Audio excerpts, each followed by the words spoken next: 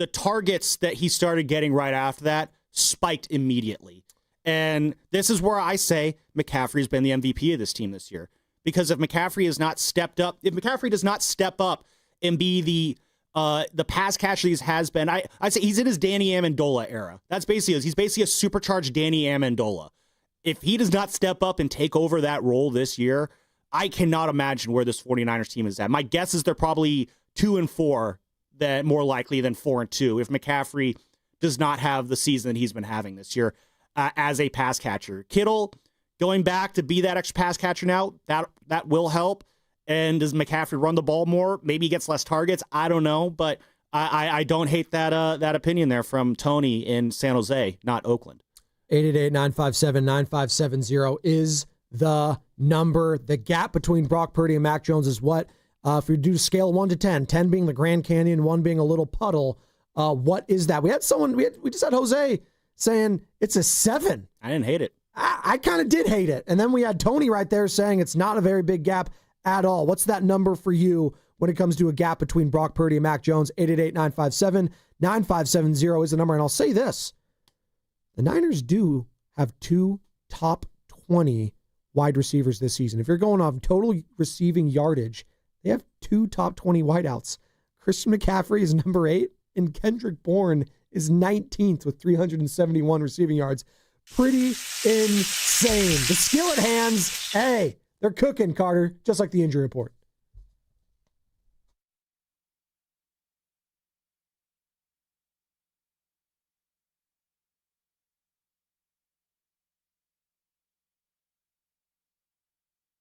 The following 49ers players were limited at practice yesterday. Renardo Green, neck. Juwan Jennings, ankle, rib, shoulder. George Kittle has the hammy. Sky Moore, ankle. Dominic Pooney, knee. Brock Purdy, toe. Jordan Watkins, calf. These 49ers players did not practice yesterday. Yetur Gross-Matos with the knee and hamstring. Ricky Pearsall's got the knee. MVS with the calf. Everyone else should be healthy and good to go. The injury report was brought to you by Boxer & Gerson, Northern California's premier workers' compensation law firm, helping injured workers get their lives back for over 40 years. And what's coming up right out of the break, your chance to win a Best Buddies bobblehead. I'm holding it up right now. Again, right out of the break. You guys can't go anywhere because we're hitting it right when we come out. That's what's coming up. Brought to you by Fremont Bank. Here for you, here for good. Spadoni, Lubman, and Frashasky. It's the Morning Roast. You hear that? That's the sound of your business losing money. Legacy phone systems weren't built for today's teams. Quo, formerly OpenPhone, gives your business a smarter way to stay connected. Quo lets you manage calls, texts, voicemail, and contacts all in one place so that you can deliver a seamless customer experience from ring to... Need to take calls on the go? Quo automatically transcribes, summarizes, and highlights next steps from every call, so you never miss a detail. Need insight into what closes a sale? With Quo's AI call tags, you can instantly spot key topics like objections or pricing questions and use those insights to level up every customer interaction. And yes, you can bring your existing number with you for free. Keep your team in sync and your customers happy with Quo. Quo. No missed calls, no missed customers. Try Quo for free at quo.com/sports and get 20% off your first 6 months. That's quo.com/sports. QUO.com/sports. Hey, Bay Area, slam dunk and save lives with Stanford Blood Center. Donate blood during October, and you'll be automatically entered to win tickets to the Golden State Warriors game on Christmas Day. Every time you donate, you could help up to 3 people, bringing strength and support to individuals and families when they need it most. This is our way of saying thank you for being a hero in your community. Visit StanfordBloodCenter.org to learn more and schedule your donation today. That's StanfordBloodCenter.org. Something special for your outdoor living is on sale now at Dolan's. It's Fiberon decking for easy, carefree living. Why choose this durable composite? There's an amazing choice of colors. The rich look of multi-chromatic exotic hardwood. It resists splintering, rotting, and cracking with really low maintenance. See the colors and learn more at DolanLumber.com. Fiberon decking, on sale at Dolan's Home Improvement Centers. What if you had the smartest Wi-Fi? If you did, it'd be Xfinity, of course. And it'd come with their best state-of-the-art equipment. It would boost speeds to the devices that needed them most, prioritizing your most important connections, whether you were streaming, gaming, or gaming while pretending to work. And it would let you stream 4. That's right, 4 games on one screen. It would even power your mobile connection so you could bring faster, secure Wi-Fi speeds with you where you use it most. It would be proactive and fix problems before you knew you had them. Impressive, right? And it would have security features that protect you from threats at home and online. Kinda like a force field for your life. If you had the smartest Wi-Fi, well, everything would work together seamlessly to keep you connected, no matter what. Xfinity. Imagine that. Restrictions apply. When your coffee game isn't strong, people can tell. Good morning! See what I mean? But at McDonald's, your coffee game is always strong. A medium caramel and mocha frappe, just $3.89. A medium iced coffee, only $2.79. Big flavor, cool refreshment. And your morning's back on track. Don't risk a weak coffee game. Keep it strong at McDonald's. Order ahead in the app today. Ba-da-ba-ba-ba. Prices and participation may vary. Cannot be combined with any other offer or combo meal. Spend less time shopping and more time on the job site with bulk savings on select pro-trusted drywall and concrete mixes from Lowe's. You save big, and you're always ready for the next job. This is the story of the one. As a custodial supervisor at a high school, he knows that during cold and flu season, germs spread fast. It's why he partners with Grainger to stay fully stocked on the products and supplies he needs, from tissues to disinfectants to floor scrubbers. All so that he can help students, staff, and teachers stay healthy and focused. Call 1-800-GRAINGER, click Grainger.com, or just stop by. Grainger, for the ones who get it done. Are you tired of online threats? Then get an antivirus. It's the only online protection you will ever need. Disclaimer, an antivirus is just half protection online. It will not protect you from snoopers or encrypt your traffic. So get better online protection with NordVPN. NordVPN will encrypt your traffic, protect you from malware and phishing, and stop annoying ads. Save 77% on NordVPN and get 3 extra months. When your reputation's on the line, you don't leave anything to chance, especially your primer. Painters trust Kills primers for a smooth start, strong adhesion, and serious stain-blocking power. Now, the full lineup is only at the one place pros rely on. Need it fast? Get same-day or next-day delivery, or order online and pick up in-store. Kills primers, exclusively at the Home Depot. If you're a pro, you know. There's nothing like when you get that part from eBay, and it just fits. Yeah, the first time. So you can do less of this and get right back to more of this. At eBay, you'll find all the parts you need, guaranteed to fit, at prices you'll love. Sounds good, doesn't it? eBay, things people love. Eligible items only. Exclusions apply.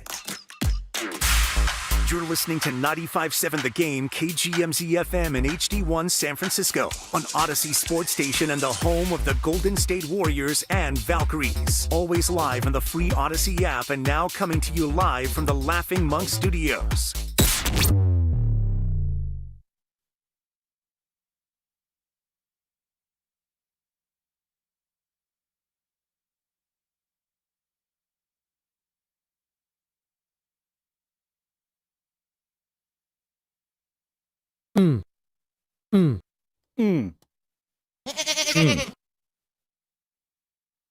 It's your boy Ricky Antonio, the winner of the Listener Knockout Champion. You feel me? Shout out to Spadonian Chats, man, on 95.7 The Game. Could I get a water though? No, you can get a snort though from Shasky. That thing, it's so funny because he gets so upset about it. Like when I bring up the Dodgers, then you get really upset, Sam. No, why are you guys gonna do that? He gets upset when you play the snort, like so bad. It's so good. I'd rather have the snort than the Dodgers. We're halfway home here, and Sam Lohman in for Joe Shasky. Shasky out. Hopefully he enjoys his weekend, and hopefully Niner fans enjoy their weekend because it ends with Sunday Night Football. Looking like it's going to be Mac Jones as the starter, as he was a full participant yesterday. Brock Purdy limited yet again. We're talking about the gap between those quarterbacks 888-957-9570. On a scale of 1 to 10, how big is the gap for you Niner fans when it comes to those top two guys? 10 being the Grand Canyon. 888-957-9570. Michael and BPA will get to you in just a second. And by the way, shout out to those watching on YouTube. You can get involved there where we are streaming. Brought to you by First NorCal Credit Union for a low-rate auto loan. Apply online or just ask for First NorCal financing at the dealer. And as always, coming to you live from the Laughing Monk Studios, Laughing Monk, righteously brewed in San Francisco. I always like to say righteous. Who's that?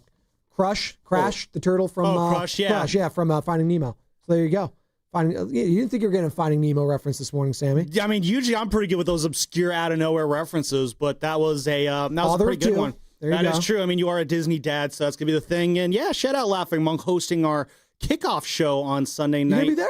Probably not. That's that's a giant. I do need to get down there. I might with the Rams game. That's a 1:00 normal start for the Niners in a couple weeks. So maybe it's a 1:25 start on November 9th. Maybe that's the one that I will. I'll try and get down there for. And those night games, man.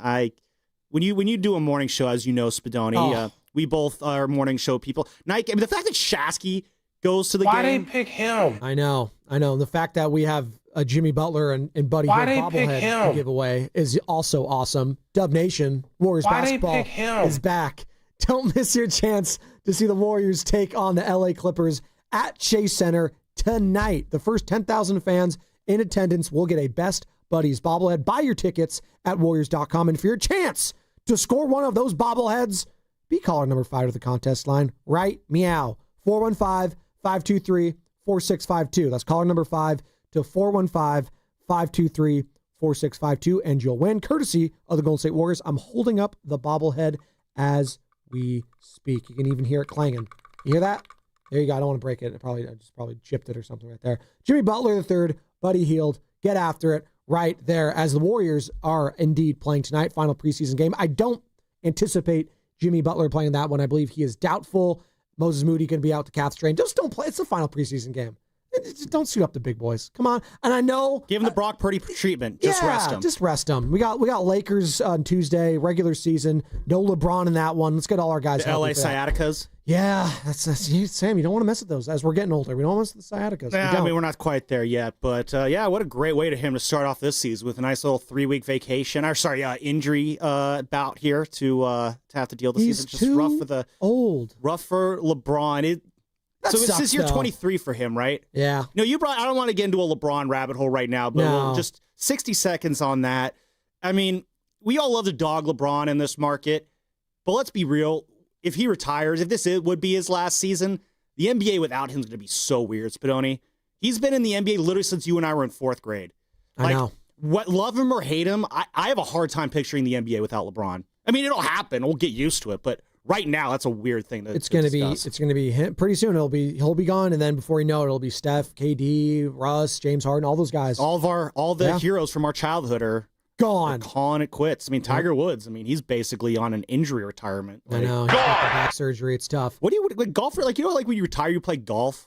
Like would golfers retire? They just keep playing golf. Yeah. I just think it's kind of interesting. Yeah, they do. Why not? It's great. I guess that's why they got the senior tour. Because golf is a sport where you're never going to be at the top of your game. You're striving to always be at the top of your game. Now, at one point, Tiger was, and he was incredible in the early 2000s. And then, like that, it can go away. Like, maybe that's the case, and I hope I'm wrong, for Brock. Maybe we've sucked. Maybe we've seen the best of Brock Purdy. It's a reality. Like, at one point, no, it actually is. Yes. As I sit here in this morning, trying to make the case for Brock Purdy, which I don't know why I have to be the Brock guy, but I guess that's just the stick. It's not even about being the Brock guy. He's no one's saying he's a bad quarterback. Yeah. We're just talking about the gap between him and Mac Jones. But that is a very real possible. Like whether it's injury or the league figuring you out, it cannot be discounted. Any quarterback outside of a select few can be figured out, and that would suck if that's the case. I'm not saying it is. Hypothetically, though, that would suck. By the way, Carl Dukes, who does not suck, he's come up in 23 minutes. Who is he? Well, I'm telling you right now, he knows all things Atlanta as he covers the Falcons for our Odyssey sister station, 92.9 The Game. By the way, you can check him out on Dukes and Bell in the afternoons over there at Put 'em Put 'em up Dukes. There you go. Put 'em up Dukes. Great Twitter handle. They go 5 hours on their show. 5? 5, yeah. That's insane. They do 5 hours? Don't look at him. He's going to get ideas. 5-hour shows? I don't know about that one. I do know about Michael in Concord, though, wants to join in the conversation. 888-957-9570. The gap between Brock Purdy and Mac Jones is what? Scale of 1 to 10, I'm making you pick. 10 being the Grand Canyon. Michael in Concord, you are on the Morning Roast. Good morning. Good morning, fellas. Good morning, fellas. Can you guys hear me? Yes, sir. What you got? Sweet. Yeah, so I'd say, for me, probably about a 5.5. There was another caller that mentioned the mobility, how Brock Purdy can extend plays, and, that's usually like a high risk, high reward. And Brock Purdy's been getting lucky with the high reward on those. Sometimes it's a maximum risk. But with Mac Jones, honestly, fellas, to me, he is like a Jimmy G, but with just a stronger arm. That's it. That's kind of how I have to judge Mac Jones. Is he's just a Jimmy G with a stronger arm. Jimmy G was good.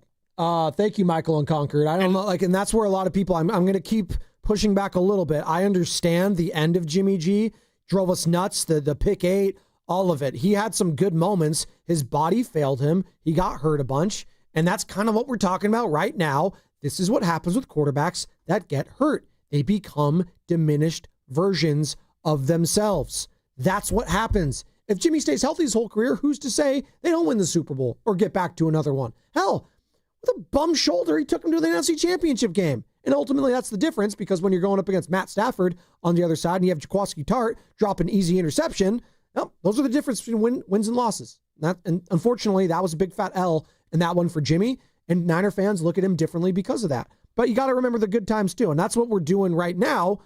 We're just taking it all into consideration. He had an MVP type of season.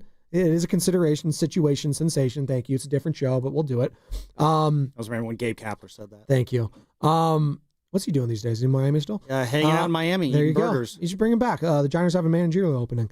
Relax. But I'll say this. He had an MVP season a couple seasons ago. Caliber. He didn't win it. And remember, it was him versus Lamar Jackson Christmas Day. And it was like, oh, whoever wins this and looks better is going to win the MVP. And who looked really good?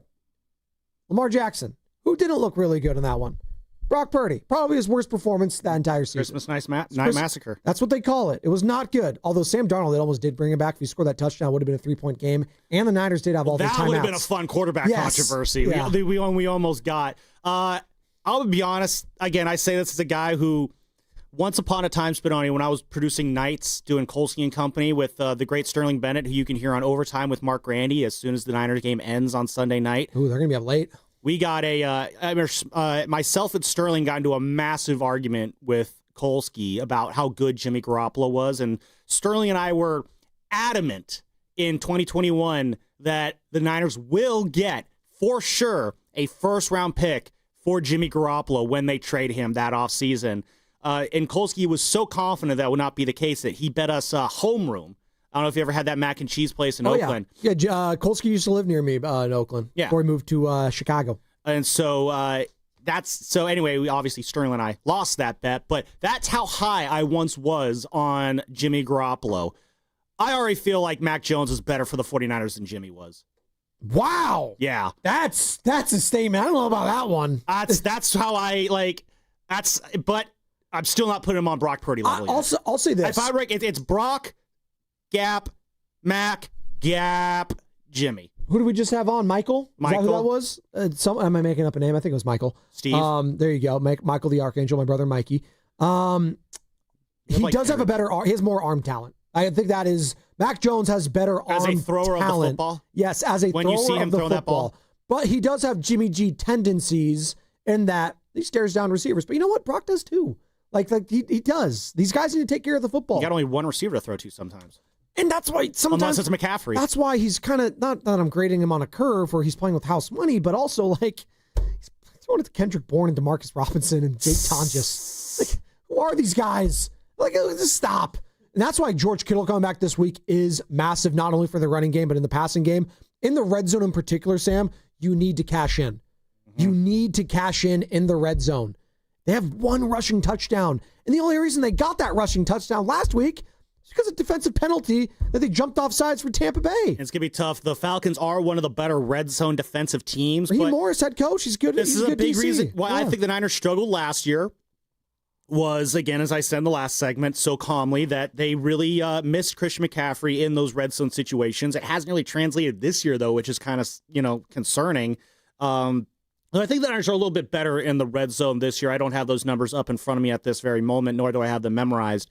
But McCaffrey and Kittle both being back, the way that Mac is playing right now, this could be an offensive showcase between these two teams because the Falcons' offense looks red hot right now. Bijan Robinson looks like a one-man wrecking crew. He is going to be in the maybe offensive player of the year voting discussion, not the MVP discussion. The running backs don't get MVP they're votes not anymore. allowed to anymore. And both of these defenses are beatable too. It's having those two back, having those two available for Mac, CMC, who has been here, and Kittle, who is coming back.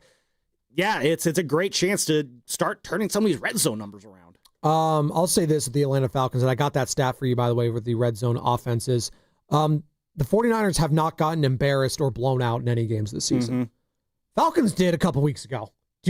Again, division games are different. Shout out Bonte. 30-0 at Carolina. And I don't think Carolina we think is a good team, folks, right? Is that a hot take? They're not a very good team? I have this theory that one day Bryce Young might be good, but no, not right now. But since then, they backed that up with a win against the Commanders, and then a bye week, and then a win against the Bills. It's pretty impressive. I know it was a backup against the Commanders. I believe it was Mariota in that one. But still, that's how you bounce back from losses. And they did that. And they're trying, and they're coming in hot. Monday Night Football, back-to-back primetime games for them. So all eyes are going to be on Penix. All eyes are going to be on Bijan Robinson. And what this Niners defense, which again, that's the tail of the tape for me. If you can't stop Bijan, you're not winning this game. I'm sorry. You're just not. If you can't stop Bijan, so you're going to... I don't have a lot of faith that they're going to be able to stop Bijan. But if you're Robert Saleh, I am forcing Michael Penix to be a pocket passer, and I am stacking the box, and I'm selling out to stop the run in this game. And if Penix can beat you with his arm, then so be it. But that's what I'm forcing him to do. And Drake London is going to be a tough matchup. Kyle Pitts is going to be a tough matchup. These are big, strong, fast receivers for the Atlanta Falcons. Kind of like we're talking about the lack of athleticism and size for the Warriors at times. That's what the Atlanta Falcons have an abundance of. And by the way, we're going to talk to a guy that knows all things Atlanta when it comes to the Falcons and it comes to Atlanta sports. Carl Dukes from Dukes and Bell in the afternoon on 92.9 The Game, our Odyssey sister station in Atlanta, coming up in about 14 minutes. But the question we're asking right now, the gap between Brock Purdy and Mac Jones, scale 1 to 10, 10 being the Grand Canyon. What is it? 888-957-9570. Really quick, I did, as you were vamping there so eloquently, I got some red zone numbers here. Niners last year converted 57% of their red zone opportunities. Is this touchdowns only or scoring in general? Scoring in the red zone. Okay, because touchdown only is what I'm talking about. And sorry, here it is. Percentage. Yeah. I got percentage of time. I'm going off of Football Reference. Percentage of time a team reaches the red zone and scores a touchdown. So yes, this is touchdowns in this is the last season. red zone. Last year, 57%. Right there with the Eagles. We're at 57.4. Niners 57.1. About middle of the pack, right? Yeah, that's 14th in the league. Yeah, it's about middle. Okay. You want to take a guess whether they're higher or lower this year? I already saw it, so you can just say. Okay, yeah, they are a robust 42%. Awful. 42.9% this year, 28th in the league. Yeah. You know who's right above them? The Atlanta Falcons. Oh, weird how that works out. Look at that. I'm kind of surprised. I mean, again, the Niners' red zone issues probably did get a little bit better as the season went along. It's still early enough in the year that sometimes the numbers are a little bit wonky before they kind of, everyone says, I know guys are going to get the numbers they're going to get. But that kind of surprised me. The Niners' red zone issues so far this year have been so much worse than they were last year. But, you saw, this last week, I think is a good example, not the best example, but a lot of drives, and this is something the Niners need to do a lot better of this week. Way too many drives last week, Spadoni, looked really, really good, but they still ended in field goals. Yeah. And that's something that cannot happen there. And that I do think is going to fall on the quarterback a little bit more. Mac, yes, he is the backup, but there is still expectations there. And if you are going to be a quarterback that we're going to be putting into a quarterback controversy, which I'm pretty sure we have a sounder to play for a quarterback controversy. We do? Yeah, we should play that at some point. But if Mac really is going to be a guy that we're... Civil war without him. Choose your quarterback. The starter. Barack Purdy. You were the chosen one. The battle. Mac Jones. 49ers quarterback controversy.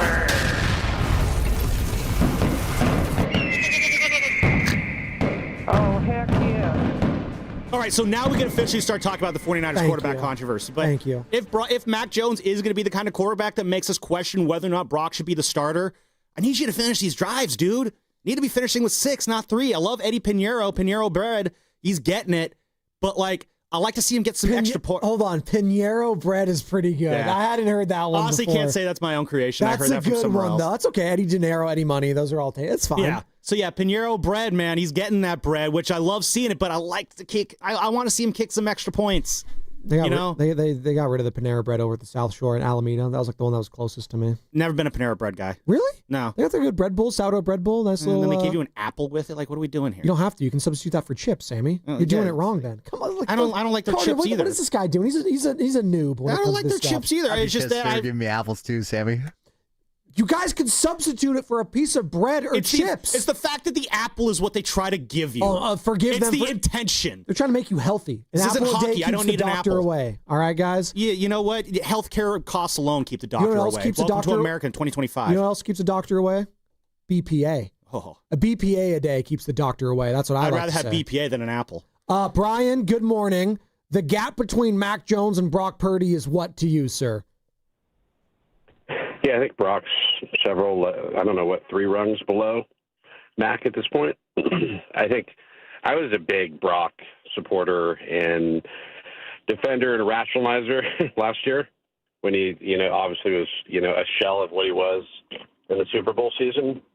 But, we're now a year and multiple games removed from that Super Bowl year. And he's been sort of like a medium version of Jimmy Garoppolo since then.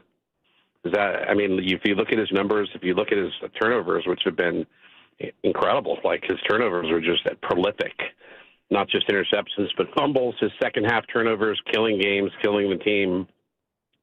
I fear we're going in a Tua direction with Brock, right? He needs to start being the payer they paid for, period. It's just the reality. And I've not seen that player since the Super Bowl year. He was not that player last year. How many times did Brock turn the ball over multiple times in the second half of close games last year? A ton. Did it already this year? How many turnovers in the second half? I think 4 or 5 in his 2 starts. So that's my take. It's just, this version of Mac. By the way, Mac's been doing it without a lot of weapons. Yep. And Brock has never shown that he can be a productive quarterback with the 49ers without a full complement of weapons around him ever. Well, Brian, I've been saying too, he hasn't had a running game at all this season. Brock had a running game last year, at least. Yeah. He had a running game. He had, Debo. He had Ayuk for part of it. He had Kittle all year. Yep. He had Jordan Mason and, like Mac's doing it with Kendrick Bourne, who was, released by the Patriots a few weeks ago. So, yeah, that's the take. It's just, it better start happening soon. He's also been doing it with Christian McCaffrey, too. Let's not leave that guy's name out. He's kind of important. That's Brian and Palo Alto. We're up against it here.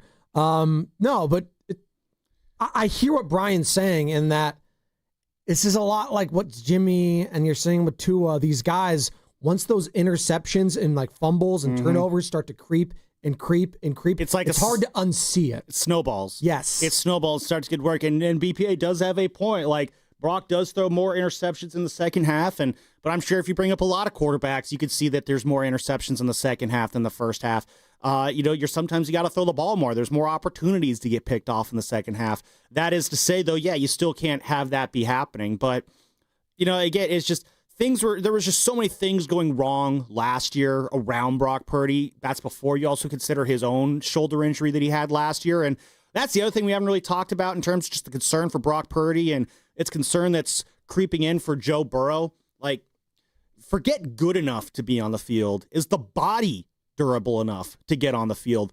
That concerns me more than anything for Brock Purdy's future is just, it's the second year in a row that he's dealing with injury issues that could hamper his ability to be productive on the field. Now, there's a difference in the NFL. Everyone's hurt in the NFL. That's just how it is. No one's going to have it. There's a difference between hurt and injured. Yeah.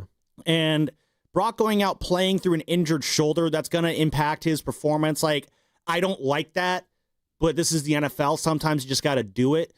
But at the same time, like, would the Eagles ever put Jalen Hurts in at less than 100%? No, they wouldn't. Well, he had to play. He played through like a knee injury last year. He kind of had to. I mean, right? He did. Yeah. During playoff games too. That was the conversation in the Super Bowl, was the status of his knee.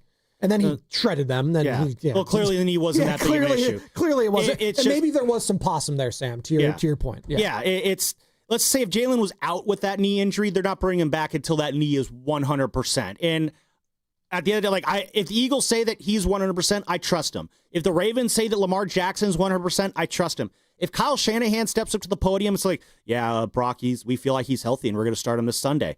My first thought is he though? Is he actually? And this kind of comes to, I think, a deeper-seated issue with the Niners is I just have no faith in their ability to determine whether or not guys are healthy. Eagles screwed, by the way. I just looked up their depth chart. I didn't even know who the backup was. Tanner McKee, please. Yeah. Stanford, right? Tanner McKee? I mean, your boy, Carter. He's better than Kenny Pickett, so. Who's my guy? Who's that old Hogan? Is he like a Kevin Hogan? Kevin Hogan, oh my God. God. That's a name you haven't thought of in a minute. That's the name. There you go. He was right after Andrew Luck, I believe. There you go. Yeah. With Tyler Gaffney. Who's after that? Costello? KJ Costello. Yeah. Bro, let's just talk about TC Ostrander and Tavita Pritchard, Come on, baby. Yeah, let's go. JJ Arcega-Whiteside. Remember him? Yeah. It's Stanford. Who cares? I don't even know who I root for tomorrow night in Stanford, Florida State. Tatum Bethune's going to be out there probably. The Renardo Green, former FSU guys. Why not? They're going to be rooting for him. Yeah, they'll be on styling with Bonte. And you're going to be tonight, Cal UNC. This is Bill Belichick's 7th time coaching in the Bay Area. Please, any and all interaction on the sidelines with the girlfriend. Oh, I'm bringing my binoculars. Thank you. I'm sitting on the UNC side of things, which is weird. They put the UNC sideline on the same side as the student section now, which that's a great way to have something bad happen. In fairness, ain't no one from UNC flying out to Berkeley on a Friday night. There were Duke fans at that game 2 weeks ago. Michael Jordan going to be there? Ooh. No? You wish? There you he go. wants to see Jordan Hudson. That's good. What about Jordan? Well, who's my guy? Carl Dukes? No, Jerry Stackhouse, assistant coach of the Warriors. He could be out there. We got Carl Dukes coming up next. Dukes and Bell in the afternoon, 92.9 The Game, our Odyssey sister station in Atlanta. Let's get the lay of the land of this Falcons team that's coming in. And you know what? I want to ask Carl what he thinks the gap between Mac Jones and Brock Purdy is on the other side. It's at Put 'em Up Dukes on Twitter. Sam Lubman in for Joe Shasky. 888-957-9570. We'll continue to take your calls and texts. And it's going to be brought to you by Fremont Bank, which is here for you, here for good. It all starts on Tuesday. Your Golden State Warriors open the season against the Lakers. Curry gets an open three. Look, it's on the way. Tie game! Tie game! It's a full season of Jimmy Butler with Steph Curry and Draymond Green. Back cut Butler. Layup is good and a foul! He got fouled by Dunn! Warriors-Lakers. Tuesday night at 7. Pre-game starts at 6. And you can hear every second right here. The home of every Warriors game, 95.7 The Game. Comcast Business can help turn your small business into a connected, secure, modern business. It's how restaurants become reliably up and running neighborhood favorites. How healthcare offices become the data-protecting caregivers that we all depend on. And how wealth management firms become cyber-securing guardians of your information. With reliable connectivity, enhanced cybersecurity, and Wi-Fi backup, your business can stay connected and get threat-ready with Comcast Business. Powering possibilities. Now through November 16th, new Comcast Business customers can get started with 150 megabit internet plus security for $59.99 a month for 12 months with a 2-year agreement. Plus, ask how to get a $500 prepaid card on a qualifying gig package. Call today. Restrictions apply. Requires enrollment in paperless billing and auto pay with bank account. Early termination fee applies. Equipment, taxes, and fees extra. Decision Day is here. The last MLS game of the regular season, and the playoffs are on the line. This Saturday, October 18th, your San Jose Earthquakes battle Austin FC at PayPal Park. A win could send the Quakes into the postseason, and the energy's gonna be electric. The first 5,000 fans through the gates will score a Christian Espinoza action figure. So get there early. Everything's on the line. Grab your tickets now at SJEarthquakes.com. $5,000. That's the average amount of money people in the U.S. are now spending on gas in a year. $5,000. That's crazy. If you drive, you have to download Upside, the free app that gives you cash back every time you get gas. That's right. You can earn real cash back with Upside just by buying the gas you're already buying. You can literally start earning cash back today. I use Upside every time I fill up, and I've already made around $300. You're putting gas in your car anyway. Why not get real cash back? If you like free money, download Upside. I'm saving the cash I earn from using Upside to help pay for a vacation later this year. Download the free Upside app now to earn cash back every time you buy gas. Use promo code CODE to get an extra 35 cents per gallon on your first tank. You can cash out anytime right to your bank, PayPal, or a gift card for Amazon and other brands. Just download the free Upside app and use promo code CODE for a 35 cents per gallon bonus on your first tank. That's code CODE for a 35 cents per gallon bonus. Diabetes, high blood pressure, anxiety meds, everyone's on them. If you're a 40-year-old male, maybe a bit porky, and you may even have type 2 diabetes, $1 million of term life insurance may only cost you about $100 a month. Call Term Provider. Speak with Big Lou at 800-352-9239. Big Lou will find a term life policy for you even if you have type 2 diabetes, are overweight, or have high blood pressure. Term Provider has helped thousands of people like you who think they can't afford term life insurance. To buy $1 million of affordable term life for you, all you need to do is call Big Lou at 800-352-9239. Lou will make sure the scales are tipped in your favor. Call 800-352-9239. Big Lou will answer your call and work to fit you into a term life policy that you can afford. Remember, Big Lou's like you. He's on meds too. For affordable term life insurance, call 800-352-9239. 800-352-9239 or biglou.com. We finally switched to T-Mobile because with them, we can be connected here and there. ¡Listos todos! Estas son las mañanas. Now we just need to harmonize. Switch today. Get 4 Samsung Galaxy S25 phones with Galaxy AI. Plus, get 4 lines for just $25 per line. Visit a store, T-Mobile.com, or call 1-800-T-Mobile. 1-800-T-Mobile. For well-qualified customers without a pay plus taxes and fees and $35 per line connection charge. Minimum 4 lines on plan. Contact us if canceling lines. Plus $5 per line without auto pay. Debit or bank account required. Visit T-Mobile.com. This is the story of the one. As a maintenance supervisor at a manufacturing facility, he knows keeping the line up and running is a top priority. That's why he chooses Grainger. Because when a drive belt gets damaged, Grainger makes it easy to find the exact specs for the replacement product he needs. And next day delivery helps ensure he'll have everything in place and running like clockwork. Call 1-800-GRAINGER, click Grainger.com, or just stop by. Grainger, for the ones who get it done. It all comes down to this, folks. Yep, the entire season is on the line. But my throat has officially thrown in the towel. Sounds like you need Vicks VapoCool drops. They're max strength and vaporize sore throat pain. Whoa! These VapoCool drops hit fast! Speaking of fast, did you just see that play? Yeah, he vaporized that ball. That pun should have come with a penalty. Vaporize sore throat pain with Vicks VapoCool drops. Use as directed. What if you had the smartest Wi-Fi? If you did, it'd be Xfinity and it'd come with their best state-of-the-art equipment. It would boost speeds to the devices that needed them most, whether you were streaming, gaming, or gaming while pretending to work. It would even power your mobile connection so you could bring faster, secure Wi-Fi speeds with you where you use it most. If you had the smartest Wi-Fi, everything would work together seamlessly to keep you connected. Xfinity. Imagine that. Restrictions apply. This is Greg Nemitz from the Autism Society. The Pettinelli Financial Golf Tournament raised over $100,000 for our organization. Thank you, sponsors, players, volunteers, and thank you, Pettinelli Financial.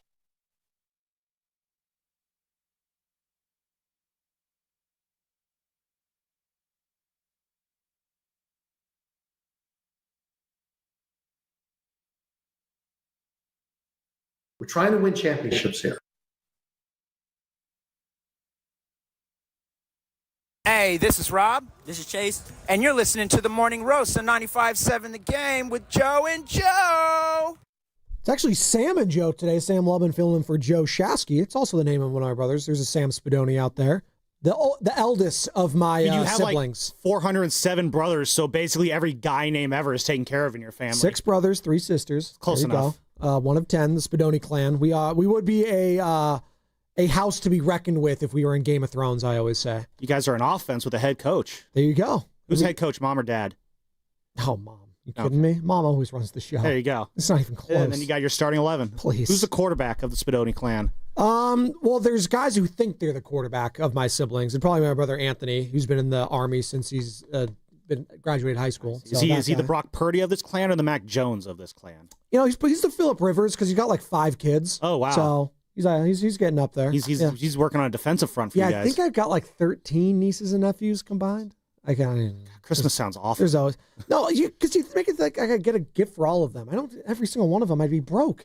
I give them a nice hug and give them a kiss on the cheek. There you go. A firm handshake. That's my gift. There you go. A firm handshake and some financial advice. What would be a nice gift this Sunday? A win? Just get a win, right? Can we get a win? I don't care how you win, just do it. And no devastating injuries? Is that too much to Would you rather win the game, but another person goes down? Or you lose the game, but everybody emerges healthy? Next question. Yeah, seriously. Thank you, Carter. Now I want an answer to that one. 888-957. Just throw it to the callers. Would you rather win the game but lose a player? No, I'm not going to say which player. It could be any player. Or lose the game but not lose any players. Let me ask you this. As we're talking about quarterbacks, and we're efforting Carl Dukes, who hosts the afternoon show, 92.9 The Game, our Odyssey sister station in Atlanta. Get the lay of the land of this current Falcon squad. Falcons-Niners Sunday Night Football this Sunday at Levi's Stadium. We are fired up. We're talking about the gap between Brock Purdy and Mac Jones. Niner fans, what do you think the gap is between those two? If we're going to do a scale of 1 to 10, 10 being the biggest, being a Grand Canyon-sized gap, what say you? When we look at both of these teams and the quarterback situations for both of them, they're very unique. It's very interesting. Here you got, Brock Purdy gotten paid $200+ million to be the guy in San Francisco. And he hasn't played a lot. Started 2 games, dealing with the turf toe variant. And they got Mac Jones, a guy that was once drafted in the first round. As I even mentioned, Brock Purdy, obviously Mr. Irrelevant. We all know the story there. Last pick in the NFL draft. But Mac Jones, first-round quarterback, a guy that maybe the Niners had interest at one point in drafting in the top 10. And he was the backup, and now he's your starter. He's 3-1 on the season. He looks pretty freaking good. And then on the other sideline, you got a guy in Kirk Cousins, who Mike Shanahan know very well, drafted once upon a time for the Washington football team. And you know what?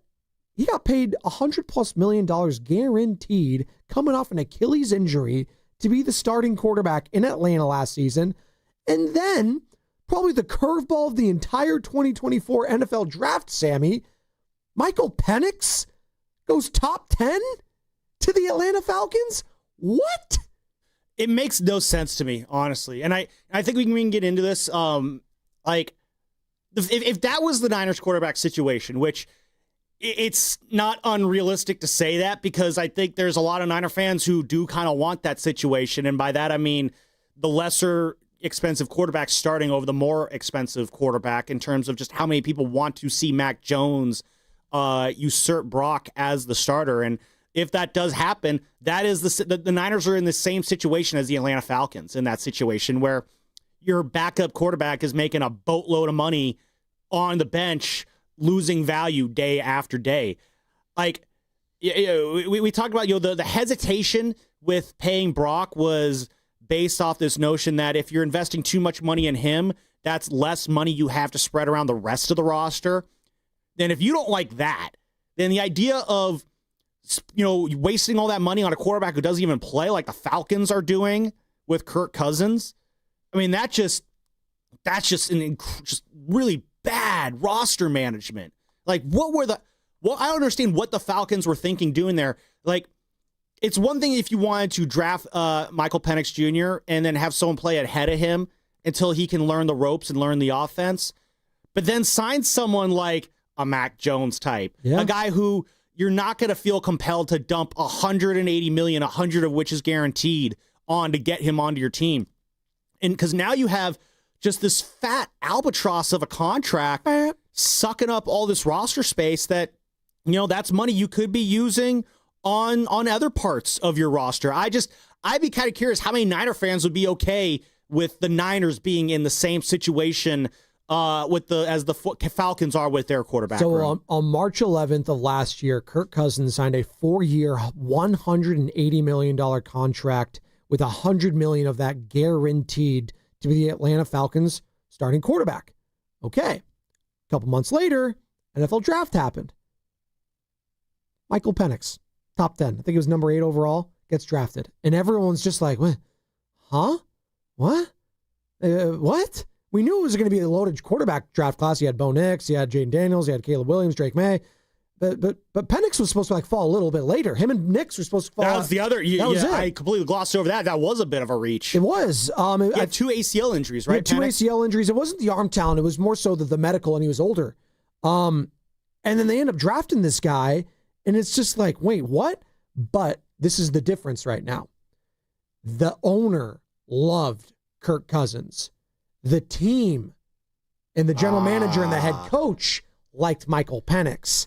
And this is where I'll credit the 49ers here.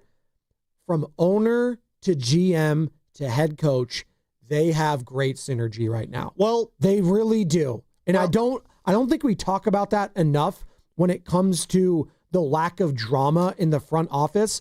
Because remember, that was what took place with Jim Harbaugh, Trent Baalke, Jed York. Then it went to Tom Sula, Chip Kelly. It was toxic, Sammy. And ever since John Lynch and Kyle Shanahan have taken over, there's been cohesion at the top. We don't talk about that enough. You say that, but then as you're saying that, the first thing I think about, Spadoni, and I'm not suggesting that there is no synergy. I do believe that Jed and John and Kyle are in lockstep. I think they are very much in lockstep in terms of what the development intentional plan is for the next few years. And yeah, but when you say big butts can't lie, Kim K. You other brothers can't deny. Thank you. You talk about how the owner of the Falcons, Arthur Blank, yes, gave him a blank check to sign him. You like how I did that? Great movie, by the way. So the owner is in love with Kirk Cousins. The coaching staff and the front office is in love with a different quarterback. I'm not saying that is the case here with the Niners, but let's not forget Jed York was the one who came out and said, we're giving Brock this reset the market deal. And that's when a lot of the consternation about Brock's future really began, because if I'm Kyle Shanahan, now Kyle Shanahan never really came out and publicly said anything in response to that, nor should he have, because that's a great way to turn a small grass fire controversy into a raging wildfire of controversy.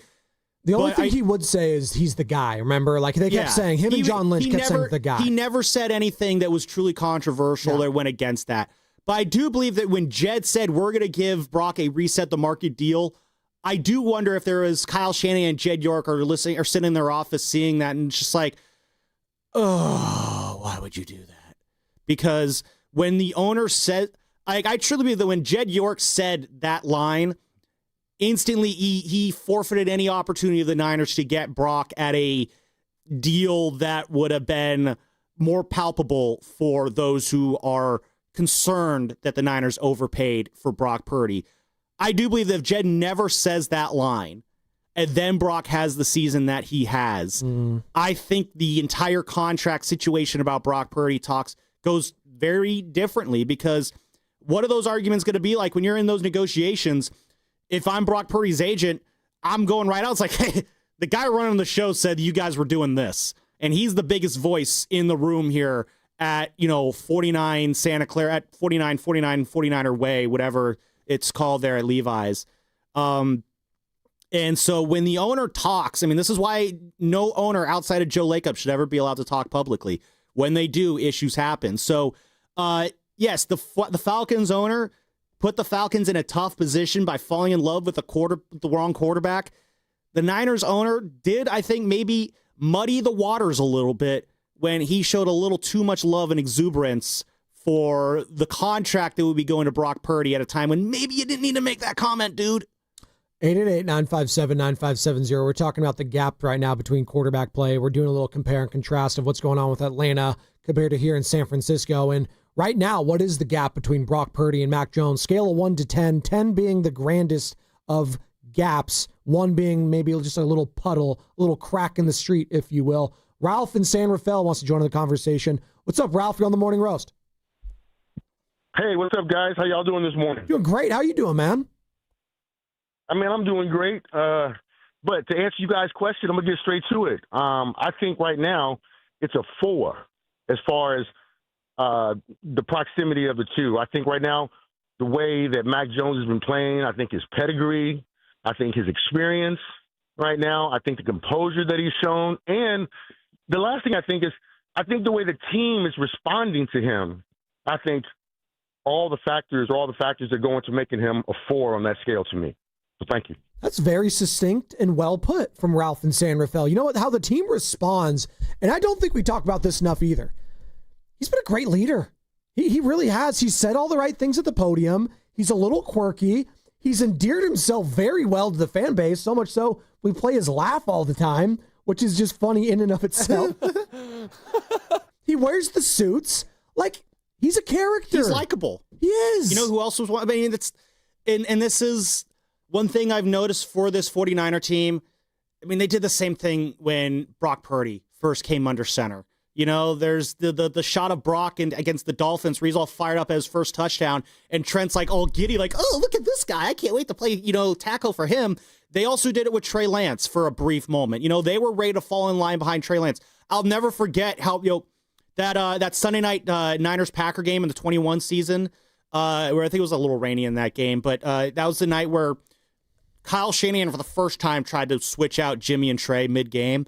And that was the Aaron Rodgers to Devontae late, and it was incredible. Yeah, we were talking about the thread last night. Had the walk-off field goal there, and Trey Lance scored on a quarterback dive in that first quarter. Trent Williams had probably the greatest pancake block of his entire career because he was just that fired up to be blocking for a guy like Trey Lance. And then, of course, let's not forget, everyone on this team loved Jimmy Garoppolo. They had the T-shirts of Jimmy in the weight room. That's how much they loved him so much. So this team, they will fall behind a quarterback that they think can win them football games. I don't think that's yes, it's not a guarantee that happens. Obviously, a quarterback has to win over the locker room in a sense, but Jimmy was able to win over this locker room. Sure. Trey Lance won over this locker room. Brock Purdy won over this locker room. Yeah, maybe Trey to a lesser extent. If you want to put it on a scale of 1 to 10, it's probably less so than Jimmy and Brock did, but Brock went over the locker room.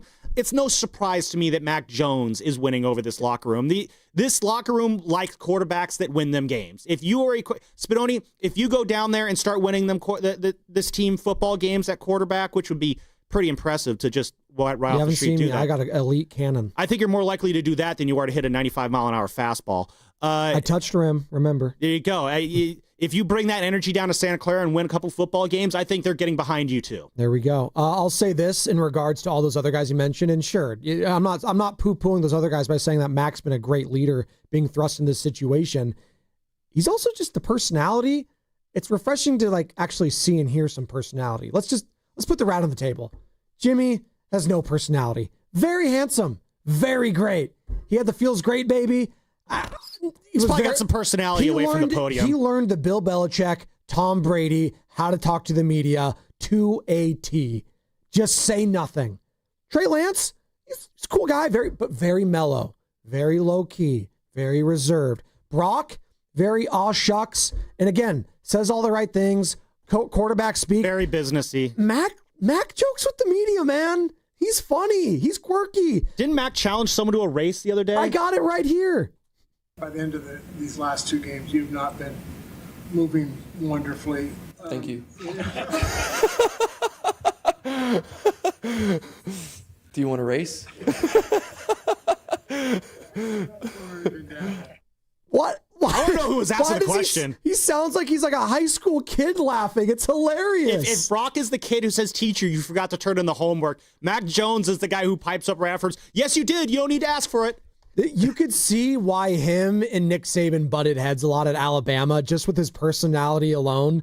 He's just got something. I don't know. He's got moxie. He's got charisma. Riz, as the kids would call it. He's got a great personality. Yeah, he's pleasantly awkward. It's a great point. There you go. Speaking of that, that's what Steve Young had to say about the quarterback situation right now in San Francisco. This is also what Steve Young had to say last week on with Willard and Dibs on how a locker room can react to a quarterback controversy. The key is that you have a mature locker room, a self-policing. We've had that for the last 6 or 7 years, though. The leaders in the locker room that won't allow the agitation or anxiety to start to affect the guys. And that's going to come a lot from the communication from Kyle and from John. And so all that, and we have the people. John's the right person, Kyle's the right person, and the leaders in our locker room are the right people. So we've got all the ingredients to handle this really well. The problem comes is if somehow it's not communicated well, or it's left to have a vacuum of information, and people start to fill it with guesswork and anxiety. And then once the anxiety hits in the locker room and the leadership can't kind of quiet it down, then that's where the distraction comes. And I think Mac has done a really good job in continuing to say, this is Brock's team. This is Brock's team. I'm here to be a backup. When he's good to go, he'll come back. He is hitting all the right notes that a backup quarterback should be doing. Not saying that like deep down, he doesn't really want to say, yeah, I'd love to be the starter full-time going forward, because of course he wants to be that.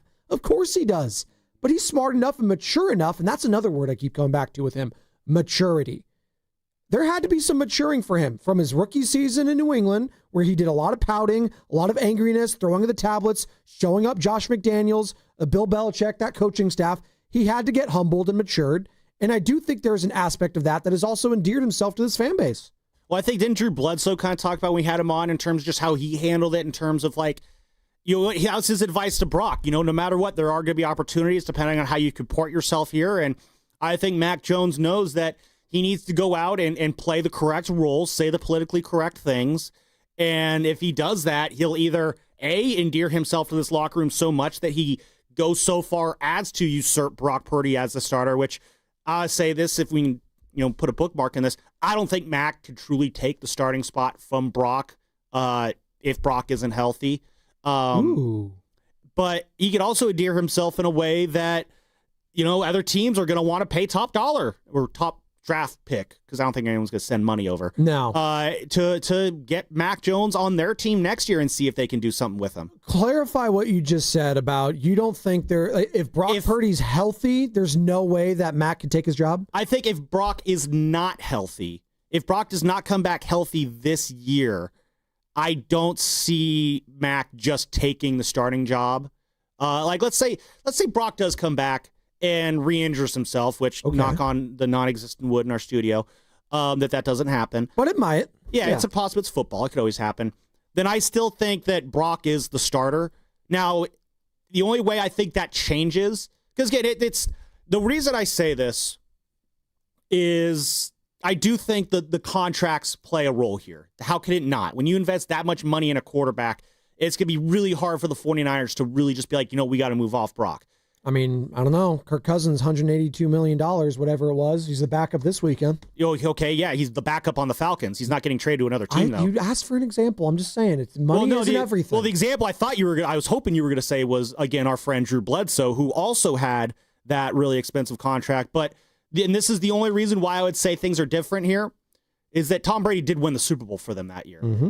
And I think that makes it a lot easier. If Mac Jones, the only way I think Mac Jones could truly pry the starting job away from Brock Purdy without Brock stepping on the field or having limited time on the field is if Mac does lead them to an NFC title game or even a Super Bowl, which right now I'm not going to put money on that. I'm not saying it's impossible, but let's cross that bridge before we get there. That's why right now at this time I'm saying I just don't see that happening. But let the season play out. If that changes, yeah, we'll cross that bridge. But now if Brock comes back and is an absolute train wreck, then I think we got much more serious issues besides who the starting quarterback is, because now you're talking about roster issues and all sorts of quarterback development issues. Like Brock's regression, if it does end up hitting, panic mode with that regression, who's to say that won't happen to Mac Jones at some point, point too in the future? Because then that's, 2, 3, or whatever quarterbacks that Shanahan's had who have gotten off to great starts and then regressed. Like, who's to say that's not going to happen for Mac Jones? Again, this is way down the future. There's no way to answer these questions now.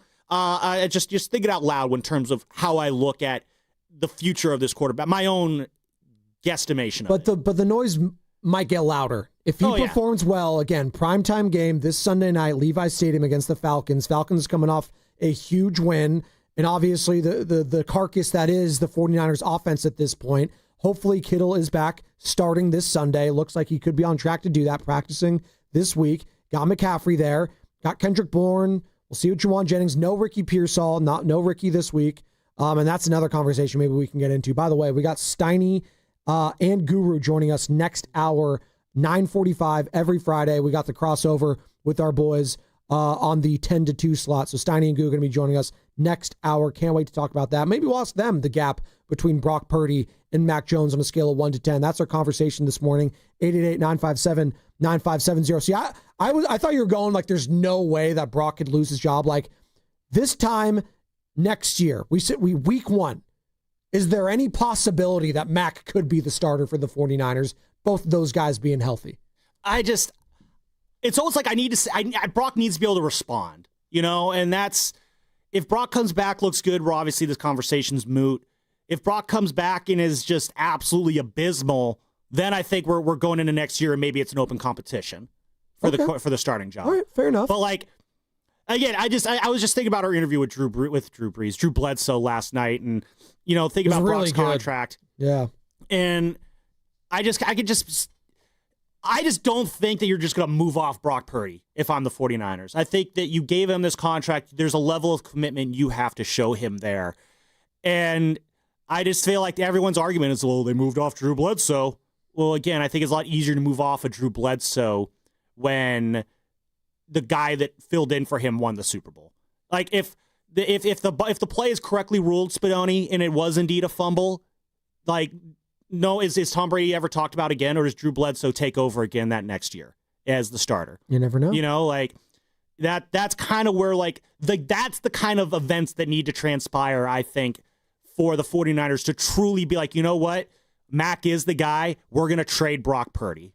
By the way, Sports Talk at 95 Cents the Game is presented by Paramount Plus. You can't count on much, but you can always count on Sundays with the NFL on CBS and Paramount Plus. Watch your local NFL game live every Sunday, all season long. Visit ParamountPlus.com/NFL to get started today. Sam Lubin filling in for Joe Shasky, doing a hell of a job today alongside Joe Spadoni. We got about 1 hour left to go. Niner fans, I'm giving you one thing that needs to happen to get a win this Sunday night. No Fred, no Nick, Kittle coming back, no Pearsall, no Purdy. How the hell are you getting a win? I'm giving you one thing that needs to happen for the 49ers. What's your one thing? I do have a one thing, and that is, I was going through the Niners injury report this morning as I did our own Boxer and Gerson injury report. And the 49ers, they send out a practice report every day to everyone on their media email list. Mm-hmm. And so I was looking at theirs, but the Niners practice report also has the Falcons practice report. Oh. And they have injuries too, Spadoni. It's not just the 49ers. Other teams are allowed to get hurt too. And the Falcons have a pretty interesting injury to keep an eye on this Sunday night. And that is to their left tackle, one Jake Matthews, dealing with an ankle injury. He has not participated in practice this week. Obviously, they'll be on the field today, so we'll keep an eye on the next practice report here. If he is out, their left tackle is out, then I see, you know what? Bryce Huff, Mykel Williams, if you're going against a backup left tackle on that side, on Penix's blind side, I kind of want to see whoever's lining up over there gobble up this backup left tackle. So that's my one thing. I want to see some pressure from the left side of the Falcons' offensive line, if there is indeed a backup in there, and see if you can make Penix uncomfortable that way. Can this be the game where Mykel Williams breaks out, so to speak, and starts showing some of that promise that the Niners saw from him that compelled the Niners to draft him 11 overall? So, yeah, that's the one thing that I see kind of developing this morning. Jake Matthews has been there for a long time. I feel like he's been a Falcon forever, and I looked up his age. He's only 33. Wow. He's been there for 11 years. He was super young when he got drafted by them. He's been just a stalwart there. He's started 183 games for that team. 183. It's pretty, again, we don't talk about offensive linemen enough. I know Mark Schlereth gets upset about that. But they are the lifeblood incredible. of a team. You can only go as far as your offensive line will allow you to go. But remember, Sam, left tackle is important. But it's the most important. But what are we dealing with on Sunday that's different?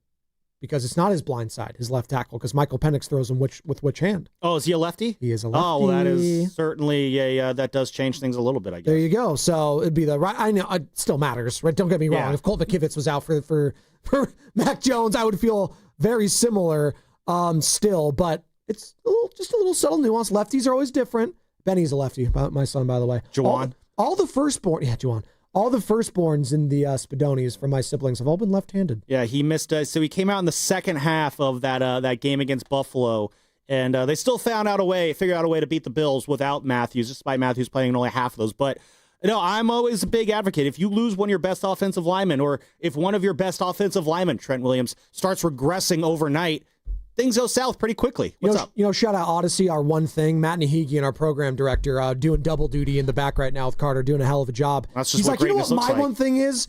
Can this team just get a damn interception? They haven't had one in an NFL. Get this, Sam. An NFL record. 13 straight games. Lucky 13. Without a pick. It's low-key insane. That is I can impressive, fall actually. into into an interception on the street. All right? I can do that. They can't get a pick? Seriously? I'm going insane. And they've had a couple close calls, too. Well, they had the other streak, which was also really bad. They couldn't have a rushing touchdown. They broke that streak finally last week with CMC getting into the end zone. They need to break this streak. And Penix, he'll take some risks. Get him happy feet. This is why my game plan is this weekend. If I'm Robert Saleh, and he's very smart, and I know you got no Fred Warner, you got no Nick Bosa, it's been really tricky. All right, you got to mix and mash all these things. Stack the box.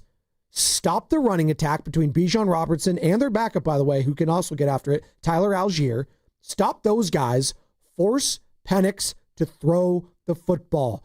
Get him uncomfortable. He will throw it up, and it's up to, the linebackers, Tatum Bethune, Nick Martin, who else we got? D. Winters, Ronaldo Green. Anyone, just catch the ball if it's thrown to you. And hold on to it when you catch it, too. This is another aspect. They've had a couple drop picks this year. Fred Warner had a couple, what was the Jaguars game? Fred had a couple had one bad one bounce out of his hands. And yeah. I mean, that's tough. I mean, dropping interception sucks, but it's like, can you really get too mad when you drop I guess you can. But yes. They've had some close them. Yes, they've had some close calls, but that is a good call there. Like, they need to end that streak. I mean, they ended one streak last week, so maybe they get another one this week. I'll say this. This guy I don't think has an interception this season. Well, but there was a lot of people that were very quick to move off of Talanoa Hufanga in the offseason because he just couldn't stay healthy. But that was a guy, I know he got burnt at times, but he needs someone to take some risks in that secondary. And he was a risk taker, and he forced fumbles, and he got picks at times. He just couldn't stay healthy the last couple of seasons. But we do forget he wasn't all pro in a season because he was able to get all those interceptions. So I'm looking at a player like that, someone to take some risks this weekend. You need to take a risk in life. You need to take a chance, Sammy. Take a chance, take a chance. Take a chance on me. You only get one chance. One shot. Yeah. Thank you. Mom's spaghetti, something like that. By the way, you're listening on your sweater already? Yeah, I know. You're listening to 95.7 The Game, KGMZ FM and HD1 San Francisco, an Odyssey Sports Station, and the home of the Golden State Warriors and Valkyries. Always live in the Free Odyssey app, coming live from the Laugh Among Studios. 1 hour to go. Actually, not even an hour to go. We got about 45 minutes to go. We'll get Steiny and Goo for the crossover. But speak now, forever hold your peace. Niner fans, one thing that needs to happen to get a win this Sunday night, 888-957-9570. Matt wants an interception. Sam, what do you want? One thing. My one thing is I want to see more pressure from Mykel Williams. I don't know if that's maybe too broad of a one thing, but my one thing is I want to see one great game from Mykel Williams. That's the guy I want to see. I want to see the next big step from him because, we saw it from Bosa right away when he got drafted. And again, I don't want to play this whole, Mykel Williams versus Nick Bosa game. But at the same time, Mykel Williams was kind of drafted to be that next wave of the pass rush. They've been trying to find a complement for Bosa his entire career. He's supposed to be the guy who is that complement. And if he's going to be the guy who is kind of leading that charge on the defensive line for the next few years, because we don't know what Nick Bosa's future with this team looks like. I mean, he's got his third ACL injury, second on the one knee there. Like, could he come back, ready to go full speed 100% next year? It's possible. But Nick Bosa probably has more good years behind him than he does ahead of him. Michael Williams, in theory, has all of the good years ahead of him. He's 21. I need to see that start to come along here, and I just, get me a couple sacks, Michael. That's my one thing. That's it, just a couple. That's okay. He is a Georgia native, played at the University of Georgia, all right? He was originally he was supposed to go to USC, but he flipped when Kirby Smart took over that program. I would have done the same thing. And obviously been a first-round pick, national champion. So this, not quite a homecoming because you're not in Georgia, but in a way, this is against, the team you grew up watching. This is the Atlanta Falcons. You're from Georgia. Let's have a homecoming kind of performance. Went to high school here. in Hardaway, Georgia. I'm not mad at that storyline. 888-957-9570. One thing that needs to happen for the Niners to get a win this Sunday. You're going Michael Williams having a big performance. You know who else I would like to see just for the good vibes? George Kittle. I want George Kittle to come back, gets a ball in the middle of the field, runs for a touchdown, a big playmaking shot for Kittle to get a shot into this offense and fan base in front of Levi's. Can you imagine the crowd of Levi's? If Kittle gets back into the end zone, they're going to go nuts for that guy. That's something that could push an offense forward, carry some momentum, not only just in the passing game, Sammy, on the ground. Think about how important it is for this rushing attack. They haven't had Kittle all season. Yeah. We talk about him blocking. He's not Travis Kelce, all right? He's not Kyle Pitts. He's not these guys that just catch the ball, all right? He actually does the dig down and dirty stuff, like Rob Gronkowski. Guys that I truly believe are the best in the GOATs of that position, block.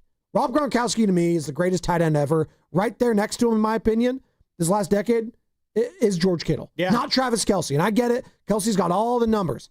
He doesn't block the way George does. No. He doesn't mean to this offense what George means to this offense. Kelsey's closer to what Jimmy Graham was than what Gronk. This was very good. Yeah, no, and Jimmy, hey, man, I love my Procaines, but yeah, that would be a huge one there. Another one thing, I think Vince earlier said that with Kittle back, he thinks McCaffrey can eclipse 100 yards. Can we eclipse 100 yards as a team? Seriously. We have not seen the Niners eclipse 100 yards as a team rushing since that week 1 win in Seattle. Now, granted, the offense did change a lot in the middle of that game, which I think part of the reason why the run game has suffered is because McCaffrey's being used as a receiver more than a running back. As I said, he's doing the reverse Deebo Samuel. But yeah, if that's kind of we just need to see this team getting back to playing a style almost that we're used to seeing them win. It seems like they're nickel and diming these wins together in unusual ways, and by unusual I mean by throwing more than passing. Like if I told you, Spadoni, 6 weeks into the year, the Niners have the number 1 passing attack in terms of yards per game and the number 30 rushing attack in terms of yards per game, what kind of a team are you imagining in that situation? I honestly thought if you were to tell me before the season that Christian McCaffrey got hurt. Mm-hmm. He's been healthy all year. Yeah. Which is kind of the insane thing in all this. Do you know how many, his leading rushing yard total in a game this season is? Do you know what that is? His high total? What's his high total this year? 69 yards. Nice. That's it. Yeah, that's it. He can't even eclipse. Can he get to 70 first? But again, yes, the rushing totals have been underwhelming for McCaffrey. The receiving totals, he is having probably he is on pace, and that's going to change, I believe, over the next few weeks. But the pace he has set the first 6 weeks of the season, it's the best receiving season he's had in his career by far. We got a couple people that want to join the program. Let's start first with Manny in Union City. Manny, one thing that needs to happen for the 49ers to get a dub Sunday night at Levi's. What's up, ma'am? I'm going to make it real quick. Happy Friday. I want that offensive line to keep Mac Jones upright, that when he goes home, that jersey look like it got back from the cleaners. That's what I'm wanting. That's what I'm praying for, and that's what I want to see, guys. Have a good weekend. There you go. That's Manny, usually on the Dumbarton, but in Union City as of late. Keeping him upright. I think that's a great thing. If you could keep him with 0 quarterback hits and 0 sacks, yeah, that'd be a hell of a performance for this offensive line that has been a roller coaster, and that's putting it nicely. And that's going to be incredibly difficult to do against the pressure that Mac's going to be seeing. I mean, like, again, if you thought the pressure that Mac saw on Sunday was too much, this team blitzes more than the Bucs. Now, part of that is the situations you get in. You know, I looked at those 6 sacks that Mac had last year. As I'm going to flip through my book of notes here. Flip it. I have those 6 sacks. I would say at least 3 of them were probably a result of just being in a bad down and distance situation that, honestly, I kind of pin on Kyle Shanahan. And that's where, again, I put more pressure on the offensive line. There's a couple sacks that, you know, like the first sack, you got, you know, that little off-tackle stretch run to the left that doesn't go for that much. Then you got the bad throw behind Christian McCaffrey that set up the 3rd and 5. And then that situation, obviously you're blitzing. That's a blitzing down, 3rd and 5. Field goal range, you're going to blitz there and try and sack the quarterback, and that's exactly what happened. The second sack, you had a 1st and 15, you do a little check down, you do the same play to McCaffrey on the other side, and now you're at 3rd and 8. Obviously, you're probably going to blitz on that one. Then that 4th sack, the same thing.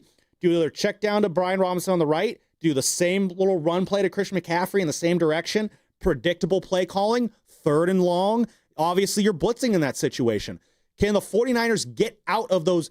Obviously, you're going to blitz their situations and, you know, keep the quarterback upright. We're going to get to Jordan in Union City here momentarily. But first, you know, you're wearing an orange shirt right now for the Miami Hurricanes. You have beautiful orange hair.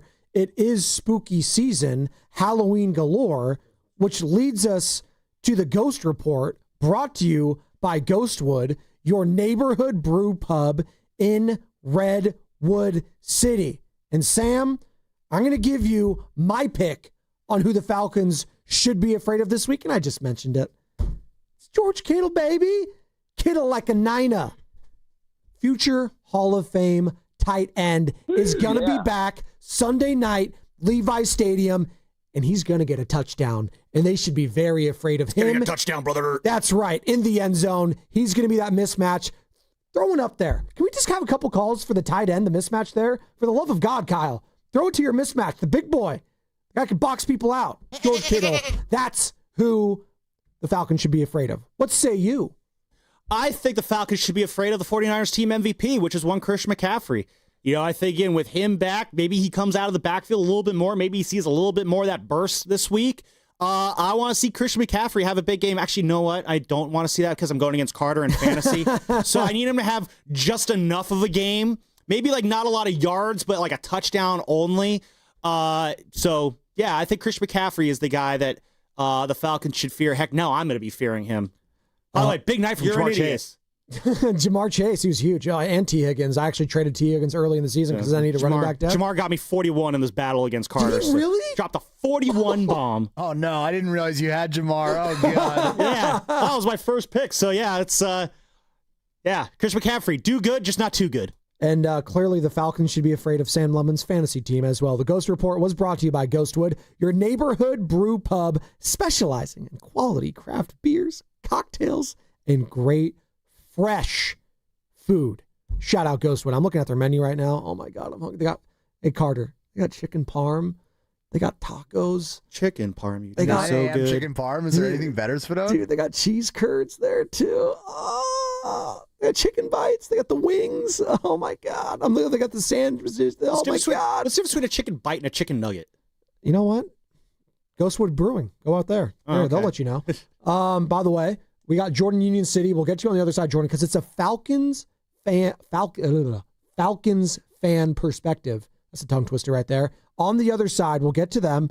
Plus, we got Fast Five before we get to Steiny and Guru every Friday. We got the crossover with those boys, and it's all going to be brought to you by Crystal Geyser Alpine Spring Water. It all starts on Tuesday. Your Golden State Warriors open the season against the Lakers. Curry gets an open three. Look, it's on the way. Tie game! Tie game! It's a full season of Jimmy Butler with Steph Curry and Draymond Green. Back cut Butler. Layup is good and a foul!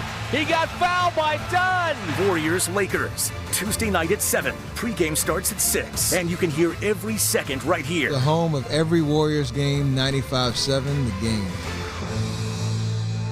What makes Crystal Geyser Alpine Spring Water different? We always bottle our Alpine Spring Water less than 1.5 miles from the spring source, and all our bottles are made with 50% recycled plastic from our own recycling plants. Crystal Geyser, bottled at the spring source. Hi, it's Bonte, here to talk about River Islands, the most successful lifestyle community in Northern California. Speaking from experience, I know that it only takes one visit to see why. The schools are top scoring and built right into the community.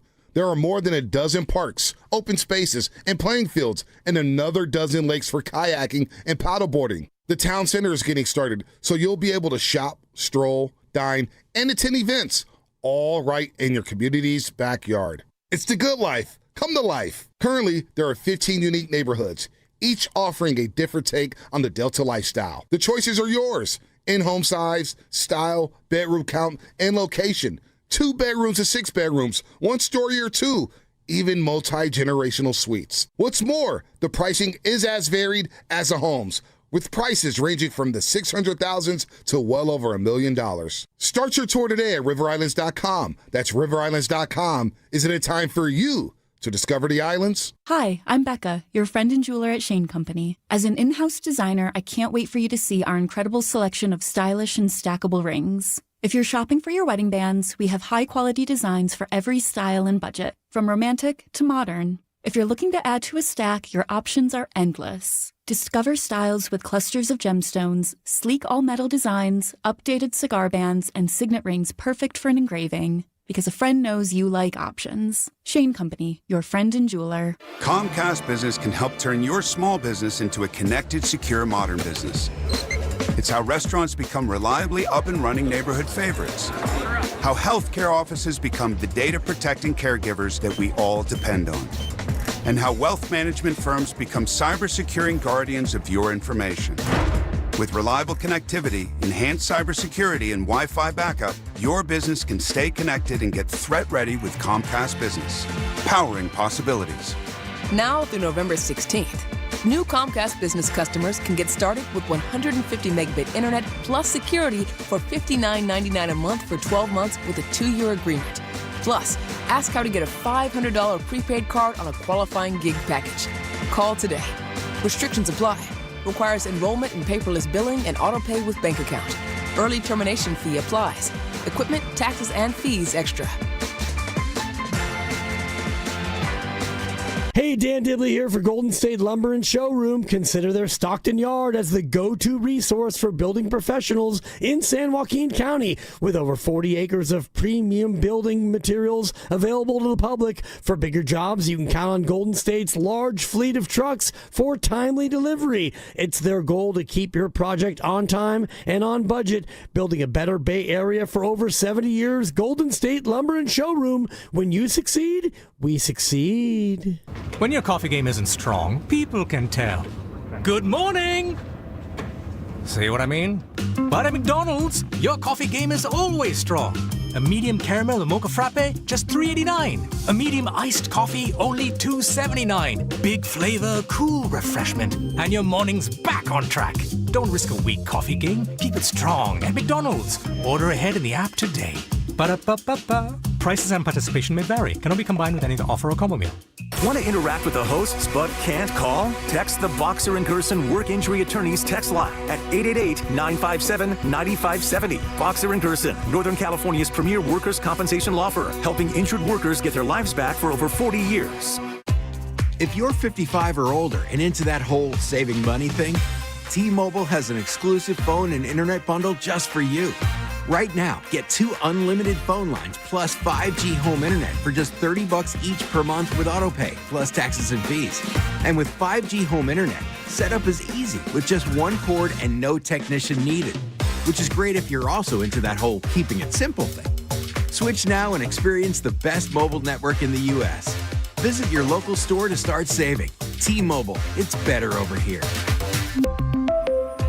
Based on analysis by Ookla of speed test intelligence data Q4 2024 to Q1 2025. Ookla trademarks used under license. Unlimited on our network. Customers on voice plan may notice speeds lower than other customers and further reduction if using more than 50 gigs a month due to data prioritization. Video streams and SD on this plan. Home internet pricing after $20 in monthly bill credit plus $5 per line without autopay. Debit or bank account required. See 5G device coverage and access details at T-Mobile.com. Lowe's knows you want to spend less time shopping and more time on the job site. Bulk savings on trusted brands means big savings and more time on the job. Get up to 25% off select drywall when you buy in bulk.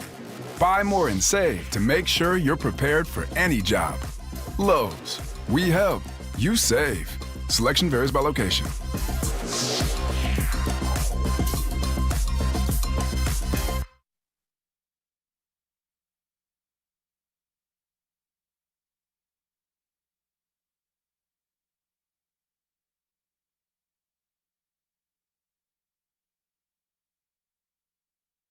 Is Union City's finest, Daryl the Guru Johnson, and I'm listening to my guy Joe Spadoni and my brother from another mother, Excelsior's finest, Butcher Boy Joe Shasky. Take it away, guys. Goo's going to be joining us here in about 30 minutes for the crossover every Friday. Steiny Guru, Sam Lubman in for Joe Shasky. Excuse me. Got something in my throat, kind of like Shasky yesterday. Brother, It's not that gross. Relax. God, you guys. Dukes and Bell in the afternoon. Carl Dukes, host of that show, 92.9 The Game, our Odyssey sister station in Atlanta. Got to push him back a little bit. That's all right. We're going to be joined by him momentarily as the Niners are taking on the Falcons. And Niner fans, one thing that needs to happen to get a win for the Niners on Sunday, 888-957-9570. But before we get to Carl, we got to get to another Falcons fan. That's Jordan in Union City, who wants one thing that the Falcons need to do to get a win. And I'm sure that is just, hey, Bijan Robinson, keep doing what you're doing. You're probably going to win the game. Hey, Jordan, what's up, man? You're on the Morning Roast. Hey, fellas. It's usually I know I go on as J-Dub. How y'all doing? J-Dub, what's up, dude? I didn't know that. Excuse me. Great Jordan Watkins. Oh, there you go. Oh, wait, the great Jordan Watkins. Wait, the receiver? Not the Niners one. Oh, okay. Got Former it. Stanford guy who's playing Christian not the McCaffrey. one that y'all are mad that you aren't seeing playing. Yeah, there you go. The better Jordan Watkins, the healthier one might say. The great J-Dub. What's up, bud? Yeah, I don't know. I got to get back to stretching if I want to be the healthier one. But no, I just wanted to say this real quick because I know, obviously, we all know about the 49ers injuries, but ours are starting to pile up, too, in key situations and positions. Like, I know y'all talked about Jake Matthews, right? So if Jake can't play, he's not our second string isn't going to play. It's going to be our fourth and fifth string guys because Caleb McGarry was supposed to start at right tackle. He got hurt before the season. Storm Norton was the backup over there. He got hurt. So now we're down to, if Jake can't play, you're down to your fourth and fifth guys. So, it's one of those things, like I said, just in certain positions where you don't want to see all those injuries, that's where we have them. But also, like I know y'all talk about George Kittle, and I know y'all know how great he is as a pass catcher. I want to see how we do against him in the run game because, as you know, we have 2 first rounds. We got 2 young guys at the edge, right, with Jalen Walker, who is a strong dude, strong as an ox. But we have him and James Pierce Jr. And we've done okay against the run so far this year. But yeah, you put George Kittle out there as well. That's a different monster. So I want to see. I'm just curious to see how those young guys match up against him in the run game.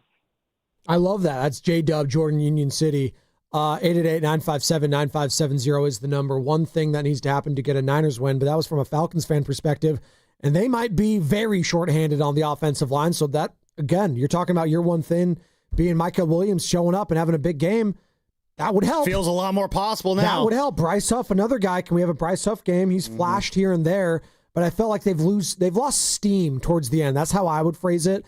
Anytime you lose Nick Bosa, it's tough, right? Any single time you lose a guy like Nick Bosa, everyone's got to step up. It takes not just one performance, 2, 3, 4 guys. Same with Fred Warner. Like, you just can't replace all-pro and Hall of Fame caliber players like that. That being said, we've seen Bryce Huff, when he was a New York Jet, lead the league in pressures. Micah Williams, he's drafted 11th overall. That's a first-round talent. He's a national championship winner. Georgia Bulldogs. SEC. What do you like to say about SEC defensive players? Oh, well, they just want it more. It just means more. Yeah. They're a step above everyone else. Well, I want to see some flashes. I want to see some physical specimen types of flashes from Micah Williams this Sunday night. Be it interesting, actually, watching him and Jalen Walker, who was taking 4 picks after Micah Williams. First off, it's just an incredible thing that you have 2 of those guys on the same defensive line. Imagine having 2 first-round pick caliber talents on your defensive line. Shout out Ruben Bay and Akeem Mesidor. But I said to I don't know. I don't think anyone knows who those guys are. Well, those are the defensive ends for the Miami Hurricanes. There you go. So Ruben Bain projected to be a top 1 or 2 pick right now. Akeem Mesidor. It's a cool name.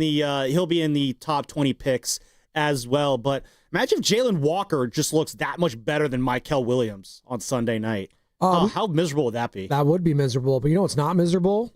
Anytime we get to talk to Carl Dukes of Dukes and Bell in the afternoon on 92.9 The Game out in Atlanta, our Odyssey sister station. Carl, good morning. Joe Spadoni alongside Sam Lubman. It's the Morning Roast, and we were just talking about, the Sunday Night Football game that everyone's talking about this weekend. Looking like Mac Jones is going to be the full-time go here, as he's been the full participant in practice the last few days. Brock Purdy still limited. They're looking at maybe next week or the week after for him to come back. But how are you viewing this Niners team from an outsider perspective with Mac Jones being 3-1, obviously took the L last week? What have you made from this quarterback, not controversy, but situation here in San Francisco? Good morning. Good morning, fellas. First of all, did you say Mac Jones? Who? Mac Thank Jones? you. Yeah. Look, it is a controversy. I know everybody out there is running from it, but it is. You paid Brock Purdy, and you got a guy who physically can do all the things Purdy can do, and you're winning with him. So let's stop beating around the bush. That's number one. Number two, how am I looking at this matchup? Look, Falcons had a big win in a big spot against a Super Bowl caliber team that's banged up in the Bills, but Josh Allen was still on the field, and they know Kyle Shanahan. We know Kyle Shanahan really well. Kyle's one of the, if not the best offensive coordinators in the league. Certainly he's proven that out there. Him and Raheem Morris go way back. They coached together for many years and were on various staffs together. So it's all love here as far as respecting what Kyle can bring and how he attacks defenses.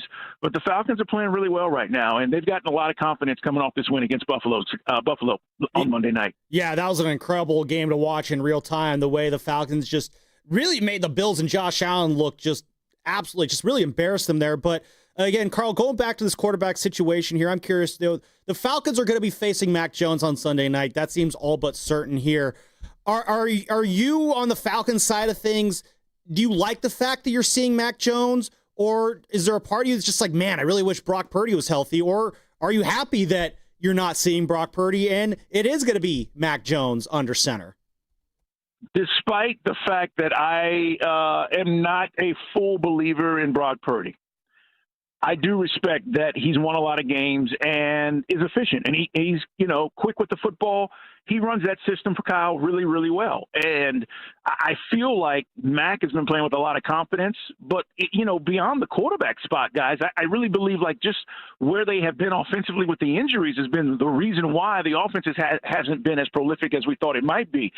I don't know how they're going to, Robert Saleh specifically, is going to attack Michael Penix and try to slow down, Bijan Robinson, who's the best running back in the league right now.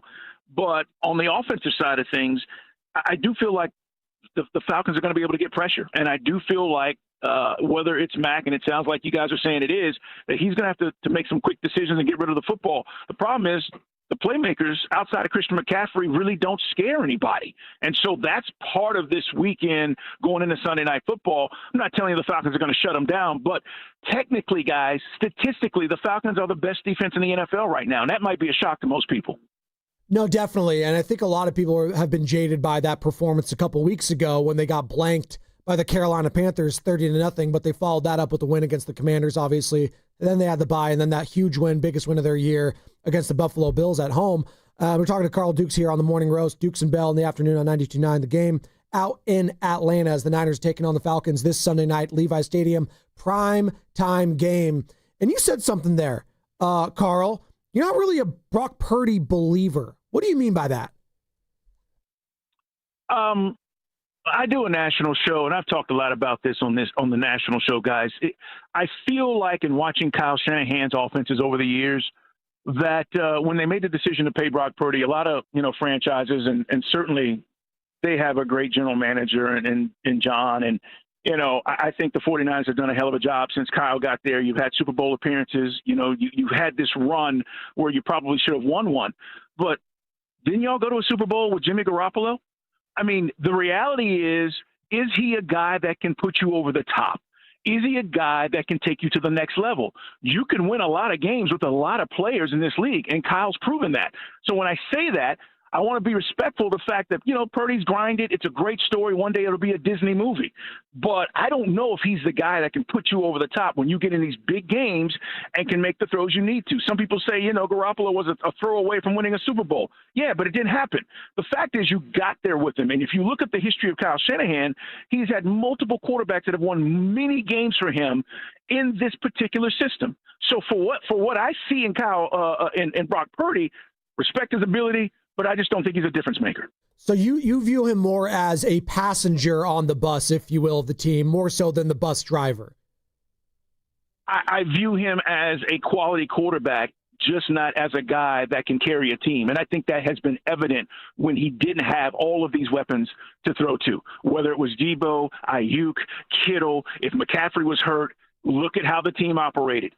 If those situations happen with other teams, Josh Allen has won without guys.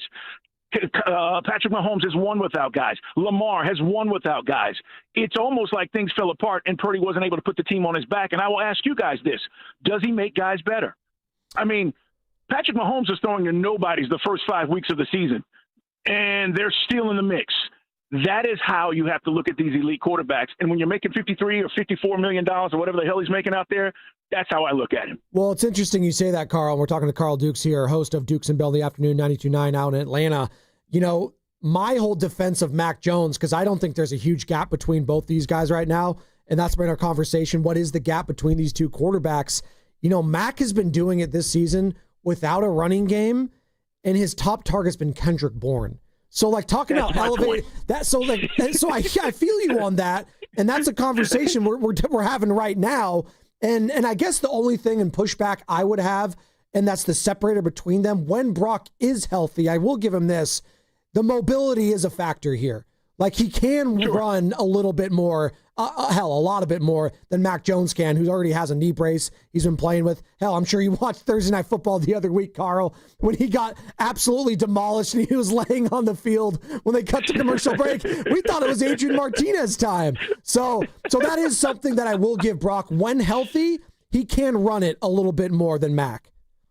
No doubt. But to your point, who had Kendrick Bourne on their bingo card 6 months ago? Nobody. So when you're telling me though that that's what you're out there and you're winning with, it's a testament to, one, play calling, two, he's doing exactly what they need him to do as far as getting the football to the guys that they need to when he needs to. But isn't that what Purdy does? And so, we could debate this. Ultimately, if Purdy comes back, and when he comes back, and by the way, I don't wish injury on anybody. I want him to be out there. I want to see the best guys out there playing. But when he does, this is something that I think, especially if San Francisco doesn't get to where they want to this season, it'll be talked about. And that's why I say it's not a discussion that people are wanting to have, but it's a reality. We're spending all this time talking about our quarterbacks. I want to talk about your guys' quarterbacks out there in Atlanta. Let's do it. So you guys did an interesting move a couple years ago. You signed Kirk Cousins coming off of, was Achilles or ACL? Achilles injury. And the Falcons signed him to a $180 million deal, $100 million guaranteed, which, okay, that's interesting. But you know what? Kurt's had some success. I can understand the logic of that move. But then the Falcons pivot and draft Michael Penix Jr. With the 10th pick in the draft there. And so now you have a situation where your backup quarterback is making $100 million guaranteed to not take a snap for this team in exchange, instead to have Michael Penix Jr. start. To me, from afar, Carl, that just seems like such a nutty quarterback situation for a team to have. How are Falcons fans kind of coming to grips with the fact that $100 million guaranteed for this team is sitting on the bench and not able to be distributed elsewhere? So this is going to sound simplistic, but that's the cost of doing business. And when you go out and you don't have a quarterback for the last 4 years in Atlanta, and you have a chance to go get an established guy, and Kirk Cousins has won a lot of games, you knew you were going to get 35 touchdowns out of him, and then he gets hurt, it's the cost of doing business. So reality is they paid him most of that money in the first 2 seasons. We have the best backup quarterback situation in the league. If Penix, God forbid, goes down, you trust Kirk to come in and do the job. He's been healthy. He's been quiet. He's not been a troublemaker. He's been a total professional, and I got to give him credit for that. But he also got a lot of money. And for the Falcons, the thought process was, we are not going to be in the situation we've been in the last 4 years. The Matt Ryan situation at the end of his tenure sucked. And then you went through Marcus Mariota and Desmond Ridder and bums. And at the end of the day, the front office said, we're not going to be in that position. We're going to draft a guy while we still are at the top of this draft, and we believe in a guy in Michael Penix. And by the way, guys, the kid's going to be great. He can play. He's still a rookie. This is his 9th game, I believe, we're seeing on Sunday night. But he has special arm talent. And as he grows into this thing, he's going to be a guy that a lot of people around the NFL are talking about. But that's how I would tell you Falcon fans feel now. When it first went down, nobody liked it. Now we understand we have a pretty good situation here in our quarterback room. And number two, the money's the money. Like, nobody's here is talking about what Kirk Cousins got anymore, because they understand, look around the league. Look at what guys are getting. And so it sucks, but it also was the cost of doing business. All I know is Sunday night's going to be a battle of first-round quarterbacks. Mac Jones versus Michael Penix. Doesn't matter how he got here. That's what we're going to be talking about, right? Pretty crazy. Hey, Carl, you said something earlier, like I think your first response, where you said, we got a lot of love for Kyle Shanahan out here in Atlanta. Are you sure about that? Because I feel like he still gets tagged with that 28-3 debacle in the Super Bowl. I feel like there's a lot of Falcons fans that still blame him for that loss. All right. So most head coaches are on the headset, right? Most head coaches can hear the offensive and defensive calls. If you go back to Super Bowl, I don't even want to do this. See, I don't even know why you're making me do this. I don't even know why you're putting me through this torture. If you go back, we know about torturous Super Bowl losses out here, Carl. Dan Quinn, who's the head coach, could have easily said, Kyle, let's just run the damn ball, kick a field goal, 2-score game. We'll run the clock. They don't have time to come back. And the Falcons are Super Bowl champions, and the history looks different. It didn't play out that way. But Dan Quinn also said, I had to trust the guy who was running the best offense in the league that year. Falcons averaged 36 points a game. They had the highest scoring offense in the league going to the Super Bowl. You guys, I don't have to tell you guys, I mean, Julio Jones, we could go back. The offense was electric. But in that same sentence, you had to trust Kyle to do the things that he had done, and he was not a conservative play caller. That's not how they got there. So I say there's a lot of respect, because you guys have to remember, after he leaves, the offense never looked the same. Guys, this team hasn't been into the playoffs the last 7 years. We have had shows where we literally go, Kyle, we miss you, because the offense has looked awful. So now, retrospect, you go, man, not only was he great, and I go way back with Kyle. I was in Houston, Texas when Kyle was the youngest offensive coordinator in the league at 28 years old. I know how he operates. He's a damn good coach, man. And I think Falcon fans, once he left, you realize, because the next year, a guy named Steve Sarkisian came in. You know where he's at now. And he didn't do those things. He couldn't do and replicate those things that Kyle did. And then we went through a multitude of guys over the last 5 years where you go, okay, well, when's this offense going to look the part? Two things were missing. One was quarterback. Two was play calling and how the offense operated. So, yes, there was a lot of respect for Kyle Shanahan. Hey, Carl, great stuff. We really appreciate your time this morning, and hopefully we do it again soon, man. My man, appreciate y'all. There he goes. Carl Dukes. Dukes and Bell in the afternoon on 92.9 The Game, our sister station, Odyssey sister station in Atlanta. You can follow him at PutEmUpDukes on Twitter. I thought he had an interesting comment there about the quarterback situation. Like, that's a good way to, like, a very positive way to look at it. You know, we have the best backup quarterback situation in the league. Like, do they? Maybe at the end of the day, well, you know what? That's just his opinion. I'm not going to agree with it. I think the Niners do. I think they've proven it. Well, that's kind of gets into my point here. Like, maybe at some point as we head into Fast Five here in just a moment, like, Brock, Mac, Brock, can we just, like, sit back and enjoy the fact that either way, the 49ers have a quarterback that we feel very confident can win football games regardless of who's starting? Like, can we say, like, I like our quarterback room a little bit more than the Falcons quarterback room? You know, like, I like that way of looking at it. Like, Falcons fans didn't like the situation, and then they came to understand, you know what? Maybe we can talk ourselves into this being a good situation. I wonder if Niner fans are willing to also talk themselves into just, you know what?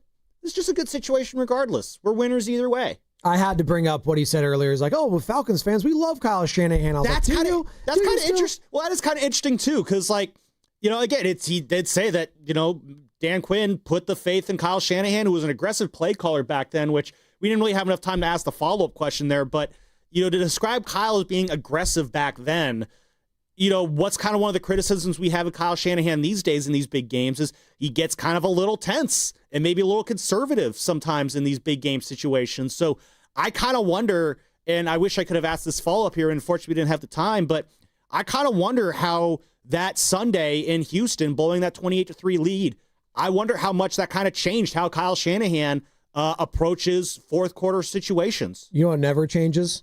Fast Five. It is Fast Five. It's time for the Xfinity Fast Five. Your last chance to get in on the morning roast. Brought to you by Xfinity. Supercharge your home with supersonic Wi-Fi. Unbeatable internet. Only from Xfinity. That was good stuff. I'm glad we were able to squeeze Carl Dukes in there. You can hear why he's a national guy on the Infinity Sports Network, I think he does. Formerly CBS Sports Radio, but I think he's on Infinity Sports Record. I don't know. Infinity Sports Radio. It's hard for me to say that word for some reason, Sam. You get to this job sometimes, certain words stumble you and you don't know why. And this is an auditory medium. Yeah, exactly. There's certain words that stumble me, just like you keep saying Drew Brees instead of Bledsoe. Infinity, for whatever reason, for me is one of those. To infinity and beyond. Maybe I just need to think Buzz Lightyear. Infinity Stones. Thank you. Maybe I'm just not built for it like Thanos. There you go. Well, what's your final thought? I mean, only Thanos has that will that others don't have. So you love the quotes from those movies. Absolutely. My final thought is just I need two big wins tonight. Obviously, I need my Miami Hurricanes to come out on top over Louisville. That could be like if Miami wins this tonight, look out, rest of the ACC. Like I don't see a team on the schedule the rest of the way. They're 4-1. Oh. I think they can easily put. I mean, they did just lose to Virginia. But I don't see any other team in the ACC the rest of the way than getting our way. And then, of course, after that, it's the real show. I cannot wait to see Cal UNC tonight. The hoodie on the sideline with Hair Jordan right next to him. It should be a fun one tonight for down in Strawberry Canyon for Hair Jordan? Hold on. You never heard that one? Hair Jordan? Yeah. You've had Eddie Pinheiro bread and now Hair Jordan. You're on fire this morning, Sam. Yeah, no, I think it was week one. Someone made a sweatshirt of Hair Jordan. It's Jordan Hudson dunking a basketball. Oh, with the silhouette, like the Michael Jordan silhouette. And Michael Jordan in the box, and then he leaves halfway through the game. Is Michael Jordan going to be there, you think, this time around? No MJ at Cal? No? He's not talking about this. What's Carter? What are you talking about back there? Good job today, Carter, doing a one-man show, basically. Thanks, Spadone. I really appreciate that, man. I don't know why that was so funny to me. Okay, I'm sorry. My final thought of the day is, we've got a tough one on Sunday night, and I think you guys kind of touched on it, but I think that the biggest hurdle for the 49ers this weekend is getting past that Atlanta defensive line. They have been flying all over the field, and I am really looking to Mykel Williams. That's what I need to see this weekend, because guess what? He has some extra motivation. They have James Pierce Jr. across the way. So if he wants to prove that he was the right rookie to be taken, this is the game. Prove it, dude. That's what we're saying. And my final thought is, I'm happy to see George Kittle back on the field, and hopefully he's going to be producing at a high level. But the full torn hamstring? What? It's pretty insane. Yeah, we really did not talk about that much. I don't really know what to make of it, quite frankly. By the way, I do want to mention one thing. Unfortunate loss in the Bay Area yesterday. San Francisco athletic director, USF, I should say, University of San Francisco, where you go, Carter. The AD, Larry Williams, passed away at the age of 62. It was very sudden. He was working out at the gym on campus, and he was dealing with some heart conditions, and passed away, 62. I had the pleasure of golfing and meeting Larry for the first time last month with Ethan, our sales rep, and Frank, the deputy athletic director there at USF. And Larry is just such a nice guy and couldn't be more friendly, very smart. Guy played at the NFL level, played at Notre Dame, played for their football team. Guy was just very, very cool individual. And I only got to meet him once, but I think you can learn a lot through someone through just a round of golf. And when things aren't going well, and spoiler alert, we did not have a great group day that day. It was best ball, and none of us could get a birdie. That just shows you how bad of a day it was for us. But you know what? He had a smile on his face through the whole thing. And that says a lot about his character and who he was as a person. And my thoughts go with his family, his friends, and obviously all those at USF. So rest in peace, Larry Williams, gone way too soon at the age of 62. That was Fast Five, brought to you by Xfinity, introducing the 5-year price guarantee. One consistent internet price for the next 5 years, guaranteed. Steiny and Goo next for the crossover, brought to you by Fremont Bank, here for you, here for good. We finally switched to T-Mobile because with them, we can be connected here and there. Let's watch a movie. And we have Netflix included to enjoy our favorite shows and movies. ¿Qué tal esta? Bacanísima, pero ya la vi. Now the hard part is getting them to agree on a movie. Switch today and get the new Samsung Galaxy S25 Plus with Galaxy AI, all on the best network in the U.S. Visit a store, T-Mobile.com, or call 1-800-T-Mobile. 1-800-T-Mobile. Best mobile network in the U.S. based on analysis by Ookla Speed Test Intelligence Data 1H 2025. In San Diego, kids are standing up against big tobacco. We are here to discuss the urgent issue of vapes being sold near schools and other places where people gather. I was enticed, like so many others my age, and this is exactly how the tobacco market was trying to get me to react, and I was completely unaware. Today, over 100 California communities restrict tobacco sales near youth spaces, like schools and parks. Learn how these teens and other Californians are beating big tobacco at undo.org. Are you tired of online threats? Then get an antivirus. It's the only online protection you will ever need. Disclaimer, an antivirus is just half protection online. It will not protect you from snoopers or encrypt your traffic. So get better online protection with NordVPN. NordVPN will encrypt your traffic, protect you from malware and phishing, and stop annoying ads. Save 77% on NordVPN and get 3 extra months. When your reputation's on the line, you don't leave anything to chance, especially your primer. Painters trust Kills primers for a smooth start, strong adhesion, and serious stain-blocking power. Now, the full lineup is only at the one place pros rely on. Need it fast? Get same-day or next-day delivery, or order online and pick up in-store. Kills primers, exclusively at the Home Depot. If you're a pro, you know.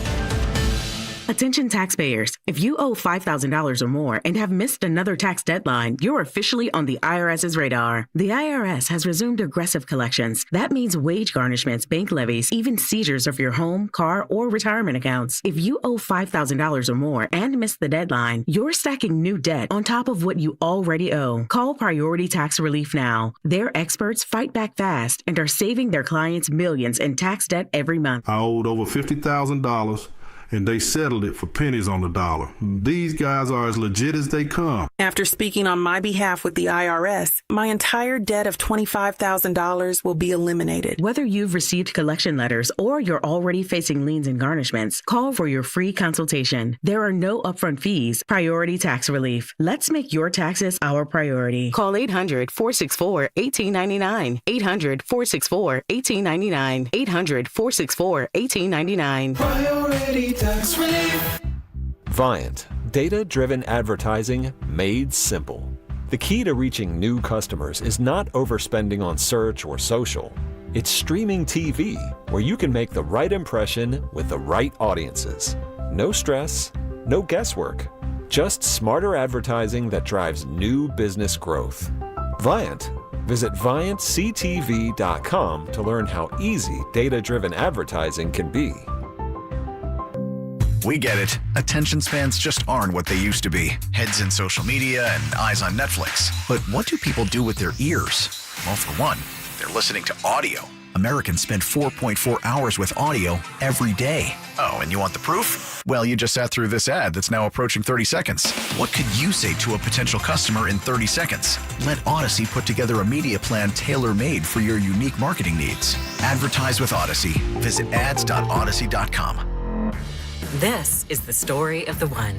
As a custodial supervisor at a high school, he knows that during cold and flu season, germs spread fast.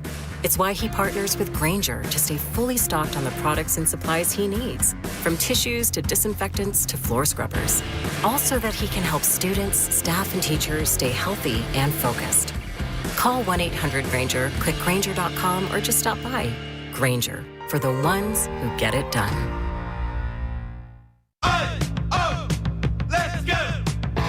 You're still glowing, flirting, grooving. You still got it. But your immune system weakens as you age, making it harder to fight flu, pneumococcal pneumonia, RSV, and COVID-19. Vaccines are a key part of any health routine and help strengthen your immune response. Ask your doctor or pharmacist which vaccines you need. Schedule in minutes at vaxassist.com. Sponsored by Pfizer.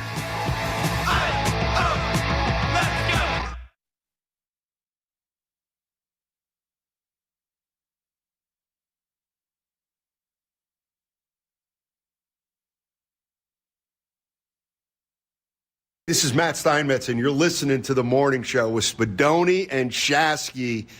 This ought to be good. What a ringing endorsement from that rejoin. Matt Steinmetz in the crossover with Daryl the Guru Johnson right now. Sam Lubman filling in for Joe Shasky did a hell of a job today. Sammy! By the way, you know who else is doing a hell of a job? Thunder and Lightning, I'm calling them. Lorenzo Neal, Evan Giddings, the kickoff show. Yeah. Live from Laughing Monk in Sunnyvale starting at 3 o'clock this Sunday. They'll have all the early games on. The beer garden's going to be rocking. You guys got a DJ? Oh, my God. Bartenders serving Gold Bar whiskey specials. Hey, better be careful with those, Evan, back there. I know you like to get after it. And if you're going to the game, you can sign up for the free shuttle to and from the stadium right now. First come, first serve. Go to the Eventbrite page on our website, 95centthegame.com, and sign up now. That's 95centthegame.com. Now, the YouTube audience isn't going to get this question, but do you know who that was on the rejoin? Oh, absolutely not. The band. I'm wearing the shirt. Depeche Mode. Gorillas. Come on, boys. I was going to say it was Matt Steinmetz, but I guess we were talking about the wrong part of it. The original band was just the band. They backed up some of the greatest singer-songwriters of all time, led by Robbie Robertson. Not making the band. Was the original The Band. Like your original. We move on. We move on. We're going to move on now? Okay, What do you want to move on? What do you want to start with, Steiny? Warriors' last preseason game tonight. He's going. Regular season starts Tuesday. We got Niners Sunday. Kittle back. Wait. The 49ers look a little bit better with Kittle. A lot of stuff. You're not even mentioning the biggest game of the weekend, which is tonight at Cal Berkeley. Bill Belichick's coming to town, Steiny. Honey! Billy! That ought to be riveting. I mean, I'm excited for it. I mean, that's part of the story, too. Yeah, where's she at? Well, she'll be on the sideline holding the play sheet. Blew that. Well, I'm just saying, like, and Sam disagrees with me. I do look at Belichick differently these last few years than I used to look at him as head coach rankings go. I think he's lost some steam here. But what does that mean in the against him. grand scheme of things? In the grand scheme of things, he left a dumpster fire in New England, and ever since Tom Brady left him, he's been a disaster. But he built a cathedral, or he was part of what built the dynasty. He helped some of it. This is where I kind of push back. Tom Brady built half of it. This is where I push back on what Spadoni's saying here, and that is like, yeah, do you look at Bill a little bit differently over the last couple of years? How could you not? This has been a very bizarre last year for him in terms of just, well, didn't the Falcons, as we get ready to see the Niners play the Falcons, didn't they interview Bill but said, nah, we're going to go with Raheem Morris instead? It has been a bizarre last year plus for Bill Belichick, and it is impossible to not look at him differently than you did, say, 2-3 years ago. That being said, though, I don't think that in any way, shape, or form overshadows the incredible 40-year career that preceded that. I mean, one of the best, if not the best defensive coach, the best defensive mind in NFL history, and the 20-year run that he had as head coach of the Patriots, you could say, oh, it was Tom Brady's not on Bill Belichick. No, Bill Belichick was the head coach and the GM of that team, and as Kyle Shanahan could probably attest, being head coach and GM is very difficult. We underrate that element of Belichick's game. No, I do not think it takes away any of the shine of the coaching greatness that we saw from Belichick during his time in New England. Is he a little bit weirder now to look at? Yeah, a little bit. I'm in no way, shape, or form taking away any of the shine that he presented when he was running things in New England. His image has taken a hit. Let's just call it what it is. Well, that with the young what does that mean? The image. What does it mean? The image? You're going image of him. No, it's been everything. Yeah, it's been a little bit weird. It's been a disaster. That doesn't make him a worse coach overall, though. No scandal, no DUI, murder charge. It kind of does. Stop. It kind of does. Look at my man. Six weeks at UNC does not undo 30 years of coaching greatness. There's the Tom Brady era, as I'm calling it. And then there's the post-Brady era. The Jordan Hudson era. Let's just call it what it is. He had the greatest quarterback of all time, and when he left, he was exposed. Steiny? He right now is the equivalent of Michael Jordan when Michael Jordan owned the Charlotte Hornets. I love that one. It's a nothing burger. So is Michael Jordan still the GOAT? Of course. Yes, as a player, of course. There you go. Belichick's always going to be a great coach, but I agree with Spinone. Like, his image has slipped. What does that mean? It means he's dating a 24-year-old woman, and he's 75. Good for him. A lot of people in this world find that a touch unseemly. And some of Al us- Pacino's And like that. that affects the way I look Al's at him having as kids. a human being. Not that he gives That's a rat's not fair, behind. though. What do you mean it's not fair? Well, is he a lesser It's fair coach? Is he a lesser coach because? Well, then that's my point. You're being judgmental. I'm smart enough to realize he's a great coach, but I think what he's doing is completely unseemly. It's But gross. who are you to judge his life I'm a choices? human being, and a lot of human beings agree with me, and some human beings don't. That's so unfair. I don't think human beings are the group you want to be lumping yourself in with. He's doing a horrible job at UNC. Let's say that. But what he does in the bedroom or who he dates, I mean, what are we? I mean, we're really, being judgmental. Should be an inspiration to a lot of guys. Men in the world, if you are single right now, it's okay. Your special someone might not be born until you're 49 years old. It happens. Oh, I love you I got guys. 17 years till my special someone might be born. Oh, Sam, you're getting after it, dude. You're crushing it. You and Evan, Don't you be guys. so you guys, come on, judgmental, let's go. guys. I'm just saying, calling it like I see it. Since Tom Brady left, he's been a joke. Tom's been going this way. Bill's been going this way. All right, I'll say this there to you that. go. That Tom Brady's Super Bowl in Tampa didn't help anything. No, and the ending in New England didn't help anything. But the story is what Lubman said. The dude built a dynasty. He was the architect of it. All right, And he was a great coach as a coordinator beforehand. I mean, he was the defensive coordinator for those great Giants teams of the late 1980s, won the Super Bowl in 86, then shut down the K-Gon offense in 1990. So did everyone else. So everyone shut down the K-Gon offense? Yes, because they went 0-4 in the Super Bowl. Oh, just saying. All right, you know what? You know what? Don't let him get to you, I'm going to make a I ain't Mount letting Rushmore Steiny of get the to me. doofiest things you have ever said. That is the first thing I'm putting up There's there. a lot. Go to the pregame show. You used to produce some of No, those, I'm Sammy. going with just this show. Just this one, okay. Because that's just a silly statement. The Sam Lubman, the hair on fire. Absolutely. Miami Hurricanes in action tonight. Miami alum, Sam. But the biggest game of the weekend, Sunday Night Football.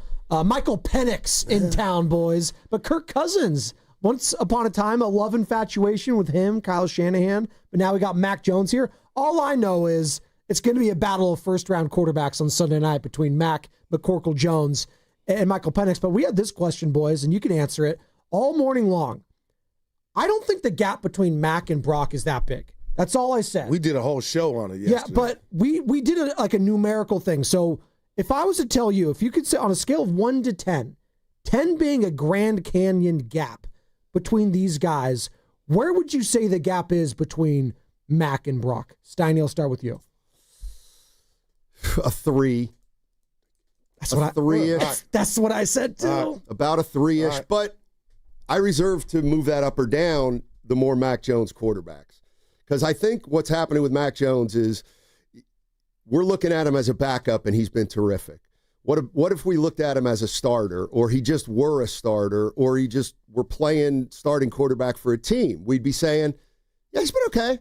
He's been all right. But because he's done it as a backup, it's been great. It's been everything they needed to keep their season alive. So when Brock Purdy comes back, he's going to be judged as a starting quarterback taking over the starting job, and he better be better than Mac Jones, within a couple games, or the noise will get louder, assuming Mac Jones keeps winning when Purdy comes back. Yeah, So 3. yeah. What say you, Gil? A 1.5. Wow. And I got to say this. I don't know if you heard the crossover yesterday, Grandy versus Willard, in regard to QBR for the two quarterbacks and who was Grandy right the fighting numbers. back? It was great. But the bottom line, He's Italian. I'm doing it's my prerogative. I'm doing the whole enchilada. And the more I think about this, and Steiny kind of didn't sign his name to this yesterday during the show, but I'm going to do it. There was a juncture years ago, not that long ago, where Mac Jones was one of the best quarterbacks coming out of college. It's why he got drafted where he was at. Some thought he was worthy, 1, 2, what have you, and nobody knew who the hell Brock Purdy was. Now Mac Jones is in quarterback heaven, and he's working with the real guru. And let's be honest, are we really shocked? Hold on. Yeah. You said that he's in quarterback heaven? He's thrown to DeMarcus Robinson and Kendrick Bourne. Yeah, but it's working. It's quarterback hell. 10 for 142. They can't run the ball. No, give me this. We thought he was a scrub or done, Mac Jones. Now he's making hit records. Yes, I'll agree with you on that. And we looked at it. It's not all been perfect, but Mac Jones is doing setting the foundation for his Baker Mayfield or Sam Darnold reclamation project. I'd agree with you Am on I that. wrong on that? I didn't mean to come at you there, by the way, Goo, but I just, No, you can. his notion that he is, because Kyle Shanahan's the quarterback whisperer, we're calling him now with the success of Brock and now Mac. Jimmy. I think Mac has been dealt a much worse hand than Brock was dealt last year. And he's still looking okay. That's what I'm saying. Okay. That's what I'm saying. Right, Sam? Yeah, I mean, Brock was dealt some pretty rough hands last year, too. So the point I tried to make earlier in this show was that I do think the presence of Christian McCaffrey on this team has been, paramount to this team's success this year. He has been their MVP. And Brock did not have the luxury of the Christian McCaffrey escape hatch last year. On top of losing his top receiver, Brandon Ayuk, we forget how good the Brandon Ayuk-Brock Purdy connection was, how often Brandon Ayuk, he goes beyond the stats, how many times just drives got energized by Brock hitting Ayuk on one of those dig routes or anything like that. And his blocking. And the blocking, too. We undersell the blocking. Ayuk was an incredible blocker, something I don't think any of the receivers on the Niners are all that great at. Brock was dealt a pretty bad hand last year, too. But Christian McCaffrey, I truly believe, has been the Niners' MVP this year. And Brock took them to the Super Bowl, if you allow me, when everything was good. He took them to the Super Bowl and the NFC Championship game. And so that's where I kind of say, and I think the gap, I put it at a 7-ish, though I'll probably end up coming down as the season goes along here, and Max shows us more. But I do think that the lack of McCaffrey last year and his presence this year, you can't discount that impact. I mean, what would this team look like if they didn't have McCaffrey this year? What is Mac Jones looking like if they don't have McCaffrey this year? Guys, in his first 27 games with the Niners, so that's when he was traded up to the end of the 23 season. I'm not counting last year because last year was so scuffed for him. Christian McCaffrey averaged about 5 targets per game, a little bit more than that, 5.5. This year he's averaging 10 targets a game. He is getting used as a receiver more than he ever has in his career, and it is working. I think we discount the effect, the impact and the fallout, so to speak, that Christian McCaffrey's presence is having for this 49ers offense. And Mac Jones has been a big beneficiary of that. But he has been no beneficiary of an actual running game, which I guess is my point, because there was an actual running game for the Niners last season. Jordan Mason averaged 5.2 yards a carry, played in 12 games. Garendo, yes, we all laugh at him. We all think he's a bust. He did rush for 420 yards last year and averaged 5 yards a carry. They did have a semblance of a running game that they just had not had this year, Steiny. And it is interesting, as you're listening to 95.7 The Game, KGNZ FM and HG1 San Francisco, an Odyssey Sports Station in the home of the Golden State Warriors and Valkyries, always live with the Odyssey app. Coming to you live from the Laughing Monk Studios. We've got the crossover right now with the Morning Roast and Steiny and Goo. Lubman in for Shasky. If you were to rank these quarterbacks on Sunday, and I'm going the starters and the backups, we'll throw Kirk Cousins in here. How would you rank them from top to bottom? Purdy, Jones, Penix, Cousins. I mean, assuming everyone's healthy, putting you on the spot, assuming they're all healthy. Well, to me, you got to put Purdy first. Second's going to be an issue because I got to put Penix above Mac Jones, even though. Do you? Yeah, just sample size larger. You have free will, Steiny. You can put him wherever you want. If you're saying who would you rather have as quarterback, I'd say Penix because I'd want a chance that he becomes really good. I put Cousins last just because of his age at this point. Okay, fair enough. I think, Kyle might have him first. Well, that's kind of what I'm saying. If Kyle was the guy, Goo, you don't think he'd love to have Kirk Cousins right now as a number 3 quarterback? I bet he would. Well, then you got the Thanos Infinity Stones. And you're going to laugh, and I think that's what a poor man's version of what Mac Jones is in this offense. I know he's not the most, he ain't the most mobile dude, but if it's all block right, he's going to get rid of the ball in milliseconds. But I got to go Purdy. He got him to a Super Bowl and NFC Championship game on the fly. Penix Jr., because he's so young, he's not losing you games. He has a cannon. So I would go Purdy third. And then who we looking at? Mac fourth. Mac fourth. Yeah. Okay. Mac Jones fourth. What say you, Sammy? So I'm going to go with the Matt Steinmetz path there. I'm going Purdy, Penix, Mac, and Kirk. And yes, age is a part of it. And honestly, I'm in the minority here. I've just never been that high on Kirk. I think he's a quarterback. I think he's a quarterback that can win you a fantasy game in fantasy football. By the way, how's your guys' fantasy team? 3-3, big weekend this weekend. Big weekend. I got it. Jamar Chase dropped a cool 41 for me last night. I'm going against Carter. I mean, there's no doubt I'm taking Kirk Cousins way over Mac Jones if you're not starting a team today. You know what I mean? If it's plug and play. Yeah, Kirk Cousins. Yeah, that's what I'm saying. I elevate Mac over the fact that there's more galloping room to grow there for him. Yeah, the fact that he's 37, if you're building a team, you wouldn't start that there. But like honestly, I've never been the highest on Kirk Cousins, and what I've seen from Mac this year, he has changed my opinion on what I thought he can be. A couple weeks ago, I called him quarterback tofu. He's as good as the talent around him, basically. That's who he was at Alabama. That's why you had so much success at Alabama. Anyone could be good when you have, 4 and 5 star players all around you. He had an okay team on the Patriots. He had an okay season. Then he had a bad Patriots team. Then he was bad. And then he's on a bad Jaguars team. So I think Mac Jones is very much more a sum of the parts around him, though. But I do like his future upside right now more so than Kirk Cousins. I asked Steiny yesterday, Spadoni, you tell me what you think. Is there anything that can transpire from a Mac Jones standpoint if he looks great to where you whisper if you knew Brock Purdy, hey, you might want to get back sooner than later? Ooh, well, I think he's probably feeling that way like internally, right? Like how could you not? As a competitor, you feel that way. If the greatest of all time, Tom Brady, felt, insecure about guys like Jacoby Brissett and Jimmy Garoppolo, you don't think Brock Purdy feels that way?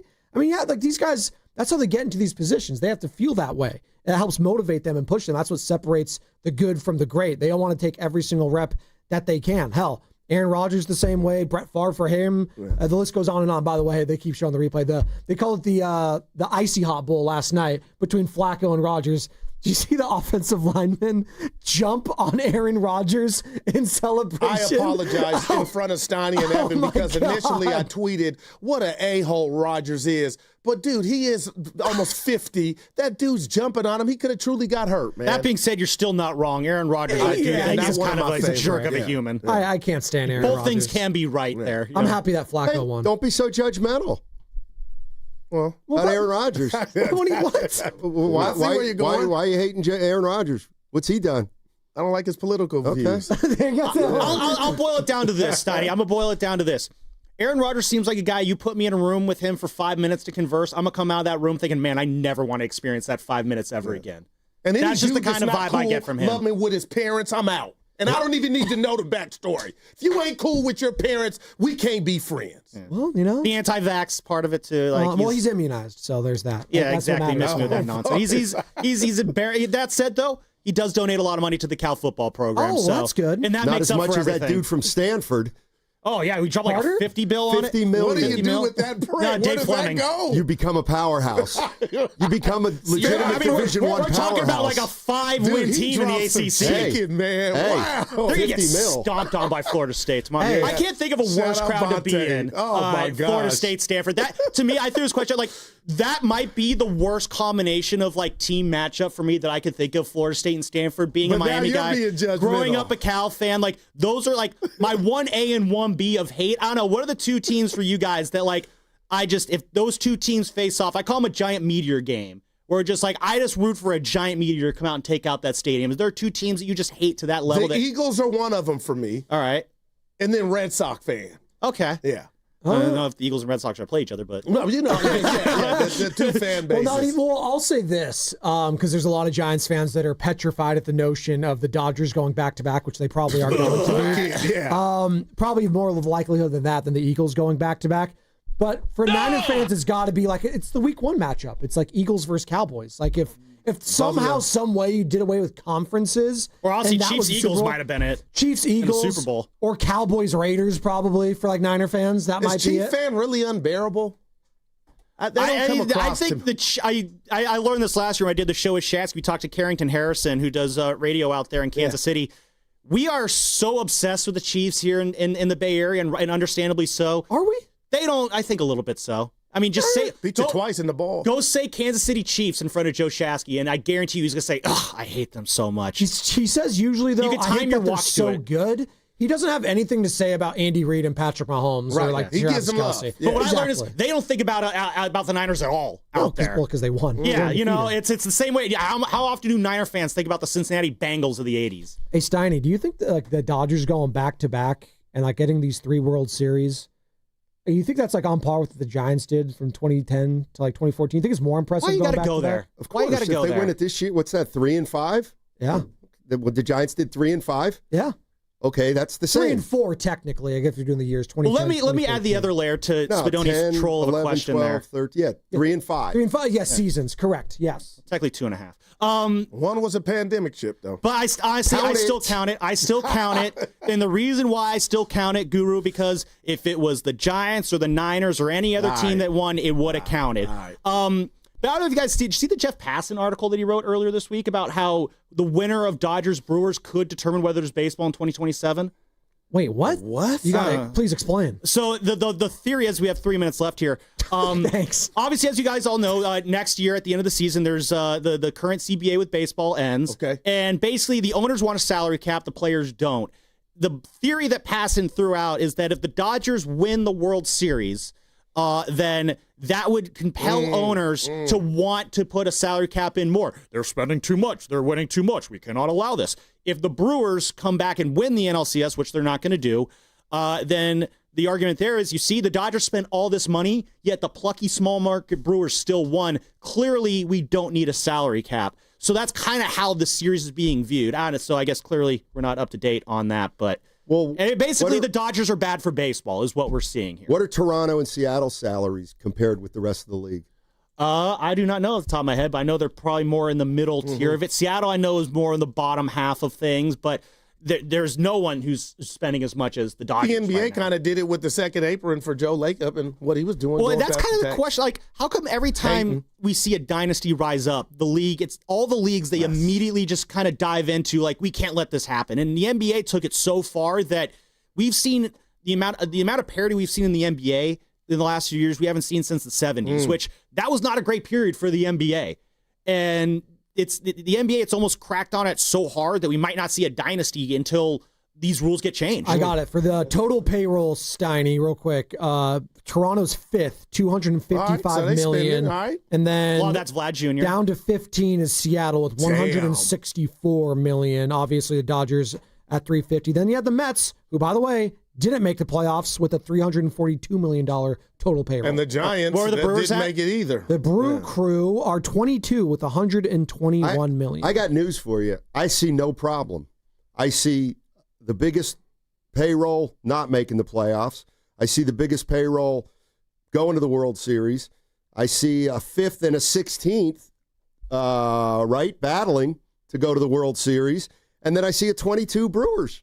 That's like all levels. You got all the spread. That's a good point. All levels there. What's the problem? The problem is they need to have at least a salary floor of at least $100 million, because when you got I don't have a problem with that. When you got Tampa, Pittsburgh, White Sox, A's, Marlins all doing $87 million or fewer, it's a joke.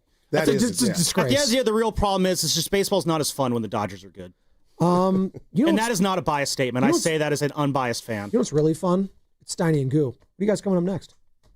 What do you guys got? What are your guests? What are you doing? Sports, man. Well, yes, we got a great guest at 1 o'clock, Vern Glenn. The man, yeah. The great Vern Glenn. Yeah, we talked a lot of football yesterday. We're probably going to talk some Warriors to start off. Season starts Tuesday, man. They're getting ready, and Bron. Steve Kerr's the coach, but for how long? And does Steph Curry want to play for anybody else? And are the Warriors going all in, but for how long? A lot to talk about. Steiny, you guys ever dealt with sciatica before? Never? No. Never? Oh, well, LeBron is. No. It's a tough scene. Maybe he'll be a Warrior, though, come January. You never know. I do hate he's out that game. It just bothers me. It bothers me. Yeah. You guys don't bother me. I'm 95.7 The Game. He brings the passion. For what? I want to know now. I'm mentally invested. Don't tell me to pray and you don't say what for. He brings the perspective. Yeah, I think they both have great points. Get off me, text line. He's truly one of a kind. That is wow. Oh, my God. And he's doing a great job. I need you to man up and say what you really want to say. Simon, you're doing a great job. And together, they are Steiny and Guru. Yeah. On 95.7 The Game. All right, good morning, everybody. Steiny with Daryl the Guru Johnson on a Friday. You're not getting paid today, but still a Friday. Don't ever forget it. And the Golden State Warriors season starts on Tuesday. The 49ers play the Atlanta Falcons on Sunday. We got a lot to talk about. You settled in? Yeah, and you're going to the game tonight, baby. Get that bobblehead. Let me make sure. What happened? I'm not going to UNC Cal. Warrior game. I am going to the Warrior game. Clippers. By the way, can I play? Yeah. Can I play something? I saw this on the board. It's Joe Lacob. I'm one of the old guys that listens to radio. Oh, hey. Give it to me again. Morning to Joe Lacob. I'm one of the old guys that listens to radio. Yeah, he's texted in. He's texted to 10 to 2. Joe Lacob listening. All Our guy. Well, I'll tell you what, there seems to be a lot of optimism around this team right now. And right now, I think there should be. The team on paper, I think, is pretty good. They're old. We know they're old. They're going to have to overcome being old. And that's the challenge. That's the main challenge of this team. Can they stay healthy? And can they get their older stars to play a bulk of the game, a bulk of the games this season? But if they're playing and if they're healthy, they look formidable. Yeah, Steiny, and normally had last year not happened, and when I say last year, Curry's hammy, and when it happened, that statement that you just said would hit different. But the fact that we saw it, and I still got PTSD from that injury. You are right, and every team's one injury away, from things going left. But damn, what if? So I know the West is stacked, but so are the Warriors. But it's about the health of the big three. I'm going Dre, Steph, and Jimmy Butler. Steiny, what will they be come April? Because I'm assuming the playoffs and no play-in. But that's the whole thing. There's no barometer. There's no gauge to tell you when somebody's going to get hurt or not. No, although the Warriors, for whatever reason, seem to be the only team that talks about trying to figure out when a body is fatigued. Remember last year, Steve Kerr just said Steph is gassed. We're giving him a day. We're giving him a game off. That kind of thing. I was thinking about like some overall themes about the Warriors this year. Because I want to get into the big picture, and the number 888-957-9570. They start on Tuesday, and obviously the big three with Butler, Draymond, and Steph. How can they handle load managing this season? Will Horford will he be able to give them a boost as another older guy? We got to figure out, Guru, what's going on with Kuminga. No doubt. How they're going to handle that situation. And the idea of them going all in, which I would say that's a fact. They're going all in right now. Nobody can change the past, and they've got a veteran team here, Goo. But the reality of the situation is they're all in. The way I'm looking at it is this, and I'll let you go. Okay, no, take your time. The Warriors are going all in until they're not. And that includes their head coach. And when they realize they're not, they've allowed themselves an opportunity to pivot at any time with the way the roster is constructed right now. Now, when you say pivot, give me a little more. What do you mean, like when you say pivot, if it came to that, when you said that word, it hit me. Well, pivot. When I go into a season, I like to imagine best case, worst case. And to me, the worst case scenario for the Warriors would be we're 40 games into the season, they're 18-22, but they've been pretty healthy. Oh, yeah, okay. Then something major, the earthquake happened. Then what do you do? Or if you lose a guy for 2 or 3 months and that starts sending the season sideways, what do you do? We all know what they're going to do if they're winning consistently and they're in the top 5 for most of the season. They're going to sit tight, and then they're going to try to either keep Kuminga or move him for somebody who fits better. Yeah, no doubt about it. And Steiny, I mean what I'm saying. That would be what you just mentioned. That record after 40 games would just be, oh boy, we had it all wrong. But why I'm excited and super duper excited is the record that they accumulated with Jimmy Butler and no Al Horford after the trade. So now you get a whole offseason together. The Jonathan Kuminga thing, I'm all in. I'm rooting for him. So is Dub Nation. But somehow if that thing could shock us glowingly to where it just meshes and gel and everything's clicking and, all these so-called experts in regard to the number 52, I think that was my number. And now I'm looking like that might be, tame. That's not even, something that's just blowing people away. So they have all the ingredients to be a major player in the West.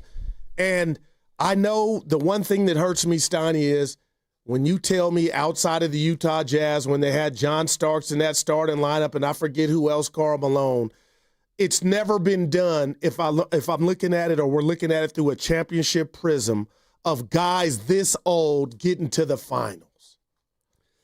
And maybe, you know what, and that includes what you're talking about, and I get it, the health, Goo. I assumed Horford was going to start. I don't know if you have any idea on Tuesday night, or is that just in flux, and maybe he'll start some nights, some he won't, but I assumed he was. But you can't run and hide from this age thing. No, and here's a question I have, and because I've been thinking about this. Okay, so Jimmy Butler gets to the Warriors, and they go 23-8, and everybody's saying, we're a hell of a team. Yeah. And they were a hell of a team for those 23-8. But I'm just taking them at their word. And Draymond Green said that when Jimmy Butler got there, they were playing playoff basketball immediately. Okay. They had to win and play high-stress games heading into the playoffs. Then he acknowledged that second half run probably took a lot out of them in the postseason. All right, well, now they're all older, but they're starting from game one. Certainly they can't come out and treat games 1 through 10 as playoff basketball. So how do we reconcile that? They played half a year together, kind of ran out of gas. Now they've got to manage a whole season with the guys who are a little bit older. Like, how do you reconcile that? That's something that would worry me. And I got a question for somebody snitching on you. I'll bring it up in a minute, Steiny. To me, you don't have to come out the gate. I think now that you got 82, you got Jimmy Butler, you got the continuity, you don't have to go, this is going to sound crazy, Steiny, I'm not saying not hustle, but you don't have to go hard from game one because you're not going to be in that hole that this team put itself in when things were getting ugly after Melton went down. You catch what I'm putting down? Like, now you can kind of take a deep breath and not go as hard as Draymond said they had to go because of the deficit that was their record. So they can go less hard than they went at the second half of last year, but when they get to about where they were last year, they'll have a better record. You know what I mean? Like, I don't see how they can not. I guess compile their record with Jimmy by not going hard. Yeah. Well, I mean, how do the good teams do it then? You know what I mean, Steiny? Like, if we're just going to focus on the age, I got nothing for you. But again, to me, it makes all the sense in the world that if Moody, Pods, and the rest of the gang and Kuminga, they do their part and they step up. QP3, I guess what I'm saying in a perfect world is just the fact that, you're not behind the 8 ball. You can breathe and let your hair down a bit. I don't know that they're that good that they can do that, even with this team. See, I think they are, man. Well, barring injury. Like, I'm sorry, but I gotta, and I'm not saying he's a bad player, but when I kind of glaze over when we're talking about the Warriors and we go outside the big three and we start saying, well, Post is going to step up and Moody and they're going to play, but are they really going to get you wins? Like, no doubt. Is Post going to be the difference between, and Post and Moody going to be the difference between, the team starting out 20-13 and instead of 16-15? I don't know. Now, if they're not, there's a guy, whenever he does come back, that the Warriors obviously like because they brought him back after an injury, and that's DeAnthony Melton. Like, I'm excited about that when it does happen. The Seth Curry, when it does happen. So I'm being proactive, Steiny, and I can't sit here and say you're wrong. But, man, I just believe starting 0-0, and the fact that they know who they are and they got Jimmy Butler, I don't want to I don't want to go picanha on you, but can they pace themselves? Man. In a crazy world. That's what I'm hoping for. But, Steiny, estimated eyes in the chat says, Goose, Steiny was slandering you with Marcy at 8:30 in the morning. Oh, yeah. Did I come up? No. I slandered you on the YouTube chat. I said your dream died today. That's all I said. But you weren't on the air at 8:30. He's misspeaking. I don't know what he's talking about. Yeah. What dream? Your dream died today. Bob Myers took a job, and he's not working for an NBA team. No, he took a job. He's overseeing 5 teams. He texts me, get ready. Right. I got to brush up. Evan said my odds, he likes my chances even better. Who's the current NASCAR points leader? Dale Earnhardt. That's who leads? Who is in first place right now in the English Premier League? That would be Madrid. What is the team that Bob will be working for in the English Premier League? Barcelona. You haven't gotten one right yet. Evan, but your boy Troy, help Both me. those teams you just named play in what's called La Liga. Oh, shout out Rick Tittle. Anyway. Yeah, Steiny, how you going to look at it? That's their approach with the Warriors. Like, I just feel like they're not operating behind the 8 ball, but you can be worried about the age. You're right. But, man, Moody doubtful for Tuesday. And things happen, but, man. He didn't get hurt at home. Well, something in practice with the calf. Yeah. I mean, he's not like that Cowboy guy you were moping about this morning. No, we'll get into him. I'm going to say that for what's bugging you. Okay. Like, that is just concussion at home. I got to come up with one of those, too. Who gets hurt at home? Like, have you ever got hurt in your home? Of course. Coming down the steps, you twist an ankle. Now, when you're drinking. No, I've never run into a door before. Just it's open. You don't think it is. It's possible. Slip in the shower? I'll give you that. That I've never done. Dude, I had a roommate that used to drink beer in the shower. Oh, we used to too in college. Like, dude, that's a lush. The greatest. Yeah, it's called pregame. Is it really? Yeah, it's called pregame. You're in there cleansing. I had a bunch of guys back in college. I used to like, dude, what's going on? They used to take showers. They call it gripless showers. They put music up really loud. They drink. They'd have a party, and Well, that's a little. They were doing something else. It's a little much. No, they weren't. It was good, wholesome fun. Gripless. Oh, boy. One thing that was great about Saturday was met a lot of guys. All right. 888-957-9570 is the number. The other thing that we'll talk a little bit about today, not only just this season for the Warriors, but where they're going from here. Joe Lacob talked a lot about the future with Tim Kawakami. We haven't broken that down at all. 888-957-9570 if you want to jump into the Warrior conversation to get the Friday started. What's coming up on the game, brought to you by Fremont Bank, here for you, here for good. This Sunday night, the kickoff show with Lorenzo Neal and Evan Giddings will be live from the Laughing Monk studio. Oh, it's not at the studio. It's at the Laughing Monk Brewery in Sunnyvale. I'm standing right now in the Laughing Monk studio, but this is down in Sunnyvale. Starts at 3 p.m. They'll have all the early games on. The beer garden will be open. A DJ will be there. Bartender's going to be serving Gold Bar whiskey specials. That segment brought to you by Moderna. It all starts on Tuesday. Your Golden State Warriors open the season against the Lakers. Curry gets an open 3. Look, it's on the way. Tie game! Tie game! It's a full season of Jimmy Butler with Steph Curry and Draymond Green. Back cut Butler. Layup is good and a foul! He got fouled by Dunn! Warriors-Lakers. Tuesday night at 7. Pre-game starts at 6. And you can hear every second right here. The home of every Warriors game, 95.7 The Game. Mnexspike, COVID-19 vaccine mRNA by Moderna, is now available and easy to find near you. To learn more, visit mnexspike.com. That's mnexspike.com. Decision day is here. The last MLS game of the regular season, and the playoffs are on the line. This Saturday, October 18th, your San Jose Earthquakes battle Austin FC at PayPal Park. A win could send the Quakes into the postseason, and the energy's gonna be electric. The first 5,000 fans through the gates will score a Christian Espinoza action figure. So get there early. Everything's on the line. Grab your tickets now at sjearthquakes.com.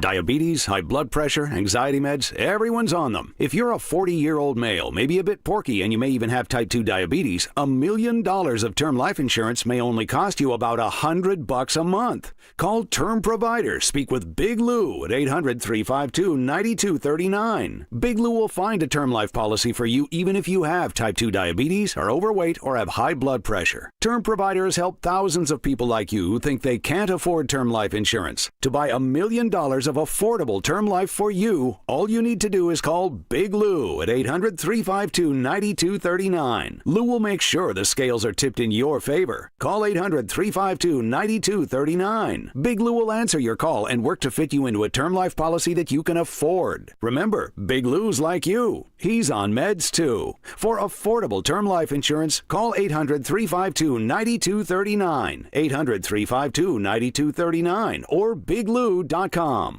There's a party at your house, but some are uninvited. Yeah, it's bugs. You've got ants, spiders, maybe a mouse or two. It's a full-blown shindig. But don't let these party crashers ruin your good time. Visit atgopestcontrol.com and let them show those pests the door permanently.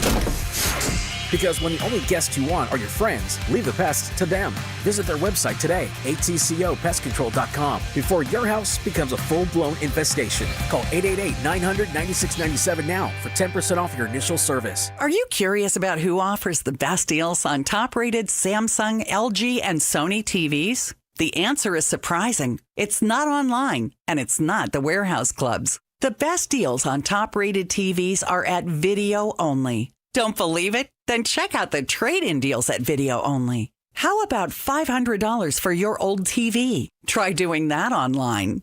Before you buy that new TV, drop into Video Only. If you don't, you'll be sorry.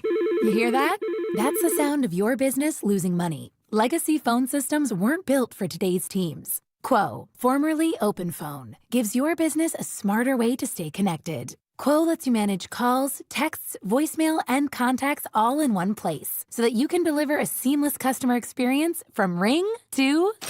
Need to take calls on the go? Quo automatically transcribes, summarizes, and highlights next steps from every call, so you never miss a detail. Need insight into what closes a sale? With Quo's AI call tags, you can instantly spot key topics like objections or pricing questions and use those insights to level up every customer interaction. And yes, you can bring your existing number with you for free. Keep your team in sync and your customers happy with Quo.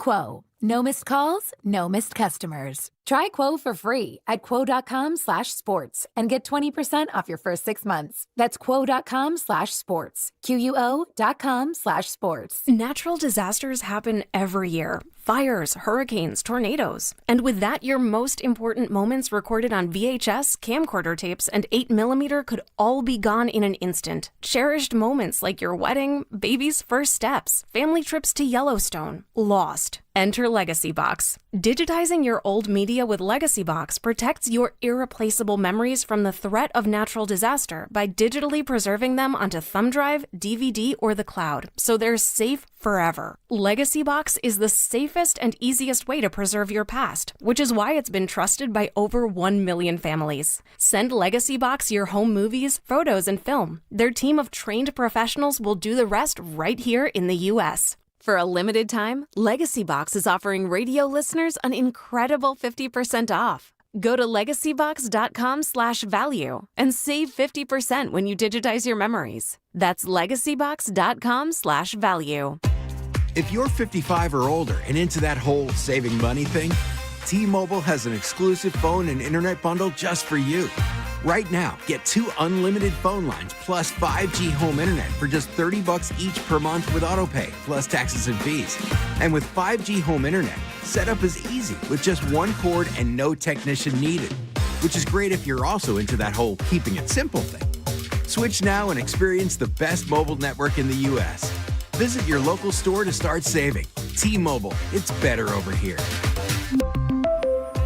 Based on analysis by Ookla of speed test intelligence data Q4 2024 to Q1 2025. Ookla trademarks used under license. Unlimited on our network. Customers on voice plan may notice speeds lower than other customers and further reduction if using more than 50 gigs a month due to data prioritization. Video streams and SD on this plan. Home internet pricing after $20 a monthly bill credit plus $5 per line without autopay. Debit or bank account required. See 5G device coverage and access details at T-Mobile.com.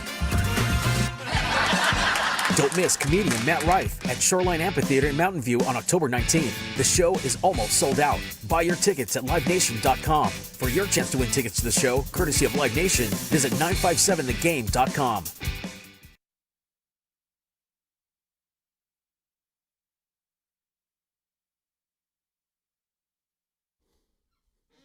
I am mad at you now.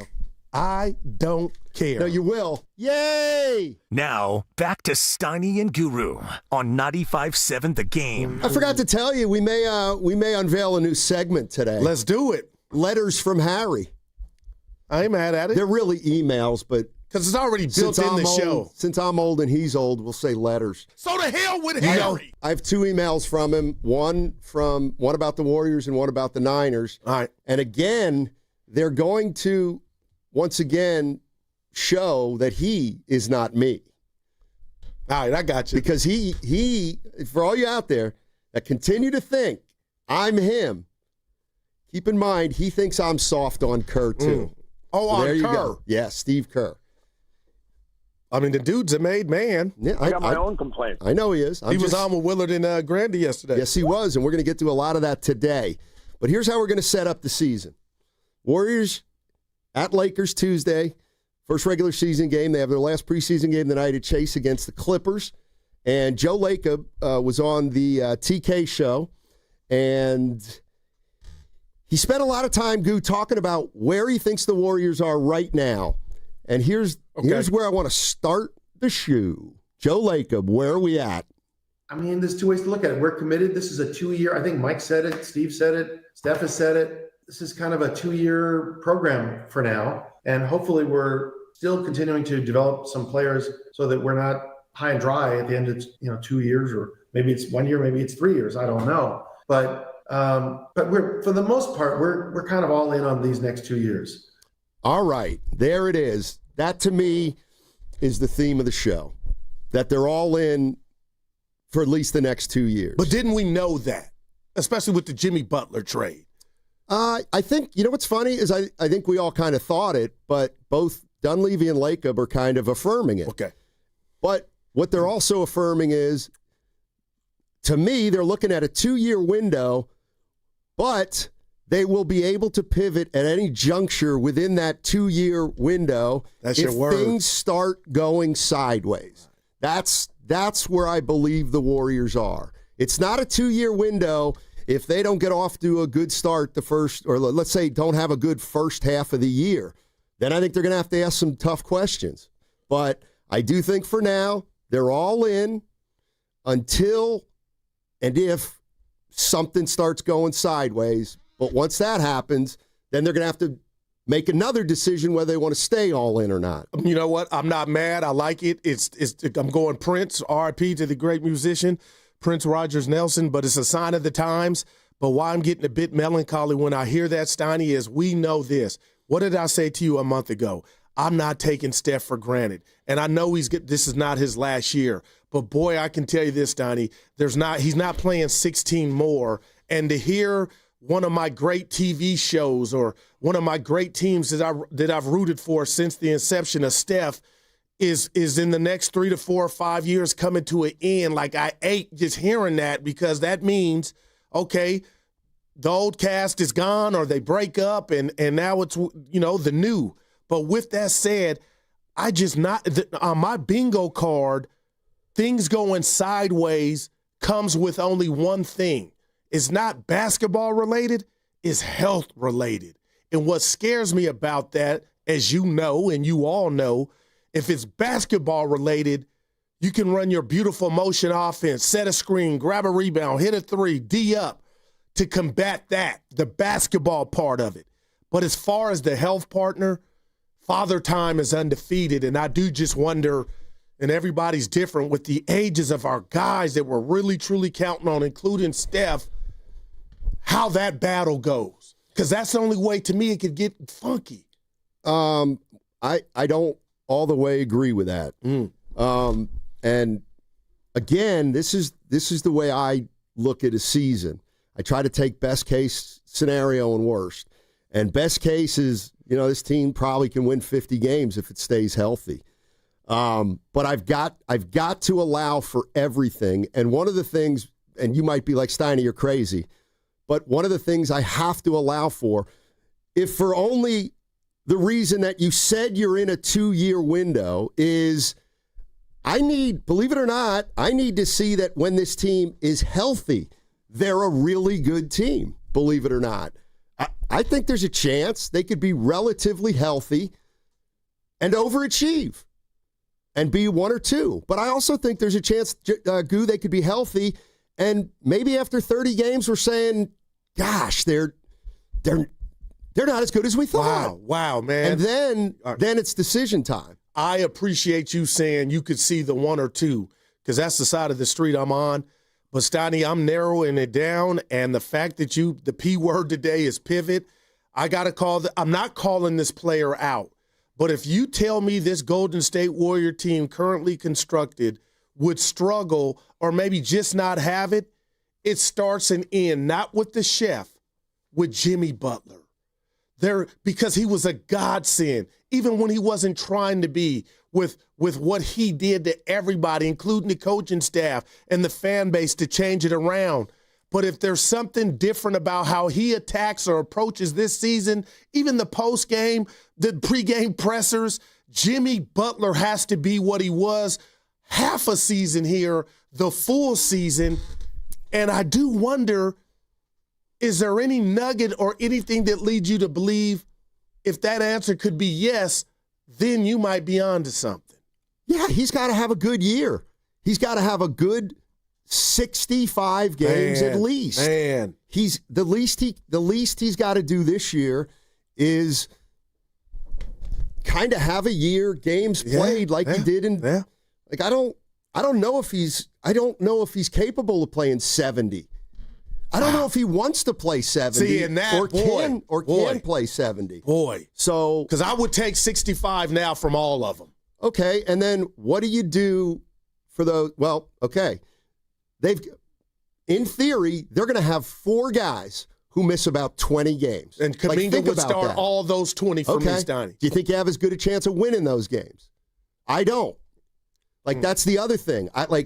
For example, and look, I'm not doom and gloom here. Right. I'm just saying, I think this team can be pretty good if it stays healthy. But I'm not convinced it's a good team just because it stays healthy. I look at a team like Portland. Young and athletic. The Warriors are better than Portland when they're healthy, but Portland's going to be a problem for the Warriors because they're so athletic. Yeah.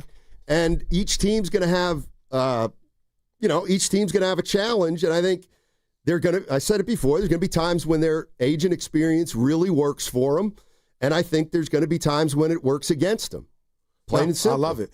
And how many times, Steiny, no matter if you're playing on the schoolyard or college or high school, you can see and tell who the most athletic team is, but there comes a juncture, even if you're playing 21, when it gets down to crunch time, do you have the guys, the OGs, that these young teams don't have the pleasure of having sometimes, or the luxury of how to close out a game, how to go on get the foul calls. And we know Jimmy Butler is my new term, Steiny, a foul merchant. So he's mastered that. Steph's been getting more fouls since Jimmy's in town. So there's going to be nights, you're right, where they look a bit lethargic or slow, but still, when it comes down to crunch time, we got the guys that have done it, Al Horford included.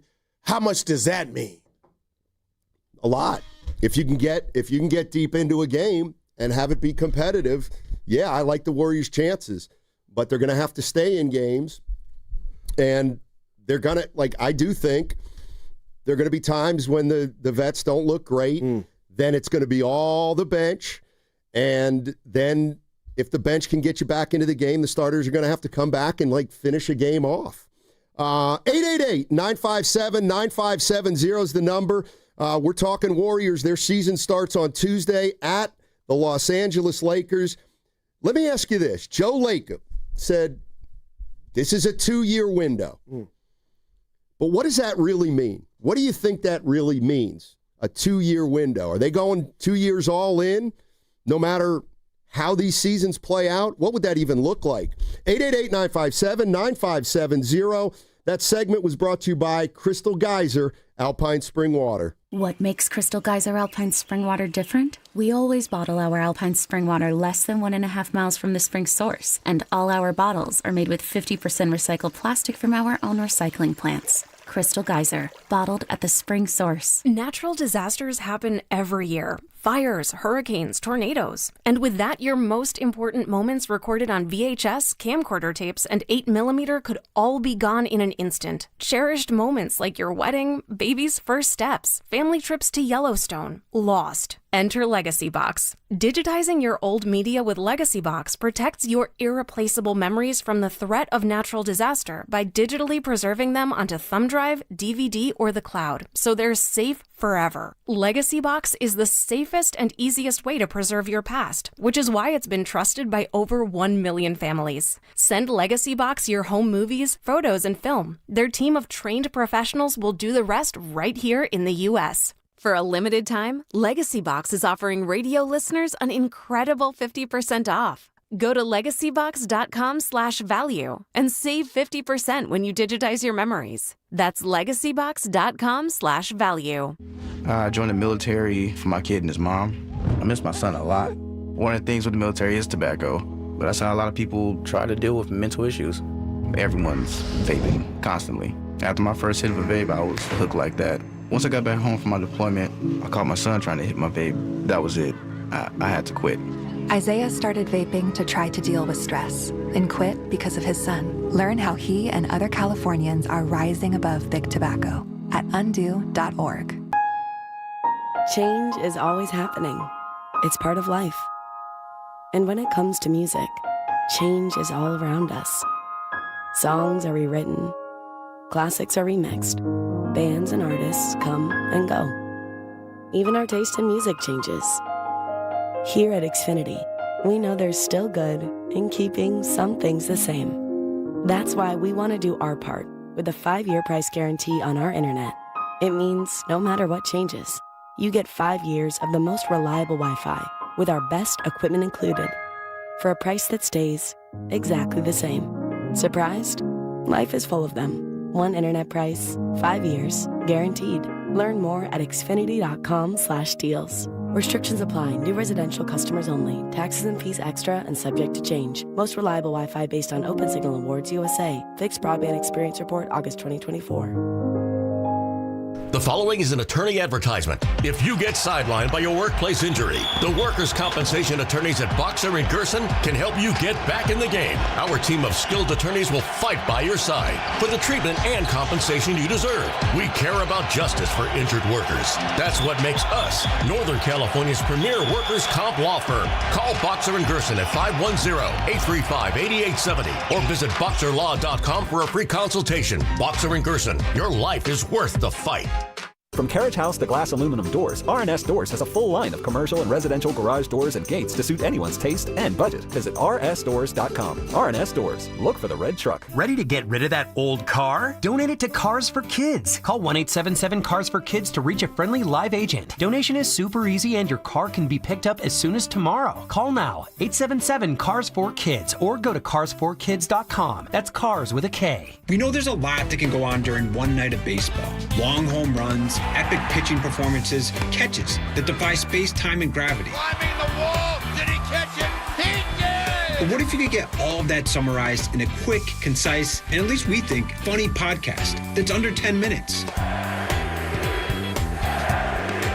Check out MLB.com's morning lineup. It runs Monday through Friday mornings on Spotify, Apple, or wherever you love listening most. I'm Bob Burke, founder and chairman of Burke America Parts Group, a family of brands that includes RepairClinic.com, an appliance and HVAC parts solution company that's grown into an international brand. Before AmericanEagle.com, we partially launched a new technology platform developed by another firm. American Eagle helped take our technology to a whole new level with digital marketing, software development, and business insights into our key markets, appliances, HVAC, and outdoor power equipment, and did so both on time and on budget. AmericanEagle.com has the resources, experience, and talent needed to produce solutions. Our new technology platform, developed by AmericanEagle.com, has produced tremendous results with higher traffic, conversion, engagement, and online revenue. If you have any home repairs you need to take care of, check us out at RepairClinic.com. If you need a world-class website or technology project, then I would highly recommend AmericanEagle.com. Call AmericanEagle.com at 773-NETWORK. That's AmericanEagle.com, 773-NETWORK. Red and Gold Game Day starts at Laughing Monk Brewing. Park for free. Enjoy amazing food, ice-cold beer, and every game on TV. Catch 95.7 The Game's pregame show. Then hop on the free shuttle straight to the stadium. Sign up now at 957thegame.com.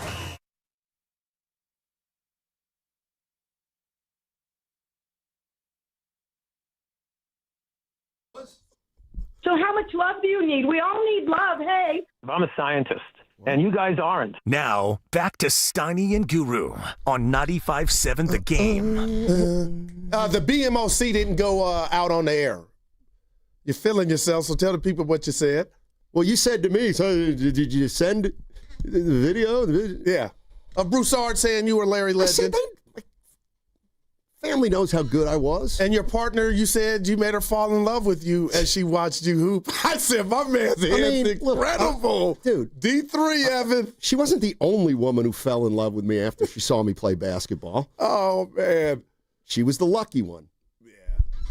Anyway, you said, you're going to the game tonight, and you said out loud during the break, because we do talk, hey, who's on the Clipper coaching staff? I know.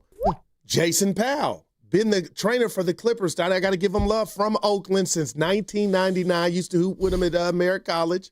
Now, so he's held that job down. Proud of you. I wonder if he's technically part of the coaching staff, if he's the athletic trainer. Boy, that's a fine line there. Yeah, 99. Yeah, in 99, he became head athletic trainer. The basketball staff. He sits right next to the Lou. coaching staff. Yeah. Well, he's not a basketball coach, but he's on the staff. Yeah. Okay, that's fair. You know Jason? I know who he is. Okay, gotcha. For sure, he's been a fixture. And Brian Shaw's on the staff. Huh? Yeah. Maybe I'll bump into him. Joe Lacob and the Warriors are going all in for 2 years. That's what the owner said recently. And here's where I want to start the conversation. Let me ask you this. If I ask Warrior fans, how you feeling about where the Warriors are right now, just right now, going into this season, 4 days away, my answer would be, I'm not crazy about where they are. I don't like how old they are. I don't like that they don't really have, and I don't want to get into Kuminga right off the bat. Yeah. I don't feel like they have enough emerging players, good, solid, productive, winning role players who are a little younger that can really pick up the slack for the older guys when they're going to need it. Okay, I'm not crazy about where they're at, but it's where they're at. Like, you can't change anything. No doubt. You can't go back and trade Draymond Green. I'm not saying you want to, but all right, so I'm not crazy about where they're at, but this is what we have. So what do you think a 2-year window means and looks like? Like, let's talk about some scenarios. All right. No, well, you tell me if this even qualifies. Your main actors are going to be your main actors for 2 more years. Nobody's going to break into that or supersede. I'm trying to think if I should disagree now or wait till the end. Wait till because I'm almost over. So with that, we know who our main characters are. So now, to me, I look at the West, and I'm not buying Houston without Van Vliet, Phoenix, Dallas. I do love Dallas, Denver with their additions, OKC. The basketball part of this is there. What you said struck me because you said, I'm paraphrasing, the others, you don't see enough of those guys. Kuminga meets that and supersedes it to me. So I'm being proactive with that. I think the nights that these guys need to take off, Steph or what have you, Kuminga, Moody at times, Pods, go out there and they got enough to get that done. So the basketball component to me has me excited. Their record, I know it was last year. We've added Horford, and I'm saying we, because I'm part of it. But the bottom line, Steiny, is only injury scares me. So this is what it's going to be for 2 more years. And then there's one caveat. Come January, if Kuminga and this experiment doesn't work out, that's what I'll call it, I'm excited about what might come back to where you would say, Goo, they got what I thought they didn't have in Kuminga. If a trade goes down. I like where we're at, man. I really, truly do. That's fair. 888-957-9570 is the number. You like where the Golden State Warriors are at right now heading into the season. And I also understand it's easy to like a lot of teams right now going into the season. And, you know, we don't have to get fixated on the age thing either. I mean, it's a part of it, though. Right, yeah. But I still think this team is small overall. I still think this team lacks a little athleticism. I think their shooting could be a three-point shooting, could be a little bit of an issue, like it was last year. But here's the way I look at the 2-year window. We're talking about what Joe Lacob said about where this team is right now. I believe, and I'm parsing words here, but he says it's a 2-year window. And you said it's a 2-year window, so for 2 years, the big three is going to be here. We know who leads us. I don't agree that the big three will absolutely be here for the next 2 years. The way I'm hearing this 2-year window is we're allowing for a 2-year window, but we reserve the right at any point when we determine in that 2-year window, if we do that the window's closed, then it's over. I feel like he's saying, we're giving you 2 years, but we'll pull the plug early if what's that look like? Well, though? if let's just say, forget, I don't want to say, put any specifics on it, but let's say halfway through the year, the Warriors are 19-23. Oh, man. Well, at that point, you don't say, well, even though we're not very good, we're going to keep this together, the big three together for 2 more years if it's not working through the first quarter of those 2 years. So I think it's a 2-year opportunity window, but I do think the way I'm hearing Lacob talk, he's ready to pivot if and when he has to.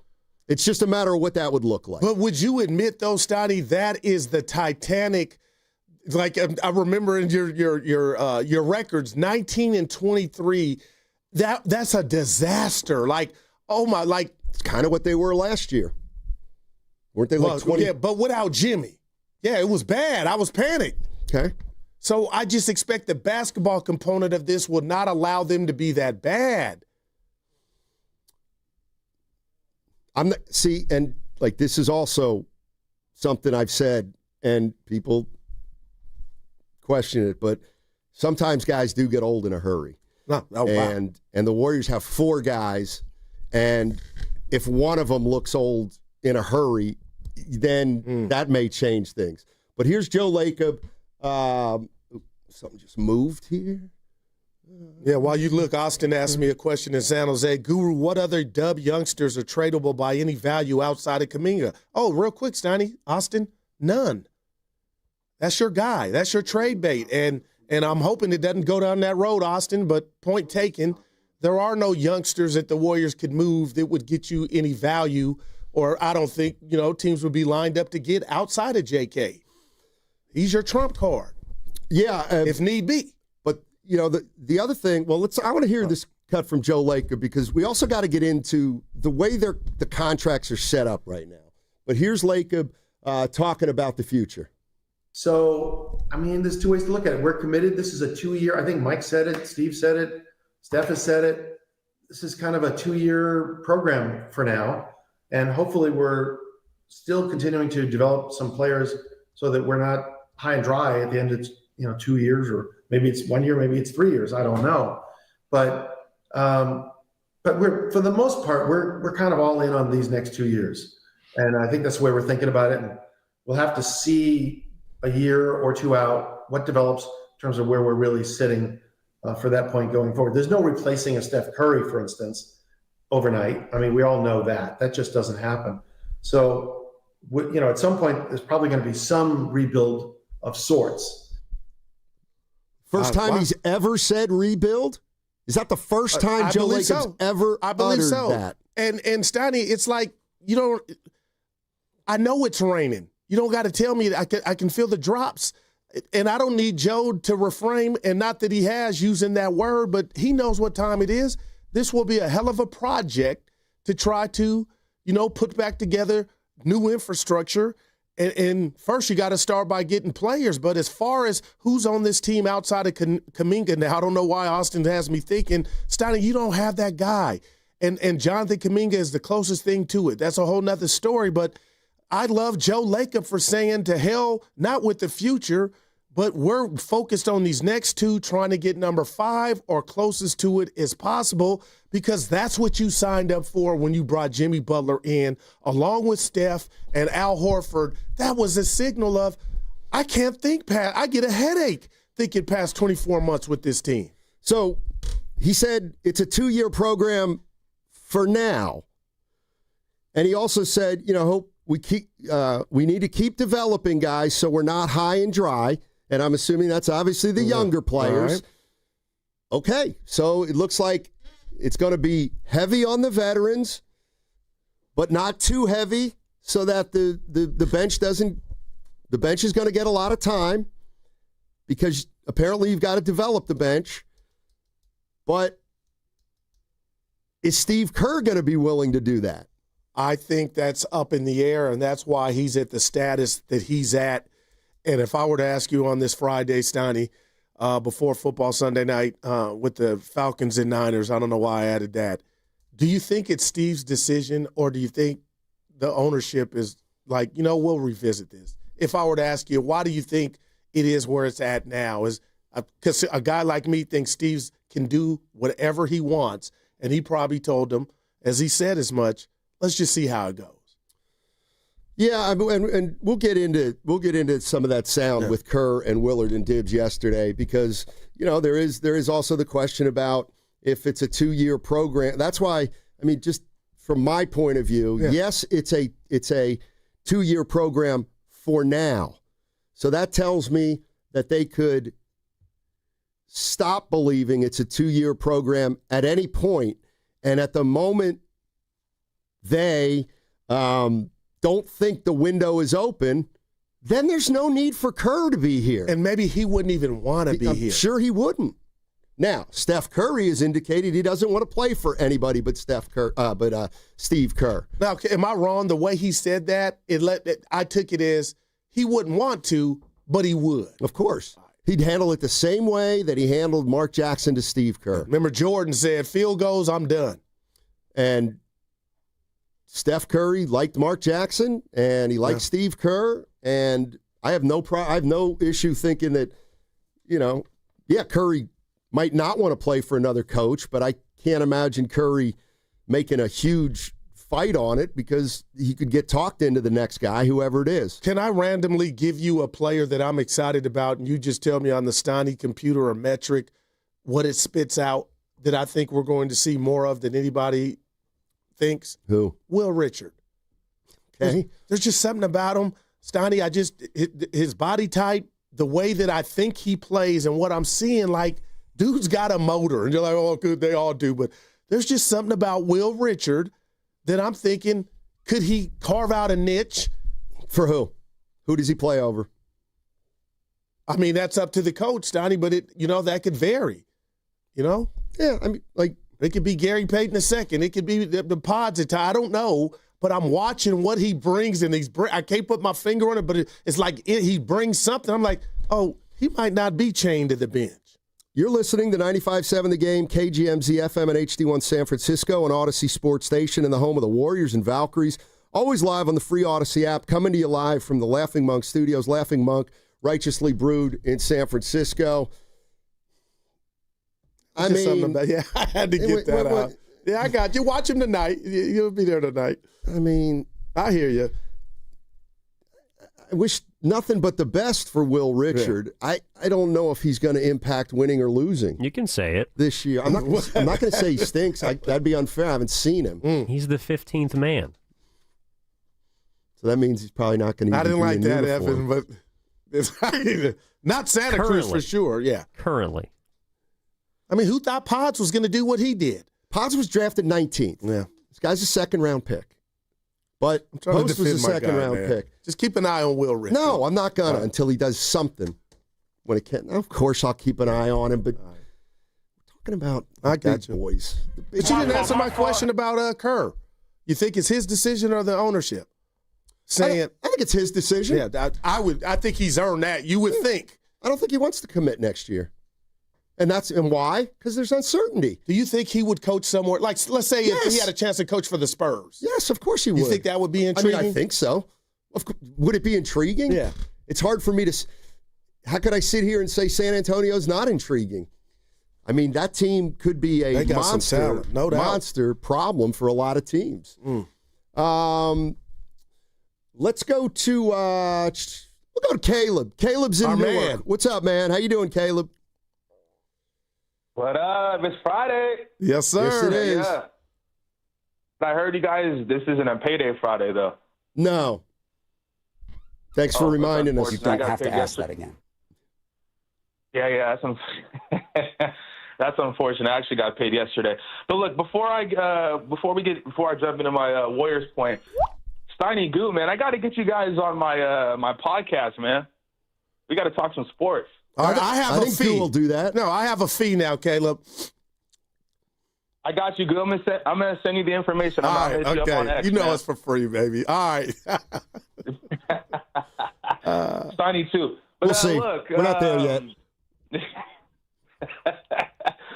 But look, I want to. You just talked about it, Steiny, though, about the interview they had with Steve Kerr yesterday on Willard Dibs. I actually wanted to add on to that because I listened to it yesterday.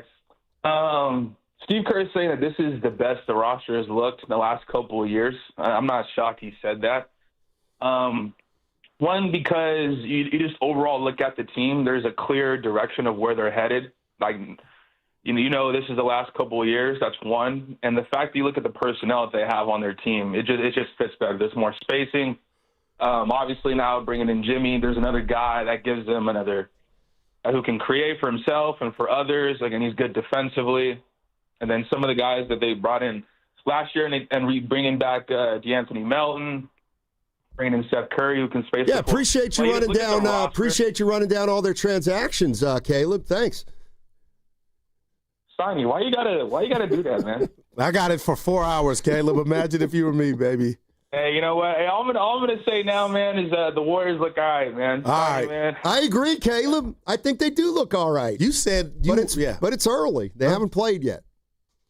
I like the. You said one or two earlier, which moved me. Like, yeah, if everything goes perfect, I got you. It's but not going even to. for you to go there. You don't know that. I hear you. See, like, the other thing is, I mean, sure, I'll allow for the fact that they stay healthy all year. Everything clicks and they win 50 plus. Sure, that's within the realm of possibility. Outside of OKC, they had Vegas. They had the best second half. Or when Jimmy came, the Warriors. Wins, losses, and metrics and numbers, everything changed. It was a metamorphosis out of this world. Like the Warriors were up there, and I know you're looking at me, Steiny, like, oh, goo, that was half a season. And that's why the Jimmy Butler, I can't put my finger on it, experience will be tested because he knows now I'm not working half a shift. I got to do a full one. Oh, yeah, and he's responded over the course of his career to doing that. Well, he took a team to the finals. The meme of him over in the bubble. Yeah, and did that player resemble anything like the Jimmy Butler from last year in the postseason? I'll say this to that. The answer's no. But I'll say this to that. That's all. Did I change? And I'm being Jimmy. Did I change everything? Did my gravity kick in? Kicked in. And the reason we made the postseason was because of me. My point is his gravity was still there. See, the way I go into a season is Steph Curry. He has to play at the same level that he's played in, or have minimal slippage. He's also got to play the same amount in general of games as he did in the last 2 years, 70 and 74. Like, he's got to play that many. Yeah. That's a challenge. 2, Jimmy Butler. And I'm going to just say it. I don't care, in a way, what he did last year. I don't. The slate is absolutely clean for me with Jimmy Butler. I have no, But you tasted some positivity, though. That's the beautiful part about it. I need to see this guy in this organization from the start of a season to the end of a season. And, yeah, I'm saying it because it's Jimmy Butler. He got here halfway through the season, showed us his best self, and was really, really good. That's fair. Didn't he earn the benefit of the doubt, though? Yes, he's – for what? For you to not question. I am questioning. Why would I not question? Because you saw in a short sample size. Short sample size. That's my point. In a short sample size, he's always been great, but something happens with Jimmy Butler, and I don't know what it is, but there's clearly some stuff that have been a part of who he is that maybe we didn't see last year. And I'm not saying I don't like the guy, but he's got a history, and now he's here for a full season, and I need to see what he's like over a full season. I saw what he was like. I saw what he was like when he got here, and the games were really important right away, and they needed to, and that's what he done. But I want to see him play in November and December. Yeah, Draymond Green, like how much more of a decline? Or, just say slippage rather than decline. How much more of a decline of slippage can they see in Draymond and still somehow be better than last year? So, to me, it's those three guys all have to, Butler's got to be Butler they all have to be the guys they were from last year. And if they're not, they can't slip too much. And then I just look at the younger guys and they need to be better. For and it might be a little unfair, but they need to be better. And I was thinking about this the other night, just watching the game against Portland, Steiny. I mean this, and I'm not coming down Pods' road, but the day when it does come, and it's coming, that DeAnthony Melton is the best version of himself. Why do I feel like Pods is going to be impacted the most?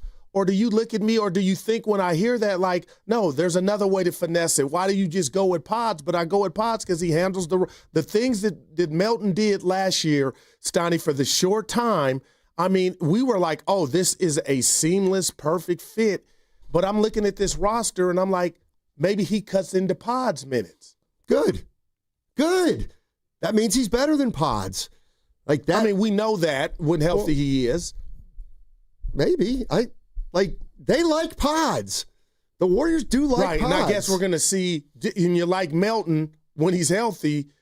Melton's a better – come on now. Well, it's okay. See, this is where – I'm just saying we got to put some respect on DeAnthony Melton when healthy. But this is the thing. He's never been healthy, okay? And listen, I watched him play 6 games last year. I thought he was good. Yeah. I thought he helped him. He played 6 games. I don't – he's another guy, as far as I'm concerned, I know nothing about DeAnthony Melton. I have no idea whether he can play a full season at the same level that he played the first 6 games. He's a question mark injury-wise. But that's part of his history. I like him too, and I think he fits pretty well on this team. Came in 2000, real quick, Snotty, came in 2018-19 with Phoenix, played 50, then followed that up in Memphis, 60. Year after that, 52, then 73, 77, 38 with Philly, and 6 last year. Yeah, so he's got to somehow try to stay healthy, like a lot of Warriors. But 888-957-9570 is the number. Warriors are in a 2-year window, but what does that mean? And how would you handle where the Warriors are at right now? It's funny. There's one little similarity. It's like we're looking at the San Francisco 49ers. They're 4-2, but do we? There's a foreboding that the season is in peril. You know what I mean? And then if things don't start to go well for the Niners, maybe they'll make some moves in terms of selling. I think the Warriors are open to the same idea if they were to, I'm just going to call it go sideways because I don't want to get specific about how, but and on the other side, I want to tell you why I believe that even though it's a 2-year window, it could end at any time. 888-957-9570 is that is the number, and you know that. Let me find this read. See, this is where I was going to ask Evan how his concert went, but I'll do it on the other side. Yeah, We got Carter. Yeah. Big man. What's coming up on the game is brought to you by Fremont Bank. Here for you, here for good. This Sunday, the kickoff show with Lo Neal and Evan Giddings is live from Laughing Monk in Sunnyvale starting at 3.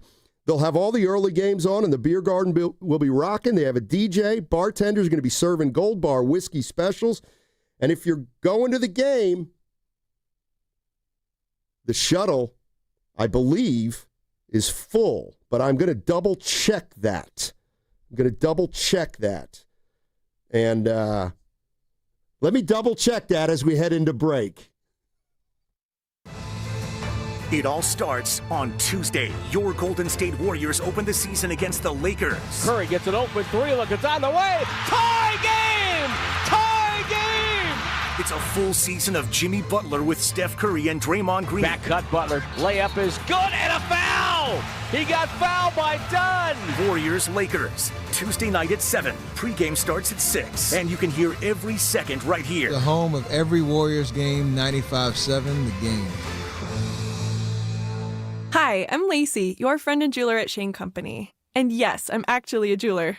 I bring dream engagement rings to life every day in our jeweler's workshop. When I hand set your diamond into your ring, I think about creating a piece you'll wear for a lifetime. I pay attention to the smallest details and treat every ring with the same care and craftsmanship, no matter the size or price. Come check us out at your nearby store. Our engagement rings are made with love from our hands to yours, because a friend knows your love deserves the highest quality. Shane Company, your friend and jeweler. Comcast Business can help turn your small business into a connected, secure, modern business. It's how restaurants become reliably up and running neighborhood favorites. How healthcare offices become the data-protecting caregivers that we all depend on. And how wealth management firms become cyber-securing guardians of your information. With reliable connectivity, enhanced cybersecurity, and Wi-Fi backup, your business can stay connected and get threat-ready with Comcast Business, powering possibilities. Now through November 16th, new Comcast Business customers can get started with 150 megabit internet plus security for $59.99 a month for 12 months with a 2-year agreement. Plus, ask how to get a $500 prepaid card on a qualifying gig package. Call today. Restrictions apply. Requires enrollment in paperless billing and auto pay with bank account. Early termination fee applies. Equipment, taxes, and fees extra. Attention taxpayers. If you owe $5,000 or more and have missed another tax deadline, you're officially on the IRS's radar. The IRS has resumed aggressive collections. That means wage garnishments, bank levies, even seizures of your home, car, or retirement accounts. If you owe $5,000 or more and missed the deadline, you're stacking new debt on top of what you already owe. Call Priority Tax Relief now. Their experts fight back fast and are saving their clients millions in tax debt every month. I owed over $50,000. And they settled it for pennies on the dollar. These guys are as legit as they come. After speaking on my behalf with the IRS, my entire debt of $25,000 will be eliminated. Whether you've received collection letters or you're already facing liens and garnishments, call for your free consultation. There are no upfront fees. Priority Tax Relief. Let's make your taxes our priority. Call 800-464-1899. 800-464-1899. 800-464-1899. Priority Tax Relief. Hi, it's Bonte, here to talk about River Islands, the most successful lifestyle community in Northern California. Speaking from experience, I know that it only takes one visit to see why. The schools are top scoring and built right into the community. There are more than a dozen parks, open spaces, and playing fields, and another dozen lakes for kayaking and paddleboarding. The town center is getting started, so you'll be able to shop, stroll, dine, and attend events, all right in your community's backyard. It's the good life. Come to life. Currently, there are 15 unique neighborhoods, each offering a different take on the Delta lifestyle. The choices are yours. In-home size, style, bedroom count, and location. 2 bedrooms to 6 bedrooms, 1 story or 2, even multi-generational suites. What's more, the pricing is as varied as the homes, with prices ranging from the $600,000s to well over $1 million.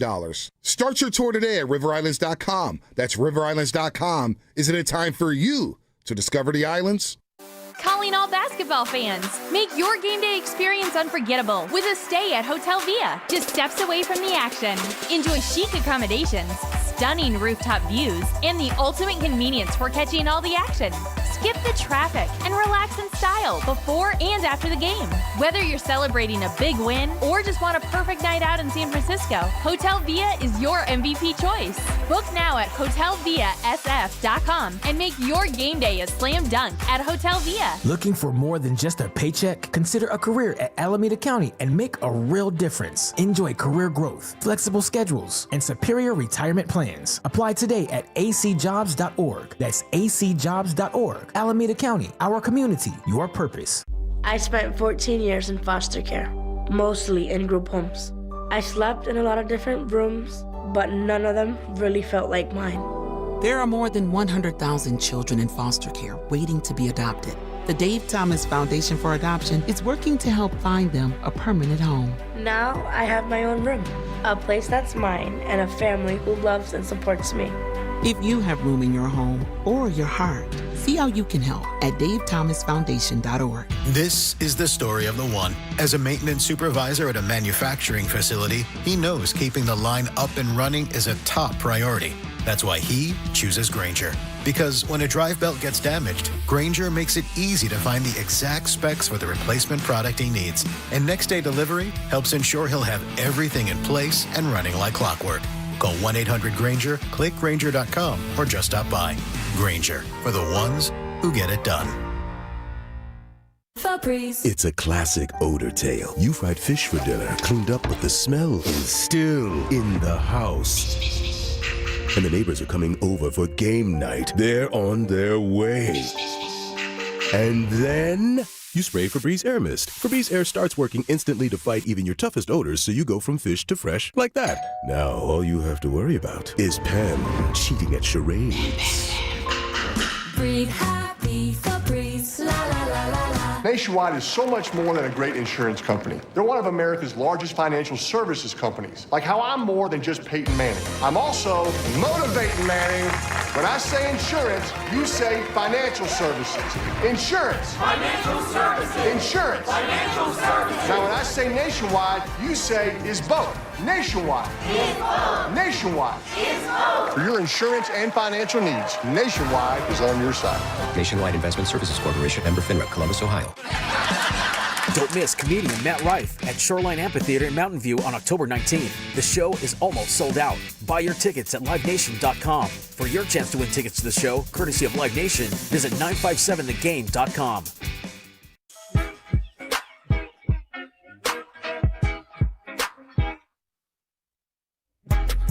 Coming to you live from the Laughing Monk Studios. You're listening to Steiny and Guru on 95.7 The Game.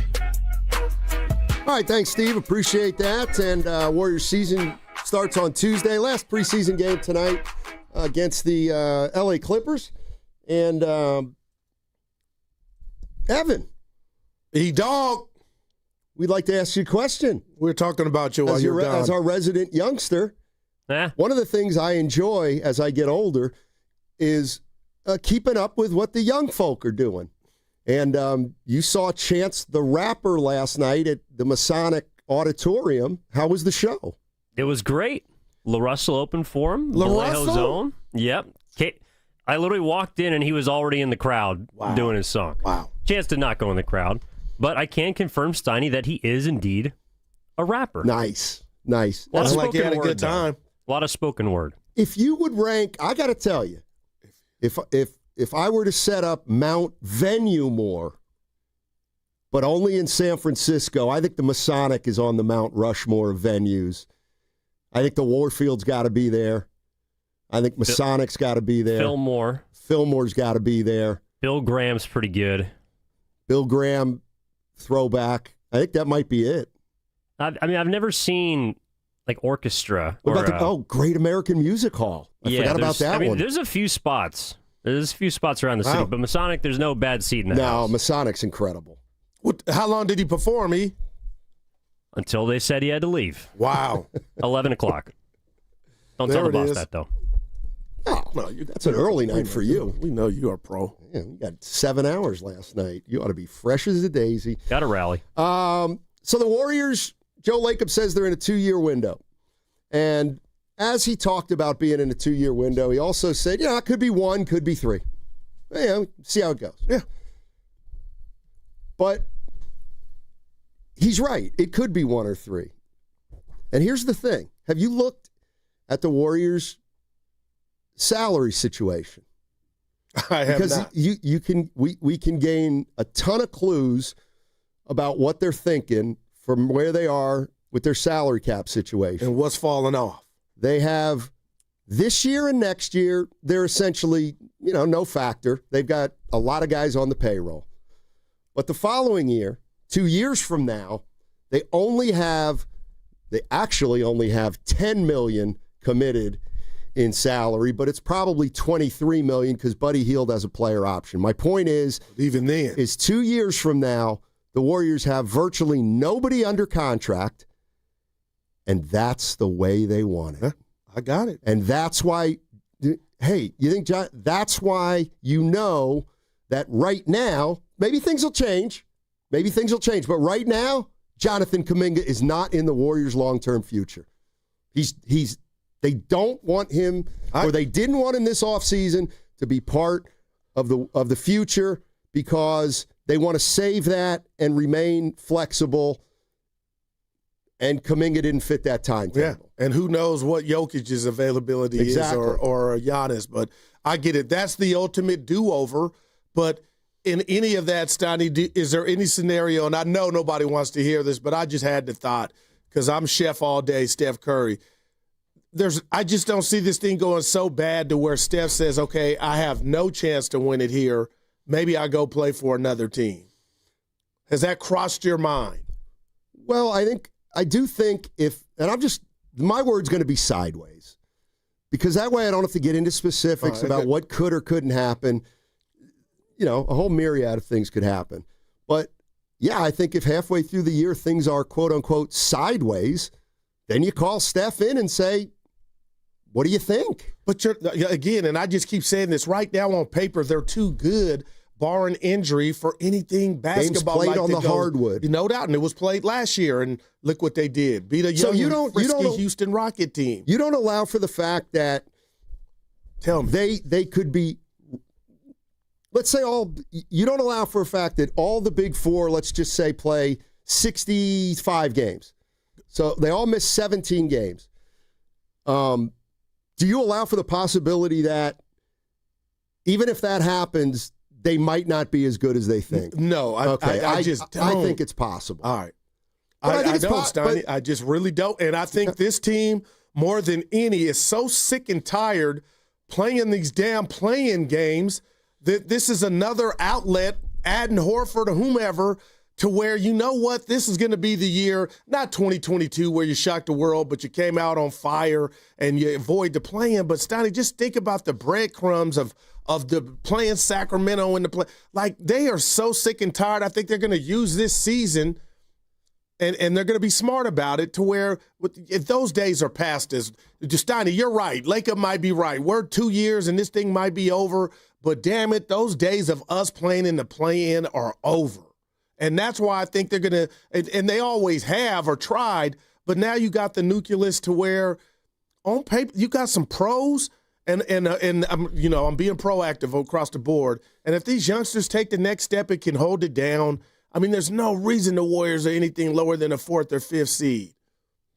I absolutely allow for the fact that they could be relatively healthy and not as good as Oklahoma City, not as good as Denver. Not as good as Houston. Well, I guess my point would be, do we find out in the Western Conference Finals, I'm not saying. What if we find out after 38 games that they can't? All I'm saying is, and I get it, fans should be optimistic, and you are optimistic, but that's not what an owner can do.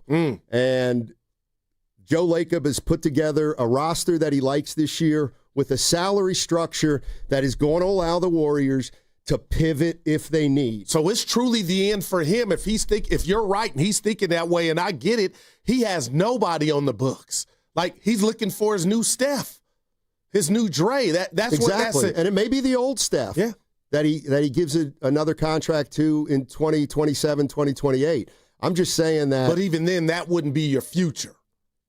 No, but if you're going to ride till the wheels fall off and Steph wants to be here, then you got to pay Steph whatever he wants, but that's going to prevent you from being super duper flexible. So maybe that's the contract he signs where he takes a little less. I don't know.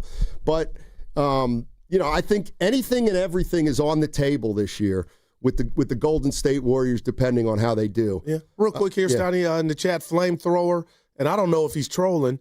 Golden State Warriors are a third-tier West team. Hell no. It's very possible, Goo. It's possible. With a full Jimmy Butler from the start. Yeah. And Al Horford. Because I got news for you. You ain't getting the Jimmy Butler of the second half of the season for the whole season. Because he hasn't done that in a long, long time. Well, I'll tell you what. If you don't, that would be the embryo stages of it going sideways. Let's say you're right. Now, you don't want to be right. But if that happened, then that's a problem. Yeah, but that's what you sign up for a little bit with Jimmy Butler. You got to play by his rules sometimes. 888-957-9570 is the number. Joe Lacob talking about a 2-year window. Steve Kerr is signed for 1 more year. So Steve Kerr was on with the with Willard and Dibs yesterday on his weekly show. He'll be on at 5 every Thursday on Willard and Dibs. And here's how he wants things to go here. I think I've just gotten to the point here with this run where I can take my time, and I have a partnership with Joe and with Mike where they understand. I want to just see where everything is at the end of the year. And I think it benefits them too. You see a lot of cases where things don't end well with a coach, and maybe it's time to move on, and they have to pay the coach, and there's there can be some acrimony. I really want this to end perfectly, just the way it's supposed to end. This has been such an amazing run. And so whether that is at the end of this year, or the end of next year, or the year after, it's going to end really well. And we have a partnership here that allows us to do that, where we can just say, look, let's just take it year by year. And I'm not doing this for leverage. I'm just doing it because I want to see where our organization is at the end of the year, where I am and where the players are. And then, I kind of assume that it's going to go well and I'll be back, to be honest with you. But I just think it makes sense to just, at this stage, just take it year by year and see where everyone is. Words are so powerful. Can I just tell you briefly, Steiny, or take my time? To what you've kind of been saying without saying it, not that you don't want to say it, I guess there's a picture that could be so murky or ugly that he wouldn't want to come back. So he's allowing for the fact of I'm so overzealous and excited that it's going to be Picasso. He's allowing for it to I got to see what it looks like. Right. If it got sideways. Right now, he has no interest in committing to coach this team next season. That's what I'm hearing. He doesn't want to lock himself in for next year.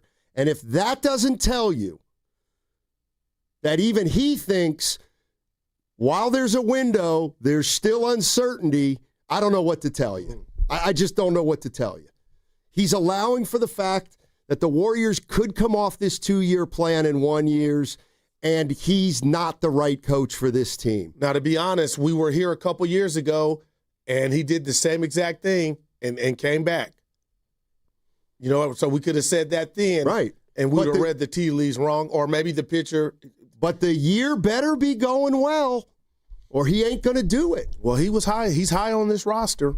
Well, Joe Lacob said they could win a title last year and the year before, and they didn't. My man. And just because Kerr believes it and Lacob believe it and Dunleavy believes it doesn't mean it's right or it's going to work. Let's go to Ross in Benicia. He's coming with some heat, and I get the sense he's tired of Brandon Pajimski's slander. Hey, Ross. Hey, how you guys doing? Hey, man? No. It's actually the opposite. Oh. Hey, Goo, what's happening, man? What's up, baby? Oh, boy. This dude's got a voice. I just feel like this. Goo, you had said the only young tradable asset the Warriors have is Kuminga. Yeah. And I actually agree with you. So then why do the Warriors put so much value in Pajemski? I don't get it. I really don't see it. He's okay. You know what I'm saying? He can't. I mean, that's just my opinion. I'm just trying to figure it out, man. Can you guys help me out with that? Steiny, I don't want to speak for you. Yeah, say it. You said they're lacking in the guard area. Yeah, but I like, and thanks a lot for the call, Ross. I appreciate it. Like, first of all, they like Pajemski. Secondly, the way they talk about him, I'm sure the league hears. Now, whether they believe it or not, I don't know. But like when we say, oh, they really like Pajemski, I don't believe they'd move Pajemski in a second. Well, if they liked the deal, I like. It's not like he's untouchable. But a couple of months ago, over the summer, we were saying we thought that he might be untouchable. What that was holding up a deal for Paul George, or remember that was reports. That's preposterous. Yeah, I'm just saying that was out there. Remember, but he's not. No, I agree with that. I'm just saying, but they may not. The Warriors. You don't think if they could get a star in here, they would move Pajemski? No, I do. Well, things have changed, but when it was reported that they were trying to get our guy from Utah. Remember, there were reports. They didn't think Markkanen was worth it. Yeah, and he wasn't. But we also read was Pods untouchable. He's not. Do you really believe Pods is untouchable? Hell no. Well, then let's never mention it again. But you would be lying to me and the listeners if you said that subject matter didn't come up when they were trying to get Markkanen from Utah, and we were like, they didn't want to include him in the trade. He's not untouchable. Okay, right. Well, that's what I agree with. But you're right. But see, I feel like when that report came out, you didn't have this energy. He's not untouchable. Like Brandon Pajemski, he might have been untouchable in that trade for a guy like Lauri Markkanen, but Mike Dunleavy and Joe Lacob and Steve Kerr are not dumb enough to ever tell anybody that he's untouchable. That was written by somebody. Right. I'm just saying it happened. That is the biggest bunch of cockamamie crap I've ever heard. Well, I'll tell you this about that then, because I agree with you, but I don't remember this energy. My point is, he's going to ask for the keys. So that's why he's not untouchable. Well, I'm just like, do we know that if my man is asking for the keys, I'm just saying he might be further along or valued more than you think. They might think highly of him more than any of us think. I'm sure they think more highly of Brandon Pajemski than a lot of people. He's not untouchable. He wouldn't be if I were running it. Let's go to that ain't even slander. Scott in Marin. What's up, Scott? How you doing? Hey guys. Yeah, you know what? Listening to that comment from Kerr just now, and then having to listen to Lacob and on the TK show, it sounds like they're on the same page. I agree. Because they asked, well, and so they're both, because Lacob made it pretty clear that if you're not 100% committed, he's not going to give you an extension. So that's basically where they're at. And it sounds like they're happy to go to the end of the season and see where they feel. If things go as they anticipate, I think he's going to return, and I think he'll stay until Steph leaves. But it makes perfect sense to me. Doesn't sound like he's looking for leverage or another job. He just said that. I have no reason not to believe him. Yeah, so I don't really have an issue with it. So I don't have an issue with it either, like at all. I'm just saying the possibility certainly exists that Kerr won't be the coach this year. But no, I do think, Scott, I agree with you. They're all on the same page, and I think it's because they all know that this is going to be a year that could determine the direction of where they go, right? Yeah, exactly. Hey, and the Pods thing, come on. There's two untouchables basically on this roster. I mean, Pajemski, come on. I mean, it may not have been a good trade to deal him. I get that point, but to say untouchable is just ridiculous. Appreciate it, Scott. Thanks for the call, man. Yeah. And again, I'm just reporting what was out there, and I was like, man, you got to be kidding me. 888-957-9570 is the number. Here's Joe Lacob on the Steve Kerr contract situation, and this is from the TK podcast. Yeah, if it was up to, I know it's a hypothetical, but if it's up to you, he came to you, let's do this for another year, you would be all on board for that? Let me start over because that was the second part of it. I think he's just trying to figure out, see how it goes this year a little bit. And it could be during the course of the year he decides on a path that he'd like to continue or that he doesn't. He's earned the right. I'm perfectly comfortable in whatever he wants to do. I trust him to be a great arbiter of all that. And he's going to treat his career and his players and his organization fairly. And we're going to do the same. Yeah, if it was up to, I know it's a hypothetical, but if it's up to you, he came to you, let's do this for another year, you would be all on board for that? Another 2 years, another 3 years? I mean, I'm not going to commit to anything like that. I think the only thing I want to know is that he wants to do it and he has the energy and drive and enthusiasm for it. That is a requirement I do need from him. I need it from my GM. I need it from everyone in the organization, and including me. Mm-hmm. I need to be motivated. I need to be enthusiastic. I need to be working my ass off every day. And if I can get that out of them, then I want them to be here. All right, that's Joe Lacob. I agree. You know what? I'm glad Scott actually called in from Marin because I completely do agree with him, and we haven't looked at it that way. And it is Kerr and the organization are on the exact same page, and they know exactly where the team is right now. And I got to tell you, this is where, Kerr could want to get a new contract, and they would probably have to give it to him, but he doesn't want that. Like, I got to give him credit for that. This is the second time now where he's kind of rolled the dice, but what I think last time aside, which I think was in 2024, but he's not sure if he wants to coach next year. And that's exactly what it sounds like. And he's not sure if he wants to coach here, or he wants to maybe see if there's another opportunity, or the Warriors win the title this year and he's got to come back to defend.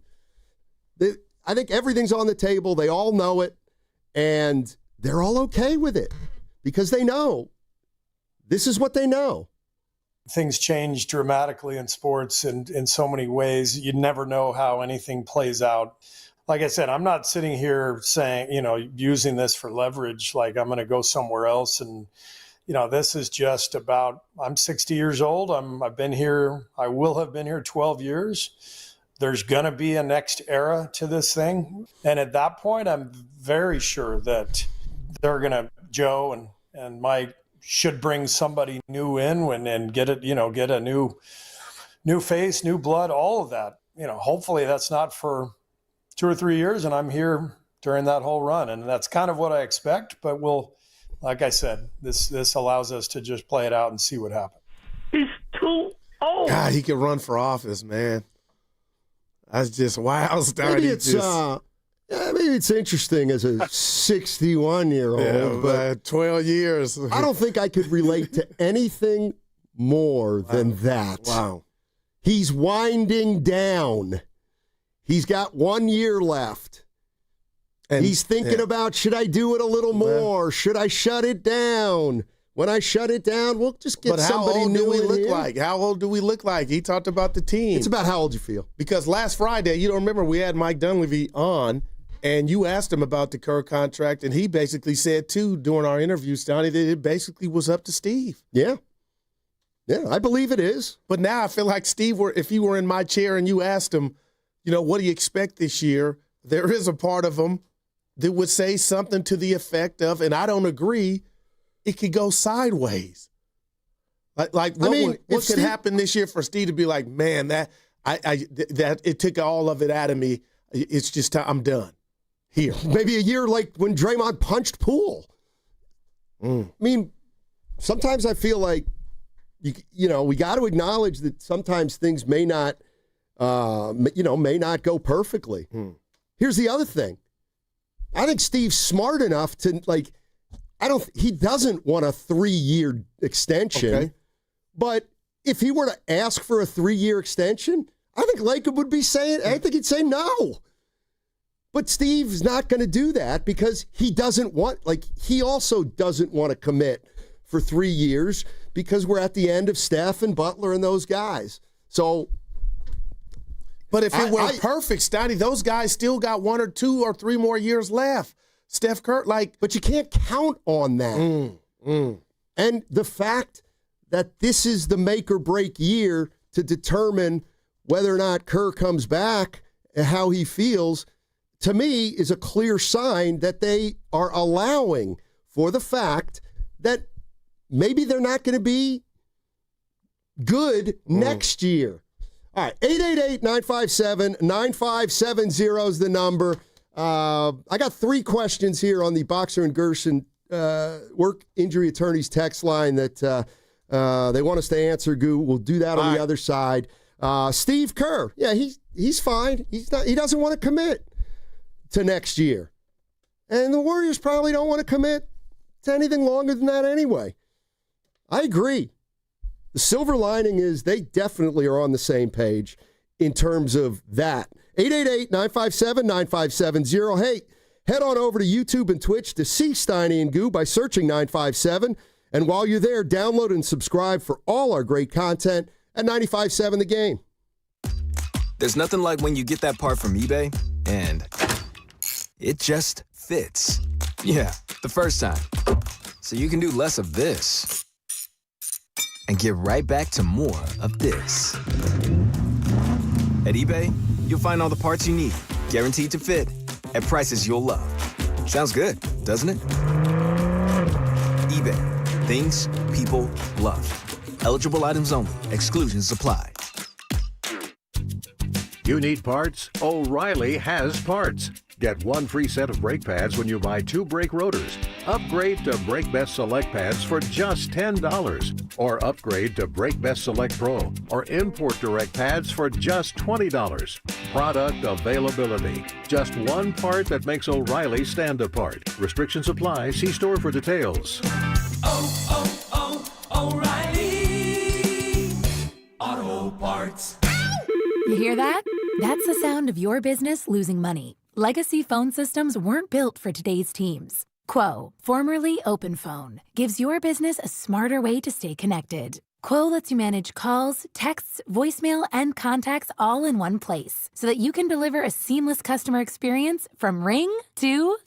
Need to take calls on the go? Quo automatically transcribes, summarizes, and highlights next steps from every call, so you never miss a detail. Need insight into what closes a sale? With Quo's AI call tags, you can instantly spot key topics like objections or pricing questions and use those insights to level up every customer interaction. And yes, you can bring your existing number with you for free. Keep your team in sync and your customers happy with Quo.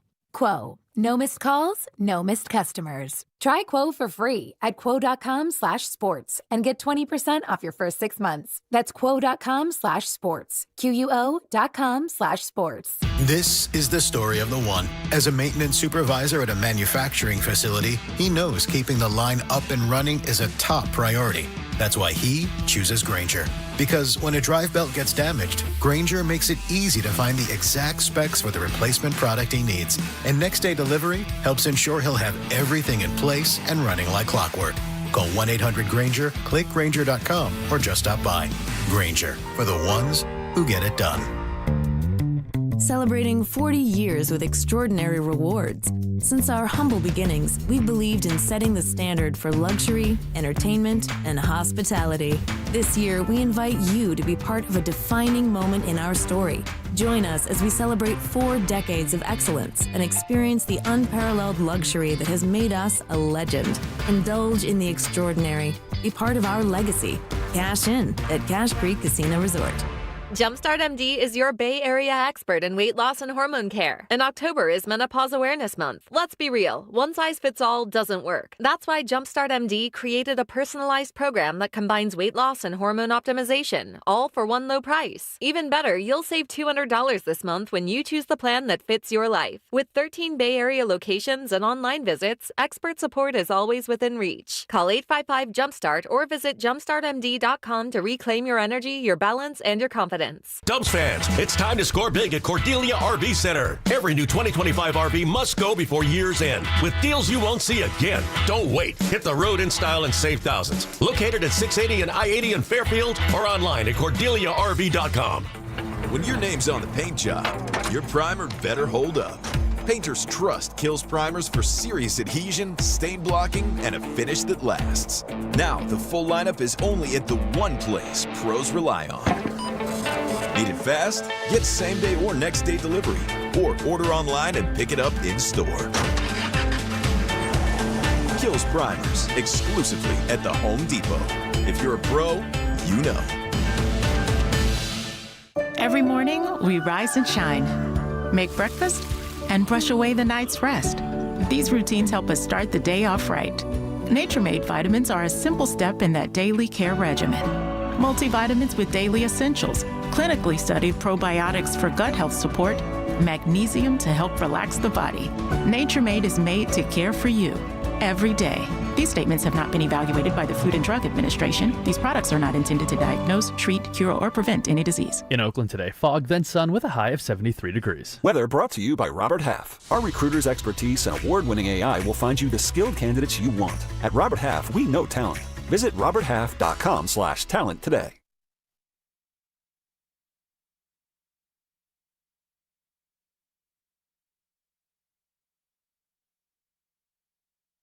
You're a natural, Richard.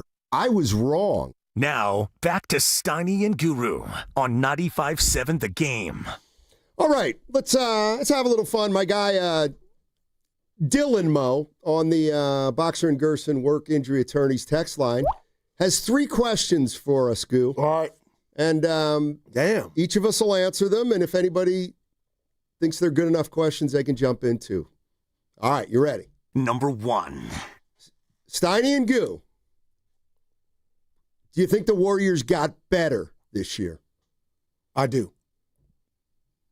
With the acquisition of Al Horford, bringing back DeAnthony Melton, and also Seth Curry, another shooter, I do.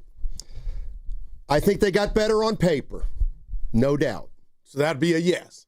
On paper, I think they got better. But so you do think they got better? Yes, on paper. That's a yes. Yeah. I don't. But what's the problem with just saying yes? Because it like doesn't. Chance the Rapper. Because the situation's so unique, it doesn't ensure that they're going to be better than last year. But your answer still would be yes, because you think. I think they're better on paper. Well, that's all we have to judge them Exactly. on. I'm not ducking it. Do you think Denver's better? Yes. On paper? Yeah. Do you think OKC's better? On paper? Yes. But you get the drift. No, I get it. So everyone's better. You didn't have to add paper. but I just want to make clear that yes, I believe they got better, but that's no guarantee they're going to win more than 48 games. Right. I guess is what I'm saying. Yeah, and there's no guarantee that... That's fair. We can leave it there because we agree. Yeah. Okay, Number so we both believe they got better on paper. Now, number 2.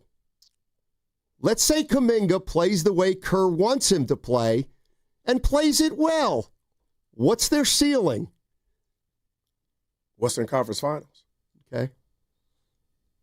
I was thinking more win total, but... Give it to me in your terms. Well, what's the number now? Let's say... What was it, 49 and a half? I thought it was 40. It's between 45 and a half and 47 and a half. All right, Kuminga playing well. How many more wins? Where do you go then? You're going to hate me for this, but I already did. 50. Wow. That'll get him to 50 if he plays well. Wow. Well, that's a throw. Okay, got you. You start 47, but all right, I think 54, 55. All right. And then lastly, number 3. Goo and Steiny, who do you think will have a better record this year? Dallas, LA, or the Warriors? I'm going Dallas because I expect Kyrie to come back. I like what they got. That front line, Cooper Flag, Kyrie. I like Dallas, Steiny. What would your answer be? I think Dallas. I think they'll win more games than the Warriors. I do too. Especially like if you told me Dallas was a 2 seed, year. no doubt. I don't expect them to be If you told me Dallas was a 2 seed, that wouldn't shock me. Now, LA's interesting. I think, go ahead. What do you think? No, I think LeBron's just being, I can't use the word, I don't want to get fired. I got bills. But I just think he's being the ultimate ass. He's hurt. Yeah, but his feelings are hurt too, that he knows he's not long, that they chose the young prince in Luka, and for whatever reason, Steiny, that's bothering him. And you could tell me, well, who asked us, do we suffer from sciatica? But there's something strange about that to me. You're telling me in 22 years, this is the first year he's going to miss an opening night? I'm telling you. Something ain't right. I'm telling you that if something ain't right, he'll get moved. He'll say, get me out of here. And I got to say something to you. I wanted DeAndre Ayton on the Warriors. I'm watching, and I'm rooting for him, Steiny. But dude ain't. Here's the but. Yeah, dude ain't it. Dude ain't it. I hope I'm wrong, DeAndre, but dude ain't. I'm rooting for you. I mean, imagine. He ain't it. Imagine if Willard had said that 2 years ago. Then you would have believed it from that point until now. Please. Because I said That's a big miss. Please. You know. Yeah. Joe Lacob, how do you think the Warriors can do? Look, I think we're very talented. I think we're very deep.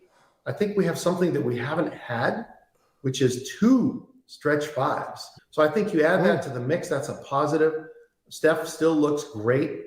Jimmy and Draymond and Steph obviously had a great start last year. I think everyone's hoping and suggesting that maybe that continues into this year. And the continued development of our younger players.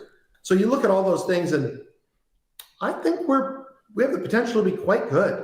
Can we win a championship with this roster? I think we can. The biggest thing clearly is going to be staying healthy.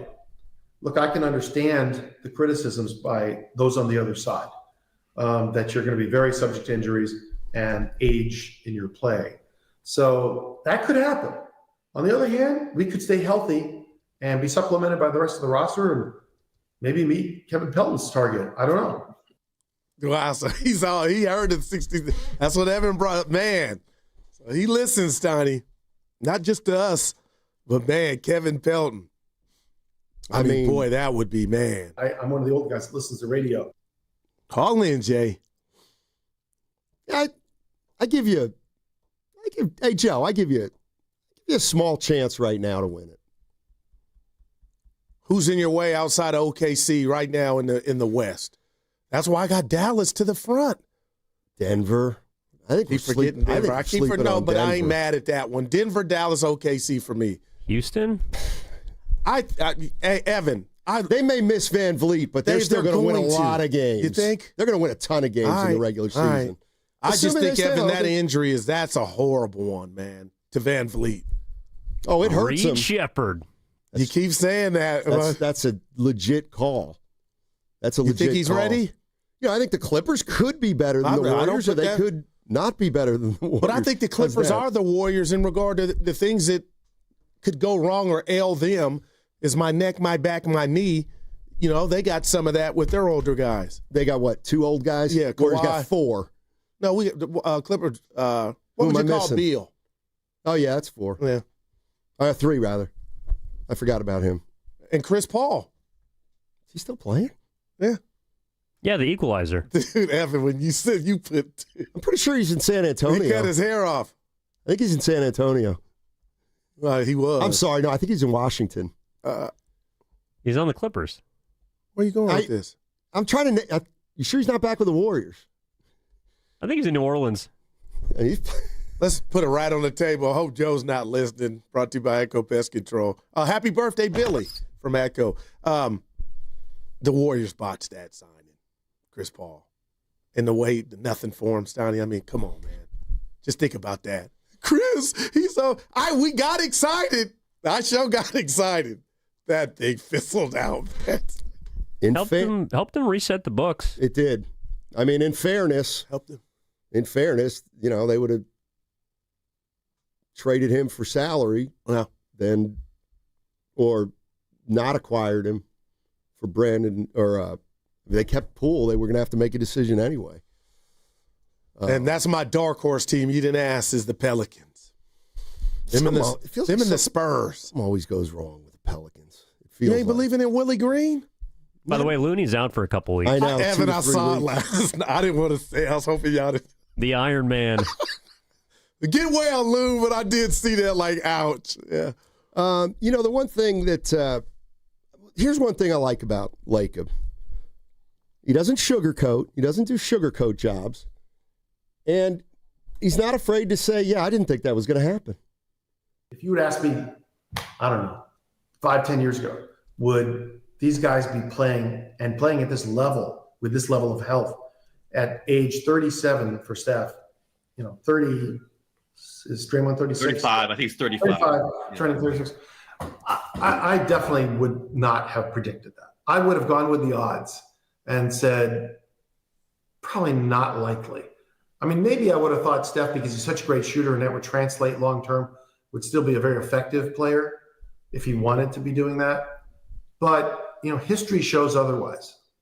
History shows that when you get over 30, in fact, in the NBA, there's a chance you can rapidly decline or get injuries. And it happens more often than not. Now, recent trends have sort of, changed that view. Players certainly LeBron James is an amazing thing that he can continue to play at this age, and Tom Brady in football.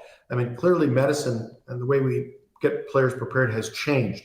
So I think there is a trend. But, father time is father time. And so my honest answer to your question is I would not have expected them to be playing at this level. Who would have? And there it is right there.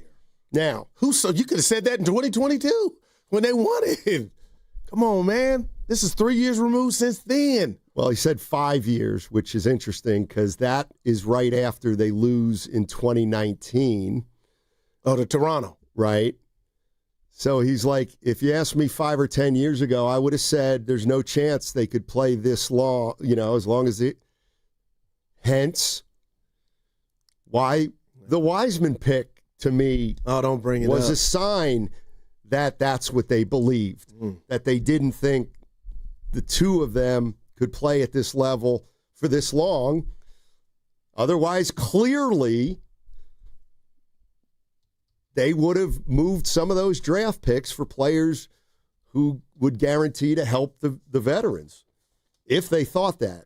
So it's okay. I don't think anybody could expect what Steph Curry's doing, playing at a level that nobody has played at in his career. You're listening to 95.7 The Game, KGMZ FM and HD1 San Francisco, an Odyssey sports station in the home of the Warriors and Valkyries, always live on the free Odyssey app, now coming to you live from the Laughing Monk Studios. Laughing Monk, righteously brewed in San Francisco. All right, Goo, Boxer and Gerson, work injury attorneys text line. You were asking, well, who else? Who else? So, according to the 415, they were listening to a podcast. They had the Warriors 7th in the West. Okay. Behind OKC. Gotcha. Denver. Okay. Houston. All right. Minnesota. Forgot many. And both LA teams. Wow. Damn. All right. Yeah, that bothers me, but there's just something. You know what? That bothers I know you're not going to believe me. I kind of forgot about Minnesota too. Man. I got some trivia for you. To give it to diabolical. I got some NBA questions for you and Evan. Trivia. Can you name the 3 oldest All-Stars in NBA history? Probably Kareem. Okay, boom. Jordan must have gotten one. I'm sure they gave him an honorary one for the Wizards. So I'm going to go to Evan. LeBron. You got Kareem. LeBron, and you guys are missing one. This would make me ask. Nope. Steve Nash. That's Stockton. a great guess. Karl Malone. Nope. That's a great guess. Are you sure? Keep going, baby. I'm staring Not dead. Robert Parrish. Keep going. Evan.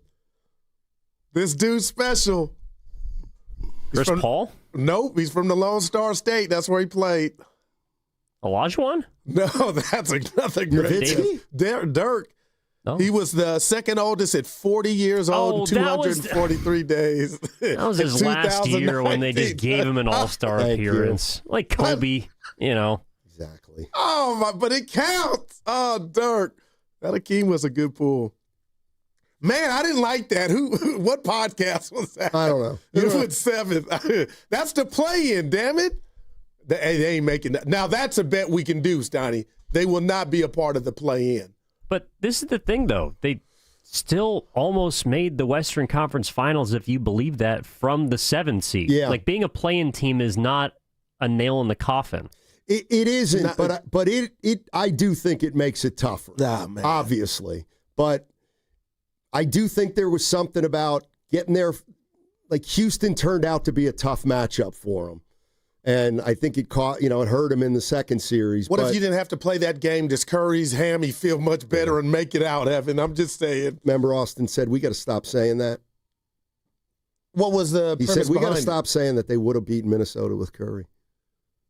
But if Ernest Biner didn't fumble in the AFC Championship game against Elway and the Broncos, they go to the Super Bowl. He fumbled. So why do we got to stop saying it? Next question. Well, because you can't do anything about it. No, that happened. This didn't. You don't have to ask that again. You can stop asking that question. I didn't like that. 7th day. I didn't like that. Damn.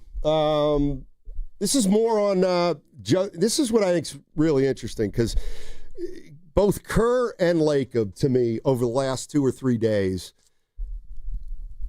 have really, I think they've spelled it out exactly what they're doing, and they're gonna ride this until there's a consensus in the building that they can't ride it anymore. Okay. But I think there's an acknowledgement that we have to be prepared to pivot at any point over the next 2 years. But what's weird about that to me, because I want to put my John Hancock on that and say, I totally agree. But, Steiny, if we're going 2 years and somehow Kerr, he's not aligned with that, so you would bring in a new coach, because you'd have to, obviously. And then what? His first year is going to be the last year before it goes black, fade to black? Let me ask you a question. Just hypothetically. Right. If this were 5 years ago, all right, and the Warriors had this team, Steve Kerr would have a long-term contract. Like if this were 5 years ago and he looked at this team, he would sign a long-term contract. Come on now. Right. Yeah. So the mere fact that he's not signing it or doesn't want it, to me, is proof that he knows there's uncertainty this year.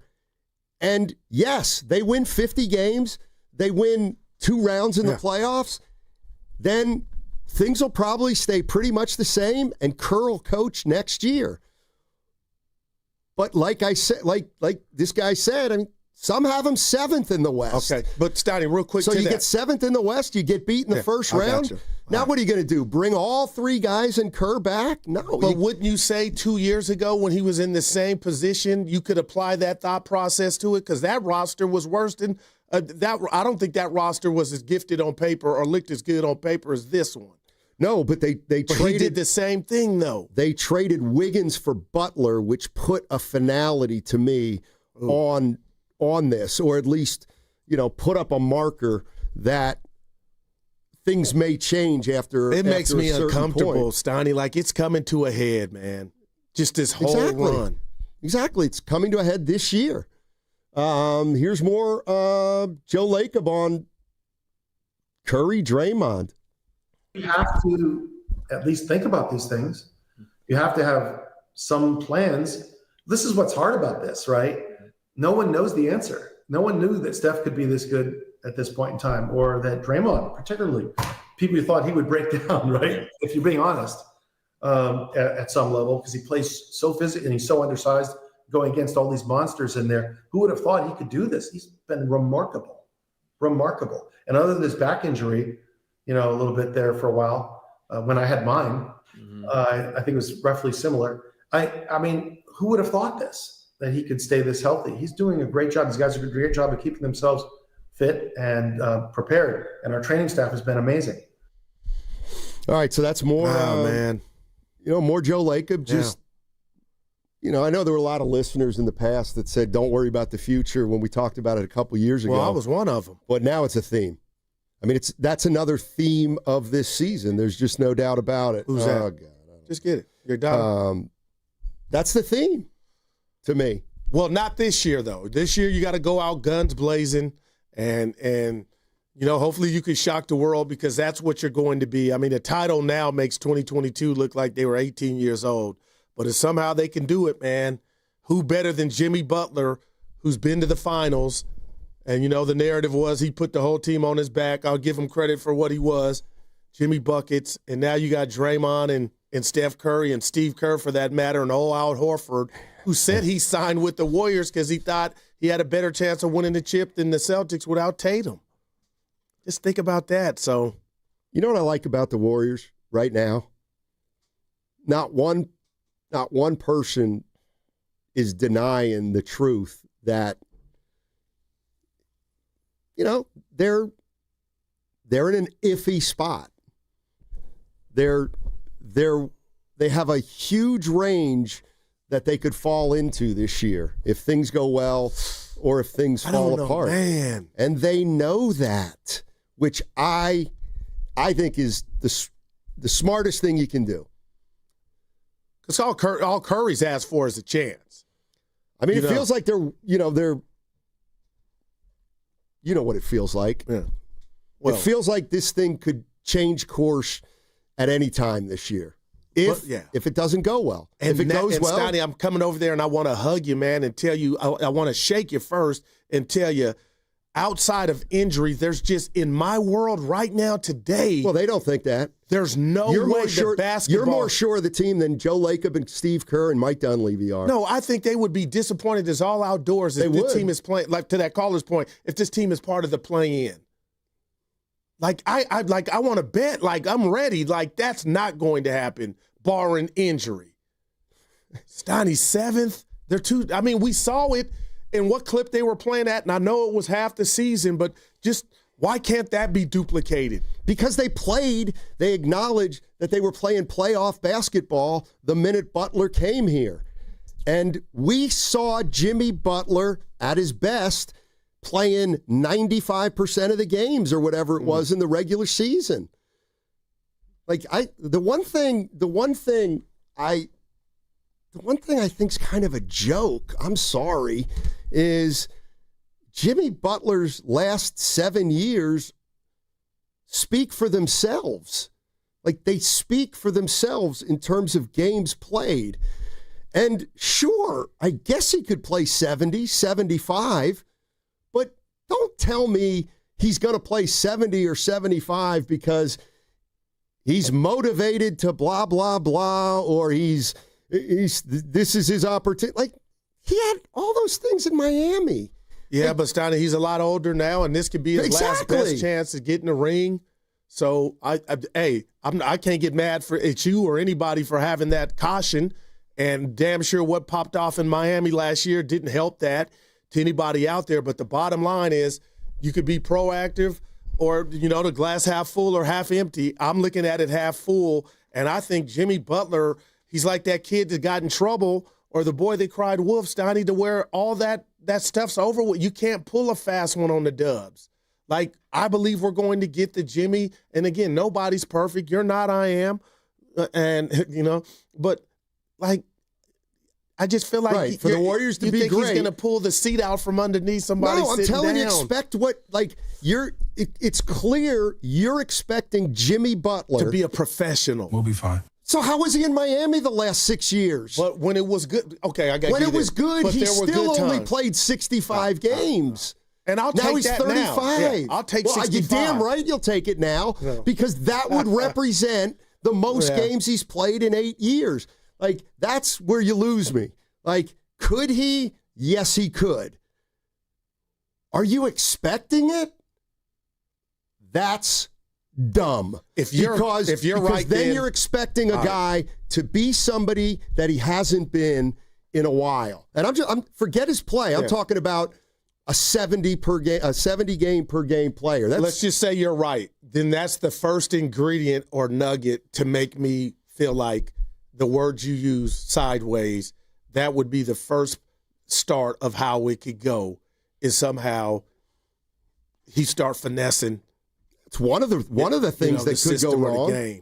One of the things, maybe after 10 games, we're looking at Draymond Green and saying, "Oh my God, what happened to Draymond?" It's possible. So maybe that is why Kuminga, you got to keep him around at least for now. But I mean, Does it have to be a perfect season for the Warriors? I don't know. It feels like it. God, got to be close. Oh, boy. I know. I just hate I have the volume off. But pay it off. We want to know who it was, Spam or Mom. It was my daughter. You had to answer when it. I hang can up, talk. When I hang up, she knows I'm at work. All right. Okay. Coming up at 1 o'clock today, we got Mr. Involvement. Vern Glenn, Bay Area legend. Looking forward to talking sports with Vern. 888-957-9570 is the number. We're talking Warrior basketball. Their season starts Tuesday against the Lakers. Hey, what's coming up on the game is brought to you by Fremont Bank. Here for you, here for good. This Sunday night, the kickoff show with Lorenzo Neal and Evan Giddings is live from Laughing Monk in Sunnyvale, and it starts at 3 p.m. They'll have all the early games on. The beer garden will be rocking, and a DJ's going to be playing tunes. Bartenders serving Gold Bar whiskey specials. It's all happening at Laughing Monk Brewing in Sunnyvale on Sunday. Mm-hmm. Basketball doesn't work that way. It all starts on Tuesday. Your Golden State Warriors open the season against the Lakers. Curry gets an open three. Look, it's on the way. Tie game! Tie game! It's a full season of Jimmy Butler with Steph Curry and Draymond Green. Back cut Butler. Layup is good and a foul! He got fouled by Dunn! Warriors-Lakers. Tuesday night at 7. Pre-game starts at 6. And you can hear every second right here. The home of every Warriors game, 95.7 The Game. Tune in for the Ghost Report on Fridays during the Morning Roast with Spadoni and Jasky. Brought to you by Ghostwood Kitchen, your neighborhood brew pub on Main Street in Redwood City, where we are talking about who's scaring the competition this week.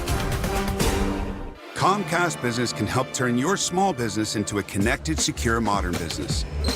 It's how restaurants become reliably up and running neighborhood favorites. How healthcare offices become the data protecting caregivers that we all depend on.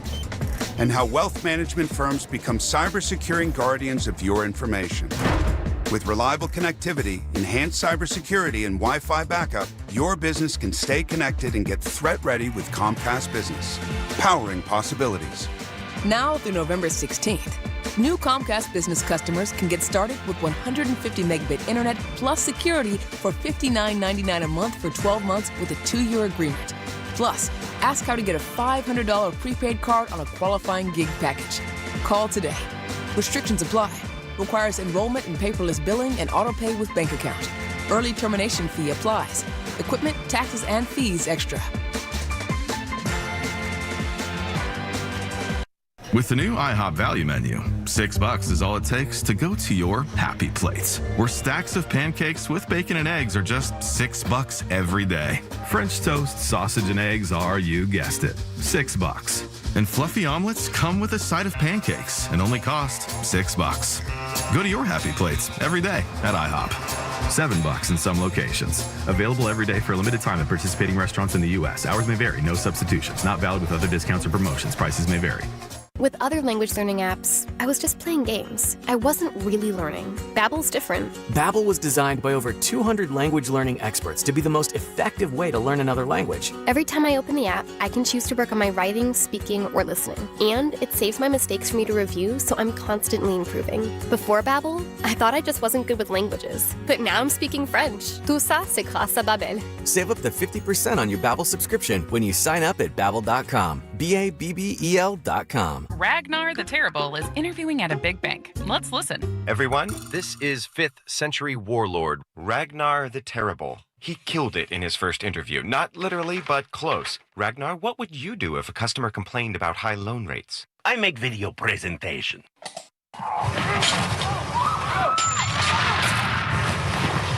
Star One is nothing like the big banks. We have better rates, minimal fees, and friendly customer service. Star One, in your best interest. Attention! Have you racked up $10,000 or more in credit card debt?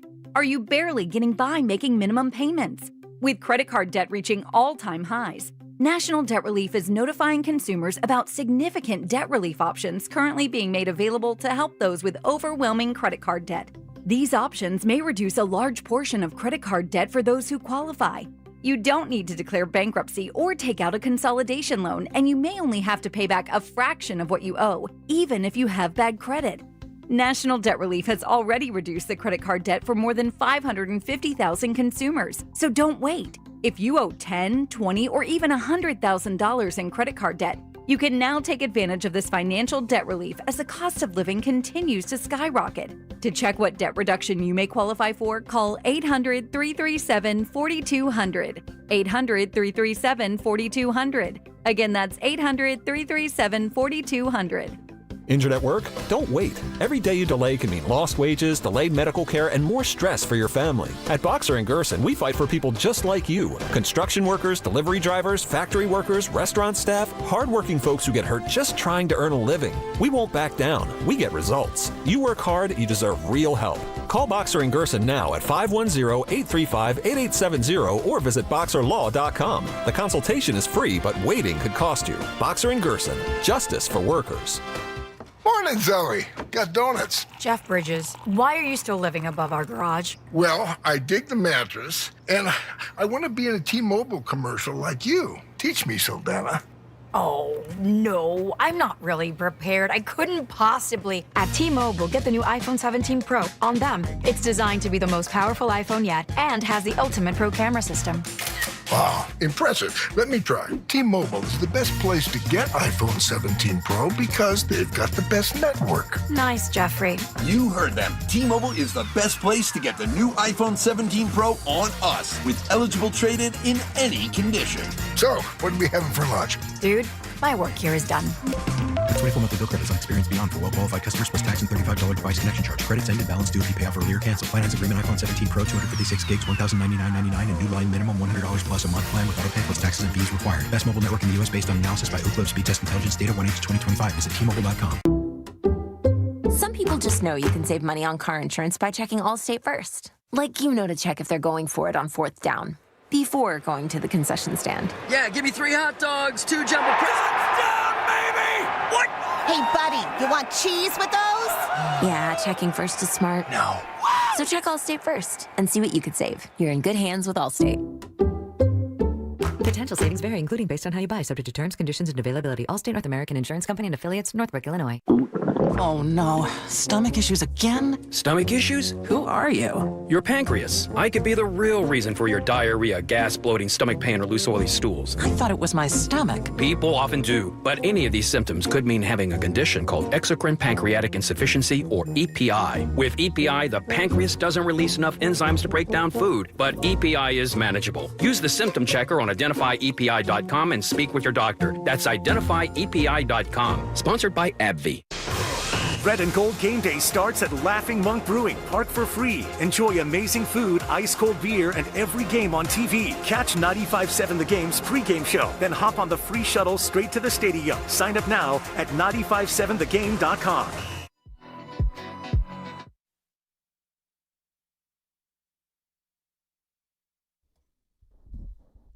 And again, nobody's perfect. You're not, I am. You know. Now, back to Steiny and Guru on 95.7 The Game. All righty. Vern Glenn. Coming up at 1 o'clock. KPIX sports director. Everything. We buried the lead. Our days might be numbered as a show, man. Quit trying to cheer me up. Now, when you say it, sometimes people think you mean it, but that's the point. Our guy Myers got a new job. He's leaving ESPN. I know. He's overseeing 5 professional teams. 90? Yeah. I text him. I'm sure you did. Think about that. He'd rather oversee 5 professional teams than work with 2 ESPN co-hosts. Oh, Bobby, and man. Joe Lacob. I got to believe when Bob had me as a visitor to the ESPN studios last year, that might have been predicated on him knowing this might be the last chance I can get you in, Goo. Oh, congrats to Bob, though. Yep. All right. We got a football game on Sunday, ladies and gentlemen. Well, it's week 7, so. It's Sunday night. You know what? Kiddo's back, and you're 4-2. It's week 7. It's the biggest game of the week. There you go. Okay, sure. Whatever you guys say. You are something. No, seriously. Football, man. It's the biggest game. Whatever you guys say. Yeah, you know what? Chris Collinsworth in town. No, you guys are right. The nation is locked in on the Falcons this year. and this is going to be a war. No, it's the NFL. The Falcons have captured the imagination of the sporting public. What are we doing? It's the Falcons. It's week 7. And the Niners are going to have their backup quarterback going out there again to try to keep them from going 4-3. However, they will have George Kittle. Man, Steiny.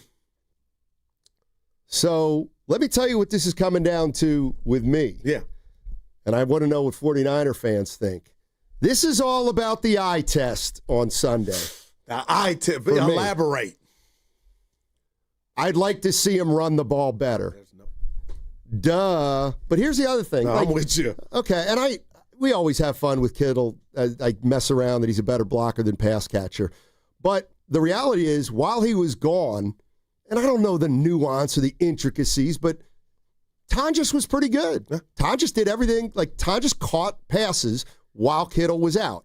So I'm assuming Kittle is going to catch those same passes that Tonjes caught and maybe do more with it. Maybe, okay. Yeah, a little bit. Okay. I don't know that that's going to be the part that's super noticeable, but it's got to be in the run game. There's no, Stoddy, it's like, again, and what is it? Every game, styles make fights, matchups, but you're right. If somehow this run game doesn't look any different, I know, what did you say? Oh, Guru, they got 9, 10 more. The bottom line is you would like it to pop off now to where you say, man, Kittle was a big part of what was going on.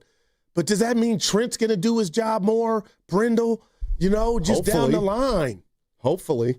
And Kittle's like, I'm a damn tight end, Goo. I help block, but damn, I can't don't expect me to do, I ain't God. I mean, the other thing is if you're a 49er fan, this should absolutely be the start of us thinking they're on their way to getting healthier. They're going to have Kittle on Sunday. They may have Purdy next Sunday. Pearsall. Hopefully they'll have Pearsall in the next week or 3. I don't know. But at this point, yeah, and I don't believe in curses. I don't believe in snake bit. Yeah. I don't believe in any of that Buzzer stuff. luck. So the reality is, on paper, they should be getting guys back. They've got to be getting healthier. And if they're getting healthier, then the rest of the season, there's something to play for. Yeah, and I'll tell you this, you don't even know, it stayed with me. You said this to Dibs the other day during the crossover, that they've yet to eclipse 30 points. And I know games are not won and lost. So if you score 30, you're guaranteed to win. But the bottom line is, we know who's not coming back, Bosa and Fred Warner, right? So if this offense is going to take a step up or two, it has to be, you would think, when you're fully healthy. And you are right when you painted that scenario of Kittle's back, okay, Pearsall, if you get him back, you get Brock Purdy, then at that point, Steiny, you got to believe that's your best chance at 30 points or more to offset if you, and I'm not saying the defense can't ball out, but if somehow it's difficult and they're giving up some points, you got to feel like the best version of your offense is out there for you to try to do more. Well, it's that's what I'm looking at. Well, I won't be able to see it this week because Purdy and Pearsall are out. Yeah, so I'm looking forward to watching George Kittle to play and see what he can contribute. The other thing that I thinking about going into this game against Atlanta is, I know they lost Warner relatively early in the game, and they definitely suffered an emotional, I think, dip. Mm-hmm. But this week, to me, you're playing without Bosa and you're playing without Warner, and I think they're gonna have to prove that they're still a really solid defense, as opposed to these two guys have carried our defense, and without them, we got no chance. Yeah, I was watching the I forget what channel, but it was the Niners weekly on TV. Steiny, I guess Robert Saleh sent Fred Warner a text, and it read, "You didn't die, and neither did this young defense." So, I'm like, damn, Robert, hopefully, feeling good, because you're never going to say, oh, boy, we're in trouble. But, somehow if they can, like you said, that second half of the game, and the more that game went on and Tampa Bay missed that kick to go up 11 points or 2 scores, I'm thinking we're going to look back, I'm going to get to you, and we're going to call this the Fred Warner game. And the reason I say that is because, there was definitely emotional letdown, but they didn't just roll over. So somehow, Steiny, this defense can pull a rabbit out of their hat and stop Robinson, because that's going to be you want to get your run D tested, it's coming Sunday night with Bijan Robinson. And then Michael Penix Jr. is not Kirk Cousins. He's not a statue. He's got some wheels, but you got Drake London, and we had our guy Brian on from Atlanta yesterday. I ain't going to mess up his last name. And he was just talking about how this no-name defensive line gets after the quarterback. So, Steiny, I am lightweight excited to see how the run game looks with Kittle back. Yeah, and this is the first, obviously the first look at the 49ers defense without their two big boys. And this is where, to me, Robert Saleh comes in. And they got a young quarterback there on the other side. This is one of those things where I'm not so adept at football that I look at Saleh and Penix and say, well, he should do this, that, and the other thing. I'm not sophisticated enough to do that. But what I will say is he knows Penix is a young quarterback. I'm talking about Saleh. And so what I look for in a game like Sunday is, do the 49ers make Penix look a little bit like, when I look at a quarterback, I always put them in two categories. I'll give them They look like a quarterback or they don't. Like Joe Flacco last night. Incredible. He takes the snap and it's like he just knows what he's doing. But then there's just got here. But then you watch a Fields or some. So Geno Smith. Maybe he can fluster Michael Penix Jr.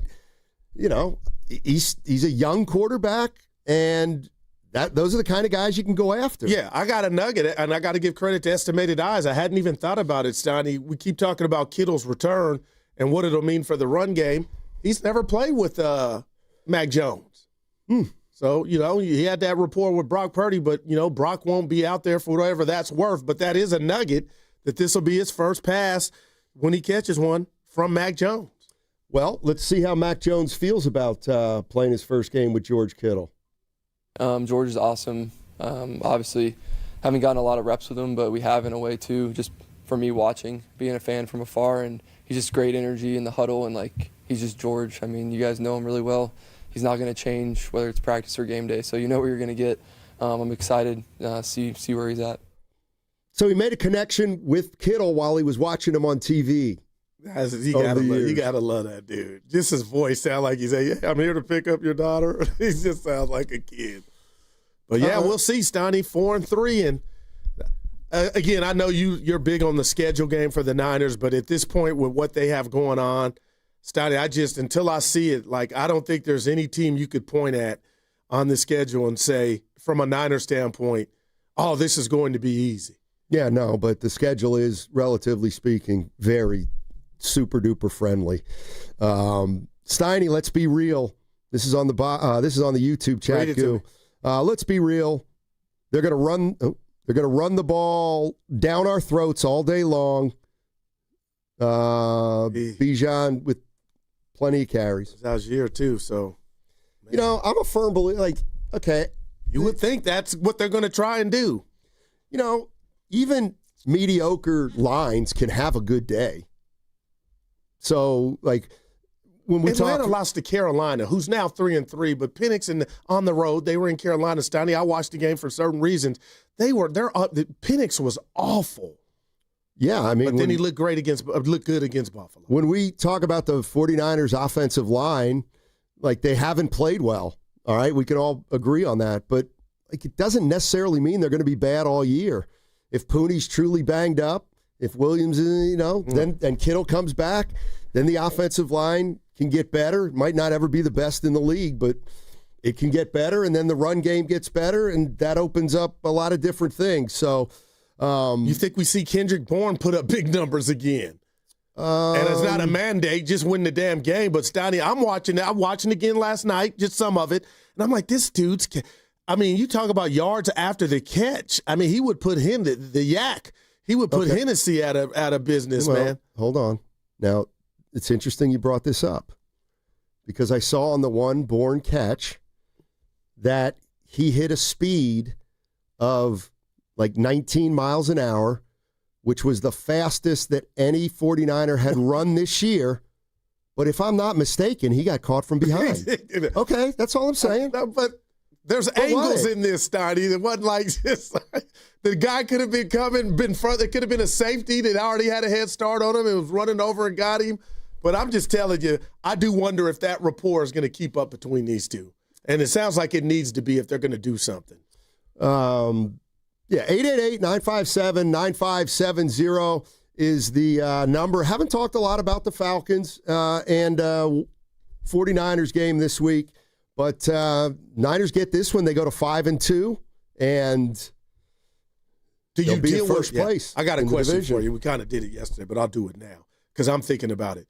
Do you think a win or a loss by the Niners has any implication on when Brock comes back?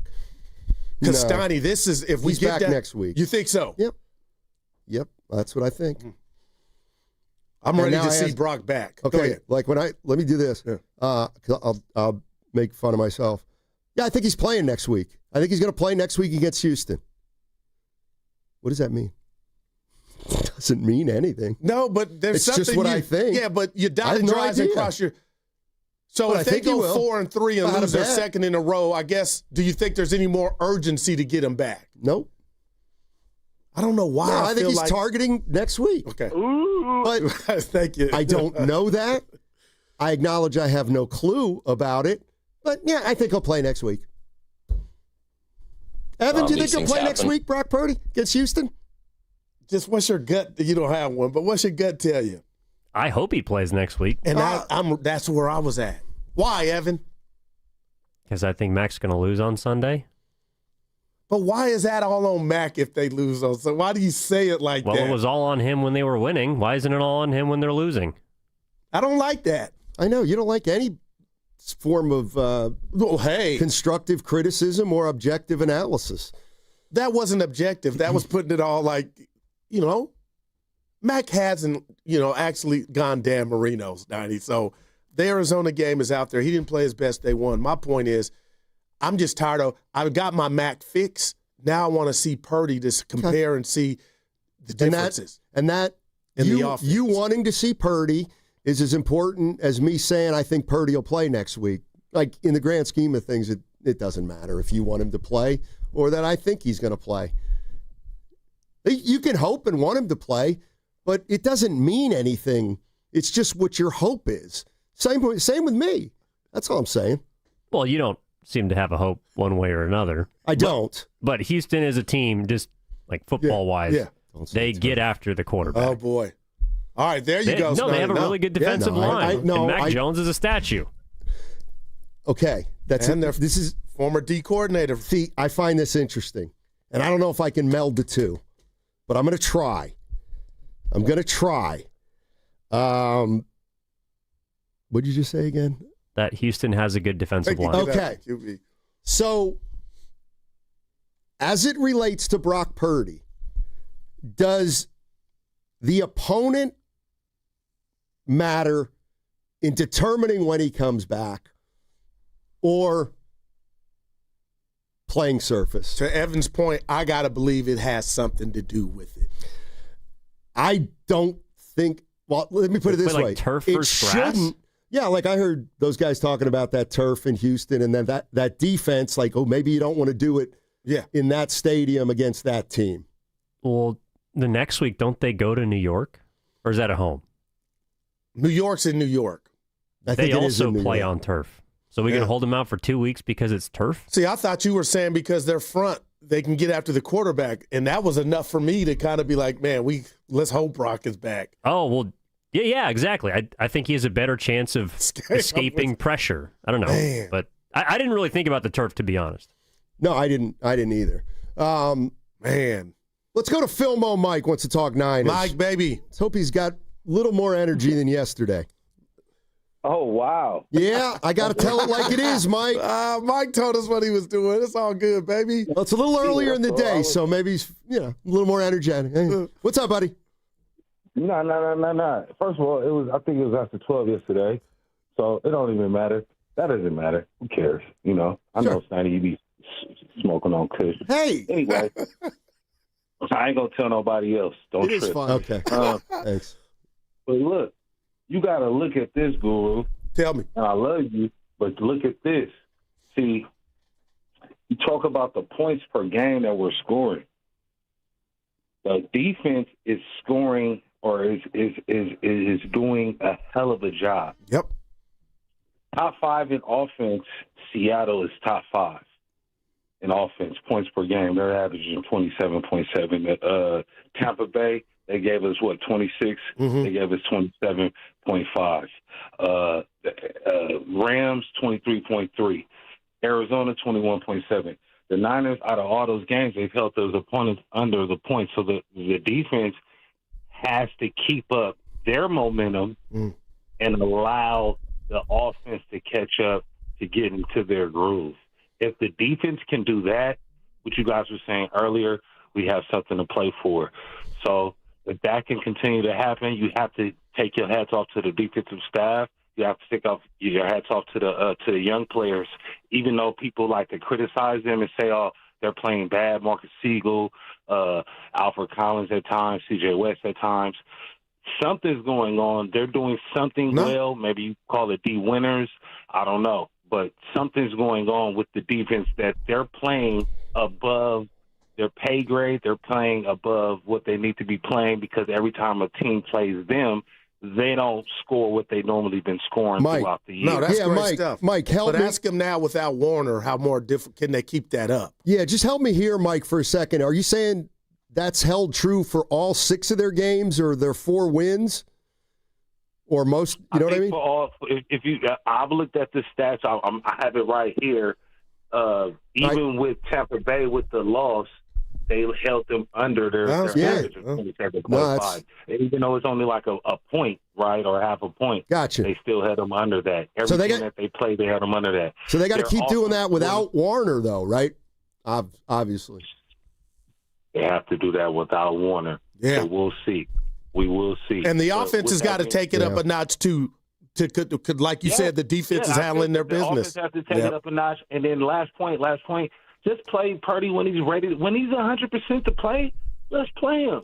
Why are we making this like an obstacle? Let's just play him when he's ready. I think that's what hey, Mike, thanks. I think that's what we're headed for. What's ready look like? Him just saying, "Hey, coach, I don't feel anything." Him showing the coaching staff and the training staff in practice that he can do the most possible movements and run. I got you. Without actually playing a real game. All right, man. And I do. Make him run suisudes. Dude, I hated them. I mean, geez, it's not that hard. Will Biggs, I hated him. How fast can you run to me, Brock? What's your 40 speed? But it's what about when somebody lands on you and tackles you? That's my point. If he can't run the way he normally runs, he doesn't play. If he can run the way he normally runs, he plays. I'm with Mike. Yeah, Tampa got to Mac Jones 6 times. You don't want that to happen again. These last 2 games, you've not been moving wonderfully. Thank you.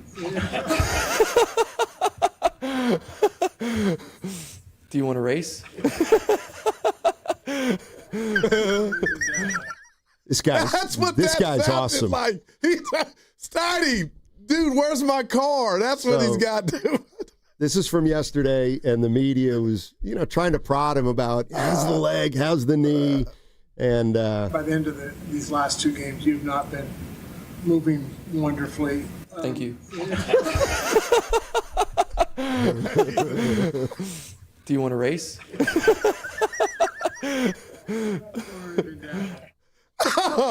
Oh, Steiny, you gotta love him, man. Let me tell you what he's got Purdy licked in, and that is the personality. Oh boy! I mean, this guy, Brock. If you ever asked a question in a scrum, would you state? So you haven't been moving very well, but how do you feel? You look like you're limping, bud. Well, I always go back to when Pods missed that little chippy, and I said, Chicago. Man, I got to believe you got the shot you wanted. You probably knocked that down most of the time. But no. You haven't been moving wonderfully? Pods, you haven't made a left-handed layup in 4 games. A right-handed layup. Let me just real quick finish with the actually, I'll bring it back to the other side. Oh, my gosh. Somebody coming for me, Steiny. Real quick, 925 Guru, I need some of what you're smoking. If you think Jimmy's going to play more games because there's a motivation. No, because he's a warrior. It's because he's a warrior. He'll play more games. He's really committed. This is going to be very different because he's with the Warriors. He's going to change his whole personality. Yeah. If my name was Webster, I would I would put your face under negative. I would just remove the word negative. And I would put the word delusional under yours. I'll own that for Steiny. Damn. Okay. It's not negative. It's realistic. Define Steinmetz. Let's not do that. Head over to YouTube and Twitch. That's what you need to do. To see Steiny and Guru, all you got to do is search for 957 while you're there. Download and subscribe for all our great content at 95.7 The Game. That segment was brought to you by Alameda County. At the Alameda County Sheriff's Office, we serve our communities with purpose. From patrol to forensics, dispatch to corrections, we offer career paths for those ready to strengthen our communities. Chase the challenge. Find your calling. Apply now at join.alamedaSheriff.gov. You hear that? That's the sound of your business losing money. Legacy phone systems weren't built for today's teams. Quo, formerly OpenPhone, gives your business a smarter way to stay connected. Quo lets you manage calls, texts, voicemail, and contacts all in one place so that you can deliver a seamless customer experience from ring to... Need to take calls on the go? Quo automatically transcribes, summarizes, and highlights next steps from every call, so you never miss a detail. Need insight into what closes a sale? With Quo's AI call tags, you can instantly spot key topics like objections or pricing questions and use those insights to level up every customer interaction. And yes, you can bring your existing number with you for free. Keep your team in sync and your customers happy with Quo. Quo. No missed calls, no missed customers. Try Quo for free at quo.com/sports and get 20% off your first 6 months. That's quo.com/sports. QUO.com/sports. Joe Shasky here for Golden State Lumber and Showroom. Consider their Stockton Yard as the go-to resource for building professionals in San Joaquin County, with over 40 acres of premium building materials available to the public. For bigger jobs, you can count on Golden State's large fleet of trucks for timely delivery. It's their goal to keep your project on time and on budget. Building a better Bay Area for over 70 years. Golden State Lumber and Showroom. When you succeed, we succeed. Attention taxpayers. If you owe $5,000 or more and have missed another tax deadline, you're officially on the IRS's radar. The IRS has resumed aggressive collections. That means wage garnishments, bank levies, even seizures of your home, car, or retirement accounts. If you owe $5,000 or more and missed the deadline, you're stacking new debt on top of what you already owe. Call Priority Tax Relief now. Their experts fight back fast and are saving their clients millions in tax debt every month. I owed over $50,000. And they settled it for pennies on the dollar. These guys are as legit as they come. After speaking on my behalf with the IRS, my entire debt of $25,000 will be eliminated. Whether you've received collection letters or you're already facing liens and garnishments, call for your free consultation. There are no upfront fees. Priority Tax Relief. Let's make your taxes our priority. Call 800-464-1899. 800-464-1899. 800-464-1899. Priority Tax Relief. We all hear the radio ads about the IRS. They tell you to be afraid, to be scared, and they try to frighten you into calling. I'm not here to do that. Tax Relief Advocates is different. TRA is here to tell you that if you owe money to the IRS, whether it's $5,000, $50,000, or $500,000, we have a solution. It doesn't matter if you're sitting in your car, at work, or with your kids. No matter where you are, call now. 800-575-6986. Don't lose hope. TRA can eliminate or reduce what you owe to the IRS. Generous programs are now available that can give you a fresh start. Our passion is taxes and helping individuals fix their IRS problems. We have over 1,000 5-star reviews on Google and an A+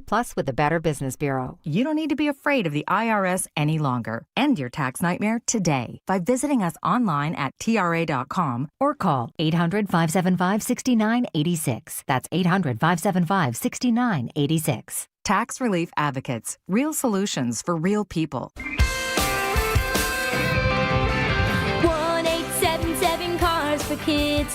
KARS Cars for Kids. 1-877 Cars for Kids. Donate your car today. 1-877 Cars for Kids. K-A-R-S, Cars for Kids. 1-877 Cars for Kids. Donate your car today. Ready to get rid of that old car? Donate it to Cars for Kids. Call 1-877-CARS-FOR-KIDS to reach a friendly live agent. Donation is super easy, and your car can be picked up as soon as tomorrow. Call us now, 877-CARS-FOR-KIDS. That's cars with a K to donate your car today. 1-877 Cars for Kids. K-A-R-S, Cars for Kids. 1-877 Cars for Kids. Donate your... Did you know you can donate real estate too? Go to carsforkids.org. That's carsforkids.org. I'm Piera Palazzolo, VP of Digital Marketing for the American Management Association, a company focused on the management training skills needed to enhance the careers of business professionals. We did our research when it came to the best companies for website development and chose AmericanEagle.com. And we couldn't be happier. AmericanEagle.com worked closely with us to understand the front and back end requirements needed to launch an e-commerce website that could handle the complexities of running thousands of seminars nationwide. Our robust new website and improved SEO saw immediate increases in site traffic and web revenue. If you're in need of managerial effectiveness and success, visit our website at amanet.org. If you're in need of a website that provides an unparalleled consumer experience, I highly recommend AmericanEagle.com. Transform your business today. Dial 877-WebNow1 for a free digital consultation with AmericanEagle.com. This is Greg Nemitz from the Autism Society. The Pettinelli Financial Golf Tournament raised over $100,000 for our organization. Thank you, sponsors, players, volunteers, and thank you, Pettinelli Financial.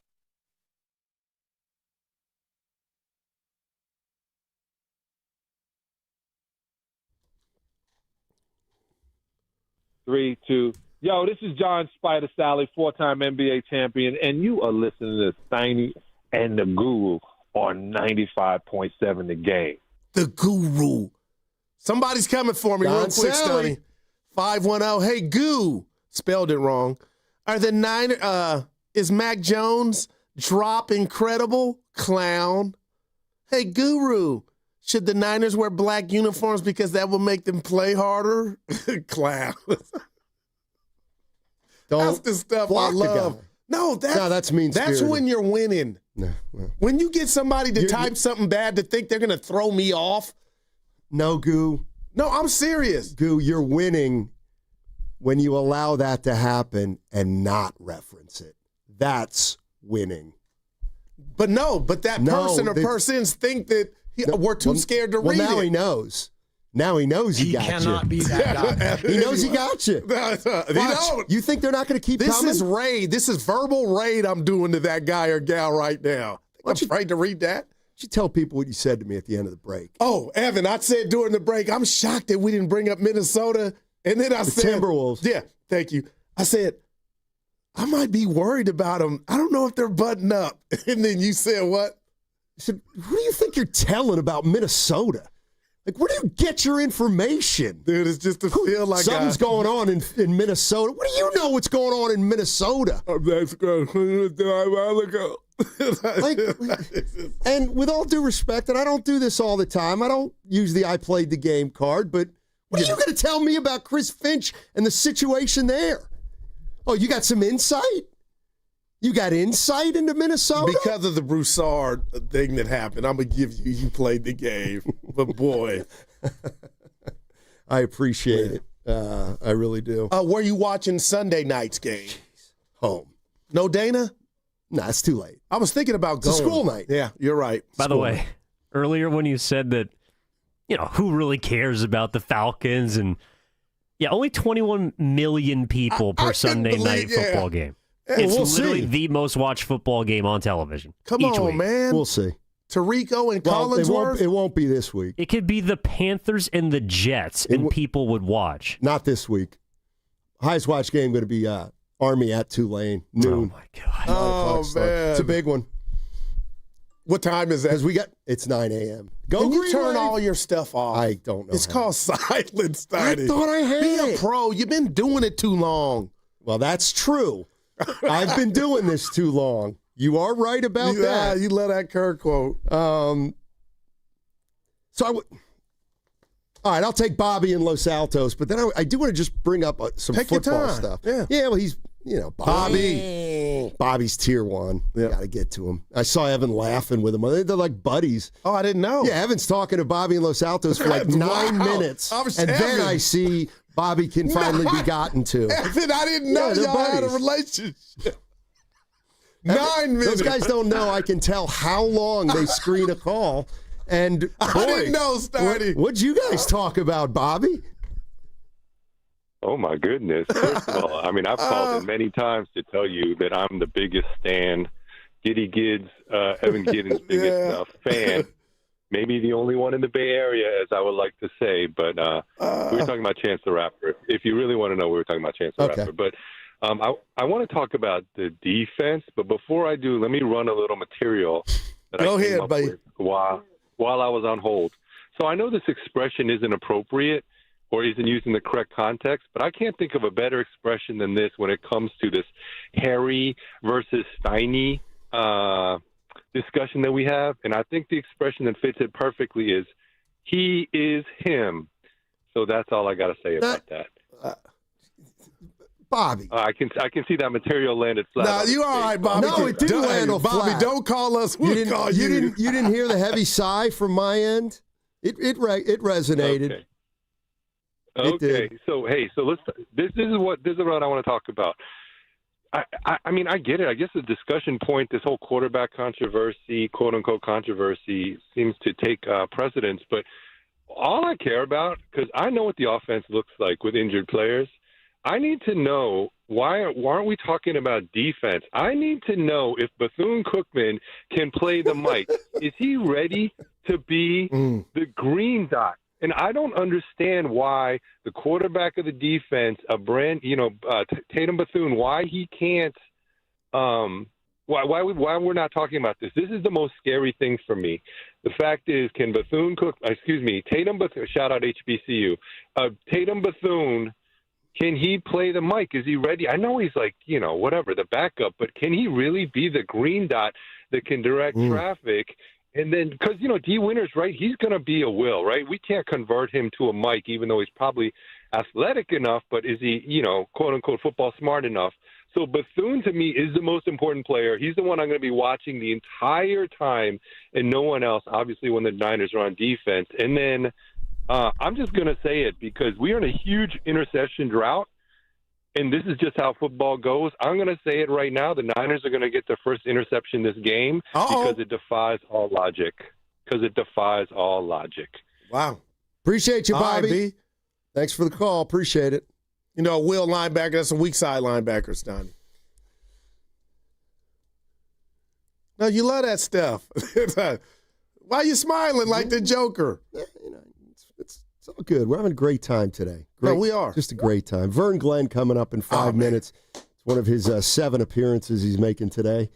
And, Simmer. Hey, that's we're glad. The best. What do they call those when the?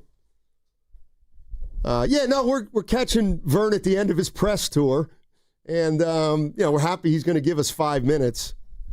He's like LeBron. Vern is the man. I grew up on Vern. Yeah, why don't you tell him that? Go ahead and tell him that. Open with that. That is a little different. At 118, I'm going to share, and you know what? I'm starting to get a little pissed, thinking that people thinking I'm Harry.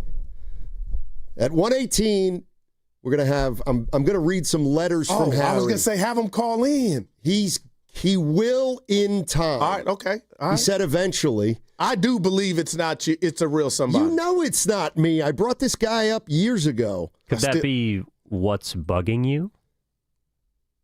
At 2. Remember, usually at this time you go, oh, my God. What could be bugging? Oh, yeah, maybe. We got what's bugging me. I have nothing. By the way, here's the loudest tease. Quick tease.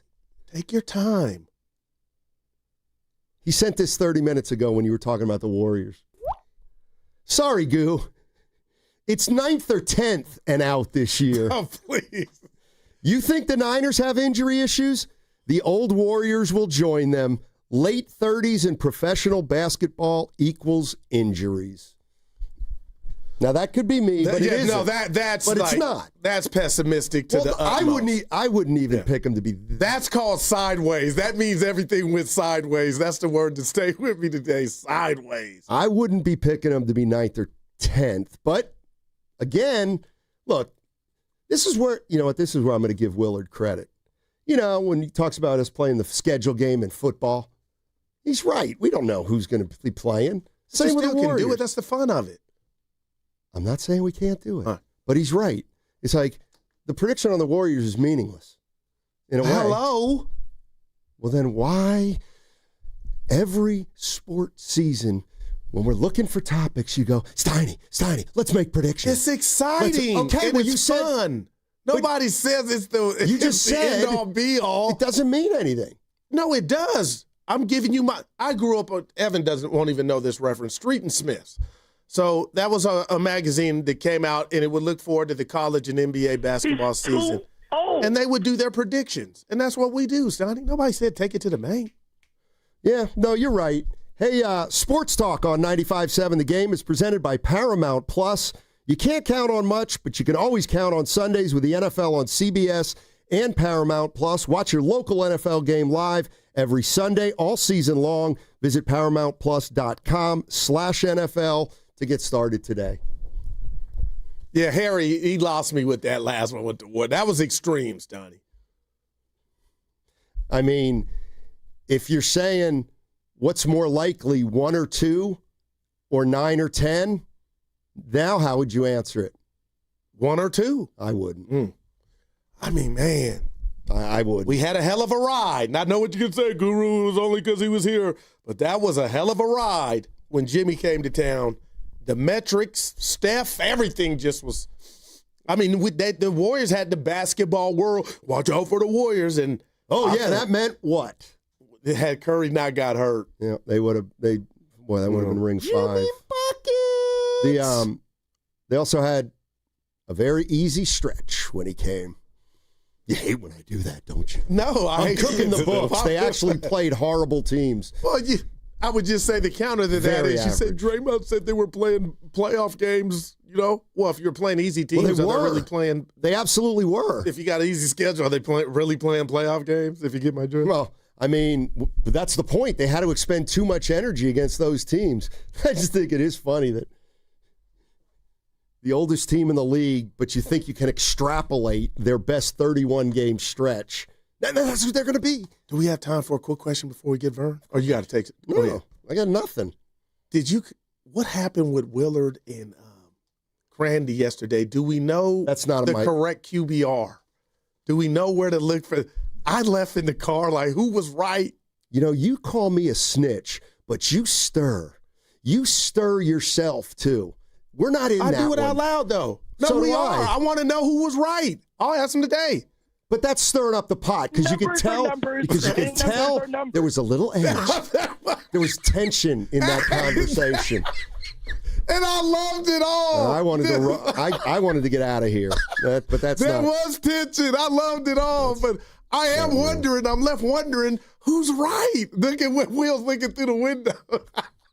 You're listening to 95.7 The Game, KGMZ FM at HD1 San Francisco and Odyssey Sports Station in the home of the Warriors and Valkyries, always live on the free Odyssey app. Coming to you live from the Laughing Monk Studios, Laughing Monk, righteously brewed in San Francisco.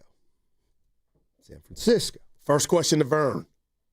What you think? Why don't you take it? Go ahead. I'll let you ask. But the way you said it, I'm not. No, you go ahead. You go ask Vern the first question. Nope. You were hot on getting him. Yeah, but I'm about presentation, and the way you just said I'm just going to throw it to you. No. I bet you I do. Remember you did that one interview? You're a natural, Richard. Remember you did that one interview? I had no idea where to go. You just threw it to me. I was like, dude, you got to tell me. By the way, if Vern is not ready right now, like Finneran wasn't ready, we're not pushing it to the other side. Look at your producer. Yeah, our man. You're listening to 95.7 The Game, KGM. I just did the legal, didn't I? I'll spin it to all guests on 95.7 The Game appear on the River Islands guest line. Isn't it time for you to discover the islands, River Islands in Lathrop? He worked with Gary Radnich, so I'll make him feel at home and say, thanks for joining us on your press tour. Vern, how you doing, buddy? Hey, man. Hey, what's up? What up, Bernie, baby? Hey, I'm here. Hey, look, I'm here to chat about sports with you and put the rat on the table. There you go. Brought to you by Atco Pest Control. Oh, my man, Vern. Yeah, just wrap it out. Let's go. Hey, that's why we have you on, buddy. Let's talk football first. Talk a little Niners and Falcons. Looks like Mac Jones is going to start. At least that's what we're thinking here. But just give me your overview on what's been a little bit of a unique season. Well, I mean, it's unique when your frontline guys go down. I mean, your captains go down, and it just seems like of all the teams in the league, the 49ers just they're just the most snake bit. And so what's the mentality? Well, throughout the locker room, the big thing is, well, next man up. So here we are with the Falcons coming in, and this fella Tatum Bethune, he is the next man. I expect the Falcons to come in. I expect them to go at him, but instead of next man up, it's going to be next men up. It's going to be all these guys that are going to be around Bethune on defense as they line up against a team that, hey, I mean, they're coming. I mean, they're running. I mean, the pistol offense, you know who's running the football. And the shotgun, they're throwing. So it's just up to these guys. They just kind of fill these gaps, hold these blocks. We need Kittle to step up. And I think Kittle he's the X factor on offense. I think he makes all the difference. No doubt, Vern. Thanks for joining us, man. I got to tell you, last Sunday, you, Steiny, and we've been in the market for a while. But that Warner injury, just the optics of it, especially with everything with Bosa and everything that's gone on, it's like, man, you got to be kidding me. But with that said, Vern, what would you do with Brock Purdy? How would you play this? If he tells you he can come back, or do you like what you're seeing from Mac Jones? And you know what, Brock, take your time. Where are you at on that? I think at this point, it's too late to play him on Sunday. You got to go with Mac Jones. I mean, maybe Purdy's the number 2 on the roster. I don't know. It's kind of up to them. They have until the end of Saturday to make those kind of decisions. But I don't expect to even think about Brock Purdy until possibly next week, because that toe is no joke. I mean, I didn't know anything about ligament damage in the big toe. I didn't know how important it was until Purdy came back and he used that right foot as the push-off foot, and those passes, what were they doing? They were sailing, and he ended up having a bad game, and then he re-aggravated the injury. But what I like about Mac Jones, he can process well. He doesn't really make that many mistakes. Yeah, he had a couple of interceptions. One really wasn't his fault on the double move on that first one, but he's the healthiest of the two. You got to go with him. Yeah, he'll take a couple of needles for the oblique and the knee, and then move forward. But it's not just him, though. I mean, offensively, it's Kittle coming back because he helps in the blocking, both in the run and the pass, and then the pass patterns. But that offensive line goo, I mean, they all have to show up. I mean, Williams, Clooney, McKivitz, Colby, I mean, they all have to just hold these blocks. And if they do that until the whistle hits, then, yeah, maybe you got a shot. But, boy, they've got to play the game of their lives, and they've got to come up with a scheme, and I believe they have, where they can light up the scoreboard and put it 25, 27 points and possibly win this game. You're listening to Vern Glenn, KPIX Sports Director. He's joining us courtesy of the I thought I made a mistake. Jeez. I love it. He comes courtesy of the River Islands guest line. We were talking about how unusual of a season it was. Let me ask you this. What do you make of McCaffrey? Not a lot of yards per carry, but more of a threat out of the backfield. Well, I mean, it goes to what I was saying. I mean, if these offensive line holds these blocks, then it gives McCaffrey a chance. But right now, he's just not been able to run the football. Well, there was a breakthrough. They did get a rushing touchdown. Give them some credit for that. Yeah, they did. But you know, McCaffrey's he's the guy. I mean, thank God he can catch a ball out of the backfield and really kind of be that kind of a threat.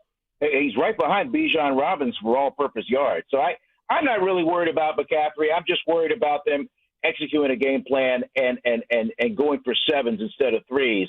No disrespect to Eddie Pinheiro. No doubt. Vern, I got to be careful here. I don't want to be long-winded, but I told Steiny and the listeners, I'm a sports romantic. My wife would say you're the wrong type of romantic. But with that, I came in last Monday, and I was driving in thinking about the Warriors season upon us and Steph Curry, and I'm not taking anything for granted with what he's treated us to. With that said, Vern, are you paralyzed by the ages of the top guys on the Warriors, or do you think they got some action? You're asking a 63-year-old man if I'm worried about the ages of the Golden State Warriors? I mean, come on. Talk to me. I'm not worried about that at all. And I have to believe to a man that these Warriors, I mean, they know their limitations. They know that they have to really watch the minutes. They know that these guys, you know, Horford, he's not going to play 35 minutes a game. He can't. But what you can do is you can use your substitute packages. You can get fresh bodies out there, and so long as you play defense, and the Warriors are a very good defensive team, you got a shot at this one. And especially if you have 30, 23, and 10 out there and play defense, you got a chance. Who's going to be the next? Just get in the freaking tournament. There we go. See what happens. Yeah, play-in would be acceptable, he right? meant the playoffs. No. Forget the play-in. Oh, just get in. Gotcha. Hey, what do you No, you disagree? left me speechless. No, you left me speechless. That's his pregnant pauses. That's his pregnant pauses, Vern. What's wrong with what I just said? Well, I'm more worried about health than you. I just am. Yeah, that's it. Who's going to be the Giants' next manager? How about Hundley? That's my front runner. That's mine too, Vern. I don't like it, Vern. Why? Because he's friends with Steiny, Buster. Stop it. Can't be working with friends. I wouldn't say they're hunting and fishing buddies. No, but what are you talking about? 11 straight vacations. 11 straight family vacations. 11 years in a row with the Hundleys. But don't you have to go with a like-minded guy if he's going to be your guy? Yes. I'm kidding about those vacations. Oh, I was like, is that true? Vern, I'm with you. Hey, I got to do this, though. I got to give you flowers. Steiny doesn't even know what I'm going to do it. We were treated, the Bay Area, to the Valkyries, their first ever season. And, Vern, it was magical. But I want to give you your flowers for the pre and post that you did with Zena. You did a great job. But can you just speak to, how the Bay, they captivated the Bay? Well, first of all, I was just there to just keep the show moving. I mean, it was Zena and Laisha Clarendon. I mean, they were the ones that carried those shows, pregame, halftime, postgame, and we did it for 44 regular season games, and then we had the postgame. It was just it was a phenomenon. Operating out of this virtual reality studio where you had images and graphics popping out of the floor and out of the sky, and then we would have, a la Star Trek, we would have people kind of hologrammed in from Chase Center to it was really magical. And for having a bunch of players, the Steiny seen it for being a beat writer, for having a bunch of players having career years come together in that moment, in that inaugural year, I thought was really something special. And they came within a made jump shot at the end at SAP Center of going to the next round. Hey, Vern, obviously this Sunday we have our kickoff show with Lorenzo Neal and Evan Giddings at 3 o'clock at Laughing Monk Brewing in Sunnyvale. You have Lorenzo Neal for the post-game show. Tell everybody where they can watch you and Lowe after the Neal, Niners. my blocking back, 16 NFL seasons. Well, he's another one that carries a show. Now Sunday it's an NBC game, so it's not our game. So unfortunately, we won't be able to follow that broadcast. But we'll have boots on the ground at Levi Stadium. We got Matt Lively. We put a lot on him, and he delivers each and every Sunday. So we'll have him. Lowe will break it down as only he can. And what do you think, guys? I just knee-jerk. Win or lose on Sunday? 49ers win on Sunday, Yeah, Vern. I got to win, Take it too, to the bank. Vern. I got to win, too. It's not going to be easy, Vern. What says you? I'll go 27-24 Niners again. I believe this is the game where they score a lot of points. Also, I think this is going to be the game where they get an interception. Here's what I really believe. Man, they need one. I think this is a letdown game. But here's the big question. There's 11 games left. Can they go 6-5 over the last 11 games to get to 10 wins? Yeah. Because I think 10 is the number. That's kind of what I'm thinking. Can't go any less than 10. There it is. I'm with you, Vern. Hey, thanks you so much, buddy. Really appreciate it, man. Hey, in and out and gone. There we go. That's Vern Glenn. I'm just reading off his LinkedIn, sports director at KPIX, CBS San Francisco, Bay Area, 6-time Emmy Award winner. Thanks for joining us, Vern. All right, what's coming up on the game is brought to you by Fremont Bank, here for you, here for good. And like I said, Sunday night, our kickoff show with Lo Neal and Evan Giddings is live at 3 o'clock, Laughing Monk in Sunnyvale. They'll have the early games on, Beer Garden Open, DJ spinning, bartender serving, Gold Bar whiskey specials. Yep. It all starts on Tuesday. Your Golden State Warriors open the season against the Lakers. Curry gets an open three. Look, it's on the way. Tie game! Tie game! It's a full season of Jimmy Butler with Steph Curry and Draymond Green. Back cut Butler. Layup is good and a foul! He got fouled by Dunn! Warriors-Lakers. Tuesday night at 7. Pre-game starts at 6. And you can hear every second right here. The home of every Warriors game, 95.7 The Game.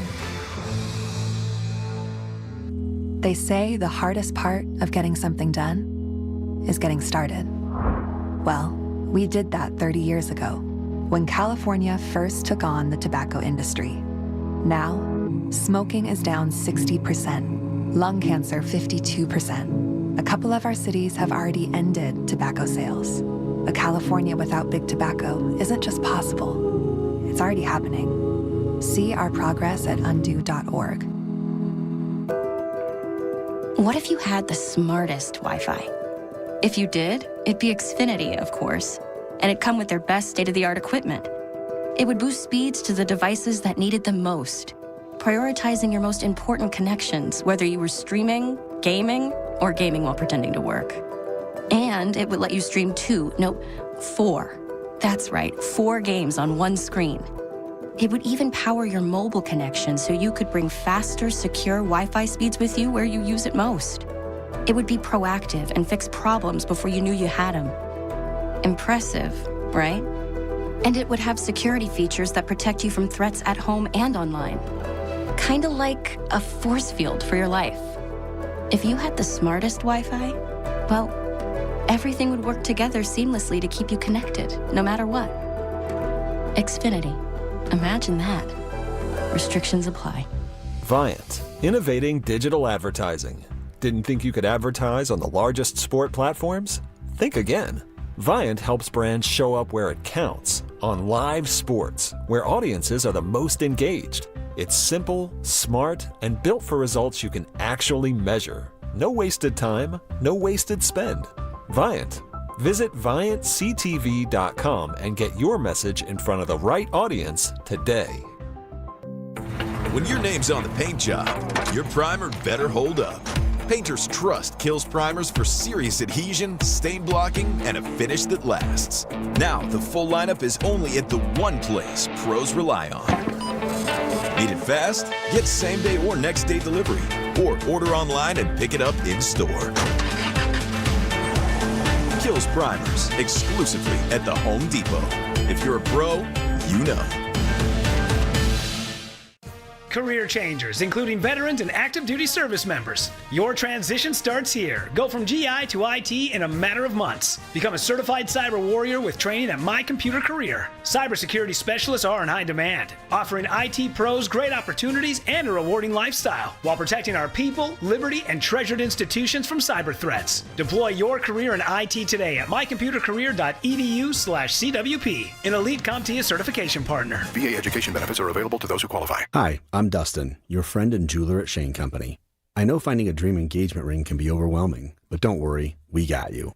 As director of diamond sourcing, it's my job to make sure every single diamond at Shane Company is truly the best of the best. Our team travels the world to see diamonds up close, in person.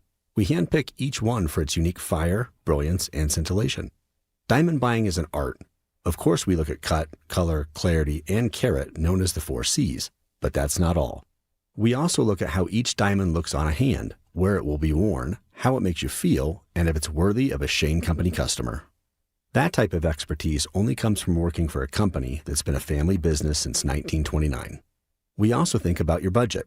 We only pick the best in each grade in all shapes and sizes. Your diamond is guaranteed to be the most beautiful because a friend wants you to pick from only the best. Drop by your store or shaneco.com and see for yourself. Shane Company, your friend and jeweler. Hey, it's Mark Willard from 95.7 The Game. Look, when life hits you hard, and it happens, could be an accident, an injury, you need to hit back harder. You need a fierce team that knows the insurance game and refuses to back down. That's why I trust Omar Habas and the entire Habas Law team. For over 40 years, Habas Law has gone head-to-head with insurance companies, winning medical care, financial support, and real justice, and Habas doesn't get paid unless you do. Visit habaslaw.com. Habas Law, they'll fight to make it right. When back to the office means back in traffic. You're going to come up on heavy traffic, and it says Turn to the traffic leader, KCBS. According to blocking the right lane, the good thing is your NorCal Honda dealers have a huge selection of new Accord hybrids. Trade for the best and get a great deal today. Brought to you by your Northern California Honda dealers. I spent 14 years in foster care, mostly in group homes. I slept in a lot of different rooms, but none of them really felt like mine. There are more than 100,000 children in foster care waiting to be adopted. The Dave Thomas Foundation for Adoption is working to help find them a permanent home. Now I have my own room, a place that's mine, and a family who loves and supports me. If you have room in your home or your heart, see how you can help at davethomasfoundation.org. We all hear the radio ads about the IRS. They tell you to be afraid, to be scared, and they try to frighten you into calling. I'm not here to do that. Tax Relief Advocates is different. TRA is here to tell you that if you owe money to the IRS, whether it's $5,000, $50,000, or $500,000, we have a solution. It doesn't matter if you're sitting in your car, at work, or with your kids. No matter where you are, call now. 800-575-6812. Don't lose hope. TRA can eliminate or reduce what you owe to the IRS. Generous programs are now available that can give you a fresh start. Our passion is taxes and helping individuals fix their IRS problems. We have over 1,000 5-star reviews on Google and an A+ with the Better Business Bureau. You don't need to be afraid of the IRS any longer. End your tax nightmare today by visiting us online at TRA.com or call 800-575-6812. That's 800-575-6812. Tax Relief Advocates. Real solutions for real people.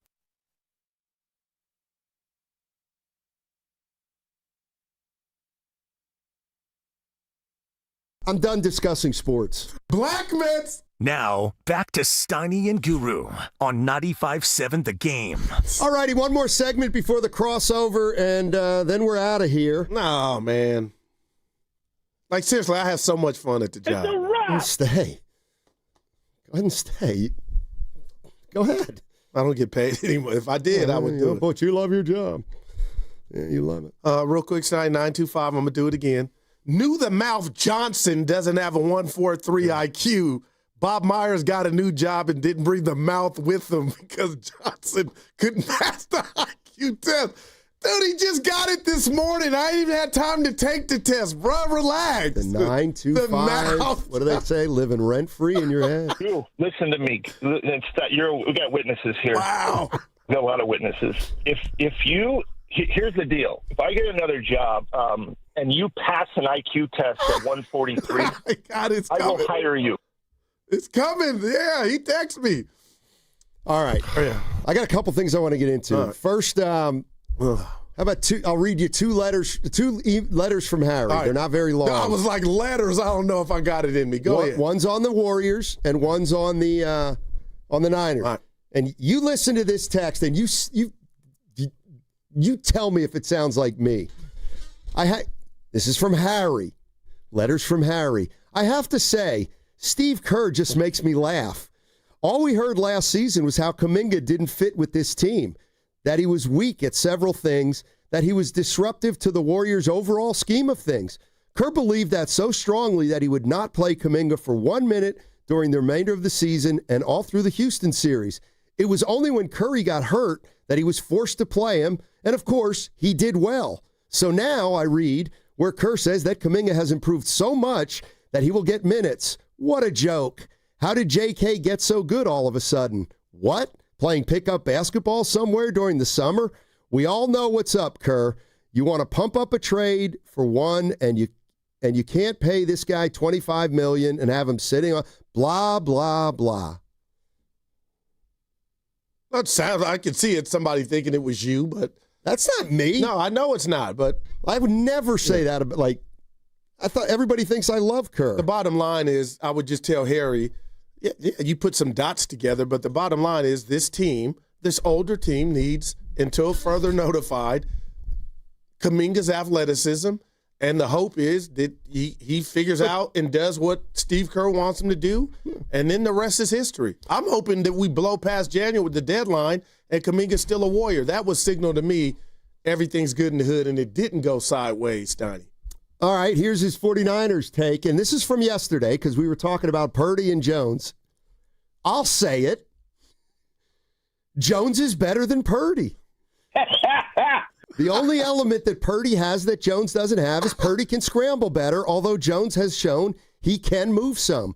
Jones has a better arm and is more accurate. His 6'5" height is better than Purdy's 6'1" height. Less balls tipped at the line with Jones.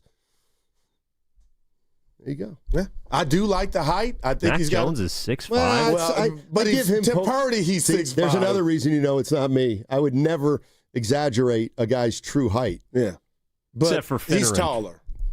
Oh, that was great yesterday. Hey, real quick, I got to do this, Evan. Can you give me the Vern laugh one more time? That needs to be my ringtone. That was strange. It just was. But we love Vern. Vern is the man. All right. Mr. Involvement. So maybe this. It's just Get it off your chest. Well, it's not a big deal. It's. I just thought I'd like to have a discussion.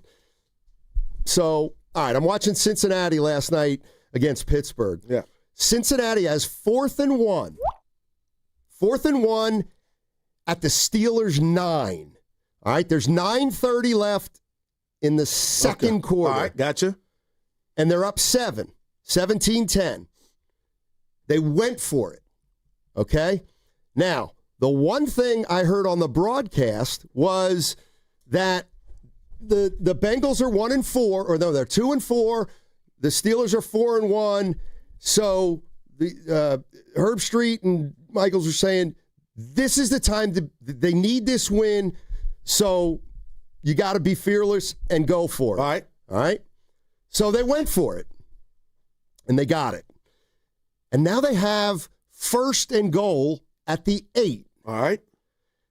If you go for it, you have to get a touchdown there. If you go for it, because if you don't, here's my feeling on that. All right. First of all, you kick a field goal there, you're up 2 scores. Might still be too early in the game, but it's still 2 scores from my point of view. And this is a big part of it. This is also to back up your point that maybe the Buccaneers should have taken a field goal when the Niners should have taken a field goal. Anyway, I just feel like, okay, it's 4th and 1 at the 9. You get 1 yard. You're now 1st and goal at the 8. But A, there's no guarantee you're scoring a touchdown. And B, now you're one mistake away from having to take a field goal. If you get a penalty, you get a 3-yard loss. I don't know. There's something. So you're saying they had to be married to that ideology of going for it the first time. You better go for it the second time had it got to 4th down. No, they ended up taking a field goal. Which I would have done too. The second time. The points are always like Steiny. And that's why it's not one of those, because you did it once, you got to do it again. No. He probably thought to him, you can't leave here inside the 10 with nothing to show for it. And had you not got it on that second, 4th, so I agree with taking the 3 to go up 2 scores, man. Well, that's not consistent with why you made the decision the first time. If it's 4th and 1 at the 9, you get it. You get to the 8. Now it's 1st and goal from the 8, and you end up kicking a field goal from the 3. But as time and seconds tick for me, you're thinking about, why wouldn't you go for it in 4th and 3 at the 3 for a touchdown, but go for it like you're going for it at 4th and 1 from the 9? You're really not going for it. Yeah, 4th and 3 from the 3. What if I don't get it the second time? That's my then point. It's like we totally blew this. If we get 3 points, we're up 2 scores, I'll do that as opposed to tempting fate, trying to go for it twice and get nothing. How would that feel? Right. Okay. Look, I know. I think if it was at the 1, they would have gone for a touchdown. I actually don't know what it was on the second, fourth, but I'm assuming. I think they kicked the field goal because they were too far from the end zone. Okay. Like for example, if instead of 4th and 1, it was 4th and 4 on the first conversion, I also think they probably would have kicked the field goal. Yeah. Gotcha. And I'm not, listen. I'm taking the points. I'm not saying anybody's wrong or anybody's right, but I was just thinking of the 49er game last week. So they got 4th and 1. The Bengals have 4th and 1 at the 9. They get a yard to get it to the 8. So my feeling at that point is, well, you still, okay, you got the first down, and you do have 3 more downs, but you're also allowing there's a risk there. And the way I look at it, the 49ers had a 4th and 1 on Sunday, right? Which turned into a 4th and 6. Right. And they still went for it. And that's my point. If you get to the 8 and then you get a holding penalty, now you're back at the 18. Can you still make the field goal? Absolutely. And get points. But I don't know, man. You're also opening yourself up to a mistake down at that end. And I'm not automatically going for that stuff left and right. Well, and I think some of these coaches do. And here's the other thing. I was thinking about it this way. Okay, we're talking about Purdy and Jones. Who plays? Who doesn't play? When do you bring a guy back? Should the opponent or the site of the game alter or affect the strategy of who plays? You know what I mean? Like, well, we can't bring him back here because it's Houston. Let's bring him back. You know what I mean? Yeah, it depends on how desperate you are, how lacking you are, if you are at the backup quarterback position. But for Brock Purdy to return on turf, Steiny, I think that's something that needs to be observed and looked at. And then the other thing is the Steelers are 4-1, and the Cincinnati Bengals are 2-4. And Herb Street's saying, look, this is a 2-4 team. They got to gamble here. They got to go for it. They got to, if the Steelers win this game, they're up 3.5 games. And I'm thinking, well, okay. So then why wouldn't you just automatically take the 3, even though it's early, to get up 2 scores? Like, should they have, if they Those are guys calling the game. Right, but if the Bengals, here's my point. If the Bengals were 4-2, would they have just kicked a field goal? That I don't know. As opposed to they were 2-4, but I don't know, it was some kind of must-win. Evan's point was it, Steiny. The fact that it was 4th and 1, it was an easier decision than when you get down there and it's 4 for 3 or 4. You don't want to tempt fate. Let's just take the 3. All right, so you didn't think it had anything to do with their the record, fact that they're 2-4. No, I think all that's blocked out. I think they wanted to go up to. I think the 2-4 played to 2 scores. Being up 2 scores is better than 1. Let's just not mess with it. Because Steiny, in sports you can be in life too aggressive. But Evan hit it to me. Was it 4th and 1 both times? I don't believe it was. And if it was 4th and 3 or 4, and that's why I thought the Niners should at least, went through the dress rehearsal of getting it within 1 score, and you kick the ball off. What if that dude fumbles? You get the ball, and bam. But then you want to be ultra aggressive and say, what if we, let's take advantage of it now. But when that 4th and 1 went to 4th and 6 for the Niners, and you might not reside in this, believe me, but Steiny, I think momentum was on Tampa's side. The fact that it was 4th and 1, now it's 4th and 6, and you're still going for it, I just think the football gods are telling you, kick it, take it down to 5, you get a stop, come back and win it that way. Yeah, I don't. Just me. I don't factor in football gods when I'm thinking about a decision and the ramifications. But what about your record, to Herb Street's point? See, I just didn't agree with it because, the coach down there is coaching like. I want to see a stat. I want to see this stat because this is, to me, what it's all about. How many times has a team, let's say, at the opposition's 30 or inside, okay? 30 would be, or let's say 33 because that's a 50-yard field goal, right? You're at the 33 or inside, and you have a 4th down, and you go for it. and you make it, what percentage of those drives do you actually score a touchdown? Or how many do you get closer for a field goal, which would be fine? But what I'm really getting at is if you're at the 20 and you go for it and you get it and you're at the 19, just kind of know that now there's 3 downs that could happen where you get a holding penalty. Maybe you get nothing out of there instead of 3. That's the stat I'd like to see. But they got to have that. And I'll just say this to you and Evan. I don't mean get it now. It's Friday at 1:30. No, but you and your stats, like how many drives inside the 33 in which a 30's fine. Sure. Inside the 30 involve a 4th down conversion. Yes. Result in a score. Not necessarily on that play. Yeah. On the remainder of the drive. But I don't even know if AI can get this one, but I'll try. Would you guys allow? Because I want to know real quick how many times a team perhaps eschewed a field goal and then didn't get a touchdown. But real quick, Steiny, you're not allowed. But you're saying the reason they do that, the thought behind it changes and varies by different people every game. Right. But you're right. You can get that number. But bottom line is, if you've got a guy who's got a 40-yard field goal on a 4th and 1, and you go for it, and you get to the 38 and get there, and you throw an interception, then that was the wrong decision to go for it, right? Yeah, and you do. I mean, you're allow for people doing that because they don't trust their kicker. You're right, but I'm talking about that's why I picked 30.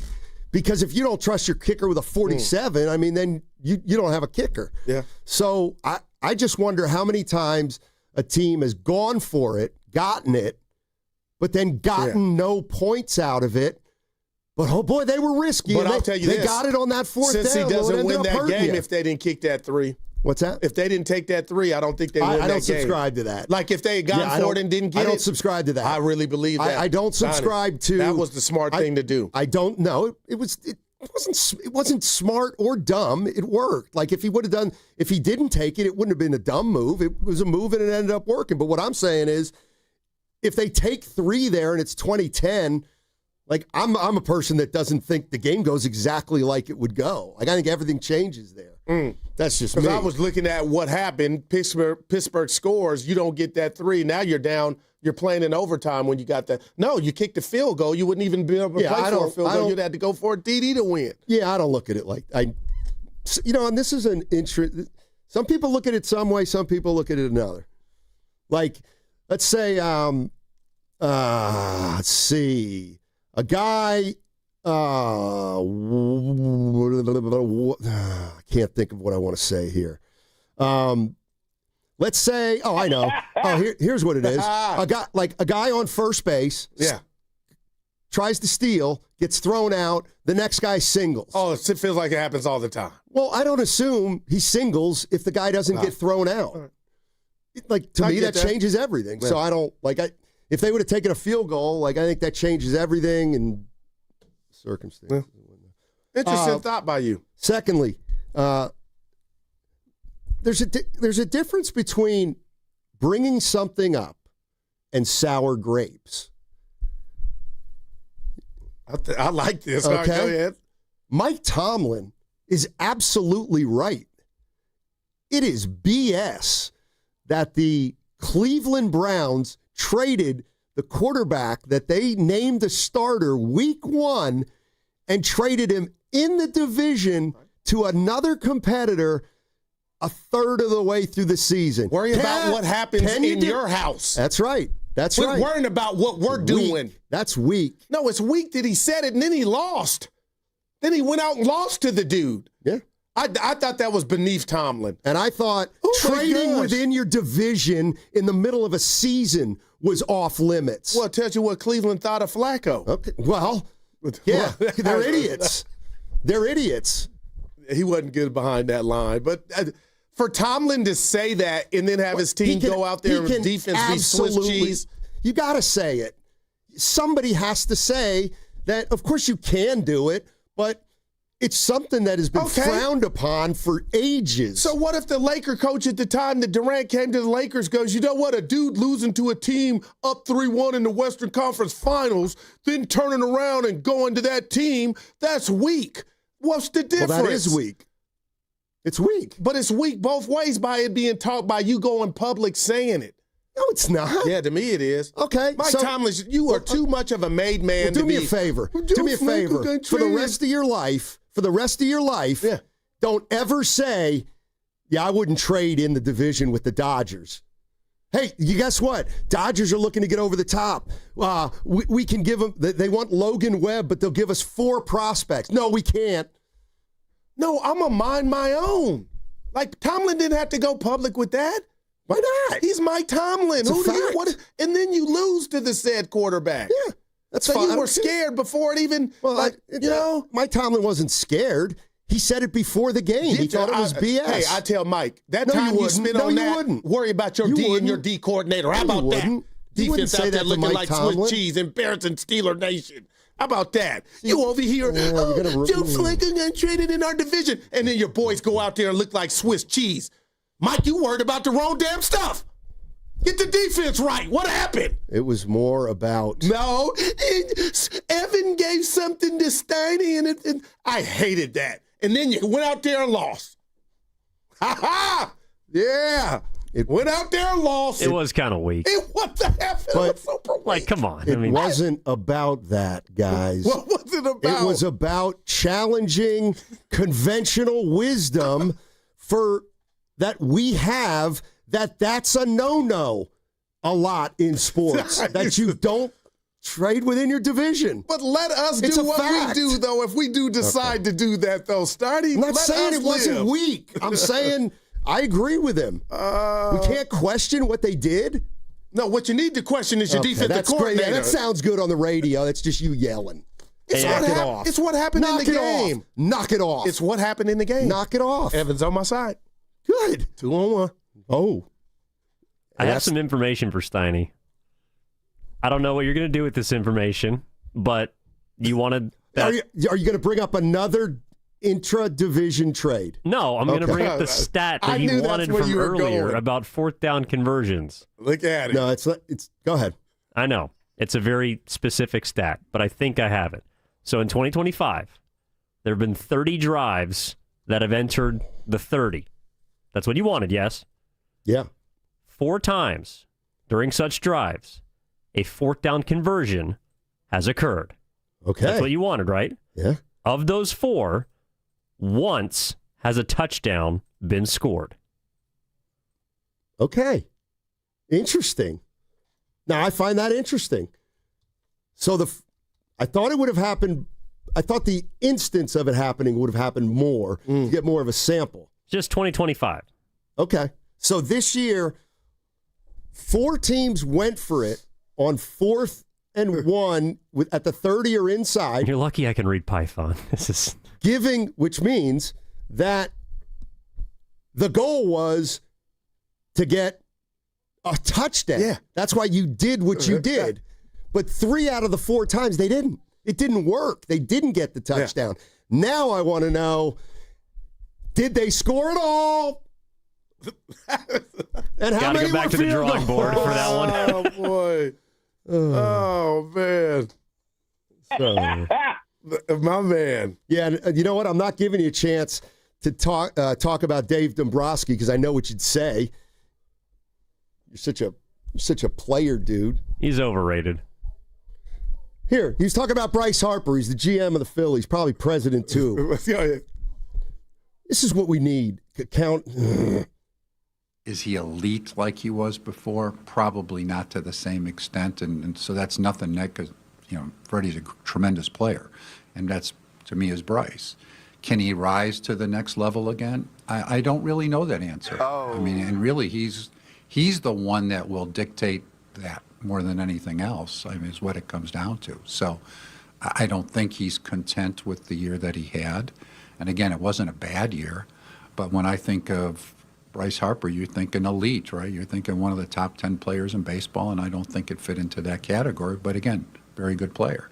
I have no idea when you see somebody, I have seen guys at his age, again, he's not old, level off, or I've seen guys rise again.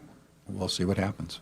Now, let me guess, you don't like that. Of course you don't. I can hear it again. The tone. And, wow, man, he was just giving his opinion.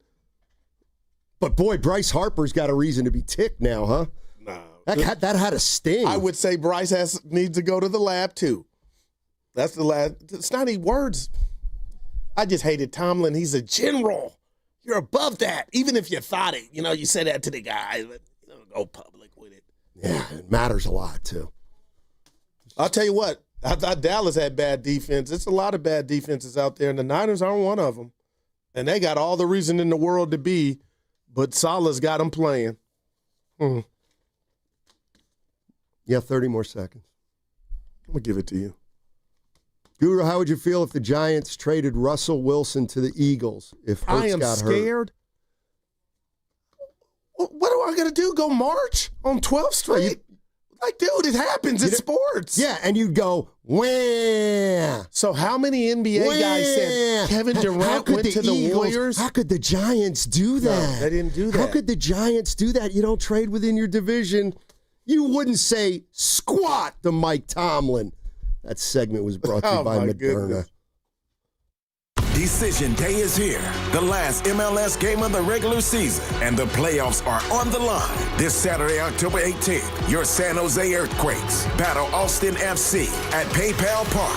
A win could send the Quakes into the postseason, and the energy's gonna be electric. The first 5,000 fans through the gates will score a Christian Espinoza action figure. So get there early. Everything's on the line. Grab your tickets now at SJEarthquakes.com. Hi, it's Bonte, here to talk about River Islands, the most successful lifestyle community in Northern California. Speaking from experience, I know that it only takes one visit to see why. The schools are top scoring and built right into the community. There are more than a dozen parks, open spaces, and playing fields, and another dozen lakes for kayaking and paddleboarding. The town center is getting started, so you'll be able to shop, stroll, dine, and attend events, all right in your community's backyard. It's the good life. Come to life. Currently, there are 15 unique neighborhoods, each offering a different take on the Delta lifestyle. The choices are yours. In-home size, style, bedroom count, and location. 2 bedrooms to 6 bedrooms, 1 story or 2, even multi-generational suites. What's more, the pricing is as varied as the homes, with prices ranging from the $600,000s to well over $1 million.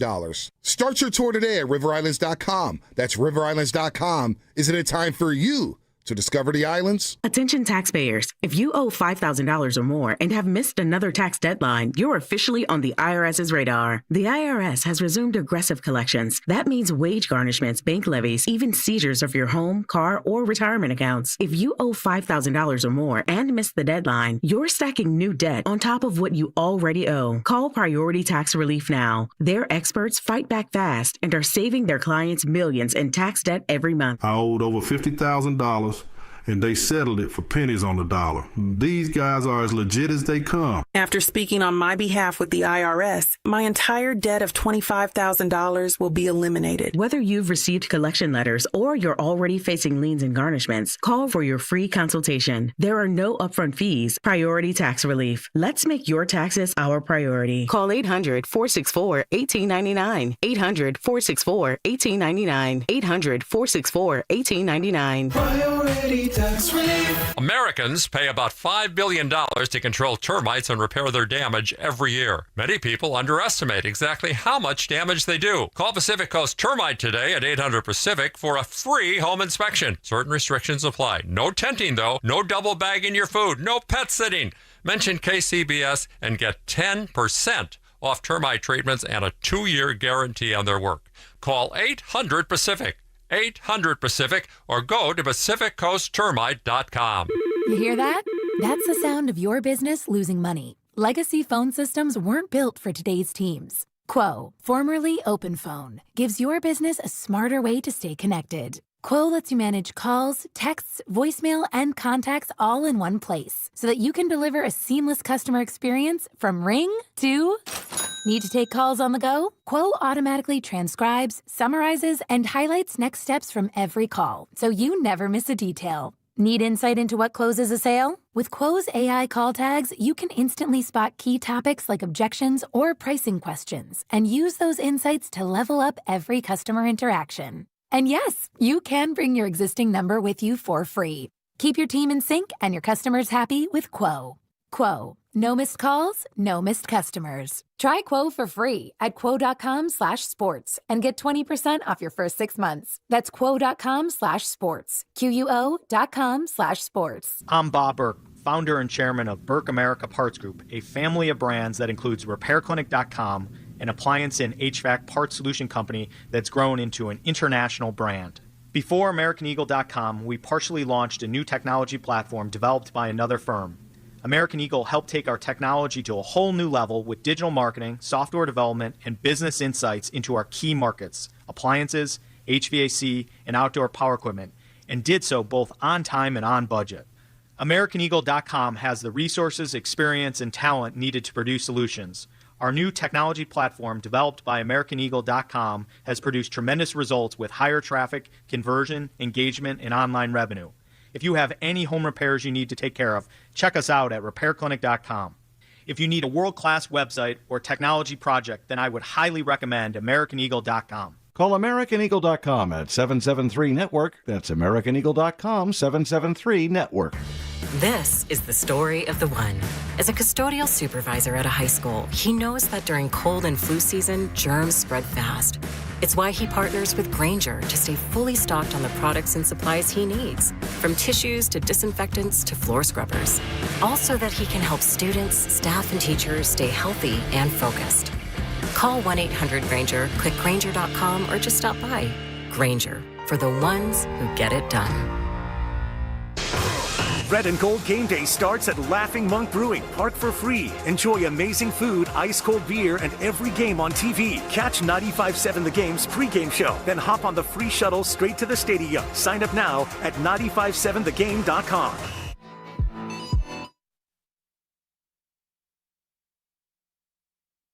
I'm not getting into this. I'm looking at the number all Matt Steinmetz.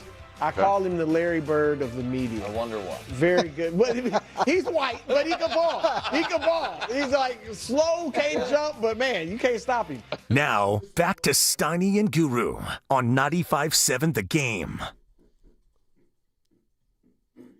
Crossover time.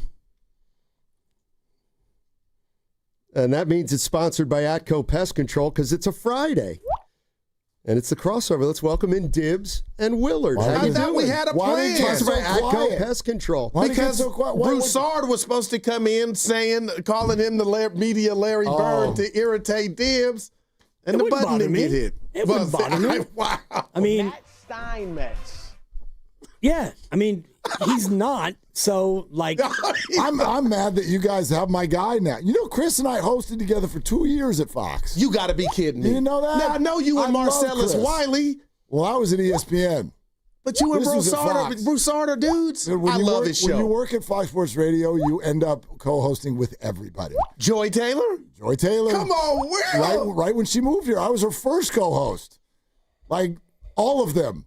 Why did that put me in a good mood, Bucky Brooks, Ephraim Salam, who else over at Fox? Come on, Noe, TJ Hushmanzada. That's how we. Who? Noe? Brian No? No, Brian No. Brian No. Yeah, we hosted together. He don't like me. What about what's the guy? He don't like Will? Brian, we're not gonna host anymore together. Who's the older guy? Steve Hartman? No, he's got a kind of a New York accent. You talking about Victor Brick? No.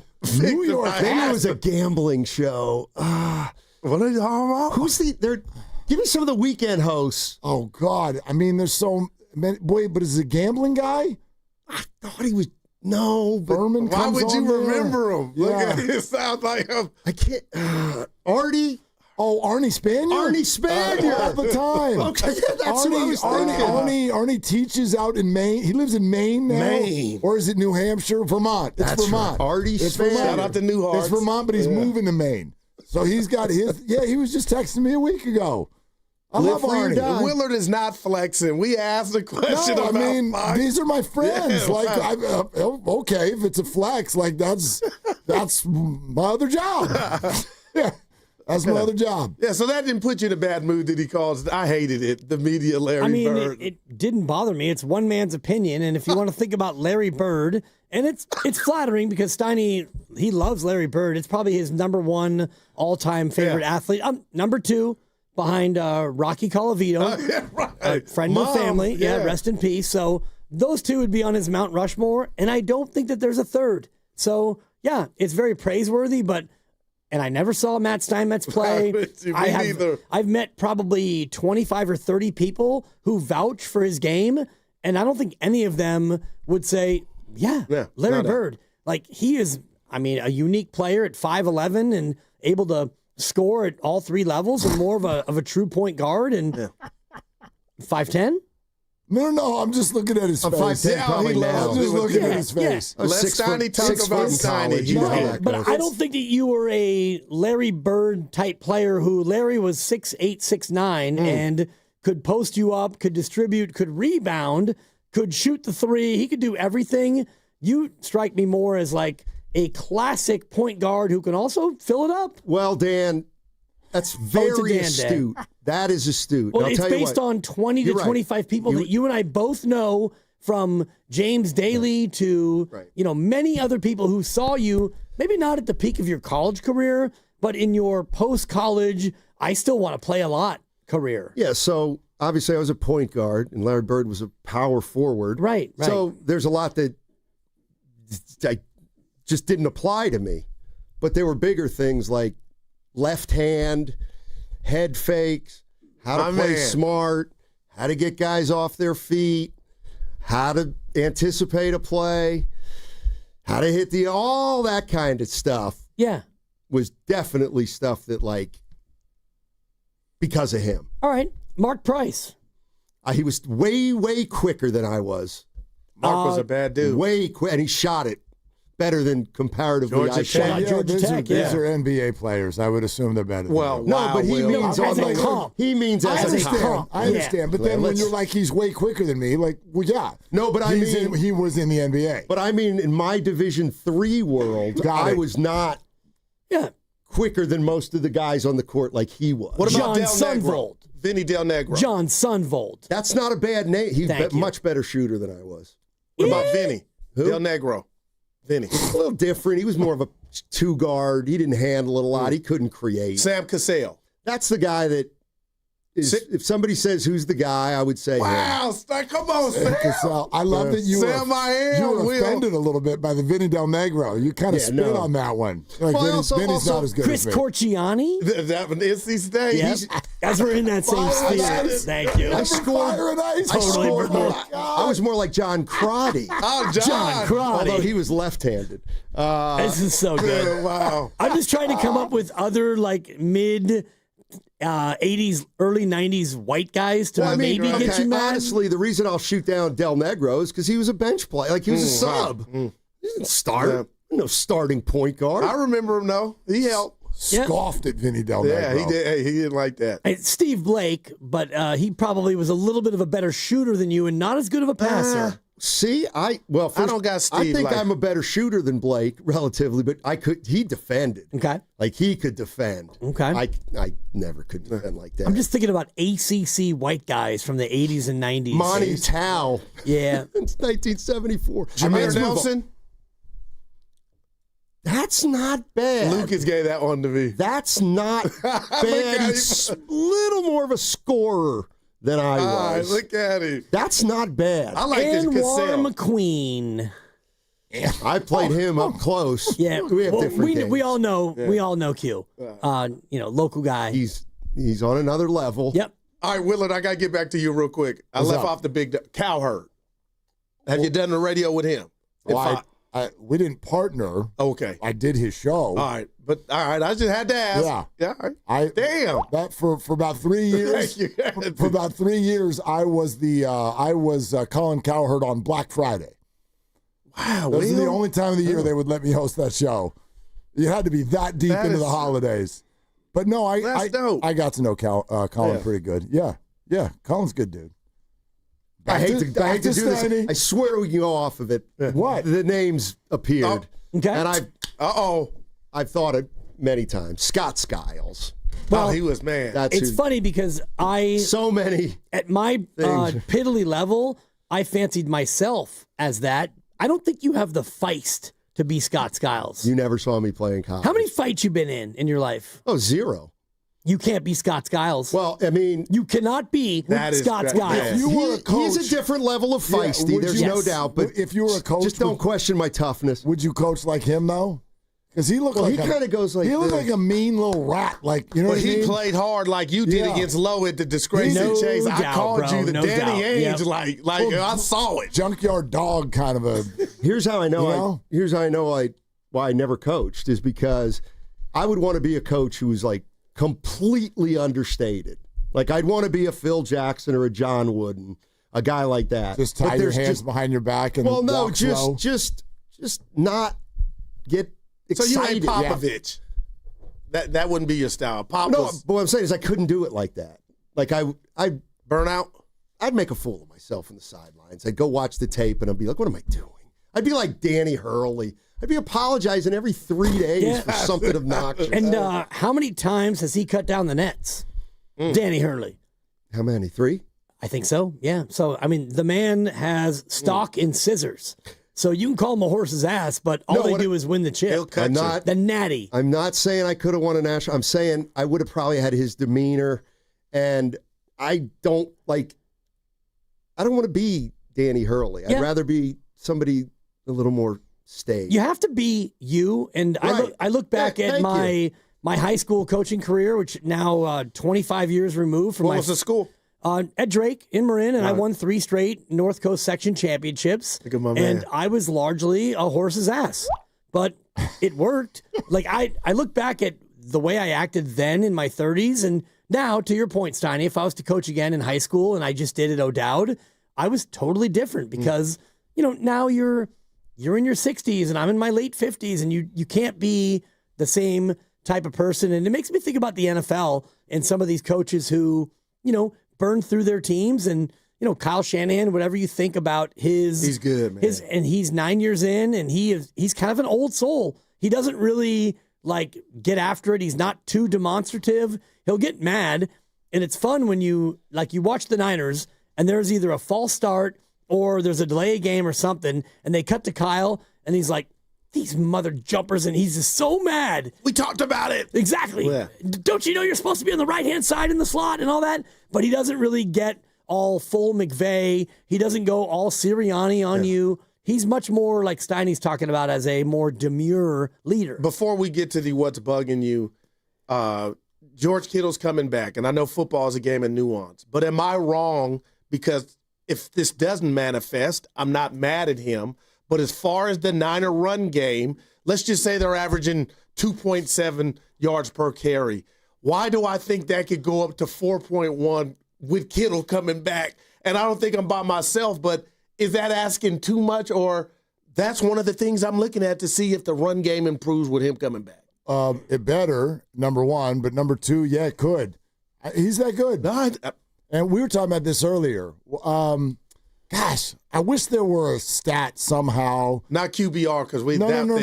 I wish that there was, in the age of analytics, to measure the unmeasurable.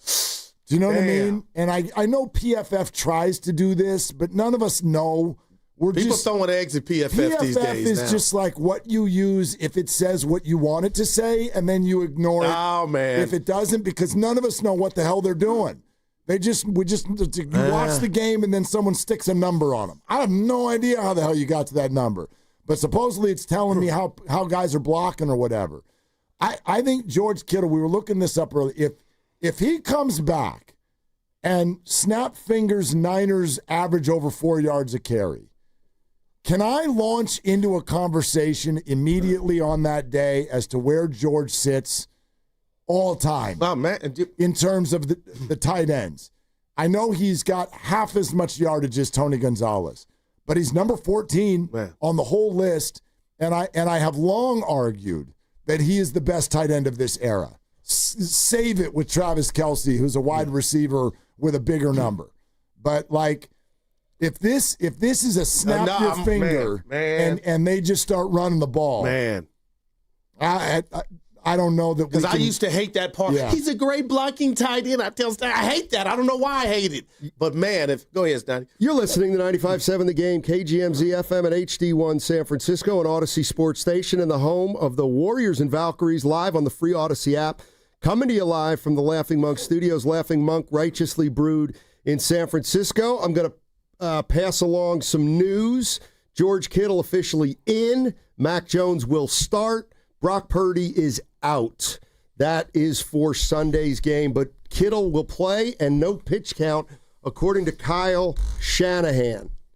Drywood termites, let me tell you something, they don't live in soil. They live in your walls, furniture, and flooring. They stay hidden, chewing wood from the inside out, often for years before you even notice. AtGo Pest Control finds them where they hide, removes the infestation, and puts prevention in place. Stop the silent damage. Visit AtGoPestControl.com today. AtGo Pest Control, real protection for hidden threats. And mention you heard about AtGo on What's Bugging You and get 10% off any dry termite treatment this month. Can I add Ricky Pearsall will officially be out?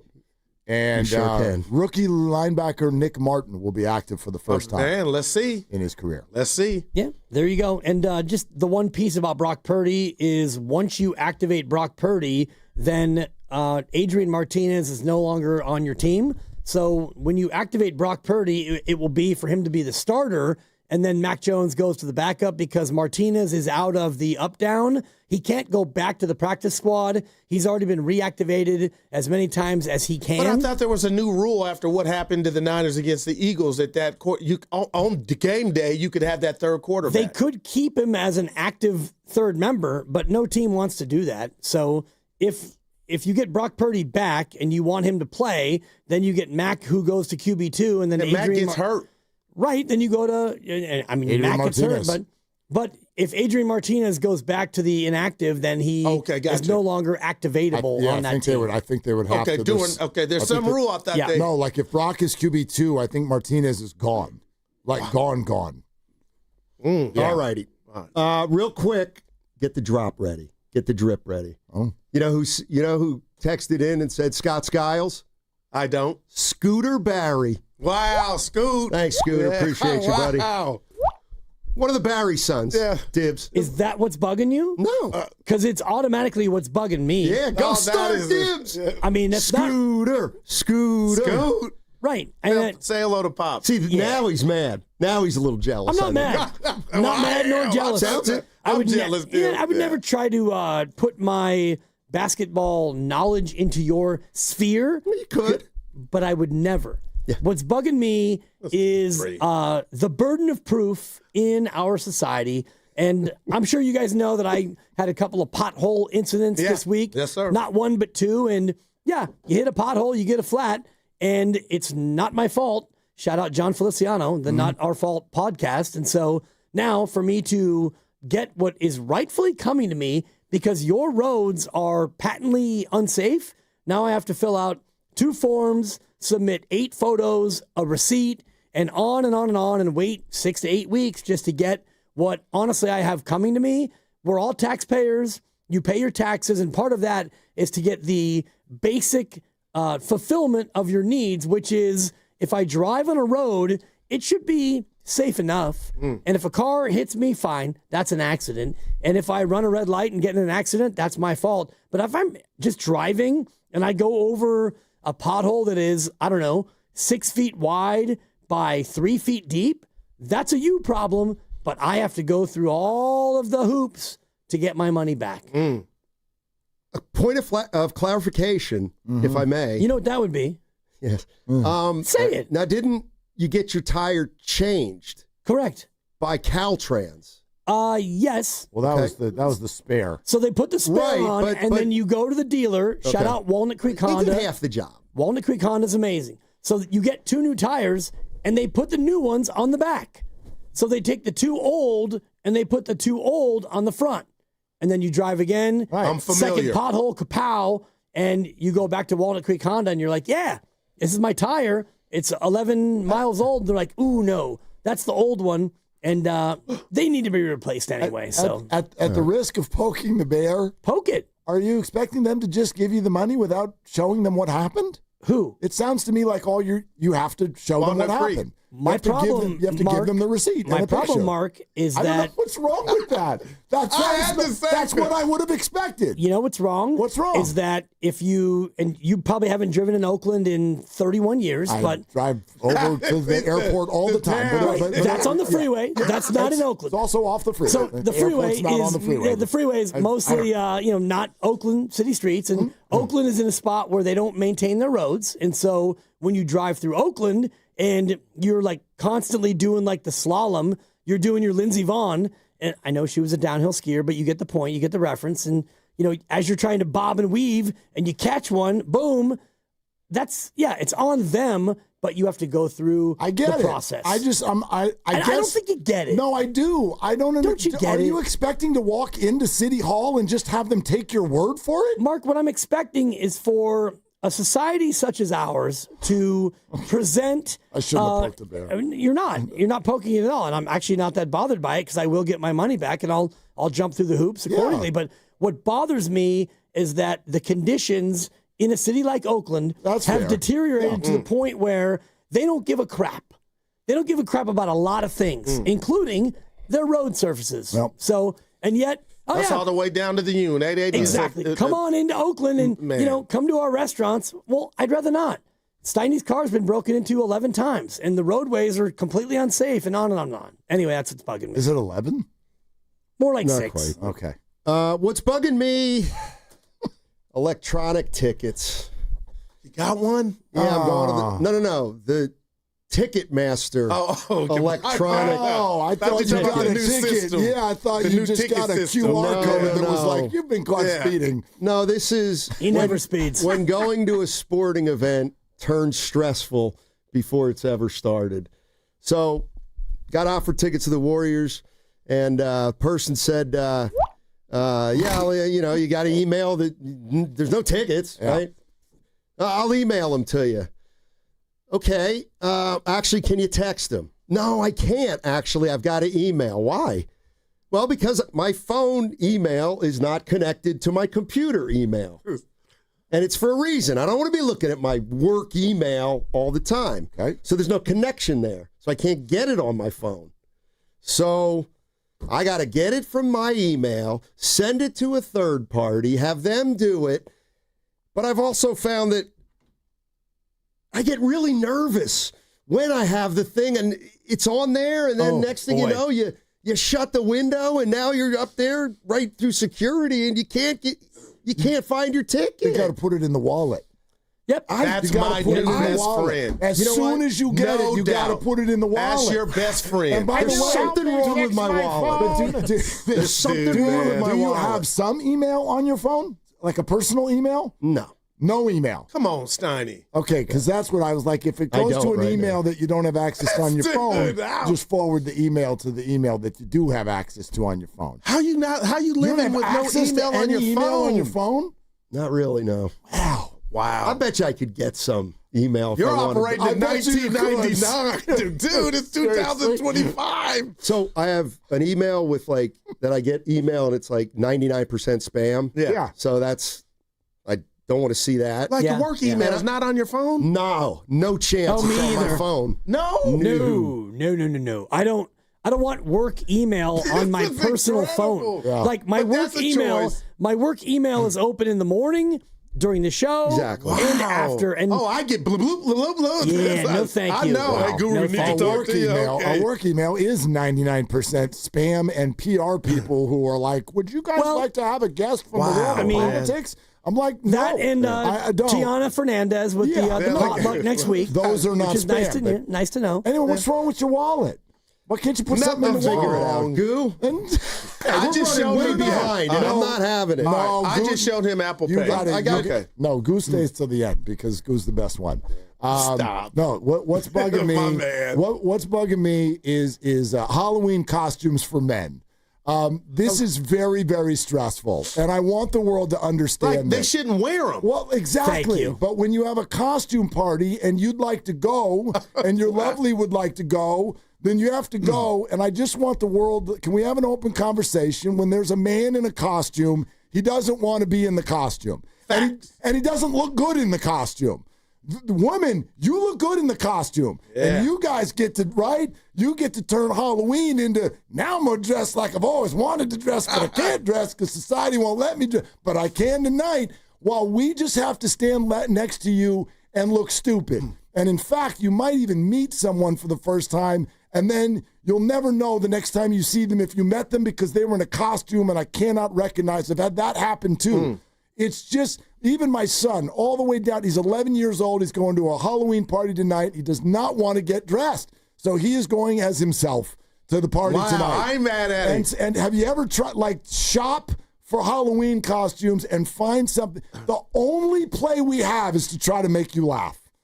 That's the only play we've got, is to try to make you laugh. And that essentially means we just spend the whole night making a complete mockery of ourselves so that we can go get some hummus and a drink at the party. Look at him. Anyway, it's very stressful Halloween. But what will you be tonight? Well, tonight I won't be anything. It's his party. Okay, gotcha. Yeah, tonight I will be the ride home. That's what I'm going as tonight. Anyway, on to you. All right, I'm going to blow a gasket, but I'm trying not to, and it's Cowboy affiliated. Trayvon Diggs got the bag a couple years ago, cornerback for the Dallas Cowboys.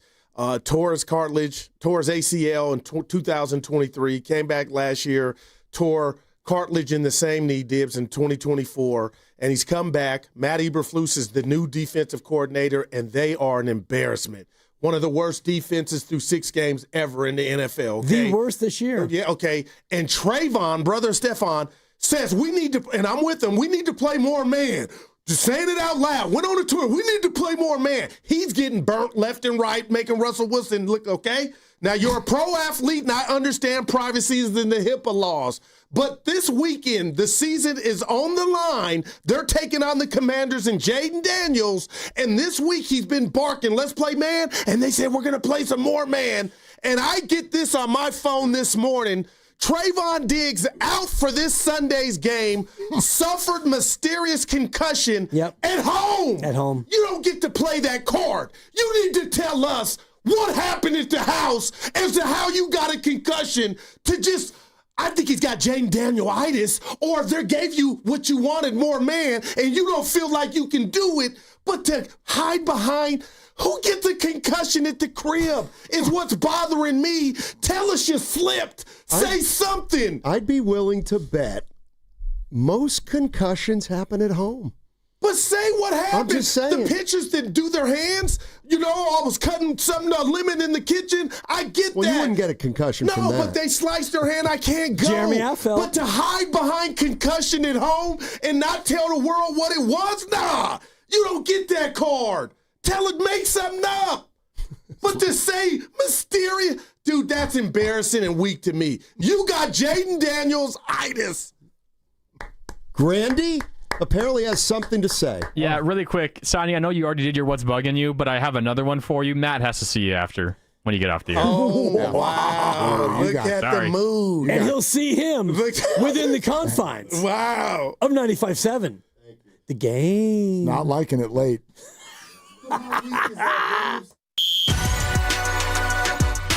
Are they the smartest show in the Bay Area? You guys are an intellectual feast for the smart sports fan in the Bay Area. Wow. You're pretty much the smartest guys on the radio. I agree. Good Lord, how big is your ego? Are they the funniest show in the Bay Area? Give it a laugh. Come on. You're a funny guy. Come on. Give me a laugh. You are funny, dude. Hit that S again. Are they the coolest show in the Bay Area? And no white boys. They're cool. That's what people are saying. You guys are phenomenal. This is one of the most perfect ways that I could end my day, getting a chance to talk to Mr. Mark and Dan, you know? We'll let you be the judge. Oh.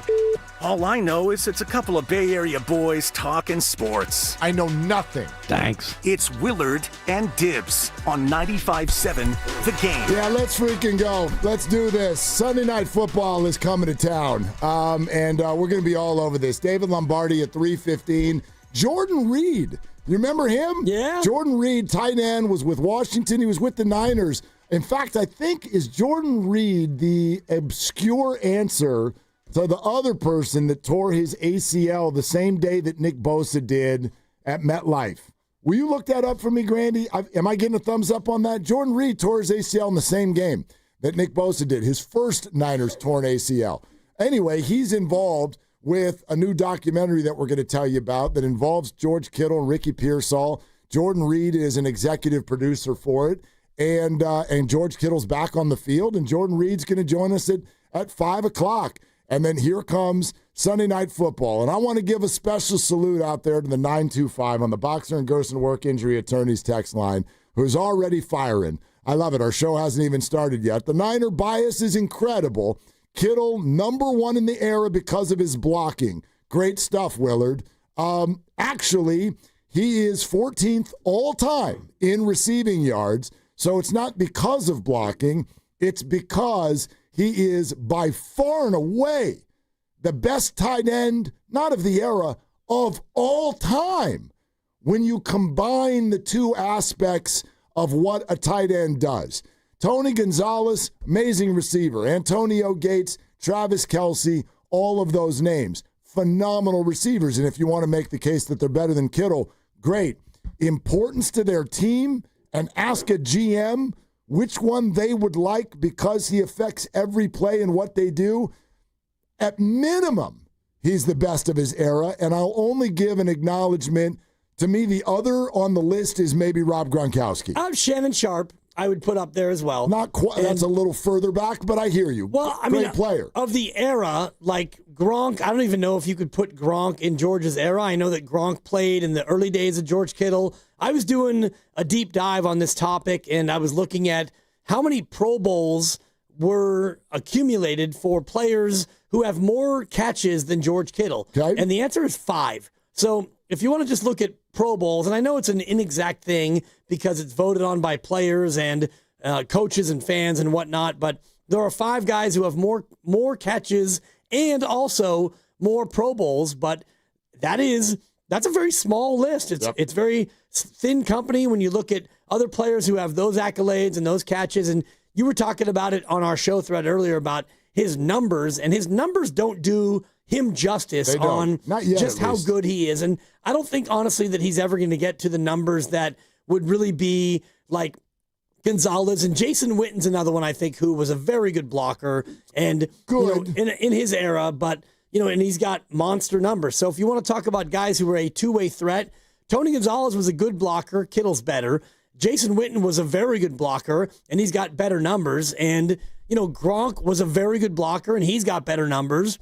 Shannon Sharp was a good blocker, and he's got better numbers. But to your point, as you start to run down the list of guys who are both really good as receiving tight ends and also good blockers, you're not going to be able to get to 10 tight ends ahead of him, and you may be hard-pressed to get to 6 or 7. I mean, I don't know what George Kittle, the future holds as far as health, but if we imagine a receiver that's going to be, I don't know, if he has healthy years, he's still capable of 900,000-yard seasons, 1,100-yard seasons, something like that. I mean, we only saw him for, how many snaps was it? It was about 20 snaps, roughly, or so in the first, and he had already had 4 catches and a touchdown. Yep. Now, I don't know if the body's going to hold up, but you mentioned Gronk's numbers. He's only about 16, 17, 1,800 yards away from Gronk. It's not inconceivable that he ends up there or past that. He is headed, in my opinion, for the top 10 for receiving yards. No, he's not going to catch Tony freaking Gonzalez, who's got more than double of what George has. But George he's approaching Vernon Davis. He's approaching Ozzie Newsome, and he's approaching Zach Ertz. Zach Ertz is still playing. Jimmy Graham, Greg Olsen. A lot of these players, though, and Jason Witten was a good blocker. I don't think he was the blocker that George Kittle is. But a lot of these players, I'll give you Shannon Sharp, Gonzalez, Gates, Jimmy Graham for sure. Right. He was Travis more of a wide Kelce, receiver. Those dudes are receivers in tight end jerseys. Zach Ertz a good blocker, but I think that Kittle's better. And, you'd be hard-pressed. And even Greg Olsen was a very good blocker. But if you want to run down all these guys on the list, I would say Shannon Sharp and Gronk and Greg Olsen and Jason Witten, like they'd be in the same sort of sphere as George Kittle. And I do think that as we look at this Sunday night's game, this is where it becomes mostly really telling for me, because you have not been able to run the ball and he's been out. You run a lot of outside zone, and that's where the tight end lives. And you haven't had good blocking wide receivers because you haven't had a lot of Juwan, and Ricky's been out, and you haven't had Brandon Ayuk, who's also a good blocking wide receiver. So, yeah, if Kittle comes back and he's able to play a full rack of plays, and I actually heard something earlier today from a different broadcaster that tells me, oh, he's healthy enough, he's going to play. Were you listening to different broadcasters? Of course. Like, I come in here and I grind on all possible content. You said that as if it's like, something sort of mysterious, like a not at all, like a Diggs concussion. There's a national show, and I won't name drop the show, but there's a national show that is already. Oh no! It's already promoting George Kittle's going to be on that show on Monday. Oh, and so it made me think about Steph Curry. That's interesting. When Steph Curry came on with Steiny and Goo. Yeah. And it's like he had not yet been cleared to play, and yet he's already going on the media. And so if George Kittle is already making plans to go on a show on Monday, that tells me that he thinks he's going to be fine on Sunday. Well, obviously, I don't know that you can ever think that you're going to make it through a game fully healthy. Something completely new But that tells me he goes into the game thinking that he is fully healthy. He had people at his locker this week. That's all you need to know. Remember, I'll take you back just to week 1. And our guest in less than an hour, David Lombardi, we all sat here. We had the summit on a Thursday. We got the news that Christian McCaffrey was leaving practice. And then it was 24 hours of, oh, Schmidt, McCaffrey's going to miss the year. And then we had Lombardi on in the afternoon, and we're like, what's going on with Christian? And Lombardi goes, he's playing. Everything's fine. Relax. And we sat there then for the next half hour going, how could he be so cavalier? How could he be so chill? But what had just happened? Christian had reporters at his locker. They don't let you do that if you're not a hundo. They don't let you do it. They just won't. Yeah. And Christian hasn't missed a damn snap since. Pretty much, right? Knock on wood. But you're right. George, not only did they announce him as no injury designation going into this game, Kyle Shanahan and others today were asked if there was a snap count. Hard no is the answer. This is a full complement of snaps. They feel like George Kittle, they have gone through the whole process of ensuring that he is as confident as you can be, that he is super double ready to go. And I don't want to use the word expect because I don't think that's fair for any one player, but I am hopeful that this completely changes the 49er offense, because we're going into another weekend of Mac Jones. Thankful to have him. Expect him to play well. He's been very good. But for the 7th week in a row, we, the 49er fan base, will scream and yell and focus about the quarterback. And the bottom line is, if you want this season to go well, they need to figure out how to run the stupid football better than they have. This is a Kyle Shanahan team with Christian McCaffrey on it. I am totally befuddled at the rushing stats for this football team, and I got to think that Kyle is up at night right now thinking about it. And those in the know, from Feliciano to others, have said the magic elixir will be George Kittle. Well, drumbeat, let's go, let's find out. Because if that happens, then two things. A, I immediately become way more optimistic again about this season. And B, I think you can't prop George Kittle up enough. If his presence alone can get the 49ers averaging 4 yards a carry, that would be incredible and say amazing things about him. Right now, they're dead last in yards per carry. Think about that. And it's not even close, Mark. It's unthinkable. And I did the deep dive on the history of Shanahan, and I think I tweeted this out already. If you don't follow me, you should, at Dan Dibley. But they've never been below, I think, 21st. And even at that was a horrific year. Yep. When they win, they are top 7. And when they don't, they're usually middle of the pack. And right now, they are 32nd in yards per carry. They're 0.4 yards per carry behind Philadelphia, which Philadelphia is tied for 30th along with New England. And so Philadelphia, the team that absolutely dominated everyone last year on the ground, they're not really running it that effectively either. And they stopped look at trying Saquon the last 2 Barkley. weeks. Yeah. Right, because Saquon's not having a great year. And the other part of it is Christian McCaffrey is on pace to have a top 7 year all-time in total catches if he keeps his pace up. Yeah. Does anybody in the NFL, how many people have more catches? Forget yards. How many people have more catches than Christian McCaffrey? Is anybody? Puka and I think Jackson Smith and Jigba. Might be Jamar Chase after last night. He caught like 713 balls just last night alone. Yeah, that was a pretty fun one. Oh, and my God. I mean, shout out trading within your division. I think we know why we now never trade within our division, right? Isn't that the way to do it? McCaffrey's third behind Jamar and Puka. But Jamar has had his 7th game already. So it was Puka, then and Jackson Christian. leads in yardage. But Yeah, those guys have been absolutely incredible. But 46 catches for Christian in 6 games. Yeah. It's incredible. And I put this also out on Twitter. He's on pace, I think, for 426 touches. And no player 29 years or older has ever had that many touches in a season. All right, let's talk it out, okay? Sunday Night Football is coming to town. We'll go to the phones coming up next. Trevor, you're going to lead us off. All guests on 95.7 The Game appear on the River Islands guest line. Isn't it time for you to discover the islands? River Islands in Lathrop. David Lombardi in 45 minutes. It's Willard and Dibs. It all starts on Tuesday. Your Golden State Warriors open the season against the Lakers. Curry gets an open 3. Look, it's on the way. Tie game! Tie game! It's a full season of Jimmy Butler with Steph Curry and Draymond Green. Back cut Butler. Layup is good and a foul! He got fouled by Dunn! Warriors-Lakers. Tuesday night at 7. Pregame starts at 6. And you can hear every second right here. The home of every Warriors game, 95.7 The Game.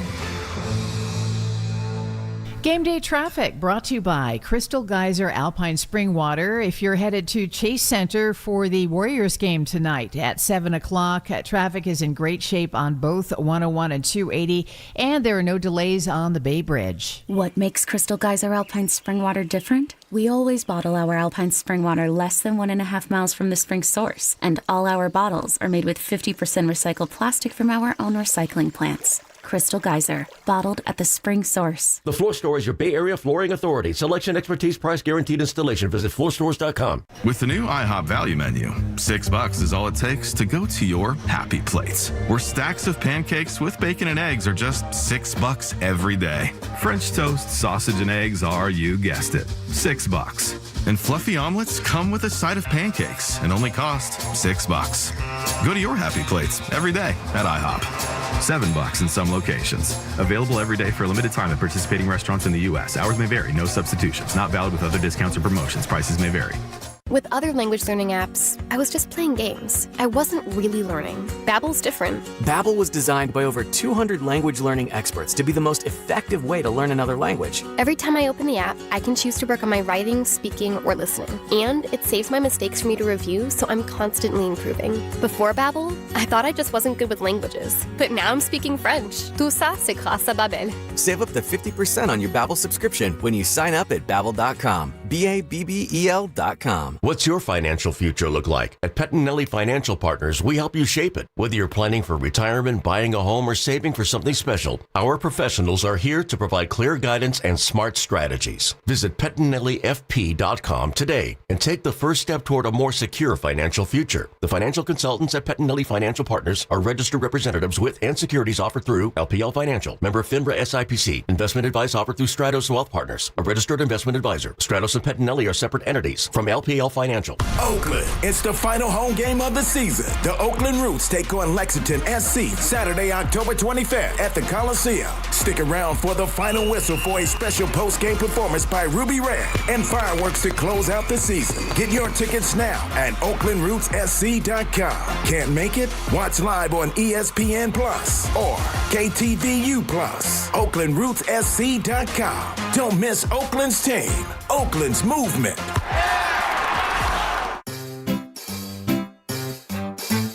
1-877 Cars for Kids. KARS Cars for Kids. 1-877 Cars for Kids. Donate your car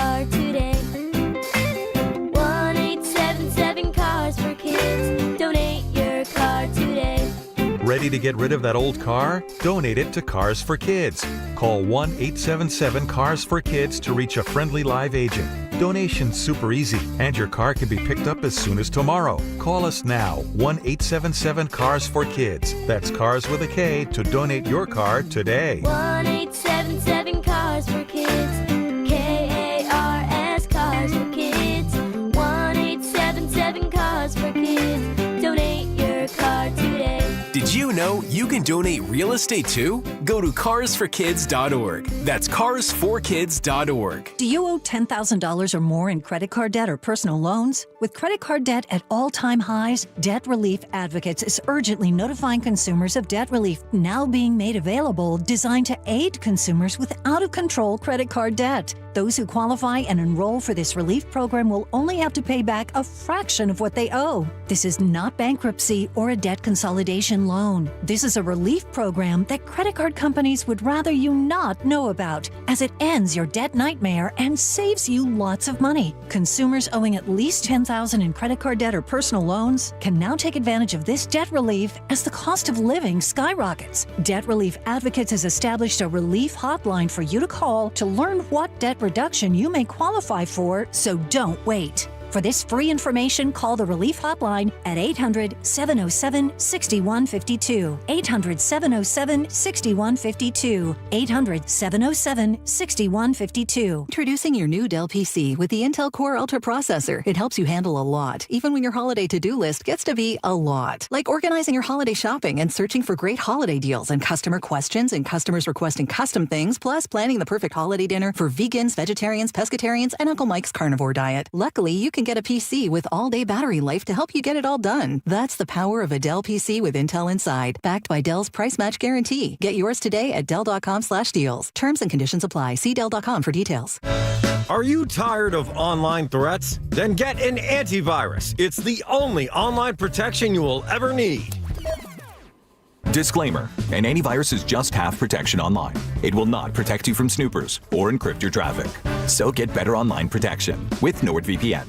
NordVPN will encrypt your traffic, protect you from malware and phishing, and stop annoying ads. Save 77% on NordVPN and get 3 extra months.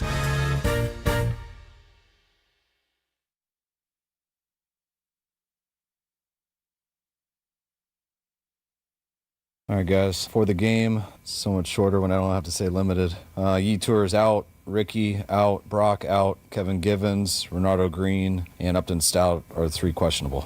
Now, back to Will and Dibby on 95.7 The Game. Kyle Shanahan sounded like he was either doing a rap or like reading a poem that he wrote in school, because stout rhymes with out, and the injury list is so damn long. And Gross Matos rhymes with Atos. He's out. Os. It's a 1, but it's all right. I'm not afraid of it. You took a Yetur there. That's a 4. Thank you. 8, I know Grady didn't like it. He wants to give it a 2. But Soto averages out to 3, and I move on with life. But you played off of it, and you did it with such great timing. It goes from a 3 to a 4. It's Friday. Yep. I figure let's start the stupidity now. Like, why not? What are we doing? You know what I mean? Yeah, come on. We're gonna do a higher or lower today. Let's get stupid. Yep. Okay. Digital Underground. Let's just all day. 888-957-9570. I don't like it, and this is more fantasy footballification of America. I don't like it when people have a hard time with where George Kittle sits all time. Like, this is hands down a top 10 all-time tight end, in my opinion. I don't even know how someone would debate otherwise if you're watching the entire football field. And he's 32, so that's quote-unquote getting up there, I guess. How old's Kelsey? How old's Kelsey right now? What's he at? Oh, he's like 36 or something. Yep. I mean, we'll see if Kittle is blessed with health the rest of the year and next year and beyond and whatnot. But if he is, I think his numbers are going to get to a very easy spot where people do not have such a hard time with this. But it's been offensive at times. Every time I talk about George Kittle and where he sits in the whole league, people start firing back with Travis Kelce and Travis Kelce been here. By the way, Kelce 37 in 2 weeks. 5 years older, but I get it. Travis is, if I'm just spotlighting the one stat that we all see, Travis is right there with everybody all time, and maybe he's the best. Oh, he's not, but he's up there. No, but he's up there. Like, he is among the best receiving tight ends of all time, for sure. But that's one thing that they do. And George does that very, very well also. But there's a bunch of other stuff. And if you wanted to dive into the metrics through the last decade or so, George Kittle's career, if you wanted to dive into the metrics of the run game with him and without him, you'll be blown away. You'll be blown away at his effect. No doubt. And it's beyond that. And I'll just do the surface numbers, and we'll start with total receptions as a tight end. He's 9th all time. Yep. And he is 5 away from Jeremy Shockey. He will pass Jeremy Shockey, hopefully on Sunday night. I'm going to be starting you, George. I'm going to need 6 now. And so he will be 8th all time. Among Pro Bowls among people who have more catches than him, there are only 5 who have more Pro Bowls and more catches. And then the other number that really strikes, and this is going to be the one that, plays to the numbers in terms of yards per game, he's number 2. Number two. Behind Travis Kelce, and he's only 4 yards a game behind Travis Kelce, and that's yards per game. So none of that has to do with how good of a blocker he is. And I could look at a lot of these other guys who were good blockers, and I do think that Shannon Sharp is a guy that we forget about what a force he was at 6'5", 240 or whatever he was. And Antonio Gates wasn't asked to block a lot. Nope. Lo Neal, I'm sure, could speak to, how good he was with the Chargers, but there are other two-way threats who are also, by the way, Hall of Famers. So George Kittle's going to the Hall, and this is not even to add in what I said on our show thread, the extra sprinkle of what it means to have him on your team. Just this is the point. The emotion. This is the point. The intangibles, yes. The leadership, the hair flaps, all those things. Like Antonio Gates was never the emotional leader of the Chargers. You covered those teams. Yep. And, Travis Kelce is kind of that guy, but, Kermit is the dude. Gronk was absolutely that guy for the Patriots, but they also had Tom Brady. So, and, Kittle's got McCaffrey and Shanahan, whatever, all these other things, but it's the other parts of who George Kittle is that puts him, to me, in a higher level. That is so well said. Thank you. And that's why I said on the crossover, I wish there was a way to measure the unmeasurable. Right. Because, not only has George Kittle become such an unbelievable leader for the 49ers and a great locker room presence, I think I'd argue that if you made all of these great tight ends a team, wouldn't George be the leader? He started tight end U. A good point. Would George be the head coach of all of these tight ends that we're talking about? I've never heard Jason Witten talk. I don't even know if he has the power of speech. Antonio Gates. Did he do TV for a little bit? I thought he did a couple of years of TV. Witten? I thought so. I'd have to Google it, but yeah, man. Yeah. Gonzalez, obviously. Greg Olsen, yeah. Yeah, these guys are doing well now. And Shannon Sharp, hell, he's become huge in the media. Yep. Although, but anyway, sure. There's stuff going on there. So I'm not saying he's the only personality, but he's the one that has, I think, spun in some ways this idea of making the tight end a lot cooler than it used to be. Even back in the days of Tony Gonzalez and Antonio Gates, it wasn't as cool as it is now. And you didn't see nearly as many. Now I feel like every team has that 6'7" dude. He's 6'7", he's just shy of offensive lineman weight, but he can run like crazy and hit people, and probably has half a cup of crazy in terms of a personality. Like, that's the way a lot of tight ends are now. And I think George has a huge footprint on all of that across the league. Yeah, and you look at, the kind of tight end that he is, and that really becomes the prototype now, especially in modern football where you have to run the football and teams don't go without a tight end, usually very much. Like, you might go 11 personnel, 1 running back, 1 tight end, and you got to have that 1 tight end as a possible, I'm going to stay in and block on a pass play.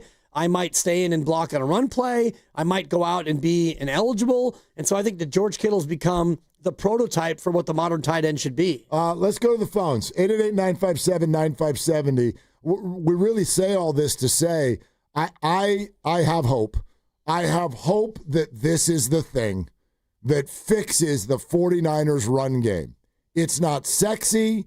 It's not what we all want to talk about. We want to talk about injuries and quarterback. That's what makes all of us go when we sit there with a remote and nachos. I get it. And here we are. We're in sports radio. That's a big part of this.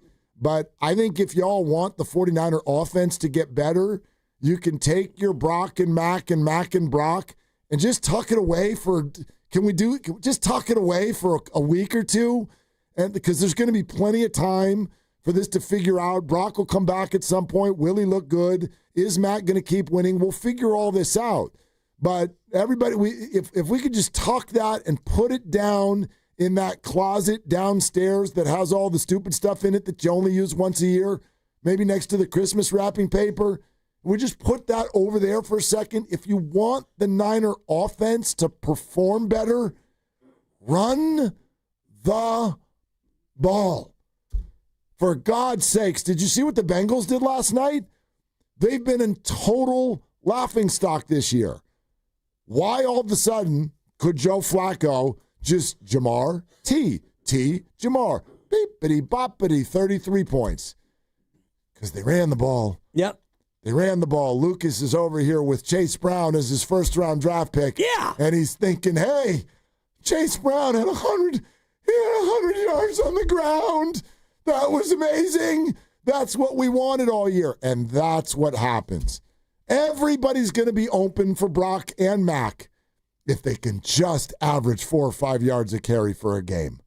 Wait till you see it. Yeah. And my hope is that George is the thing that finally unlocks this damn door. Yeah, he might be. And I haven't done the full dive on rushing yards with versus rushing yards without, but just glancing at his record and their record, because George Kittle's been here exactly as long as Kyle Shanahan. Wow. His rookie year was Shanahan's first year. And with George Kittle, 64-50. Without George Kittle, 10-14. Now, a little bit of that is nuanced because there's been a couple of week 18 games where, you didn't play George and you were going to the playoffs and you laid down, and I get that. But just over a large sample of both of their first year to right now, when George plays, you're 14 above. When he doesn't play, you're 4 below. Yeah, and that number's gotten better this year because he's been out, and they've actually won more games than they've lost without him. Right, they're 3-2 without him. Yeah, that number, got just at least a tick better just this year. All right, let's go to Trevor in Rohnert Park. Hi, Trevor. Thanks for the call. What's up? Hey, what's up, guys? I know it's been a little bit since I called. I just wanted to key in on this because I am super excited to see Kittle come back. I do think that he is going to make a difference in the run game a little bit. But instead of thinking about injuries, I think thinking about how this team is doing and how they're going to look in week 10, 11, 12 when they're fully healthy is a bit exciting. The only thing that I'm feeling right now is that putting Kittle on that offensive line is like putting a Band-Aid on a gunshot wound when you're looking at the offensive line the way they act right now and the way they're playing. So I'm still concerned about the offensive line either way. I do think it's going to help. I think McCaffrey's going to have a better run game to game now because of it. But I do think that offensive line, and I know I've been preaching that forever when I call in here, but I mean, it's never addressed, and that's still a cause for concern for me. But I do think Kittle is definitely going to cause Atlanta to watch him a little closer. He's going to help block, and when he's not blocking, he's going to be a good receiver. So, I mean, yes, it's a massive upgrade to have him back, and super excited to watch him come back and help. But I think the key to look at is how that offensive line responds going forward.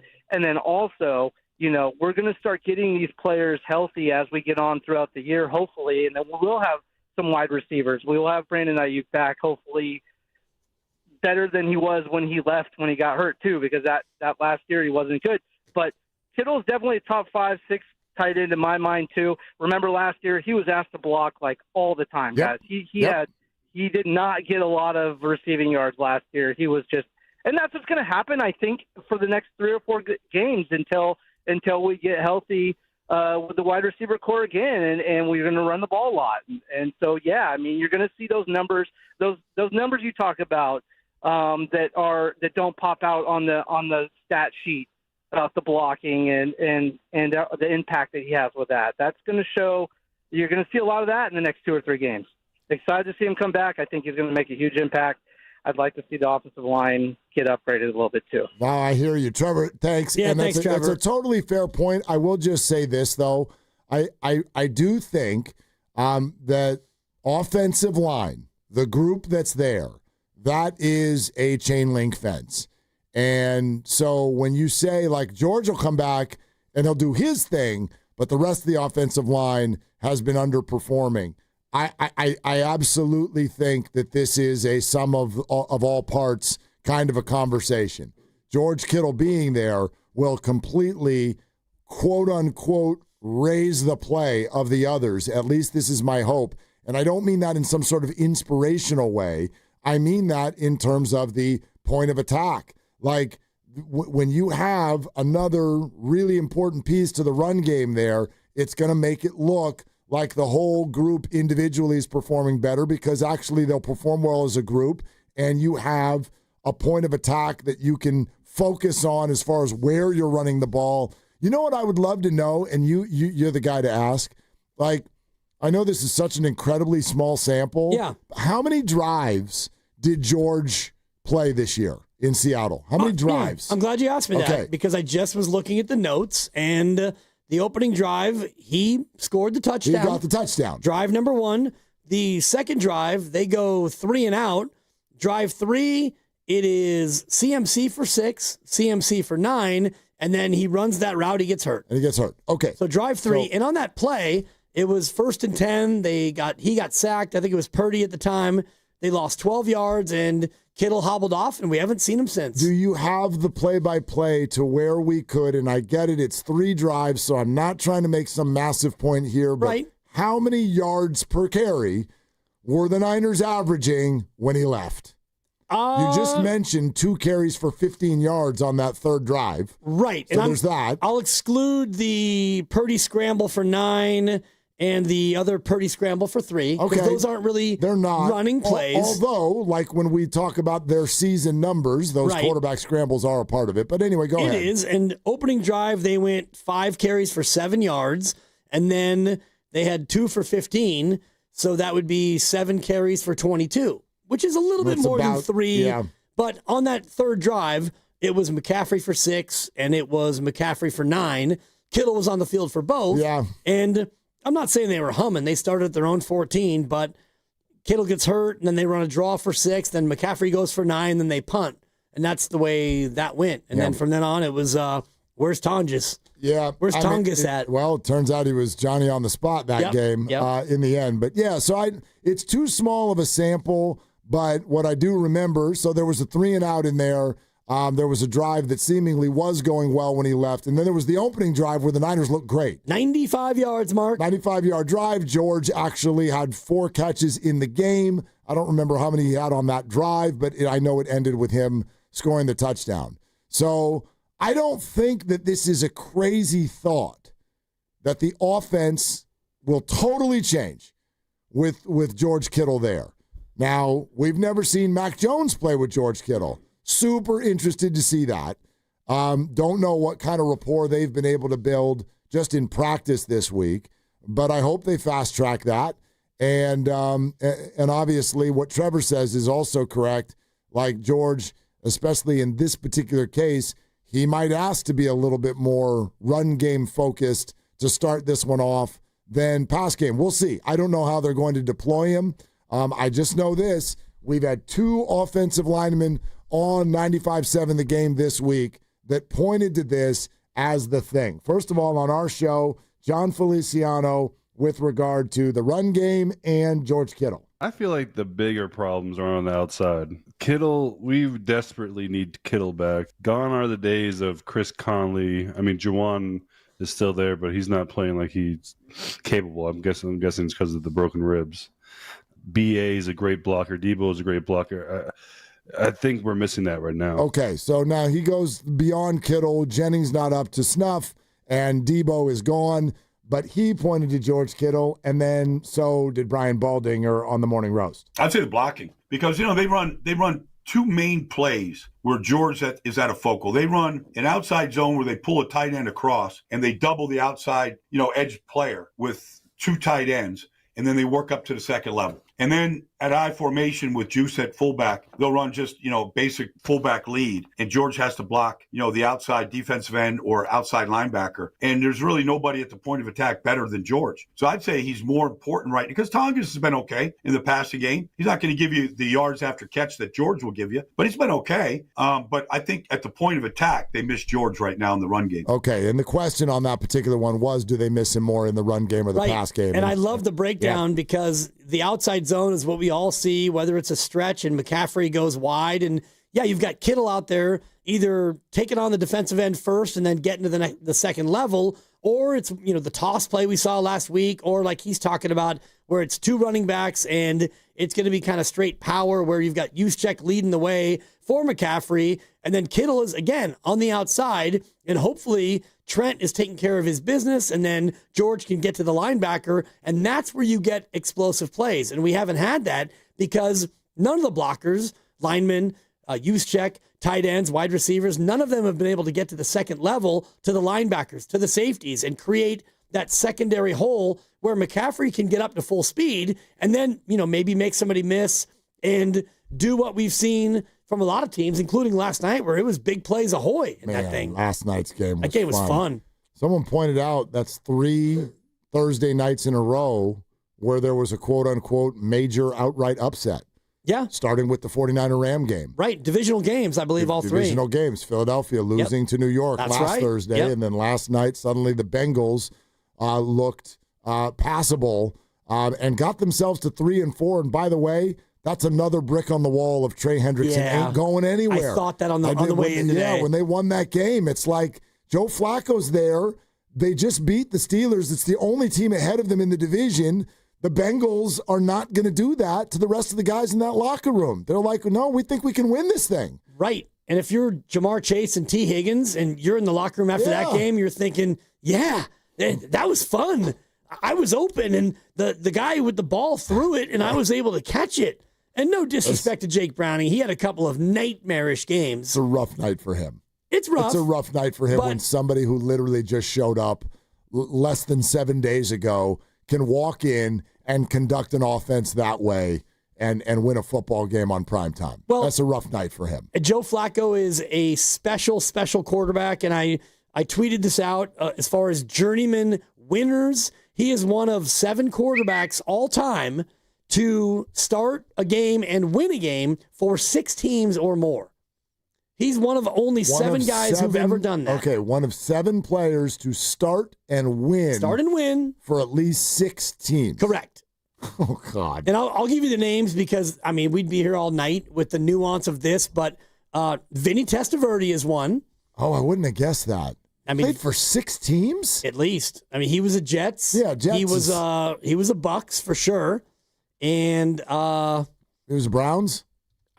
Wasn't everyone a Brown? Yeah, that's a good point. Yeah, and I thought that was he a Ravens? I'll pull up his stats. He was. I think he was a Ravens. Yeah. But Vinny Testaverde is any other actives? Jets, Tampa, Cleveland, Baltimore, Dallas, and Carolina. God, I would not have remembered any of that. His Dallas tenure. Carolina, I definitely do not remember that. You've got Chris Chandler. Okay. Earl Morrill, I mentioned this during the break. Okay, that's going way back. Gus Frerotte. Case Keenum. That's a good one. Josh McCown, and the all-time leader in starts and wins with different teams is Fitzmagic. Oh, Ryan Fitzpatrick, 7 teams. Wow.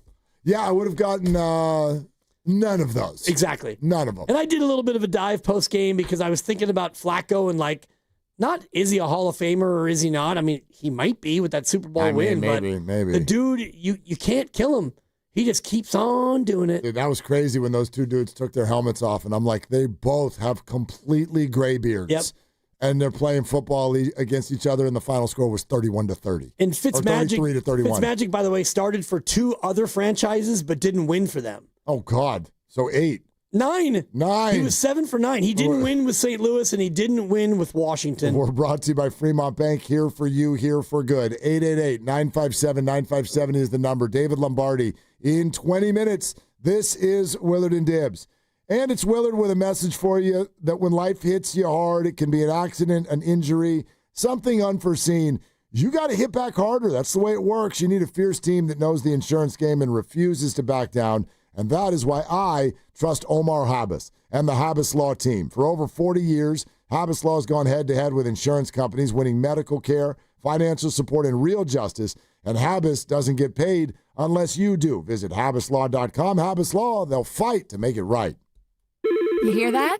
That's the sound of your business losing money. Legacy phone systems weren't built for today's teams. Quo, formerly OpenPhone, gives your business a smarter way to stay connected. Quo lets you manage calls, texts, voicemail, and contacts all in one place so that you can deliver a seamless customer experience from ring to...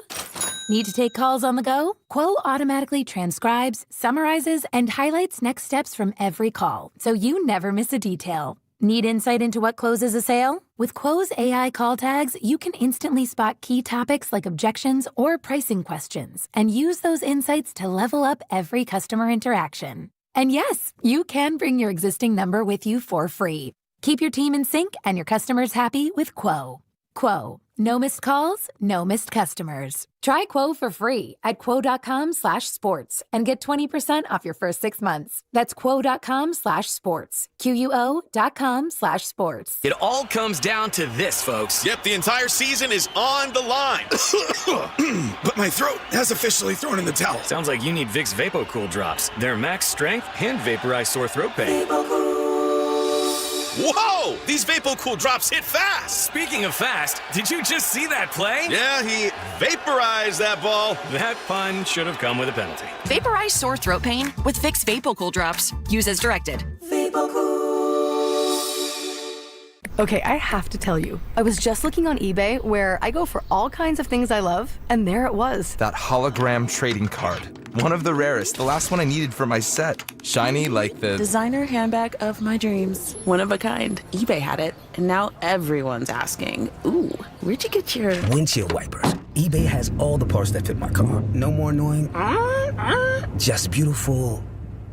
Millions of finds, each with a story. eBay. Things people love. Diabetes, high blood pressure, anxiety meds, everyone's on them. If you're a 40-year-old male, maybe a bit porky, and you may even have type 2 diabetes, $1 million of term life insurance may only cost you about $100 a month. Call Term Provider. Speak with Big Lou at 800-352-9239. Big Lou will find a term life policy for you even if you have type 2 diabetes, are overweight, or have high blood pressure. Term Provider has helped thousands of people like you who think they can't afford term life insurance. To buy $1 million of affordable term life for you, all you need to do is call Big Lou at 800-352-9239. Lou will make sure the scales are tipped in your favor. Call 800-352-9239. Big Lou will answer your call and work to fit you into a term life policy that you can afford. Remember, Big Lou's like you. He's on meds too. For affordable term life insurance, call 800-352-9239. 800-352-9239 or biglou.com.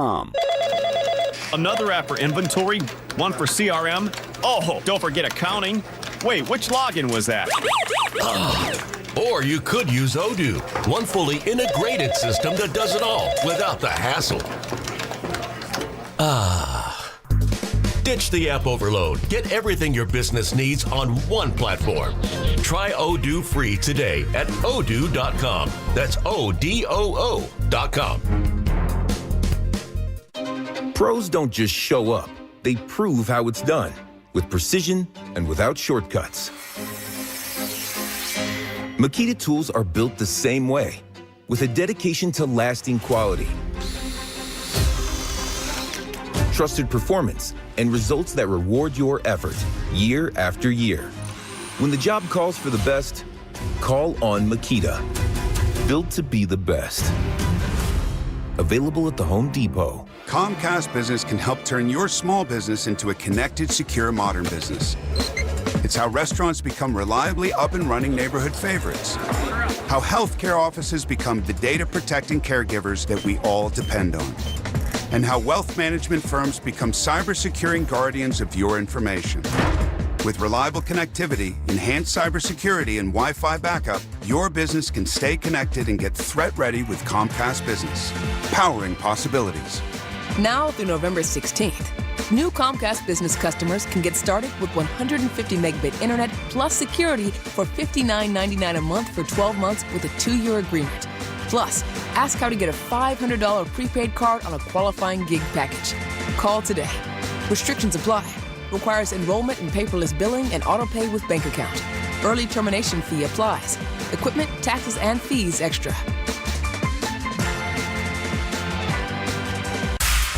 You're listening to 95.7 The Game, KGMZ-FM in HD1 San Francisco, on Odyssey Sports Station and the home of the Golden State Warriors and Valkyries. Always live on the free Odyssey app and now coming to you live from the Laughing Monk Studios.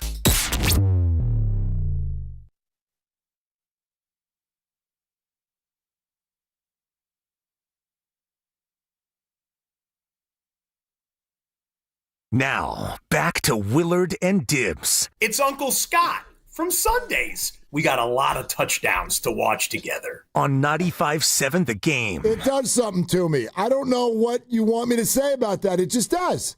It does something to me. It does a lot to me, too, and it's called jealousy and envy. But that was cool. That was a message from him to your kids. Yeah. It's Uncle Scott. Oh, my God. They got Scott Hansen. They got street cred from that. I bet, no doubt. In their circles. I don't know if it made them go 6'7". I don't know if Stop. I don't know what they did with their friends, but apparently that gave them cred. Right. I get it. Yeah. We're live in the Laughing Monk Studios. Laughing Monk, righteously brewed in San Francisco. Can I be selfish for 30 seconds? Please. I'd like to ask all of your help. Fun with fantasy, if you will. I'm not going to tell you about my team. I know you don't care. I'm just happy you're 0-6. No, well, yeah, in that league. But there's 78 leagues, so it doesn't matter. I'll be good in some and bad in others. And no one wants my and Evan Giddings' sob story about how we're outscoring more than half the league, but we can't win a game. Whatever. Yeah, you've scored more than me. Yeah. So we did this last week, and you were the only one who was right, and I didn't listen to you. Fade the dibber. 20-8. So, unfortunately, due to major injury to people like Joe Burrow and Brock Purdy, for that matter, those damn turf toes have got me streaming quarterbacks in all these leagues. So, ladies and gentlemen and listeners, you can hit me up as well. We don't need to take calls on this, but if you want to hit the YouTube chat, the text line, if you'd like to, friend me on LinkedIn, find me and give me an answer. In one league, and it's our league, Jackson Dart at Denver. That's a good defense. Yep. Jackson Dart at Denver or Big Mac on Sunday Night Football. What would you do, hotshot? You go with Big Mac. Okay. Yep. You go with Big Mac. They are the number one passing offense in football. I know. And they have not been able to run it. The only thing that gives me a TJ Hushmanzada Pause. is the fact that the Niners don't protect, and Atlanta is number one in blitz percentage. Yep. So you don't block great, and they're coming for you now. But I do think that this game is going to be more of a throw-it-up game for the Niners. I don't know if they can suddenly, George is back. Now we're back to 38 carries a game. Jackson runs the ball, though, too. Run the ball now. They can get you an extra 3 or 4 points just for running the ball. And Denver doesn't have Malik Neighbors. They do have Scadaboo. That's what I meant. Giants. I said Denver. Yeah, Giants don't have Malik Neighbors still. They do have my guy, Wandale Robinson. Yeah, they do. But they do. All right, so you're voting. At altitude against that defense? Grandy, Big Mac, Lucas, Mac, Jackson Dart. What do you like? I think probably Mac. Oh, I don't feel great about it, though. Excited about it. Well, I said Mac last week, and I ended up being wrong. It's also Sunday Night Football, which I think in the fantasy world we always like to, you know what I mean? Let's save our guy for the end because it makes you think you always got a chance to come back and win. Yeah, Lucas, what are you doing? I would side with Mac. I also think rookie quarterback in Denver makes it even more. I hear it. Okay, now let's do it again. Okay. In a different league where we start 2 guys And I've got an extra spot in my number 2 quarterback hole, which goes to Mac Jones or Carson Wentz. Carson Wentz against the Eagles has just been named the starter again for the Minnesota Vikings. New man on the Minnesota Vikings. Woo-hoo. What would you do? Skull. Boy. That's a tough one. And that game's at, is that home, Minnesota? That game is, yes, Philadelphia to the bold north. Yeah. That's a tough call for me. I would probably go with, I still would go with Mac Jones, Really? but that's a close one for me. Okay. Grandy, Lucas, anybody want to weigh in on that one? And please, the people who are texting in to telling me to go pick up somebody, don't do that. We're not picking someone up on waivers. A lot of these leagues, no one's available. In a 2-quarterback league, there are no starting quarterbacks on waivers. So thank you for your input of go pick up Cam Ward or Michael Penix. That doesn't exist in this league. They're all gone. Carson Wentz is a distant third of all those for me. Of what? If you're including Dart in this conversation. Well, Dart's not on that team, but yeah. I know. Differently. But it's not close. Okay, so you're Mac. going Mac Yes. and Mac. Yeah. So you're doing a double Mac. Yeah. Big Mac, Big Mac. All right. It's a double I risk, Mac. I reward. Okay. Grandy? I also, in a vacuum, like Mac, but starting the same quarterback in both leagues is a little scary because then if he struggles, then you get hurt in both of them. Back there? Yeah, I'm 0-6. It's not scary. The worst thing that could happen is I go 0-7. All right, then start Mac and both. It's not that serious. The other team's doing good. We're 4-2. All right, start Mac and both then. Dibs? I would go with Mac. Although as I look at the advanced analytics, Atlanta as a pass defense is slightly better, or if not significantly better, than the Eagles in EPA expected points added. Yeah. The Falcon defense against the pass better than the Eagles, which is dead mediocre. Richard Sherman voice. So the analytics would say you start Wentz against Philly at home. Okay. So coming off of a bye. Right. I do think that it's a lot closer, but my conundrum is, and not to make this a whole fantasy segment, but I've got George Kittle as a tight end, and do I start him or do I go with Evan Ingram or one of my various other tight ends? Why are you making that face, Grandy? What do you mean? We've been waiting this long to have George back. Well, no, it's just a fair question. George has not played in 6 weeks, so he's coming full go, but he's coming off of an injury, and No he's pitch playing count. and I'm playing with a quarterback with whom he has never played. I don't think that's a crazy question that he's asking. I think it is. I do as well. Okay. Done. Yeah. Jeez. Yeah. You're welcome. Thanks, Snippy and Snappy. No, Evan Ingram was very, very involved the last time Denver played. Yeah, and Cade Otton I also has been getting a lot of targets because they have no receivers. So he's been getting 5 or 6 targets a game. And then I got what's his nuts as well.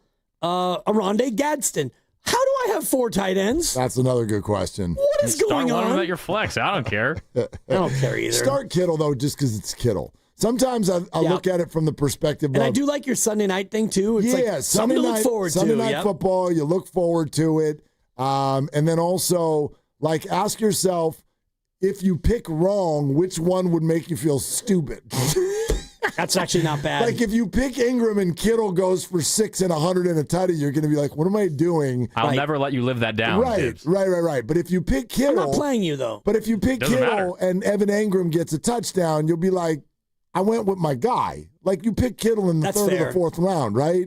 Yes, Yeah. maybe second round. Actually, even. in our league, that was Because I was probably a first round pick. I think I picked third. Well, there's 72 people in our league, so it's probably a first round draft pick. Or the third. I think it was my wraparound. Whatever but- it was. Yeah, whatever. Yeah, go with your guy. Yeah, that's a good way to put it. Go with your guy. Go with your guy. Yeah, I'm trying not to second guess and third guess myself because I think it was 2 years ago when early in the year, I sat David Montgomery because it was a bad matchup and he had 214 and 3 touchdowns. Yeah, don't just KISS. Exactly. Keep it I'm simple, trying. stupid. I'm trying. Put the George Kittle into the football game. Good call. Or the fake football game. Right. Put him in. And I got to take Ayo Manor out of my flex. Oh. He's due for a breakout. Yeah, that team.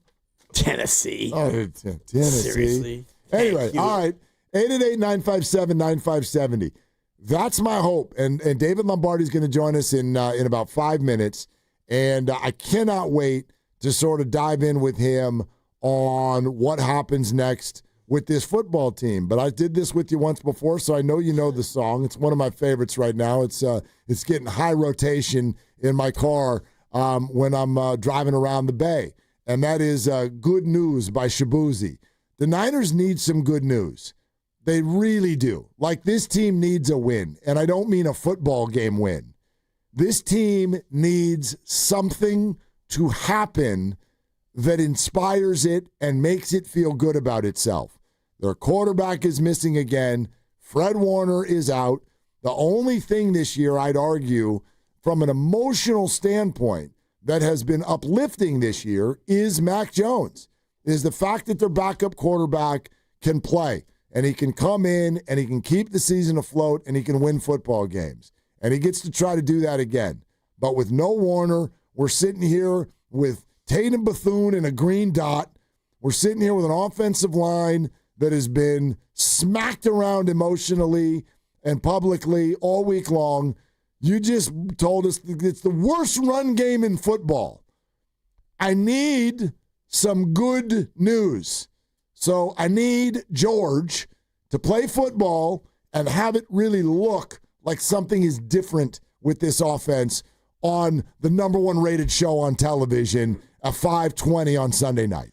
And beyond that, you do need a win. And I shared this with the group earlier. If you happen to lose and Philly, Seattle, Detroit, LA, Atlanta, Minnesota, and Chicago all win, you're the 10 seed. You go from the 3 to the 10, and I know the playoffs don't start tomorrow, but I mean, it's not that dramatic. But in terms of like where you are and where you would be after week 7, you could plummet 7 spots, and it's not that far-fetched. No. This is a monstrous big game. Football game for the 49ers season, for the trade deadline, for their emotions, for the standings, for all of it. It is a monstrous football game. It's possible that the Rams will have won a football game in another country earlier that day and then head into their bye week. Seattle is favored at home on Monday night. This is a vital football game on Sunday night. All right, David Lombardi, the SF Standard, tapped in with the Niners like few, and we'll talk to him next. It's Willard and Dibs. This game day traffic is brought to you by Crystal Geyser Alpine Spring Water. Heading to see the Warriors Clippers tonight. Delays coming off the Bay Bridge start before the island and stay heavy past the Central Freeway. Northbound 101, you'll see brake lights from Cesar Chavez. And northbound 280 is slow from Cesar Chavez heading to Chase Center. What makes Crystal Geyser Alpine Spring Water different? We always bottle our Alpine Spring Water less than 1.5 miles from the spring source. And all our bottles are made with 50% recycled plastic from our own recycling plants. Crystal Geyser, bottled at the spring source. It all starts on Tuesday. Your Golden State Warriors open the season against the Lakers. Curry gets an open 3. Look, it's on the way. Tie game! Tie game! It's a full season of Jimmy Butler with Steph Curry and Draymond Green. Back cut Butler. Layup is good and a foul! He got fouled by Dunn! Warriors Lakers. Tuesday night at 7. Pre-game starts at 6. And you can hear every second right here. The home of every Warriors game, 95.7 The Game. We finally switched to T-Mobile because with them, we could be connected here and there. Let's watch a movie. And we have Netflix included to enjoy our favorite shows and movies. ¿Qué tal esta? Bacanísima, pero ya la vi. Now the hard part is getting them to agree on a movie. Switch today and get the new Samsung Galaxy S25 Plus with Galaxy AI, all on the best network in the U.S. Visit a store, T-Mobile.com, or call 1-800-T-Mobile. 1-800-T-Mobile. Best mobile network in the U.S. based on analysis by Ookla. Speed test intelligence data 1H 2025. Dubs fans, it's time to score big at Cordelia RV Center. Every new 2025 RV must go before year's end with deals you won't see again. Don't wait. Hit the road in style and save thousands. Located at 680 and I-80 in Fairfield or online at CordeliaRV.com. McDonald's has classics, but then there's the classic. 2 beef patties, sesame seed bun, made perfect with iconic Big Mac sauce. And now I can snag one with fries and a soft drink with a $9 Big Mac Extra Value Meal. That's a Big Mac, medium fries, and an ice-cold Coke, all for $9. Score the classics at Mickey D's. They're classics for a reason.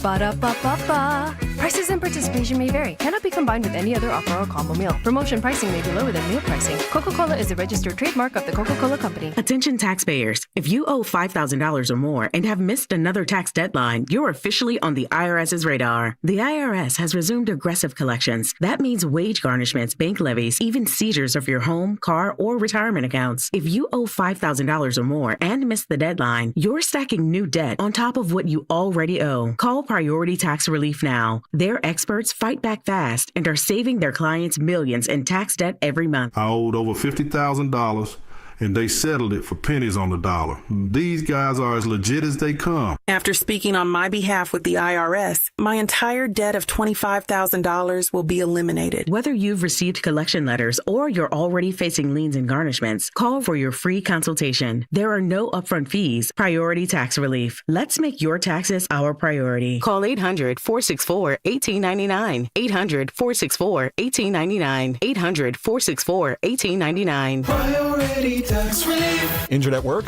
Don't wait. Every day you delay can mean lost wages, delayed medical care, and more stress for your family. At Boxer & Gerson, we fight for people just like you. Construction workers, delivery drivers, factory workers, restaurant staff, hardworking folks who get hurt just trying to earn a living. We won't back down. We get results. You work hard, you deserve real help. Call Boxer & Gerson now at 510-835-8870 or visit boxerlaw.com. The consultation is free, but waiting could cost you. Boxer & Gerson. Justice for workers. All guests on 95.7 The Game appear on the River Islands guest line. Dub Nation, this is Jimmy Butler, and you never know when I'll be on the River Islands guest line. Dub Nation, this is Stephen Curry, and you never know when I'll be on the River Islands guest line.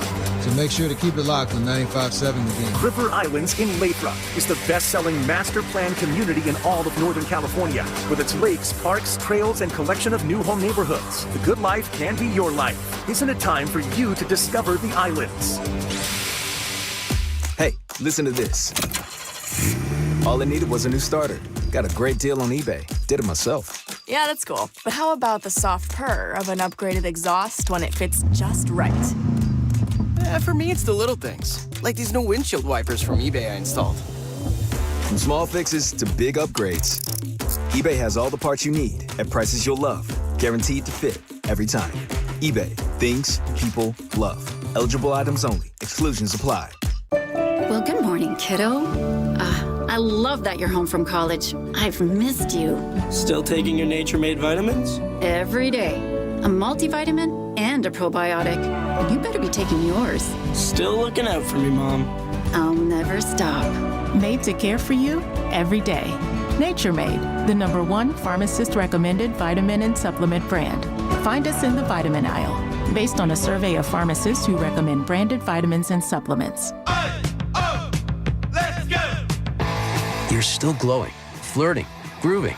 You've still got it. But your immune system weakens as you age, making it harder to fight flu, pneumococcal pneumonia, RSV, and COVID-19. Vaccines are a key part of any health routine and help strengthen your immune response. Ask your doctor or pharmacist which vaccines you need. Schedule in minutes at vaxassist.com. Sponsored by Pfizer.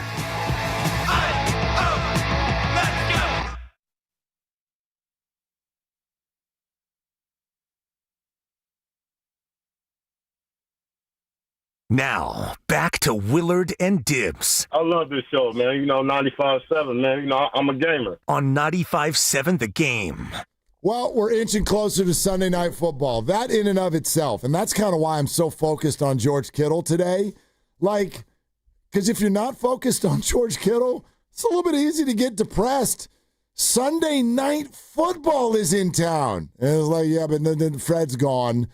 Nick's gone. Yeah. Quarterback's out. Worst run team in the whole league. Wah, wah, wah. Come on, where's the energy? And this is perfect because that's what George will do. We're going to get all the cameras on Claire and George and whap, there on the shoulder pads and out we go.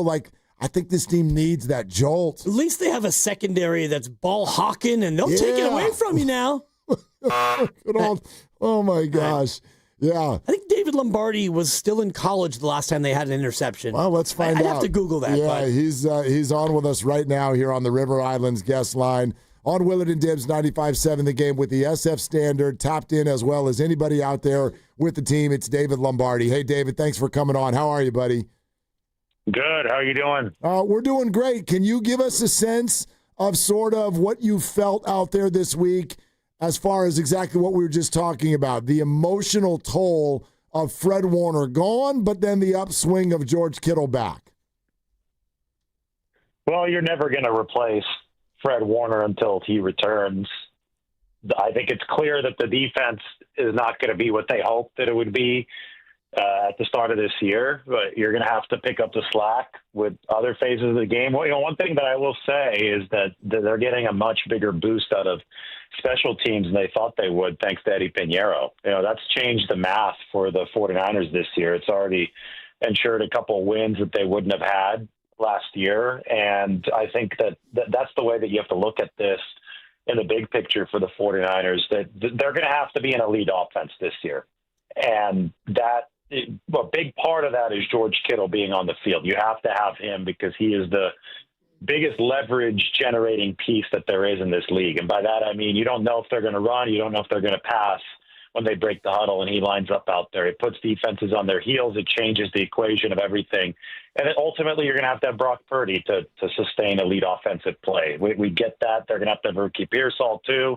They could still get those guys back, though. With Fred Warner, yeah, I know that there's some kind of pie-in-the-sky scenario where he might be back at the very end of the season, but that would defy a lot of odds. You're counting on him being done for this year. You're not getting him back. You're not getting Nick Bosa back. The defense is not going to be a top 5, top 10 unit. It's just not possible. So you try to stop the sinking on that side of the ball, and you hope that your offense and Eddie Pinheiro and that special teams unit can give you enough of that efficiency to win a lot of games and make this a fun ride. And I think that's the way the 49ers are looking at things. Yeah, and they're right in the thick of it. Even with a loss, they're not out of it. But I was telling Mark, they could go down from the 3 seed in the NFC to the 10 seed potentially with a loss. But I'm just fascinated, David, by the matchup with Atlanta and the fact that Atlanta blitzes more than any other team in football. How does that affect the way that they're going to use the Niners offensively as far as, keeping extra people in to protect when Atlanta is going to be looking to blitz? It's kind of crazy because Jeff Ulbrich, the former 49ers linebacker, was their coordinator, was working with Robert Saleh in New York, and Saleh's not a guy that doesn't typically blitz a lot. Now, they evolved his defense with the Jets, with Ulbrich as his defensive coordinator in a couple of those seasons when they needed to, personnel-wise, to blitz a little bit more. But nothing at this rate. They blitz 41% of the time. That's even more than Brian Flores in Minnesota, who typically sets the standard. They blitzed Josh Allen 56% of the time on Monday night, and it didn't look like the Buffalo Bills were particularly ready for those looks. Now, the 49ers, they saw Todd Bowles, who blitzes a lot. He's like number 6 in the league on Sunday, and they didn't look ready for it, whether it be Luke Farrell getting beaten by Jamel Dean or just Mac Jones not being – Mac Jones is not mobile to begin with, but he's got some decent footwork. I don't think that he was close to 100% on Sunday. And he really, really struggled against that blitz. He threw both of his picks against it. There were a couple fumbles against the blitz, or near fumbles, I should say, because the second one, he was ruled down by the knee brace. The knee brace hit that ground. If he didn't have the knee brace on, I don't know if they're avoiding that giveaway. So he wasn't good against the blitz. One of my takeaways was if this is what the 49ers are going to face for the rest of the year, Mac Jones is going to be this hobbled, which it's fair to assume both of those things might be true. I think teams are going to bring some blitzes after that. The 49ers really, really need Brock Purdy and his mobility. And this week, I think Mac had a better week health-wise. I think that the 49ers will hope that they're better from a protection standpoint, but they're going to have to get that ball out quick. Maybe you pare down the game plan again to what you saw against the Rams in the week before. What was that? Week 5, yep. Where Mac was getting the ball out very, very quickly, and that was the way they were able to mitigate pressure. You might have to do something similar here against Atlanta because you know that Ulbrich is going to bring it. David Lombardi, SF Standards with us. Willard and Dibs, 95.7 The Game. David, do you think that George Kittle is the magic elixir to the run game problems? I think that it's one of the biggest things that the 49ers have been missing. Yes, like when you talk about the leverage piece, it's not the only thing that they've been missing. I think that the interior line has not been straining enough through some of its blocks. I mean, you're talent deficient there right now because Connor Colby's a rookie at left guard. You're planning to enter the season with Ben Barch starting, and I think that Dominic Pooney obviously has been bothered by that knee that he suffered in week 2 of the preseason. So this is somebody who was an 89th percentile guard by the grade system last year and is 24th percentile now. So there's obviously something not 100% with Dominic Pooney, and I think you need at least one of those guard positions to be a plus performer in this. You can scheme around one, you can't scheme around both, and they've also been beating up a wide receiver, and when wide receiver is what threatens to blow the top off of any defense that is gambling a little bit too hard against the run. And right now, obviously no Ayuk, but there hasn't been Pearsall. There have been so many injuries that the guys going in and out. I think the defenses have played this combination of a 5-man fronts and 2 shell coverage. So you're basically taking away, you're very aggressive at the line of scrimmage, and then you're also taking away the explosives. The 49ers don't have a single explosive run yet this season, and they've been able to get away with it. I mean, define getting away with it, right? The 49ers lead the league in passing yardage. So they're taking advantage of the fact that these defenses are gearing up for the run, but that's the way that you should play the 49ers right now. Force them into being imbalanced, and it's taken, a couple miraculous escapes for the 49ers to be 4-2. So if they want to make the success a little bit more sustainable, they will have to find that run. And I think that this week, Atlanta's the number 20 run defense in football. This is the opportunity. These guys run a lot of lighter-based fronts. Like Atlanta, they're good defense, but this is a blitzing defense. This is a lighter defense. This is a defense that is somewhat susceptible to the run game. So I think it's important for the 49ers to get it done this week.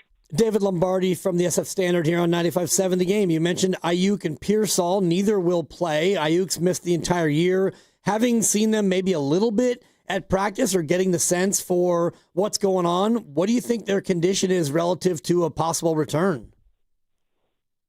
I think Ricky, I talked to him this week. He's feeling a lot better. I would think next week is a reasonable target for Ricky Pearsall. They were thinking about maybe trying to get him out toward the end of this week, but I think that he banged his knee pretty good. And by the way, go back and watch the play against Jacksonville. It was on that deep pass where he toe tapped on the sideline.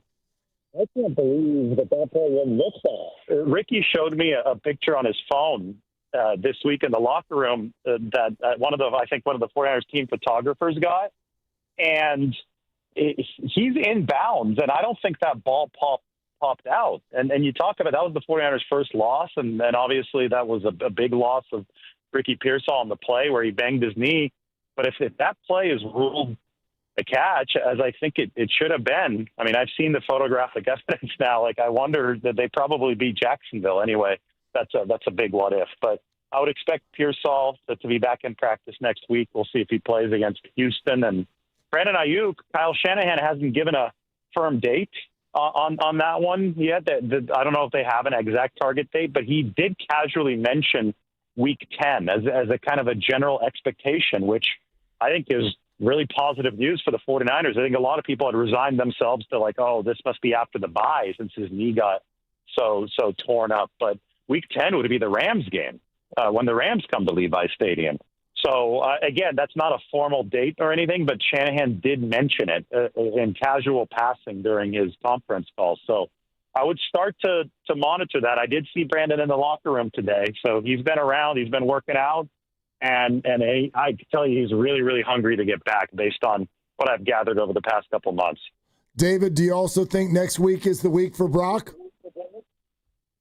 I think so. Yeah, I think they want to make sure that he's at 100% or as You guys hear me? Yeah, we got you now. Yeah. Okay, good. So it seemed like it cut out there. I think that they want to make sure that he's as close to 100% as possible, because the pathway forward for this team is really narrow, and that they have to have an elite offense. And to have an elite offense, that they're going to have a mobile quarterback. I think that you saw on Sunday the dangers of having a quarterback who's immobile. I think Mac Jones has done a fantastic job, but he was the QB2 for a reason. They paid Brock Purdy for a reason. His pressure to sack ratio is elite. He's one of the best in the game at escaping, and given the way that defensive lines are dominating offensive lines and the way that defenses are blitzing these days, you just have to have a mobile guy if you want to sustain top 5 level offensive play. And if Brock is at 80%, and then, just like the Jacksonville game, he had to go out there because Mac was more hurt than he was. But if Brock goes out there at 80% and then is 60% leaving the game, you get stuck on a treadmill of mediocrity that you won't be able to get off. So you have to get him to 100% or very, very close to it, so this thing doesn't keep on reverting back to a more injured state. And that's why the long game is something the 49ers need to play. He had a good week of practice. I think he's in a position now where he's got a real good chance to be at that threshold that the 49ers need next week. If not, then the week after against the Giants. The only unfortunate thing about this timing, guys, is that these next 2 games are on turf. Yep. Right? Yep. And MetLife Stadium is Met Death Stadium, as I call it. That probably will make the 49ers cringe, or their fans cringe, at least, if that's when Brock Purdy is returning from a turf toe. David Lombardi, SF Standard. Also, I think people can hear it in your voice when you say the path forward for success for this team is very narrow, and I get it. I think it's almost being undersold by people that Fred Warner and Nick Bosa are gone just because they happen to be 4-2 in the moment. But can you detail for everybody listening what you think right now is the 49ers' philosophy as they approach the trade deadline in terms of adding players? Well, I actually think, just given their competitive window, like, this is year 1 of 3 and a ramp up, right? This was the year where they're reloading the roster around the veteran pillars. So I think that, like, the prime peak of this team as they're building it right now, probably on paper, is 2026, because that's when these 2 rookie classes will have had some time to mature, right, in 2024 and 2025. And then theoretically, you still have guys like Nick Bosa, Fred Warner, Christian McCaffrey, maybe especially with McCaffrey, you're kind of moving toward the end of their primes, but you still have them there. So I think that anything that the 49ers are doing right now, they're looking at it in this at least a 2-year window picture. So I think that the trades that they have been considering, or throughout this entire process, and that's even before Fred Warner went down, would be ones where they can get a guy who can help them for 2026 as well. So I look to the Jets because they're 0-6. They got guys like Quincy Williams, a linebacker who played for Saleh, who is under contract through 2026. They've got a player like Jermaine Johnson, an edge rusher who's a solid guy, who's under contract for 2026. So if you trade for a player like that, you get 2 potential benefits. You get somebody who can help you prevent the bottom from falling out of the defense this year, which I think is really important. I think that young guys, like, forget 20-25 chances for a second. Just think about the development that they're trying to do. They had Bosa and Warner in there as these pillars to help prop the young guys up, to help with confidence and development. And if the defense completely craters, and it did after Warner went down against the Bucs, that's not good, right? So they might find a need to prop the defense up here in 2025, just for the developmental purposes that they've been going for. And 2, you also could have somebody that's not just a rental. If you get a player that you could keep around for at least 1 more year, that could really fit into the framework of what you're trying to accomplish in 2026. And also on the other side of the ball, you've got Jawan Jennings, who, in thinking about what you're talking about, 2026, he likely won't be here. Is there any chance that And put aside the sideline kerfuffle or whatever you want to call it, but is there any chance that they could look to move Juwan knowing that they're getting other receiver help coming back soon? I suppose it's a possibility. Player-for-player trades in the NFL, I get that they've become a little more common, but it's hard to match up contractual realities. And then also, if the 49ers want to get this run game going, Juwan Jennings is a really, really important part of them doing that. And he's been banged up. He had 5 broken ribs on top of 2 other injuries. I think it's really, to me, I don't have inside information on this, but I'm just reading the room. And Juwan, did not get the contract extension from the 49ers because they were pressed up between a rock and a hard place. They couldn't offer anything that he thought would be fair given what happened to Brandon Ayuk last year. So he got the contract sweetener, which is incentive-based. He, $3 million in incentives. He's out there playing with fractured ribs and 2 other injuries. And when that whole thing happened with Kyle Shanahan on the sideline, he wasn't in the game in a 2-minute drill. So here he is, laying his body out on the line with broken ribs, but he's not in the game during the time when he could actually pick up some of the the statistical production necessary for these incentives. I mean, I think it's very easy to empathize with what Juwan Jennings' side of that might have been. Again, I don't have any inside information on that, so I'm just speculating about the dynamics. And it seems that Jennings is just such a competitive guy, such a glue piece for what the 49ers want to do. I don't think that this is some kind of toxic presence that the 49ers feel they need to rid themselves of. I think it was 2 competitive people with very understandable backstory at play there, if that's indeed what was going on to help stoke those frustrations. But he's a very, very important run blocker, presence on the perimeter that the 49ers are going to need to win this game on Sunday against Atlanta. David Lombardi with us. David, hey, before you run, I would love to address something that, it's like with all the other things going on, I just don't know how many people have even looked at this, but what are your thoughts on what the Niners are doing at the safety positions? With Mustafa coming back, Siegel is a kid. They obviously have not been into what Pinnock has been doing, and then Jair Brown is his own story.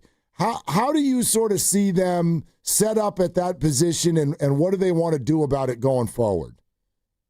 Well, it's interesting because before Fred Warner went down on Sunday, and the plans were revealed that Jason Pinnock wouldn't be starting anymore. He has been the better of the 49ers' 2 starting safeties so far this year because Marquise Siegel just been getting picked on relentlessly. He's given up more yards into his coverage than any other safety in the entire NFL. And I think that Siegel, they're happy with his development, but right now he's a rookie thrust into the fire, probably a little bit too early. And he's that one weak link that teams are deciding to throw at. And I thought, when Pinnock went down, there had also been a report from somebody covering the Packers that the 49ers had called to check in on this edge rusher named Kingsley Enagbari, who has basically been pushed out of a regular role by Micah Parsons on the trade that Green Bay made. So, and the Packers, I mean, obviously one of the better teams in the NFL this year, their one biggest need on defense is safety. So I made it trying to bubble wrap Jason Pinnock here just in case maybe a player-for-player swap is something that might work here. Now, then Fred Warner got hurt, and maybe a move like that is off the table for the 49ers. But that's the first thing that I thought, because it was an interesting dynamic in that they were continuing to continuing to start the rookie who had struggled, and the other safety who had been generally solid. I don't think they've gotten great safety play from either spot this year, but the other guy was headed to the bench. Then what happened during the game on Sunday is that Siegel's snap count actually also went down. It was the first time that he didn't take every single snap for the 49ers. Obviously, Jair Brown started instead of Pinnock, and you had Malik Mustafa come back. This week we heard Robert Saleh say that the only fixed variable there is Malik Mustafa. He's going to return to a starting spot, And then whatever happens in spots 2, 3, and 4 is completely up for grabs. So obviously a reflection of the fact that Mustafa's a really good player coming off the ACL, but he's establishing himself again, and a reflection of the fact that Siegel has struggled. Everything else, we will see. And I think it could even be a 4-man rotation this week. I definitely think they're going to run some big nickel against Kyle Pitts and the Falcons who like to run the ball as well. So we'll see, but I think that this week should bring plenty of intrigue at that safety position. You might see all 4 of them play. David, great stuff, and we really appreciate you jumping in as always. Yep, thank you. Okay, David Lombardi, SF Standard, with the inside scoop on anything going on. And there's a lot of interesting stuff in there. What he said there at the end, kind of a head-scratching move, he thought, as far as Pinnock is concerned. And does that mean that they're trying to make sure he stays healthy because he might be a part of a trade, but that was before the Warner thing. And then I think, if I were to sort of circle the highlight of what he said, the path forward for the Niners is going to call for an elite offense.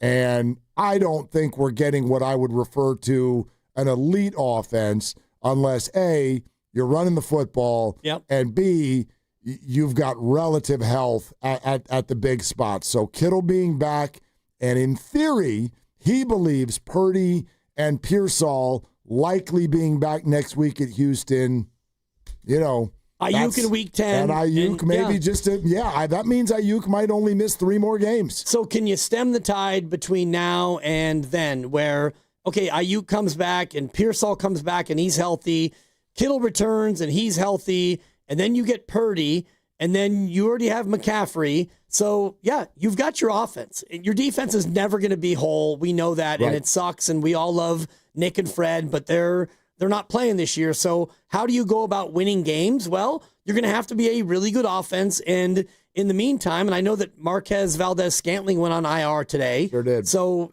not that he's a key piece, but he's another receiver who runs around and can catch the ball. So going into Sunday night, you're going to have Jawan Jennings with 5 broken ribs, Kendrick Bourne, Sky Moore, no thank you.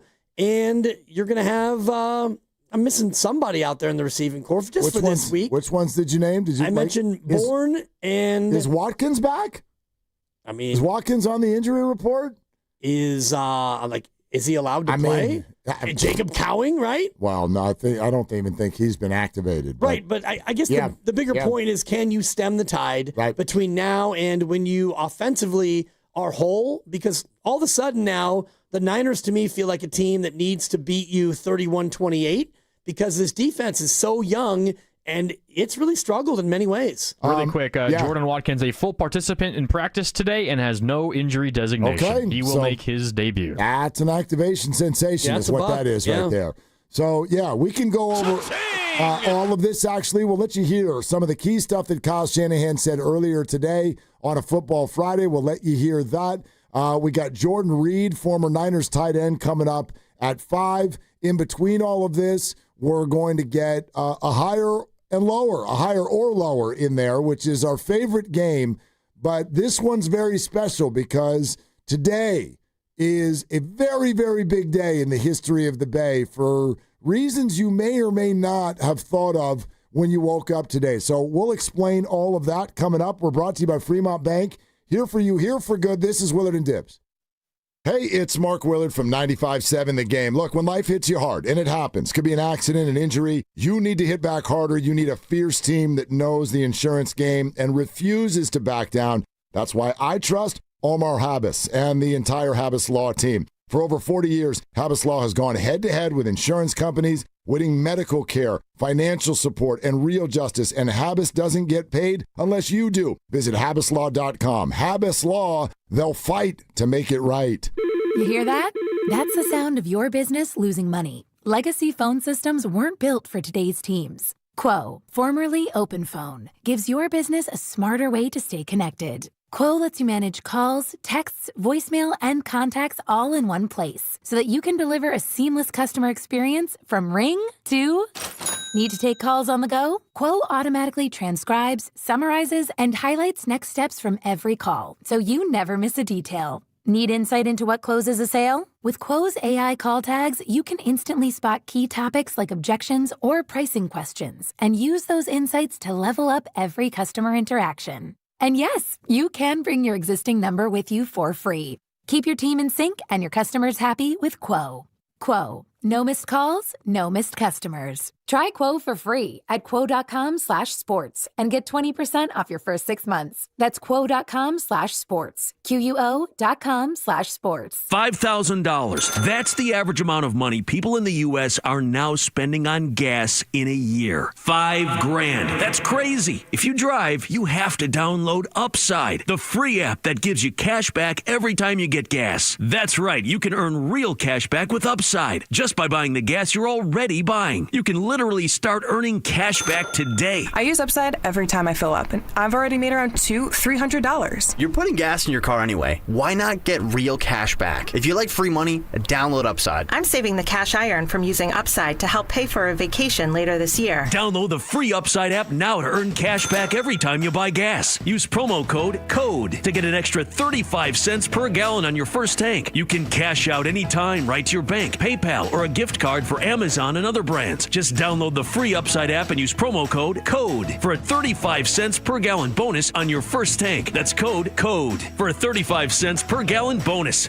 Hey, football fans, tune in this week to kick off with Boomer and Valenti, where the guys break down the biggest headlines and storylines from across the NFL. Kickoff with Boomer and Valenti is brought to you by the Home Depot. When the job calls for the best, call on Makita. Available at the Home Depot. How pros get more done. Diabetes, high blood pressure, anxiety meds, everyone's on them. If you're a 40-year-old male, maybe a bit porky, and you may even have type 2 diabetes, $1 million of term life insurance may only cost you about $100 a month. Call Term Provider. Speak with Big Lou at 800-352-9239. Big Lou will find a term life policy for you even if you have type 2 diabetes, are overweight, or have high blood pressure. Term Provider has helped thousands of people like you who think they can't afford term life insurance. To buy $1 million of affordable term life for you, all you need to do is call Big Lou at 800-352-9239. Lou will make sure the scales are tipped in your favor. Call 800-352-9239. Big Lou will answer your call and work to fit you into a term life policy that you can afford. Remember, Big Lou's like you. He's on meds too. For affordable term life insurance, call 800-352-9239. 800-352-9239 or biglou.com. Hi, I'm Nancy Cartwright. You may know me better as the voice of Bart Simpson.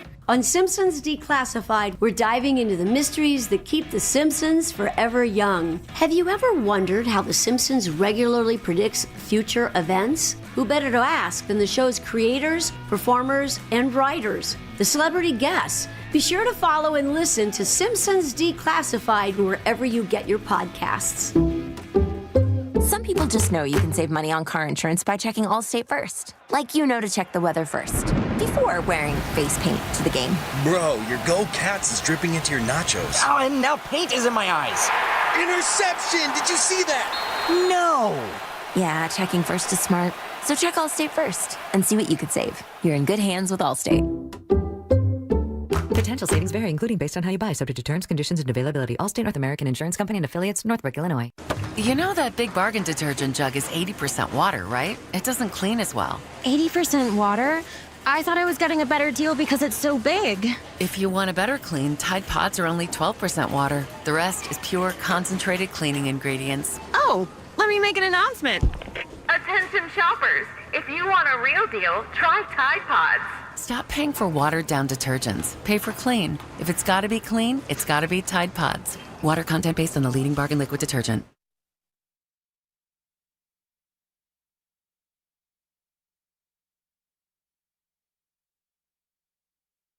Now, back to Willard and Dibs. He used to, allow himself a slice of toast. That would be too fatty. Oh, no, babe. No, come on. On 95.7 The Game. It's Friday. I allowed myself a piece of toast today. Oh, no, babe. I did. I did too, yeah. I'm feeling it too, man. Salted butter. Boy, yeah. It was hard walking to work today after a piece of bread. Right. I don't like talking to doctors. No? No, they say things that are just like, we're not doing that. Like, maybe I'll do it at some point if you're like, you're going to die if you keep doing that. But until then, like, I don't know. I had a physical at the beginning of the week, and I had a doctor pitch to me something called the Mediterranean diet. Okay. I don't even know. I didn't even take the time to Google that. It sounds like seafood and Kalamata olives. I have no idea. Like hummus. I love. You gotta Google it. Yeah, I love. Like, let's go. Come on, Nick the Greek. Like, I'll go. I love Mediterranean food. I don't think that's what she meant, because I'm like, I go to Mediterranean. We'll get some pita bread and we're going to dip it and stuff. I'm like, I don't think that's what she meant. But I'm like, we're not doing that. Like, I'm not doing life without bread and red meat. We're not doing it. By and large, your physical had to be a positive one. I mean, very much so. You're mostly fit. You're not, like, weight-wise, you're probably solid. Your cholesterol might be a touch high. You're not a big drinker, and you don't smoke. Yeah, it was great. Was there anything in the physical about talking too much? I'm asking for a friend. The Mediterranean diet is mostly plant-based with high amounts of vegetables, fruits, nuts, beans, olive oil, and fish. It's a no from me, dog. There's no dog. Limited red meat. Yeah, she said once a week. She's like, you can get your burger once a week. It's about right. I go, give me 2. Okay. Maybe 3. You eat red meat probably 3 times a week? No. But you'd like to reserve the right to do so. Yeah. I'm going to eat a burger. Sure. You know what I mean? We're going to do that. I'm not going to. Oh, my God. What? I'm going to eat it. I'm flashing back into one of my 6 dreams last night. And God, I haven't remembered 6 dreams in my life. I don't remember all 6, but I woke up last night probably 6 times. And now that you're mentioning that, it just flashed to me that one of them involved you and the cooking of red meat, medium rare. You and I were out. Was Gabe Kapler there? You and I were out to eat, and I can't remember who else was with us, but we've never been out to eat together in our lives. We were at a golf course, and it's all coming back to me now, and I didn't order. I had you order for me, and it was going to be steak. Because I do the talking when we're together. Always. You did. That's obvious. I walked away, and I was doing something on the golf course, not golfing because it was closed. And I came back expecting that there would be meat, and you had ordered me salmon. And you had a steak that was medium rare. And I was like, I kind of had envy. Yeah. But whatever. I think I ate it, and then I woke up. So I ordered for you, but you left to go to a golf course that was closed. After I left. Oh, but I ordered after you left. Right. I left, and You must have assumed I was going to order for you. I assumed you were going to order me a steak. Right, but then you left to a golf course that was closed. What is going on here? I'm explaining my dream, Fitz. We were at a golf course. But you didn't golf. No, it was closed. closed. The course was closed, but the restaurant was open. But why did you leave the restaurant? That I don't know. Okay. And it's a great question. I slid down a hill, and I ended up climbing back onto an elevated fairway. You slid down a hill? By the time I got back to the table, you had gotten your food. You had a steak, medium rare. I had salmon. I mean, what are you going to do? And then I woke up. For the love of God. Yeah, don't leave next time. It just, dreams, man.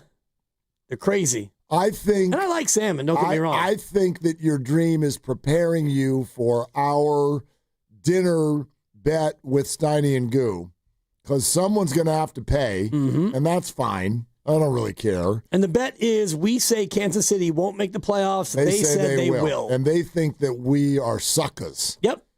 But, well, okay. Oh, and you also think we're suckers? The Chiefs are making the playoffs. Grandy over here, with the Chiefs currently in 3rd place, has put all of his little marbles into the Chiefs in the survivor pool this weekend. Good luck to you, Grandy. Thank you. I hope it goes so well. Hosting the Raiders, favored by 11 and a hook. Not a gimme. Lost to the Raiders, I believe, on Christmas last year. Did they not? No, it wasn't Christmas. It was, or was that 2 years ago? It was 2 years ago. Was that 2 years ago? They hadn't lost until late last year because they were undefeated for quite a while. Yeah. That was their last loss. Yeah. Then home to the Commanders, at Buffalo, at Denver, home to Indy. Yeah, flick the division games all you want. It's not like the Bengals just beat the Steelers and the Niners just beat the Rams and the Giants just beat the Eagles. Flick them. Please, you're not comparing Aaron Rodgers to Patrick Mahomes, are you? Flick them. Flick them. Matt Stafford lost in his home building to Mac Jones as an 8.5-point favorite. Flick it. That was crazy. I don't care. They'll probably win. I'm sure you're right, but go ahead. Flick it. Boy, Steiny and Guru are in trouble if they lose this one. If I were Steiny and Guru, I would eat all of my fingernails before that game. It's not a like, oh, they'll probably win. They better. Right. They better. As I mentioned. Take a look at what happens to their schedule after this week. I just told you. Mm-hmm. Commanders at Buffalo at Denver. Home to Indy. And as of now, I think all 4 of those teams are playoff teams. I'm not sure if the Commanders are. The NFC is just a morass of people and of teams. Well, and they just lost to the Bears. Yeah, the Commanders are the 12 seed right now. Okay, but that's out. Right, thank you. It's not March Madness. Nothing gets by you, pal. That's right. Yeah. But either way, the Chiefs, their schedule, it doesn't get easier, that's for sure. When it comes to a survivor pool, you got to pick your spot to take your shot. The Chiefs are minus 520 to make the playoffs. Great. I don't care. Why don't you tell me how many points Carson Wentz analytics say he's going to get this weekend? I don't care what the predictions are. Like, that's all shaded by who the Chiefs have been. And we're all like, ooh, they looked good last time we saw them. What were their analytics before they beat Detroit and they had just gagged a game against the Jaguars? What was the analytics then when they were 2-3? I don't know. Yep. That's all I'm saying. There's a long, long way to go. And you know what no one's brought up? Like, I mean, when you bet on someone to make the playoffs, you get whatever injuries you get. Sorry. Like, 49ers were 4-1 once upon a time, and, they're going to the playoffs. And now Fred Warner's hurt, and you're 4-2. And now how do you feel? So anything can happen at any moment. There's such a long way to go. Right, and that's where I think about the Niners season win total, and after 5 games, they're 4-1, and the over-under was 10.5, and I thought that they were going to be an 11-win team at least, and so you're sitting at 4-1, and you're thinking, yeah, I like where we're at. You lose Fred, you lose the game, and your starting quarterback still can't play, and you're 4-2, and now you talk about nail-biting. The Niners need to win 7 of 11 to hit that over. So 7 of 11. Yep. That's not, I mean, yeah. Even though and I was doing this a little bit earlier with the text thread about Schedule Sam, and, we talked about easiest schedule in football going into the year. And now, as you pop your head up, whack-a-mole, you realize that Carolina's better than you thought. Chicago is better than you thought. Indianapolis is they're phenomenal. Way better. Yeah, they're way better. You lost to Jacksonville. Houston is Jekyll and Hyde, but you have to go there. They're not terrible. And New York Giants have found a quarterback. Well, so I still Schedule Sam, things have gotten a little tougher for Schedule Sam. There's Cleveland and Tennessee and Carolina and Chicago. I still think there's plenty of soft spots on the schedule. What has changed is not, for me, the schedule. What has changed is the Niners. That's for me, it's both. I get what you're saying. Like, I still think that's not the most daunting schedule, and you have a 4-2 head start with a 3-0 head start in the division. I don't find that to be overwhelming as far as the schedule. What has changed more for me is the Niners. So it's like, you know what I mean? If you were a Cleveland Brown fan and you're like, hey, Bob, we got a 4th place schedule this year. Well, yeah, Tim, we always do. And oh, by the way, we have 8 quarterbacks in our QB room. None of them are good, or they're all unproven. We don't know. We'll probably start all of them, a couple games apiece. We're on a total exploratory mission. Well, therefore, you have an easy schedule, but you have no expectations. Well, the Niners are not the Browns, but, boy, they're closer to them than they were when we started. I mean, my God. No Fred Warner, no Nick Bosa. What on earth what is it that we're expecting to happen? You know what I mean? I think we get into the middle of all this, and I'm not trying to strike a pessimistic chord. There's so much that can still happen with this season. But if I had pitched this to you before the year, what would you have said? What would you have said? What would your prediction have been for the Niners if I had told you that Fred and Nick aren't playing? So you're going to get 20 snaps of George. He'll miss a month and a half. Nick Bosa gets hurt in game 4. Fred gets hurt in game 6. And your starting quarterback is going to miss 4 of the first 6. How you feeling after 6 games? 5 of the first 7, by the way. Yeah. Yeah. Or 5 of 7. Because he's going to miss this one. Because he's going to miss this one. After 6, though, you'd be thinking all those things happened. You're probably 2-4. Maybe. I wouldn't even bet on them to win. Like, I wouldn't. Well, you're still going to beat New Orleans. Are you? I mean, are you? I'm just saying, like, in a vacuum. If I gave you all those facts and you looked at the teams they're going to play, well, you're not going to beat the Rams. Well, you kind of did. And I would have looked at all those factors and said, 2-4 sounds about right. I mean, 1-5 maybe, but that's worst case. Here's what I'll say. Let's bring it to the moment. I think we've got to prepare ourselves to watch defense differently in this moment. I don't know what it's going to look like. Robert Saleh is going to earn every dollar he gets. But all we know right now is that when Fred Warner left, the other football team went up and down the field. Scored 3 touchdowns and 4 drives. So I think that this is a moving of the goalposts that to me is very fair. And I have to now watch the defense against Atlanta on Sunday night the same way I watched Mac Jones play in New Orleans. And you remember our hotly debated topic that week where you believed in Mac, and my thought was, I don't know how I'm supposed to assess anything with Mac. I've never seen him in this system. I've never seen him with these players. When I have seen him before, it was more not good than good. So how's this going to translate? No clue. And so I go in with a full curiosity, and he has definitely, I don't want to say exceeded expectations because I didn't have any expectations, but he has been everything you could hope him to be. Now let's do that with the Niner defense.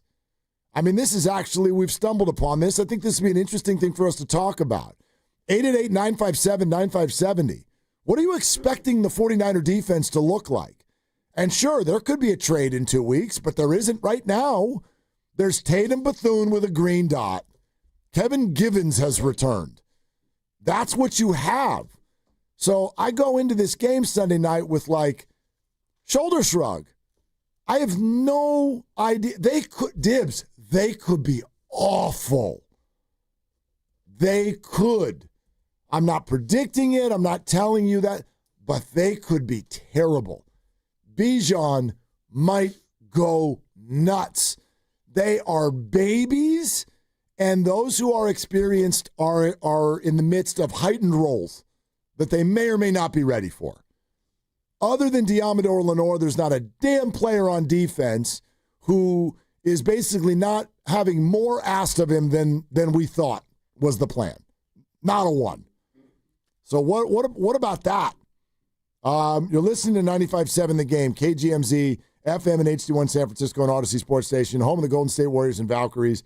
Always live in the free Odyssey app, coming live from the Laughing Monk Studios. My expectation is that they continue to get better, and I also think that they're going to play a lot like they did even when they had Nick and they had Fred, which is don't take chances, bend but don't break, and try to be sturdy in the red zone and keep teams to 3 points. And then you get to the Tampa game, and the secondary had a hard time. There were a couple of blown coverages, as Greg Cosell told us on Wednesday, a couple of breaks where you had guys inexplicably not covering wide receivers down the field. So those are the things that you absolutely cannot afford to have happen. Drake London, we all saw it on Monday night. He looked to be awesome. Bijan Robinson is on his way to maybe 1,000 year. Great He'd player. be the fourth one to ever do it. Christian McCaffrey, just for the record, is not far off a pace to go 1,000. Yep. And that 17th game definitely helps, but Robinson is a real monster, and Atlanta's offense is a problem. However, I do think, and I'm going to go ahead and lock this one up, Grandy, the 49ers will end this streak of ignominy of not having intercepted a pass. The Niners will pick off Michael Penix on Sunday night. Okay. Save the rest for later. Save it. Okay. You just reminded me. You reminded me of something. Of what, Mark? We haven't congratulated you yet. Thank you. We should have given you an earlier in the show victory lap. Is Lucas awake back there? The 3-game losing streak, ladies and gentlemen, is over. It's over. The Bengals plus 5.5 was an heroic selection. Thank you. And you actually declared they'd win outright. I want to tip my. I did. I don't have a cap on, but I'll tip my ceremonial cap because that was a bold call. Yeah. I'm now 20-8, Mark. Our pick'em pool, there were about 40, 50 people. There was only 3 of us that picked the Bengals to win the game outright. It was me, my dad, and my nephew. So I was like, nice. We had a little text thread going last night because we were slapping each other on the back. Mark, what happened to Rogers? No, my dad, not my mom. I know, but that's why she was. Mom's not in the pool. Okay. But yeah. Anyway. I don't do an impression of your dad because you've never done one of your dad. Mark. No, he doesn't sound like Boach. Hey, Mark, this is Boach. Yeah, I mean, like my dad is Boach. It's a little higher and one less marble in the mouth. But other than that, it's pretty similar. All right, Mark. Happy birthday again. Man, thanks, Boach. Dad. Yeah. Anyway, where were we? Oh, you won. Yep. You're 20-8. And our very traditional 450, I think, selection. Okay. Let's do that again. 450. And it's only a 1-pick Friday because the primetime game is the Niner game. Yeah. And what are we at? Are we still Niners -2 or is it 1.5? Where's it at? Because sometimes it moves also when you get the official backup quarterback who's going to play. It's still 1.5. Okay. It was 3 a couple days ago. Now it's down to 1.5. 49ers favored on Sunday Night Football. So we'll get the pick. Yeah, the pick is in 45 minutes. And it was at 2.5 on Tuesday when I got my spreads pool sheet. Okay. And I put my picks in, and actually the commissioner sent me a response to my picks, questioning my approach. And I'll get into that more when I make the pick. Why? Because you're winning too much. No, because I went a certain direction this weekend that caught him a little bit off guard. Oh, okay. I'm interested to hear about that. Yeah, but the pick is in. You know you're allowed to pick whatever you do on a Tuesday in your pool, and then if the number moves, you can do the opposite on the air. I get that. Yeah. I just want you to know that's within the rules. Yeah. You're allowed to. I appreciate that. Yeah. And, like last year I got to the point where I was so bad that I was about to fade myself because fade the Dibbers, the bet. It's kind of hard to do, though, because whatever you pick, we have to fade that. So you can't fade yourself. If I thought about what my pick was, I was thinking about just going the other way because I was so bad. This year I've been so good, I'm just sticking to my process. 71%, Lucas. 20-8, dude. 20-8. Huh? Exactly. 20, higher or lower coming 20-8. Don't snort sleep 20-8. 20-8 is 28. You make a lot of money doing that. Mm-hmm. 20-8. 3-4 over his last 7. Oh God. 20-8 over his last 28. 1-3 over his last 4. 21-8 over his last 29. Last year in the Super Bowl. Turning. No, it's our turn now. All right, you keep fading. Oh, I will. Oh, yeah, you know I will. Yeah. I got a text from the great Joe Spadoni. Man. Back. Totally. So something we were talking about 6 minutes ago. And Spadonitz reminded me of what happened last year when the Chiefs played the Raiders. The Raiders had that. And that was one of the 8 games the Chiefs won last year where they're like, I know we're about to lose, but whoop, here's a rabbit. I just pulled it out of my butt. Oh, boy. And now we're going to win the game. I forgot. You remember the Raiders had the game. It was on Black Friday, not Christmas, Black Friday, but the center snapped the ball too early on that final drive trying to run out the clock. He did it in field goal range. There was a weird thing. I'm trying to remember what happened with the ref. There was always something with the ref in all the Chiefs games. Yeah. And then the next thing you knew, Butker was lining up for a 7,000-yard field goal at the buzzer, and he made it. And they won. But the Raiders were right there. That's all I'm saying. Yep. I'm not saying I'm going to be right. I'm just saying that when I can avoid division games in survivor pools, I do. It was Matthew Wright, the kicker, and it was a 32-yarder. But Matthew Wright? I'm looking at the box score right here. The game winner was 32? With 9:43 to go, I believe. No. This all something, or maybe the Raiders were in field goal range to win, that's and what they it was. fumbled. Yep. Something. So that's what it was. Okay. The Raiders had gotten to the 15 seconds left. And they fumbled? At the 32. A. O'Connell fumbles. recovered by Kansas City. The center snapped it and he wasn't Illegal looking. shift on the Raiders' decline. Right, there you go. Night. But yeah, the kicker was Matthew Wright.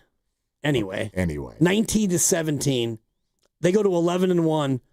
The Raiders fell to 2-10. Stupid. Let's go to at Arrowhead. Yeah, at Arrowhead. Come on. Which is where I think this one is too, right? Yeah, Chiefs will be home this weekend.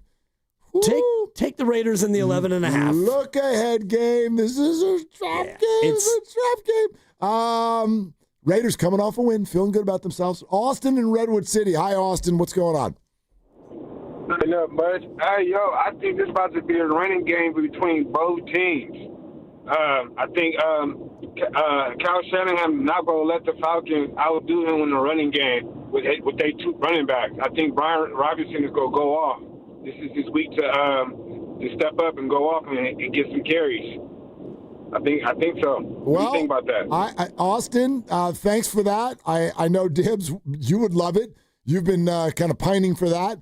I don't see it, but I could be wrong. I don't see how, unless something unforeseen happens, I don't see the 49ers putting that into the game plan. I just don't. I don't know why all of a sudden this week they would decide to go away from Christian McCaffrey right when George Kittle gets back. I don't see that as what they're probably going to do. No, they're not going to. And I'm tired of advocating for more Brian Robinson Jr. And I think that there are spots where he can come in and make an impact, but they don't think so. So that's fine. That ship has sailed. McCaffrey's going to get it. As I tweeted out earlier, he's on pace for 436 touches, which would be the most ever by a football player 29 years or older. 436 touches. Yeah. And the last guy to have that many touches or more was DeMarco Murray of the Cowboys back in 2014. But as you look at touches, and I don't want to bore everyone with the deep dive I did earlier, but not every touch is created equally. Not at all. For example, that DeMarco Murray year, he had, I think, 360 carries. That's the thing. Like, I see Christian's touches right now being affected, by Kittle's return. And I could see Brian Robinson having a bigger role in this one than the other games. I just wouldn't call it a big role. But if they're successful running the ball because Kittle's back and the Falcons aren't great at stopping it, okay, that could definitely lead to some more from B-Rob. I also think as receivers come back, and if Kittle makes the offensive line play better, and now the quarterback has more time to throw the ball, you're going to see them throw the ball to McCaffrey less. They're trying to get the ball out of the quarterback's hands so fast. That's what's leading to 8 catches a game for Christian McCaffrey. Yeah. So that, and he's the most reliable receiver. Yep. And I misspoke. The Murray year was 392 carries. Jeez. 7th most all time. Wow. All guests on 95.7 The Game appear on the River Islands guest line. Isn't it time for you to discover the islands? River Islands in Lathrop. At 4:50 the pick. At 5 o'clock, former Niner tight end Jordan Reed. Coming up next, we'll do higher or lower, but actually before we do higher or lower, we'll explain why we're doing higher or lower on what is a very memorable day in the Bay today. This is Willard and Dibs. This game day traffic report is brought to you by Crystal Geyser Alpine Spring Water. Heading to see the Warriors Clippers tonight. Delays coming off the Bay Bridge start before the island and stay heavy past the Central Freeway. Northbound 101 is pretty thick from 280, and northbound 280 you'll slow from Cesar Chavez heading to Chase Center. What makes Crystal Geyser Alpine Spring Water different? We always bottle our Alpine Spring Water less than 1.5 miles from the spring source, and all our bottles are made with 50% recycled plastic from our own recycling plants. Crystal Geyser, bottled at the spring source. Hey everybody, Dan Dibley here to talk about my favorite subject, especially on a Friday. Even though it's not a payday Friday, it's still a great day because I'm a customer of Fremont Bank, and I love it knowing that my money is here local. It's not in a big box bank. It's in a local bank that works hard for local people. They started in 1964 with one branch, Fremont Boulevard, Capitol Avenue. I encourage you to go down to Fremont and look at this building. It's an award-winning building, which is befitting of an award-winning bank, a local bank that cares about local people. And they now have 21 branches throughout the Bay Area. There's probably one near you or in a community that you drive through. You should go in and see exactly what I'm talking about. It's an independent bank that works to support people here in the Bay Area. You deposit your money, and it gets reinvested into home ownership and philanthropy and businesses and all the other good causes that make our Bay Area so strong. And they've been doing it now, as I mentioned, for 61 years. They support nonprofits, and they make many meaningful grants for the betterment of Bay Area communities. Go in and see for yourself what Fremont Bank is all about. It's Fremont Bank, here for you and here for good. It all starts on Tuesday. Your Golden State Warriors open the season against the Lakers. Curry gets an open three. Look, it's on the way. Tie game! Tie game! It's a full season of Jimmy Butler with Steph Curry and Draymond Green. Back cut Butler. Layup is good and a foul! He got fouled by Dunn! Warriors-Lakers. Tuesday night at 7. Pre-game starts at 6. And you can hear every second right here. The home of every Warriors game, 95.7 The Game. Decision Day is here. The last MLS game of the regular season, and the playoffs are on the line. This Saturday, October 18th, your San Jose Earthquakes battle Austin FC at PayPal Park. A win could send the Quakes into the postseason, and the energy's gonna be electric. The first 5,000 fans through the gates will score a Christian Espinoza action figure. So get there early. Everything's on the line. Grab your tickets now at SJEarthquakes.com. Change is always happening. It's part of life. And when it comes to music, change is all around us. Songs are rewritten. Classics are remixed. Bands and artists come and go. Even our taste in music changes. Here at Xfinity, we know there's still good in keeping some things the same. That's why we want to do our part with a 5-year price guarantee on our internet. It means no matter what changes, you get 5 years of the most reliable Wi-Fi with our best equipment included for a price that stays exactly the same. Surprised?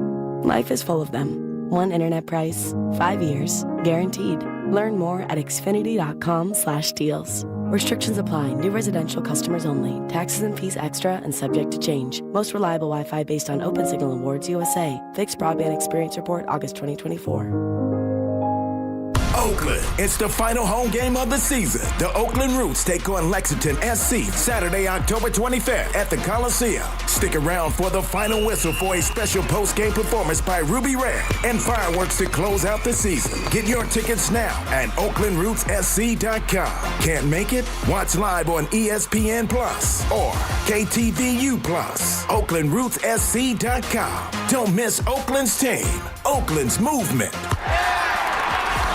Ready to get rid of that old car? Donate it to Cars for Kids. Call 1-877-CARS-FOR-KIDS to reach a friendly live agent. Donation is super easy and your car can be picked up as soon as tomorrow. Call now, 877-CARS-FOR-KIDS or go to carsforkids.com. That's cars with a K.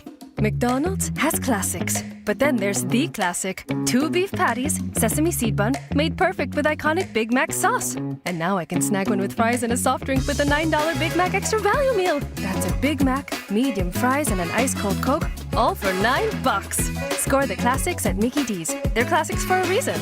Ba-da-ba-ba-ba. Prices and participation may vary. Cannot be combined with any other offer or combo meal. Promotion pricing may be lower than meal pricing. Coca-Cola is a registered trademark of the Coca-Cola Company. This is the story of the one. As a maintenance supervisor at a manufacturing facility, he knows keeping the line up and running is a top priority. That's why he chooses Grainger. Because when a drive belt gets damaged, Grainger makes it easy to find the exact specs for the replacement product he needs. And next day delivery helps ensure he'll have everything in place and running like clockwork. Call 1-800-GRAINGER, click Grainger.com, or just stop by. Grainger, for the ones who get it done. My ride smells just right, just right, just right, just right. Y'all gotta try that Febreze car. Just right, just right, just right. La la la la la. With up to 40 days of consistency, all over Febreze car clips right on your vent. You know my car's my happy place. Keep that smile on my face. When it smells just right, just right, just right. Yeah, breathe happy Febreze. La la la la la. Clear and cool tonight in San Francisco with a low in the mid-50s. Weather brought to you by Staples. Have you heard? The Staples Easy button is back with even more easy. Press it for custom prints, shipping services, even passport photos. Staples. That was easy. Red and Gold Game Day starts at Laughing Monk Brewing. Park for free. Enjoy amazing food, ice-cold beer, and every game on TV. Catch 95.7 The Game's pregame show. Then hop on the free shuttle straight to the stadium. Sign up now at 957thegame.com.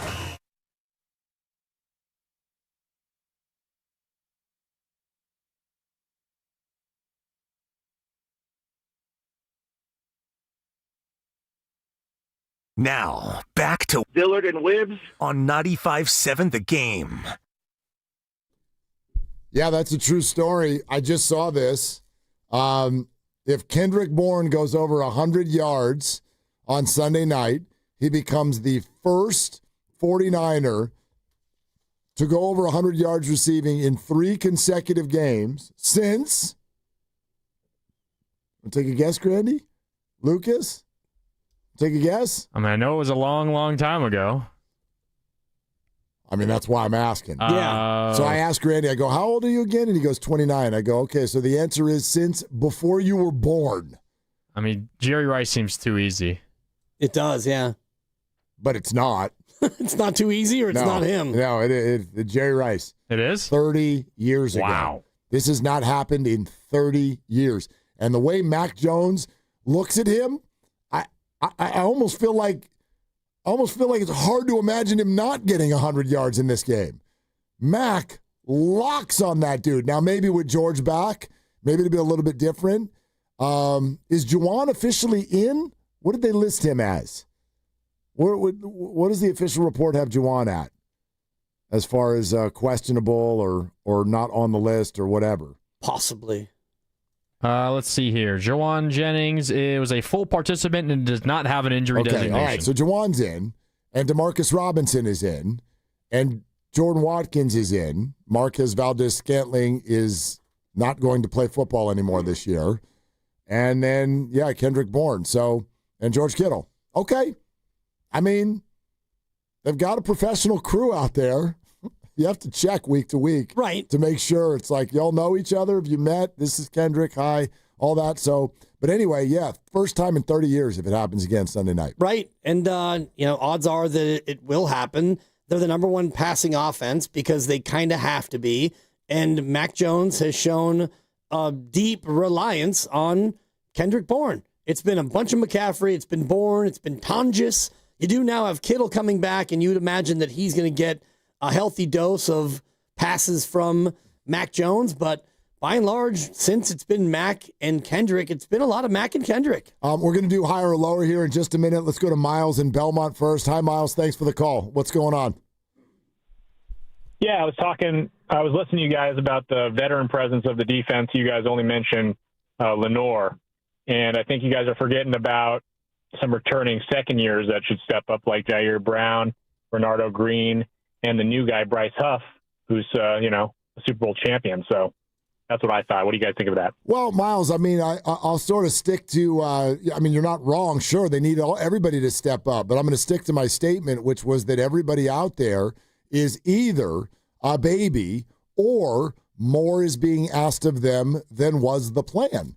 Diamador Lenore is a highly paid number one corner, and he's largely I think he's had a better year than PFF does.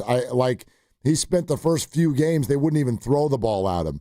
And that to me is the sign of a good lockdown corner. I think Lenore's doing great, but you bring up Huff. Huff has essentially got to be their best pass rusher now. That wasn't the plan. You bring up Jair Brown. I don't even know if he's startable. The Niners don't even know if he's startable yet.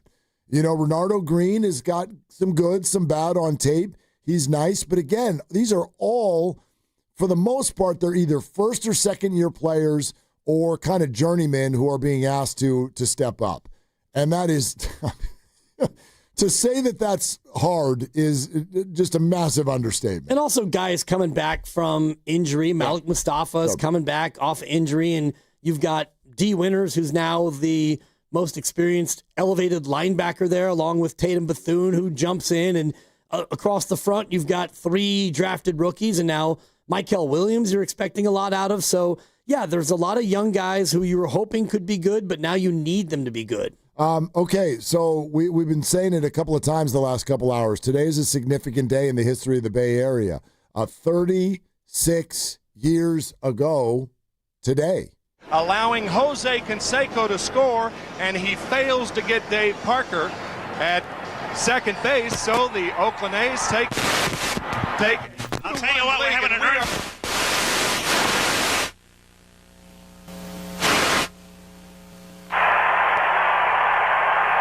Well,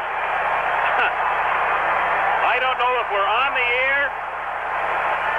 We are in commercial, I guess. I don't know if we're on the air or not, and I'm not sure I care at the moment, but we are. Well, folks, that's the greatest open in the history of television, bar none. Yes, it certainly did. We're still here. All right, that, of course, is Al Michaels over there at the stick in the midst of the Bay Bridge series. Wow. And the A's and the Giants were getting ready for Game 3, and I get it. Those of us who are West Coast people know that when an earthquake hits and it ends in 30 or 40 seconds or whatever, you're just sort of like, okay, that was that. And you might have a chuckle about it like Al Michaels did, with no idea the tragedies that had just taken place all over the Bay Area. Where were you when it happened? In my dorm room in Northridge. You were down in Northridge. And my roommate was talking to his grandma, who lived in San Francisco, and Matt was talking to Grandma, and she said, oh, we're having an earthquake. I have to call you back. And we were watching it on TV, obviously, and you see the and it's like, oh, man. And then you heard the crowd. The crowd's going wild. That was awesome. And like you said, there's no smartphones in 1989, so nobody knew what had happened in the marina, at the Bay Bridge, the Cypress structure in Oakland where so many people were killed in that earthquake. But I have never experienced the big one because the Northridge quake, 1994, I was back up here. So stay close to the Dipper. Yeah, exactly. One step ahead of the law. That's young it, man. you know. You were down probably in Foster City, right? I was As in a Foster high schooler? City, yeah, and I was on something that the Grandies and Lucases of the world won't know about. But we were on one of them. What they used to call them when we would like conference call more than it was like you would get more than it was like a party line, but that's what I think we would call it. It was a party line, and it's super emotional to think back on all of this because not only of what happened that day in the Bay. But the person I was talking to, a very, very close friend of mine, Josh Yortz, a few years later passed away in a car accident.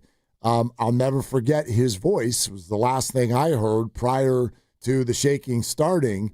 And because the three of us were in different spots around the Bay, he seemed to experience it first. And we were all talking. There's a friend of ours, a girl. Her name is Olga. Doesn't sound like it sounds. Wow.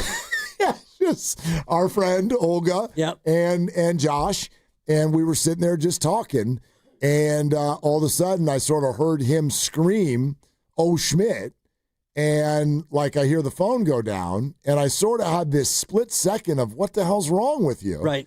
And I'm in my dad's. You guys are all on landlines. Yeah, we're on landline. I'm in my dad's den. We called it his den. It was kind of his office, and all of a sudden the shaking starts. And I drop the phone, and I run to the doorway, and then I watch all of my mom was a bowler, and my dad was a tennis player, local, but they had all these trophies up on the bookshelf, and they just started jumping across the room, like literally flying across the room as I stood there in the doorway and watched all of this happen. Wow. And then obviously, we were talking on the phone, and the TV was on, getting ready to – because that's where I would go. I'd go into my dad's office to lock in for the big games. Yep. Because I wanted to be alone. So I wanted to be alone for Game 3 of the World Series because, damn it, the Giants needed to turn this thing around. And then in an instant, nobody cared about baseball anymore. Yeah. Wow, it's wild. And on the old party line with the group phone call, that's just crazy. And, yeah, of course, next thing you know, you get news of what had happened, and then it's a no-brainer as far as, what they're going to do with the World Series. They're not going to go forward and play the game. And so, you got to have that long delay, a week or so, and then you come back, and the Giants were never able to really recover from that. But, yeah, hard to believe that is now 36 years later. 1989, October 17th, 1989. Here we are 36 years later. And, it's an anniversary of sorts. And you have put together to commemorate or to pay homage or however you would like a Loma Prieta related higher or lower. Yeah, let's do this. Okay. Yeah. Let's play. Higher or lower. And what we do is I give out a number, and today that number is 1989, which is the year in which the earthquake happened. I ask Mark and Lucas whether or not the next item is higher or lower than 1989. Wasn't that also a Smashing Pumpkins song? 1989? Did I have Maybe. that right? I mean, I'm not too well versed on the Pumpkins. That's 1979. There you go. Never mind. Go ahead. Yeah, that will not come into play, although I could have used that as an item. So, are you guys ready to go? Mark, Willard, are you ready? Totally ready. Grandy, are you all set? I'm ready. Lucas? Weird vibe today. I think I'm going to win. You got jokes. Oh, no. Wait, the scoreboard is I've got 4, Grandy's got 2, and Lucas has 1, right? That sounds right. Okay. And we'll start with you, Willard, because you are the defending champion. Yeah, so Grandy doesn't like that I just named the scoreboard. Sorry, I've got facts. Everything will be higher or lower than 1,989. Okay, we start with Willard. The number of weeks since the Loma Prieta earthquake. Higher or lower than 1989? Oh, God. You're going to make me do math like that? You can just give an answer. Well, 4 is 5.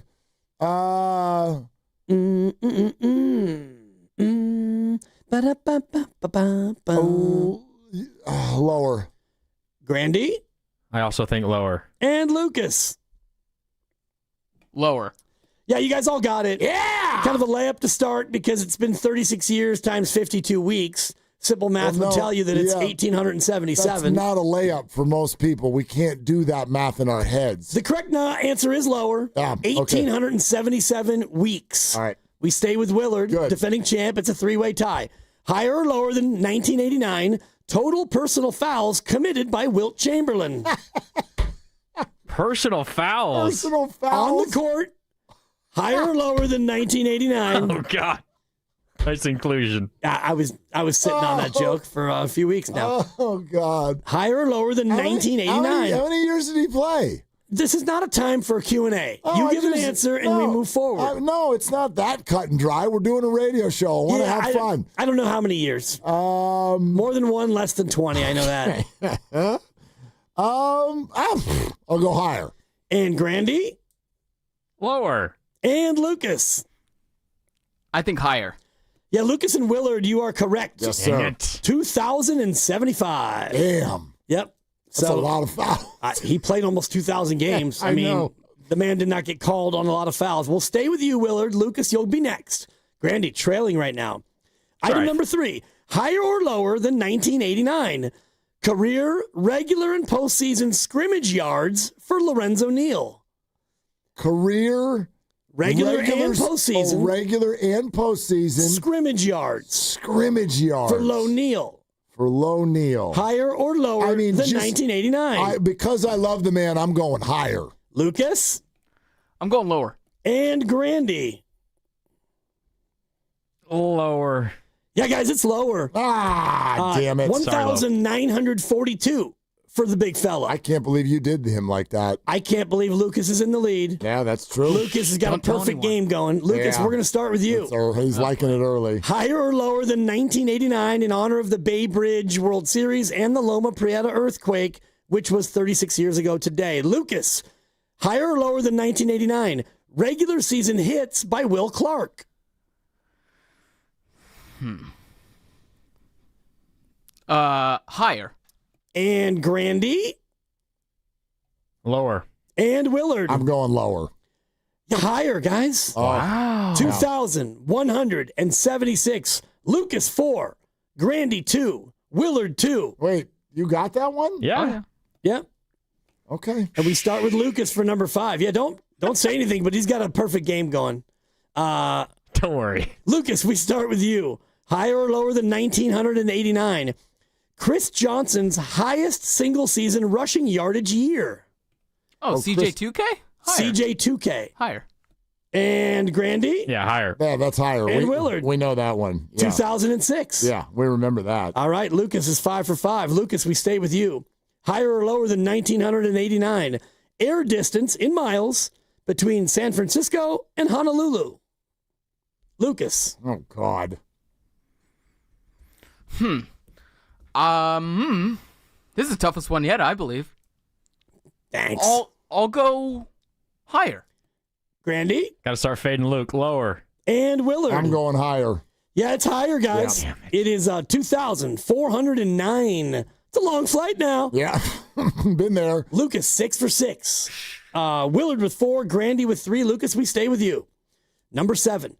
Higher or lower than 1989? Total number of ATP singles matches played by Roger Federer. It's a long career now. ATP. I love it. I don't know anything about the ATP. Yeah. Grandy, if you get this one wrong, that's real bad. He's a tennis guy. Yep. I'll go lower. Grandy? Higher. And Willard. Yeah, I'll go higher.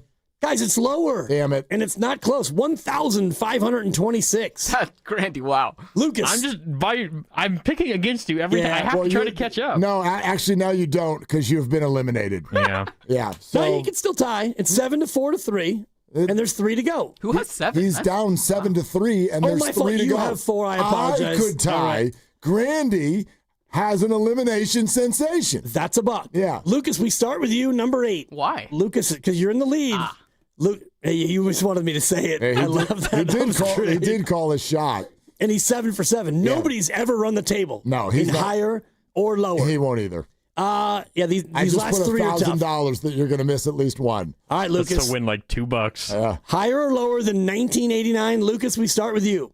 According to the 2020 census, the total population of the unincorporated area of Lagunitas and Forest Knolls. What on earth are you talking about? It's West Marin, my friend. Why did you even think of finding that? Lucas? Mark, you know how my brain works. I do. Higher or lower than 1989, the combined population of Lagunitas and Forest Knolls. I've never been to either place. You've been through them, I'm sure. Yes. Have you drank Lagunitas? Sure, of course. Yeah, delicious. Anyway. I'll go higher. And Willard. I'm contractually obligated to go lower. And Grandy. Lower. Yeah, the dream is over, Lucas. Oh! It is lower. 1,924. Alive! He's alive! If you go from Fairfax to Samuel P. Taylor Park, heading west, you go through Lagunitas and Forest Knolls. Okay. Lucas, you're in the lead. We start with you. Number 9, Lucas 7, Willard 5, Grandy 4. Lucas, career higher or lower than 1989, career, regular season, and playoff points scored by Gary Payton II. Ooh. GP2 points. GP2 points. Lucas, it's to you. Regular and playoff? Correct. Okay. I'll go higher. Willard? Lower. Yeah. And lower. Grandy. Lower. Yeah, it's lower, guys. Uh-oh. 1,000. Pressure's on, dog. 1,692. Lucas 7. Willard 6. Grandy 5. We start with Lucas. This is the final one. There is a tiebreaker if need be. This is like being up 3-1 in the NBA Finals, and now it's Game 7. Dude, no doubt. Lucas, higher or lower than 1989? Career steals for Gary Payton, the first. The first. Regular season steals, GP1. No pressure, Luke. No. You do have to say something, though. You can cut it with a knife, though, right now. I'm trying to do some quick math. It's not going well. Higher or lower than 1989? The math is there. Yep. I'll go higher. Lower. Willard goes lower. Lower. Grandy goes lower. It's higher. Oh! Lucas Alexander. On the board. Yes. And just for fun, the tiebreaker, Gary Payton is 5th all-time in steals. Where does Steph Curry rank on that list? Oh, that would have been fun. Yeah, it still is fun. What do you think, Luke? Just pick a number, like anywhere on the ranking? Yeah, on the ranking. Where is Steph Curry in career steals all time? I'll go the 22nd. I'll go higher. 49th. I was going to say like 73rd. Luke is in his bag today. 43rd is the answer. 43rd. Congratulations. Thank you. To Lucas Alexander. I'm happy for Luke. You called your shot. Yeah. And I'm also happy that Grandy has now been tied by Lucas because that's going to bother him for a week and a half until we do this Look at him right again. now. I got the most points just when I was forced to fade Lucas at the end. That's the only reason I got some points. We didn't even have to think once you got your 7 in a row.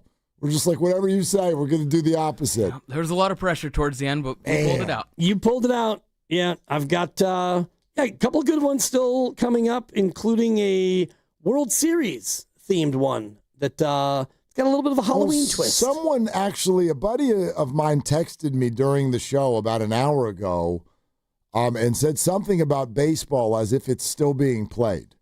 And I was confused. You don't think it's actually still being played? Baseball's still going? I think for some. It is? I'm being told. We got a hell of an ALCS right now. Yeah. I did not know that baseball was still being played. Yeah. I had what is that thing that they tell you about in therapy when you block out the memories? What's that called? I can't remember, but yeah, it's gone. Baseball's gone. A mental block? Yeah, whatever. No, that's not what I'm trying to think of, but someone will help me with it. It doesn't matter. Baseball's gone. It is over. No, don't do the Dodgers at the second base thing. It pisses me off. I know it does. Now. Oh, man. And they might advance to the World Series tonight. You know what? I hope they do. Just get off of my TV. Get off of the TV. And wait until next week until someone else gets another crack at you. Just go away. You're all nauseating. Absolutely nauseating. So there's that. If they win the whole thing, that would be 3-6 for the Dodgers. Not the same as 3-5, but no, it'd be 2-2. You're never going to get me to like. I mean, I don't need to get you to do anything. Yeah, but I'm going to live my life, and if y'all think we played 60 games championship is the same as 162, I don't know what to do for you. I think it's actually one of the funnier things in sports history that people get mad at the opinion that I have. The opinion that I have, to me, is like, how on earth could you not agree with that? Who is walking around in life thinking that 60 games is the same as 162 when we have so many examples of teams who literally suck? They had losing records at the 60-game season in baseball and then won a World Series. Why would we consider that equal? I've never understood that. At what point does it not become like a sham to you? It's not a sham. I'm not mad at them for doing it. It's just not the same. Yeah, but we've never fractionalized any other championship. You got to get well past 50%. Hanging down here in the 33% neighborhood that's absurd. We've had the Spurs win when they played 50 games. Yeah. We had a football Super Bowl where we had scab players for 5 or 6 games. Yeah, these are all. I mean, this is not without precedent. I just think it's personal because it's the Dodgers. No, like I thought that all year. I'm like, there was nothing in life that year that was the same. It was all different. Yep. We're brought to you by Fremont Bank, here for you, here for good. All right, the pick is coming up in a moment. Jordan Reed, former Niner tight end, who's working with George Kittle and Ricky Pearsall on a show. Plus, former Niner. So he's jumping in here at 5 o'clock. It's Willard and Dibs. Dubs fans, it's time to score big at Cordelia RV Center. Every new 2025 RV must go before year's end with deals you won't see again. Don't wait. Hit the road in style and save thousands. Located at 680 and I-80 in Fairfield or online at CordeliaRV.com. You hear that? That's the sound of your business losing money. Legacy phone systems weren't built for today's teams. Quo, formerly OpenPhone, gives your business a smarter way to stay connected. Quo lets you manage calls, texts, voicemail, and contacts all in one place so that you can deliver a seamless customer experience from ring to... Need to take calls on the go? Quo automatically transcribes, summarizes, and highlights next steps from every call so you never miss a detail. Need insight into what closes a sale? With Quo's AI call tags, you can instantly spot key topics like objections or pricing questions and use those insights to level up every customer interaction. And yes, you can bring your existing number with you for free. Keep your team in sync and your customers happy with Quo.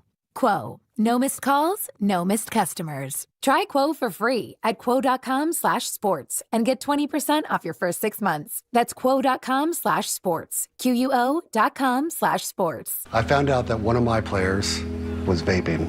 And I said, hey, right now is the time to be honest with me. He said almost everybody in my team was vaping. The next day, all the parents came in. I said, how many of you guys think that your kids are vaping? Not one of them raised their hand.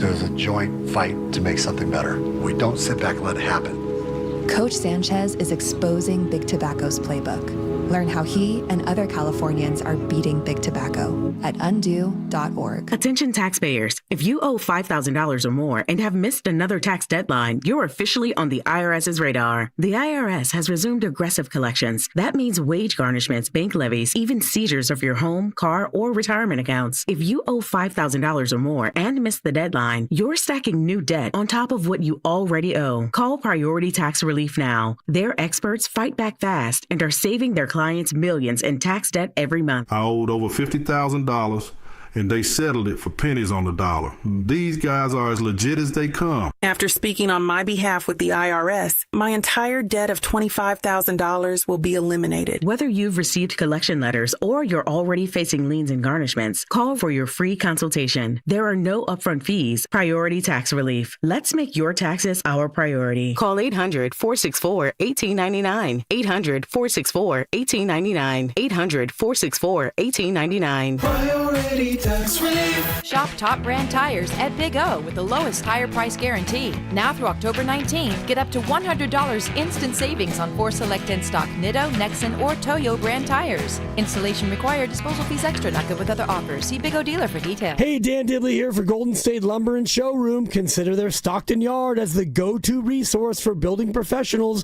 in San Joaquin County. With over 40 acres of premium building materials available to the public for bigger jobs, you can count on Golden State's large fleet of trucks for timely delivery. It's their goal to keep your project on time and on budget, building a better Bay Area for over 70 years. Golden State Lumber and Showroom. When you succeed, we succeed. eBay has reinvented vehicle buying. From click to curb, everything's covered.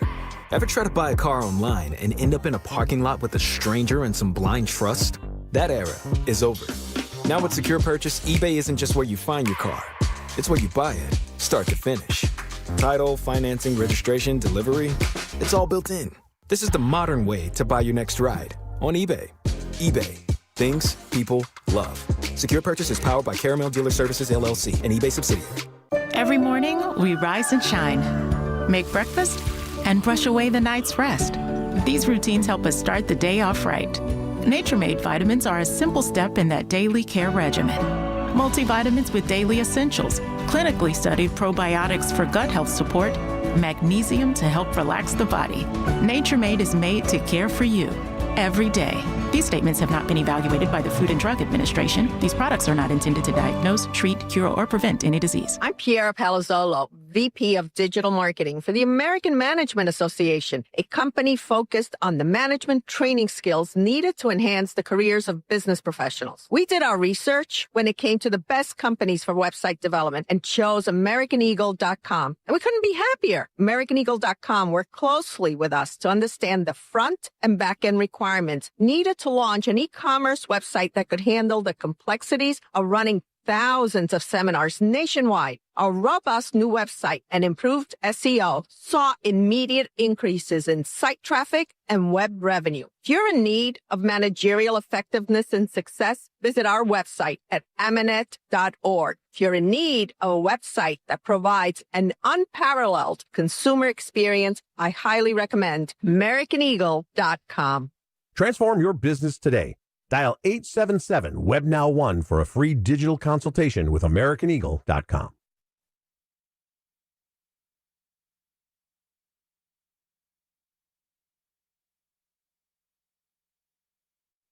Now, back to Willard and Dibs. It's a fantastic question. It really is. It's the first time I've been asked it this way.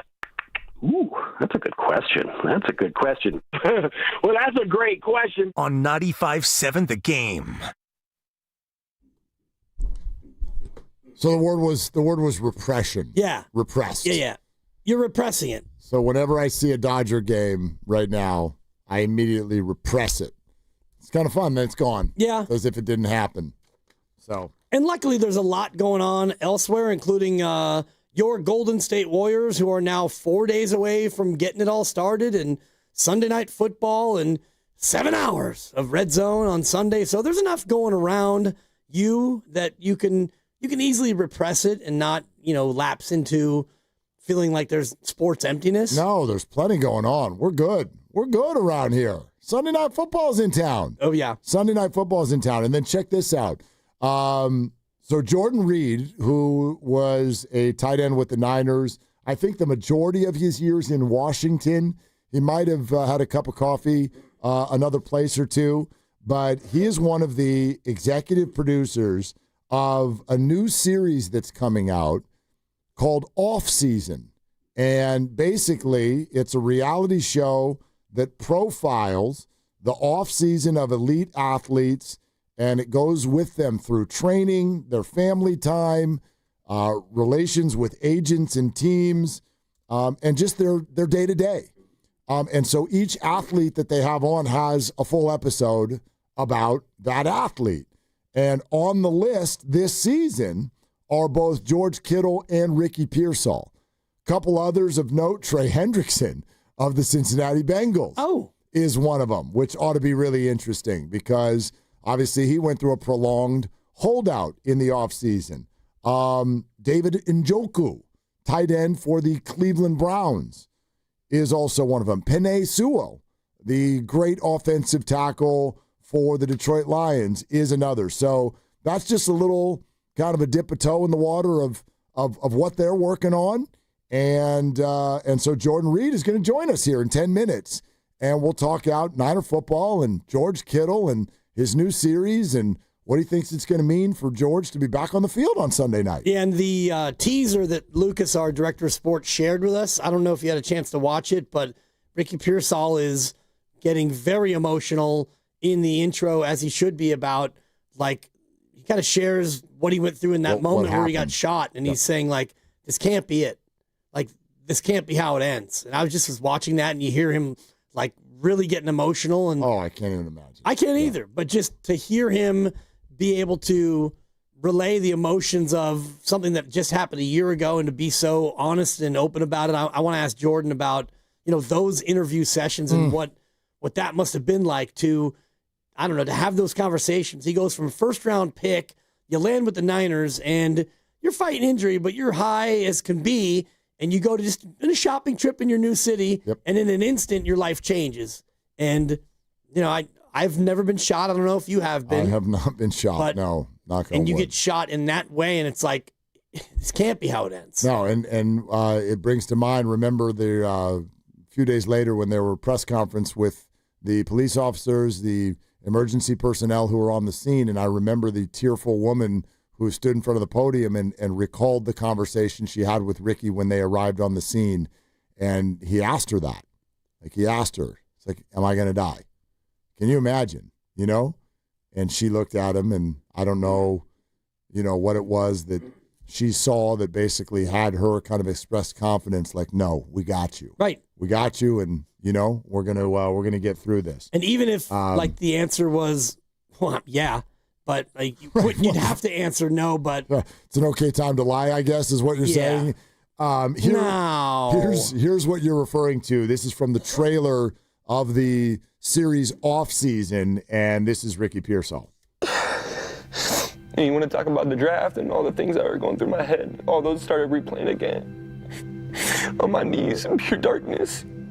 I'm just seeing, the people I love most just run through my head, and just knowing, like, just thinking to myself, like, this can't be it.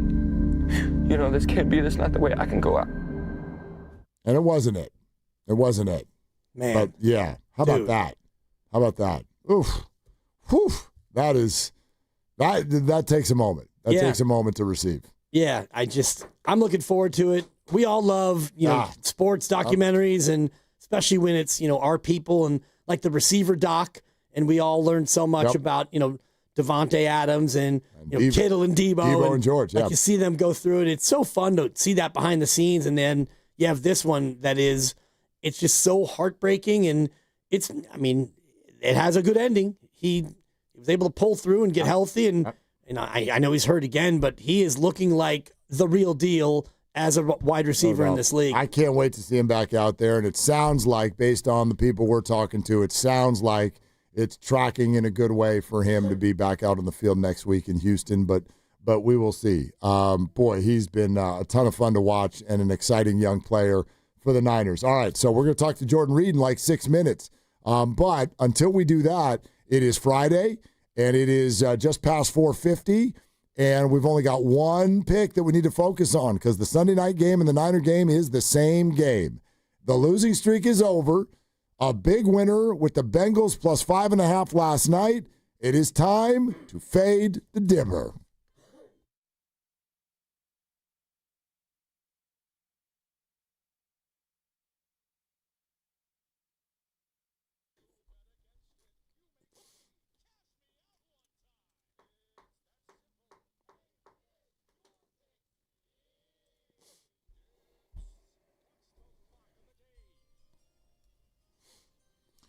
Well. Sunday night football arrives at Levi's Stadium. George Kittle has no injury designation.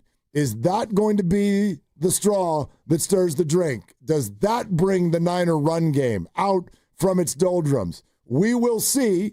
Also, it's another game for Mac Jones. The Falcons riding high off what Dibs is about to refer to as a sharp week.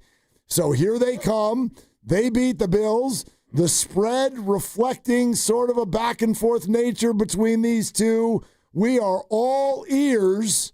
Niners minus 1.5.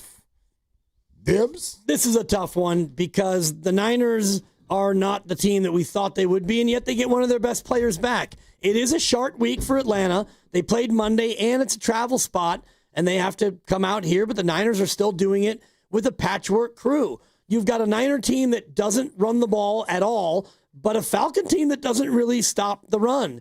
You've got a Niner passing game that's number 1 in the league and a Falcon passing defense that's number 2 in the league. So styles make fights. This one becomes very interesting. And as you look at all of the different factors and the advanced analytics, they show you that these two teams are pretty comparable. The one thing that I looked at as the tiebreaker is which team right now is coming in playing with a little bit more pep and a little bit more health, and the number's ticking down. So it's not as pricey to do what I thought I was going to do. I was hoping to get more, but I think they're going to win the game outright. And I've been spot on this year, and I'm going to have to say it. You take the Falcons. You take the Falcons in the 1.5. And Mark picked the pick. Yep.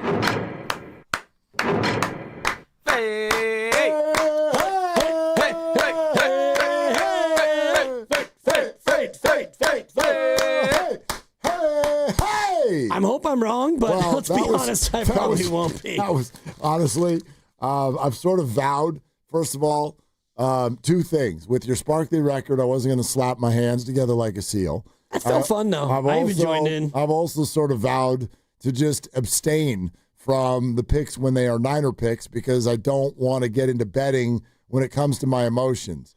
But I clapped. I did. I clapped because I felt like I needed to clap. This is an emotional one for me. It's a tough one. This is the Niners. This feels like a launching pad to whatever it is. It is either going to be the launching pad to a losing streak, or it is going to be a launching pad to a season that sort of captures the grit of the group, because they've got to have it, I believe, for this to actually, if we're going to talk about winning the NFC West this year, this to me is something you've got to have. The Rams, we thought they were good. They are. The Seahawks are better than everyone thought they would be. These teams are not going away. This is going to last all year long. And with what's coming around the bend, back-to-back roadies on turf and whatnot, and no Fred and no Nick, to think that they're in it for the long haul, they've got to have this game. They've got to have this game. So I clap because I just want to send the energy that way. This one is going to be hard. It's a big one, and I totally agree with what you're saying. And for me, it's not even about this one. It's about the next three. You're 4-2, and if you go 1-2 in the next three, and I say the next three because then you've got the Rams again. The Rams. If you go into the Ram game at 5-4, well, then that one becomes a VMW, a virtual must-win. If you win 2 of the next 3 and you're 6-3, well, you still want to beat the Rams. You've got the Rams and Cardinals back-to-back. I do think that winning 2 of the next 3 is really, really important. You've got the Texans on the road next week. Not easy. They're a very good defense. And then the Giants are, I mean, who knows what you're going to get with the Giants. They can be great. They can be terrible. Just looking at the matchup, as I mentioned, the Falcons' pass D is really good. They blitz more than any team in the league. As David Lombardi said to us earlier, 40% of plays, they're going to blitz you. And the Niners' O-line has not been great, but they have the best passing offense. And on the other side, the Niners are the worst run team in football. The worst run team in football, but Atlanta's not good against the run. So this, to me, feels like a classic something's got to give game. Well, I tell you what, it also, you look up and down the NFC right now when it comes to the wild card picture, it's overwhelming. You can only remove, quite frankly, a couple of teams. There's one win team, and that's the New Orleans Saints. Everybody else in the entire conference has either 2, 3, or 4 wins. Everybody's in this thing. Yeah. And so Atlanta is 3-2. Therefore, there's also tiebreaker scenarios that come into this. It's a monster game. I also want to acknowledge the Boxer and Gerson Work Injury Attorneys text line where someone from the 408 just asked the question, why the hell are we celebrating a pick that's against the Niners? Sometimes some people are newer to the show than others. I want you to know what clapping fade means. That means we are celebrating the idea that we are going against Dan Dibley's pick. So the clapping is not celebrating a pick that's against the Niners. It is showing support for the Niners. Right. Fading the pick. In other words, going against the pick of Dan Dibley, even though he is a very respectable 20-8 on the year. That's 71.4%. That's actually well beyond respectable. It's bananas. It is bananas. Is what it is. And so that's what the clapping is, because fade the dibber, and you want to fade me, which means you go against me, and Lucas is always going to go against me, which is great. And you joined in just because it was kind of fun, and I was clapping too. Yeah, I'm feeling it. A little Friday feel. You're listening to 95.7 The Game, KGMZ FM and HD1 San Francisco and Odyssey Sports Station, and the home of the Golden State Warriors and Valkyries, always live on the free Odyssey app, coming to you live from the Laughing Monk Studios, and tight end, formerly of the Niners, of Washington and others around the league. Jordan Reed is going to join us here momentarily, and we'll get his thoughts on the team and what's going on, but also he is executive producer on a new show coming out called Off Season, and it profiles elite athletes and spends a whole episode with them going over their off season, their family life, their agent life, their team life, their workout life, all of these things. And among those on the show coming up this season are both George Kittle and Ricky Pearsall. Joining us right now on the River Islands guest line is none other than that former tight end Jordan Reed here on Willard and Dibs 95.7 The Game. Hey, Jordan, thanks for coming on, man. It's great to have you. Yes, sir, man. Thanks for having me, bro. Hey, it's a pleasure. Yeah, take us through this show and how the whole thing came together. Yeah, man. So the idea of off-season came together. A group of partners got together and just realized that, off-season is part of the year for athletes that, is fairly untouched and untold. And a lot of big stories happen during the off-season.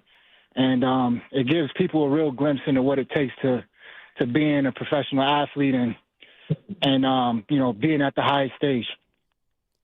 I mean, it's incredible. And I wonder how you go about figuring out and deciding who you want to profile and what stories you want to tell. And, just how many of these players are just kind of dying to tell their story. Yeah, man. So the platform gives athletes, the ability to tell their story in a cinematic way and in a way they want it to be told without, the media touching it and twisting and turning their words. They have a voice and then they can executive produce their own episode. So it's an exciting concept, and we're glad to be bringing it forth and deciding who's in it, man. We're going after the juiciest stories. We're going after the real stories that haven't been told. For example, Ricky Pearsall, him coming in his rookie year and then having that horrific thing happen to him right as he's getting drafted. It's the first time he's able to go on camera and tell the story, in a safe environment. Jordan Reed is with us, former NFL tight end, former Niner tight end, and executive producer of this show off season. And yeah, Jordan, we just played a little clip from the trailer where Ricky is completely in tears trying to recount what was going through his mind right after that bullet went through his midsection. And so I would love to hear more about what you learned about Ricky Pearsall in the shooting of this show. Yeah, man. Yeah, just the fact that he went up there and opened up like that showed me a lot about him and showed me how traumatic that situation was for him, which I definitely could understand.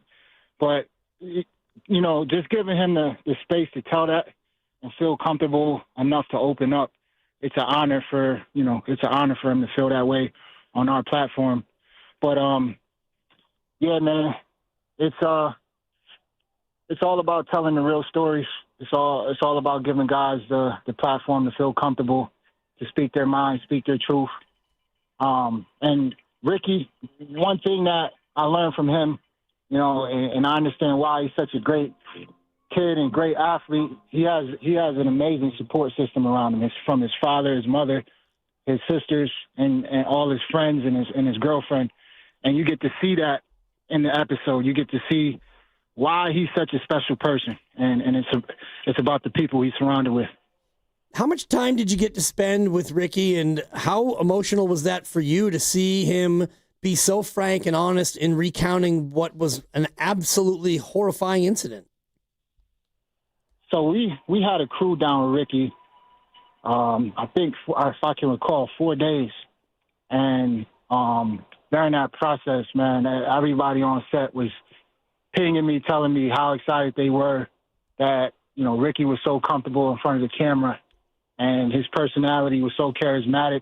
I stay and let those guys have their space. It's not about me. I just want those guys to feel 100% comfortable in their own space.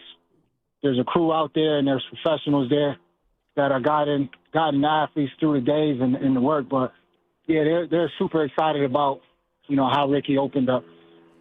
Jordan, we're also excited right now because 2 days from literally this moment, from 48 hours from now, George Kittle's going to be back on the football field for the first time since week 1. And I'd love to sort of tap into not only your experience with him on this show, but you guys were teammates in 2020. So can you give me an idea of what his energy means to a football team?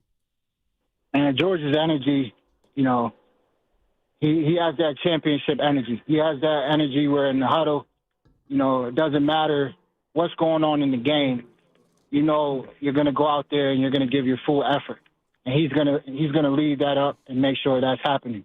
And when you're in the huddle with a guy like that, all you can do is come along the same way and be uplifted because he just has that energy about him. True leader, true competitor. And, I know they're going to have a championship. I know Kittle's going to win a Super Bowl in his day. We're certainly hoping so. And I wonder when you look at George or when George looks at himself, is he more offensive lineman mentality or more wide receiver mentality? It's funny you say that, man, because in his episode, he talks about that mentality. And he got that from his father being a former O-lineman and an O-line coach. And so he talks in detail about, how his dad instilled that in him in an early age to, the best feeling on a football field is to put a man on his back against their will. And he talks about just that. And, it comes from his father and his upbringing. So it's pretty cool. We're talking to former Niners and Washington tight end Jordan Reed, teammate of George Kittle back in 2020. And also Kittle and Ricky Pearsall are a part of a new series called Off Season. And Jordan is an executive producer for that series, and it'll profile everything that those guys go through in the off season. Jordan, I mean, just in general, when you're talking to these athletes, I'd love to know what you and all of them, what do they want the public to know about their off season and what they go through? They all have very unique stories to tell, man. Whether it's Ricky and his story, David and Njoku, and what he does in his off season, how he prepares, his mentality, the team he has around him. From Trey Hendrickson to dealing with everything he dealt with this off season with Cincinnati, and how he was handling all the pressure of not knowing where he's going to end up, holding out while still preparing for the off season. So it's amazing perspective. It gives fans, true insight to what pros are doing and how they're preparing, all the obstacles they have to face in order to get just to the season alone. So, yeah, man, it's pretty amazing. And it's a great list of guys you got racked up for the first season. I'm sure you're already thinking about future episodes. Is there anybody else out there that you're thinking, man, we've got to get them on for next season as we get into season 2? Honestly, we're in talks a little bit, but we're figuring out that list. And what happens this season and during this season and going into early off season is going to decide, who we're going to want to feature in the next season of things. But it's all about the real stories, man. We want to be able to tell them and give people a real insight to what it takes, and just giving these athletes a platform to tell their stories. Jordan Reed, 28 career touchdowns. 4 of them were with the Niners. In 2020, you played with the Niners. There was the sprained MCL week 2, but then you did come back. You played 10 total games that year. So would love to tap into some of your expertise from that season and your time with the Niners. What's it like playing for Kyle Shanahan? Man, it's awesome. The 49ers are a great organization, truly professional. It's a positive energy in the building all the time. And you just have to, you have to prepare and be ready, because Kyle brings in the most competitive players from the draft, the sharpest players, and he makes them even more disciplined and even more serious, as he's developing them out. So, being there, you had to bring it every day. There was no messing around. There was, when you walk through the locker room, you see guys like Fred Warner in his locker, constantly studying film, not talking, not messing around.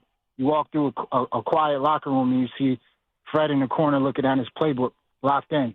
All you can do is get locked in at that point when you see a guy like that doing that. So that's the culture he built from the guys they brought in there. So it was an amazing experience, and I learned a ton.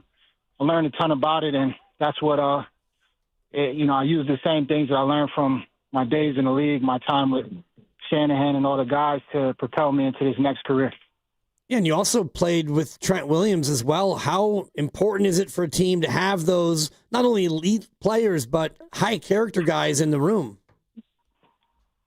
Yeah, man. Like I say, all you can do is fall in line at that point. You're surrounded by a bunch of elite competitors who are constantly doing the right things in the training room, in the weight room, film study. All you can do is fall in line, and that's why you see so many of their younger guys coming in and being ready to play and make big plays, is because they're preparing like vets, and they see their veteran teammates doing the right things, and they're going to fall in line. Former Niners tight end Jordan Reed with us here on Willard and Dibs. Jordan, I'm sure you're well aware the 49ers are dealing with just a ton of injuries right now.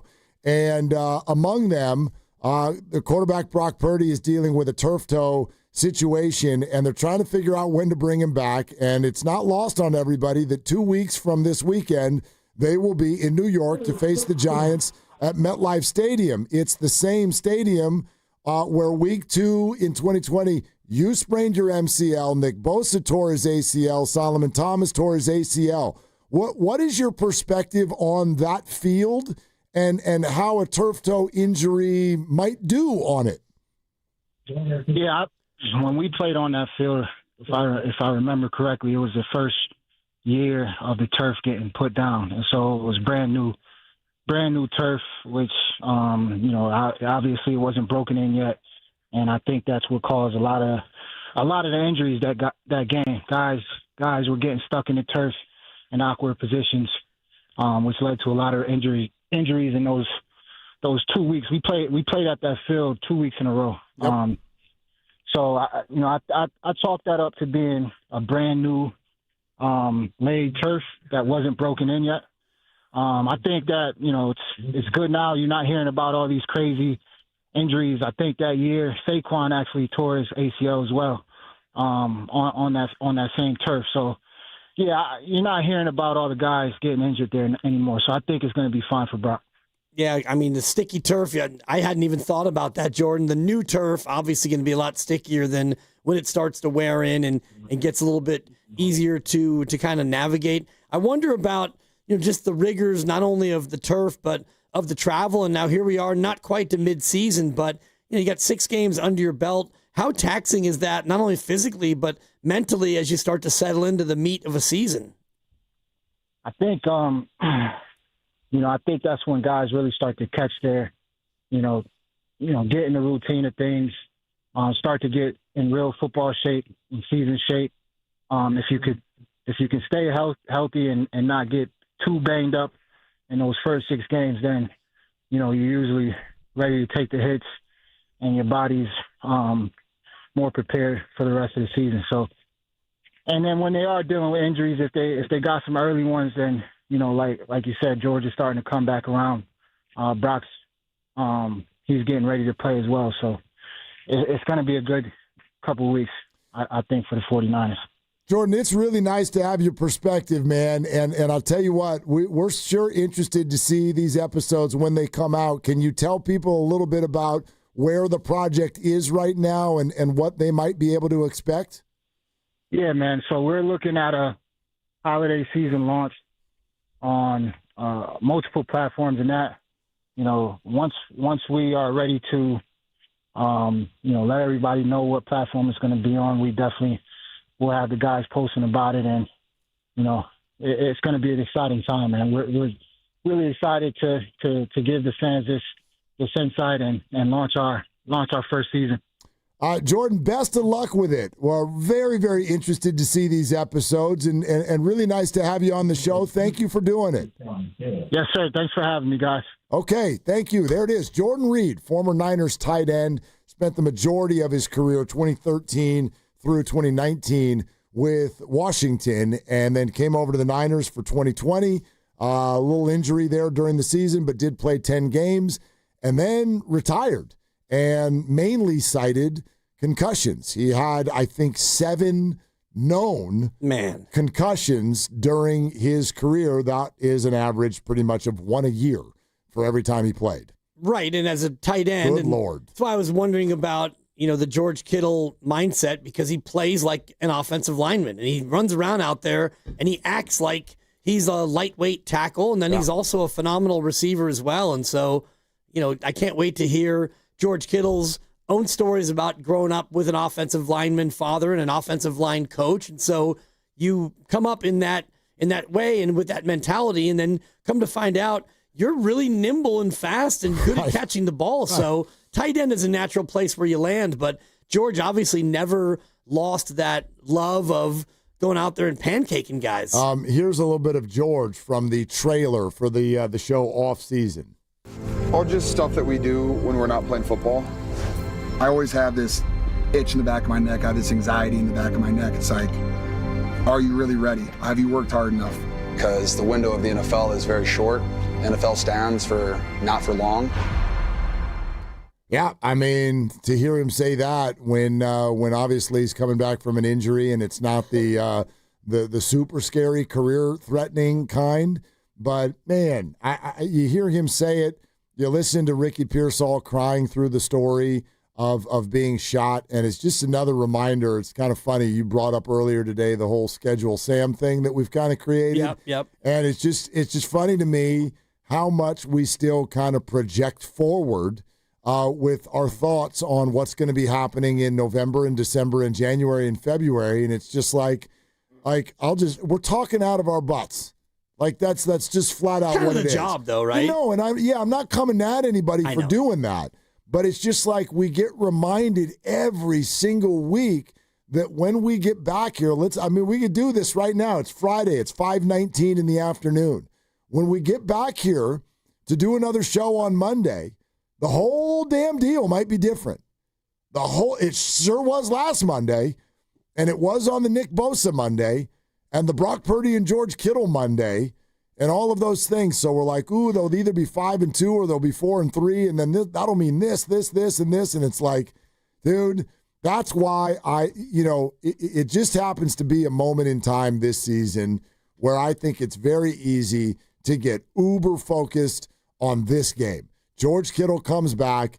If you can find a way to get another win with your second quarterback, if you can find a way to do that, I think it really moves the baton down the road on two things. A, the Niners actually acquiring people at the deadline, and B, starting to have realistic conversations about what you might still be able to achieve, because it means your defense, even without reinforcements, kept you in a football game. I don't currently know that they can do that. We'll see. But I honestly, that's a question of mine going into Sunday. Is this defense even NFL level, to be honest with you? Is it or top half of the NFL level? Can they go keep you in a football game?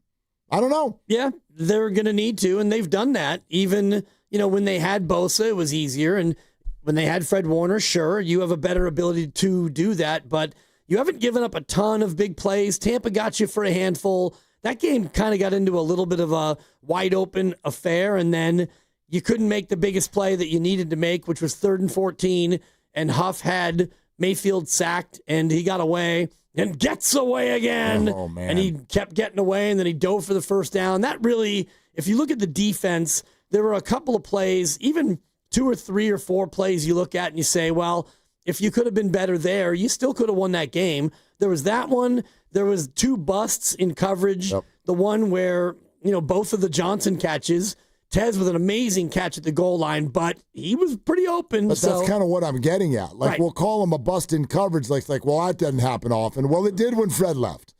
It did. Well, it also does when you don't rush the quarterback. Right, and now you get a week to work and practice without him and all of those things. But, okay, now let's see it. Like, this almost feels like you're unveiling a new defense. You got a new green dot, and he's a 7th-round young player. Okay, let's check it out. Early returns last week were that he can do some things. So, and I love Robert Saleh's defense. I love the structure that's around him, but a bunch of babies running around out there on Sunday night. Yeah, and this is where you have Robert Saleh for a reason. You brought in an elite coordinator because you knew you were going to have a young defense. Saleh comes in and says, yeah, let me go ahead and take the first 5 picks, and then you guys can do what you want. And I'm obviously speaking out of school because I don't know that's how that went, but they did take 5 defensive players with their first 5 picks. And so, all right, Saleh, here are your 5 pups to go with Bosa and Warner. Oops, never mind, no more Bosa and Warner. But, all right, you got this young group. Go out there and make it work. And the things that have to change, one, you're going to have to pressure the quarterback. Michael Penix doesn't like pressure. What quarterback does, I know. But Penix is a guy who will give you the football if you can get to him. But the Niners are second to last this year, according to Football Reference, in pressure rate. They don't pressure the quarterback. They don't hit the quarterback. They don't blitz. So now you're asking your young secondary to go out there and cover for 4 and 5 and 6 seconds against a pretty good receiving core. So Robert Saleh is going to have to find a way to dial up some pressure. Yep. Maybe you're going to have to take more chances than your blitz rate, which is 16%, which according to Football Reference is almost bottom of the league. So if your front four can't get there, you're going to have to bring other people. And I'm just interested by what Greg Cosell always says to us about the blitz. If you're going to blitz, you have to have somebody who's good at blitzing. And Fred Warner's good at blitzing. He can't blitz. Right. And Upton Stout actually had a great blitz, and he wound up getting a roughing the passer. He got there a touch late on the other Johnson's touchdown pass. So you got to figure out how you can get pressure on Penix.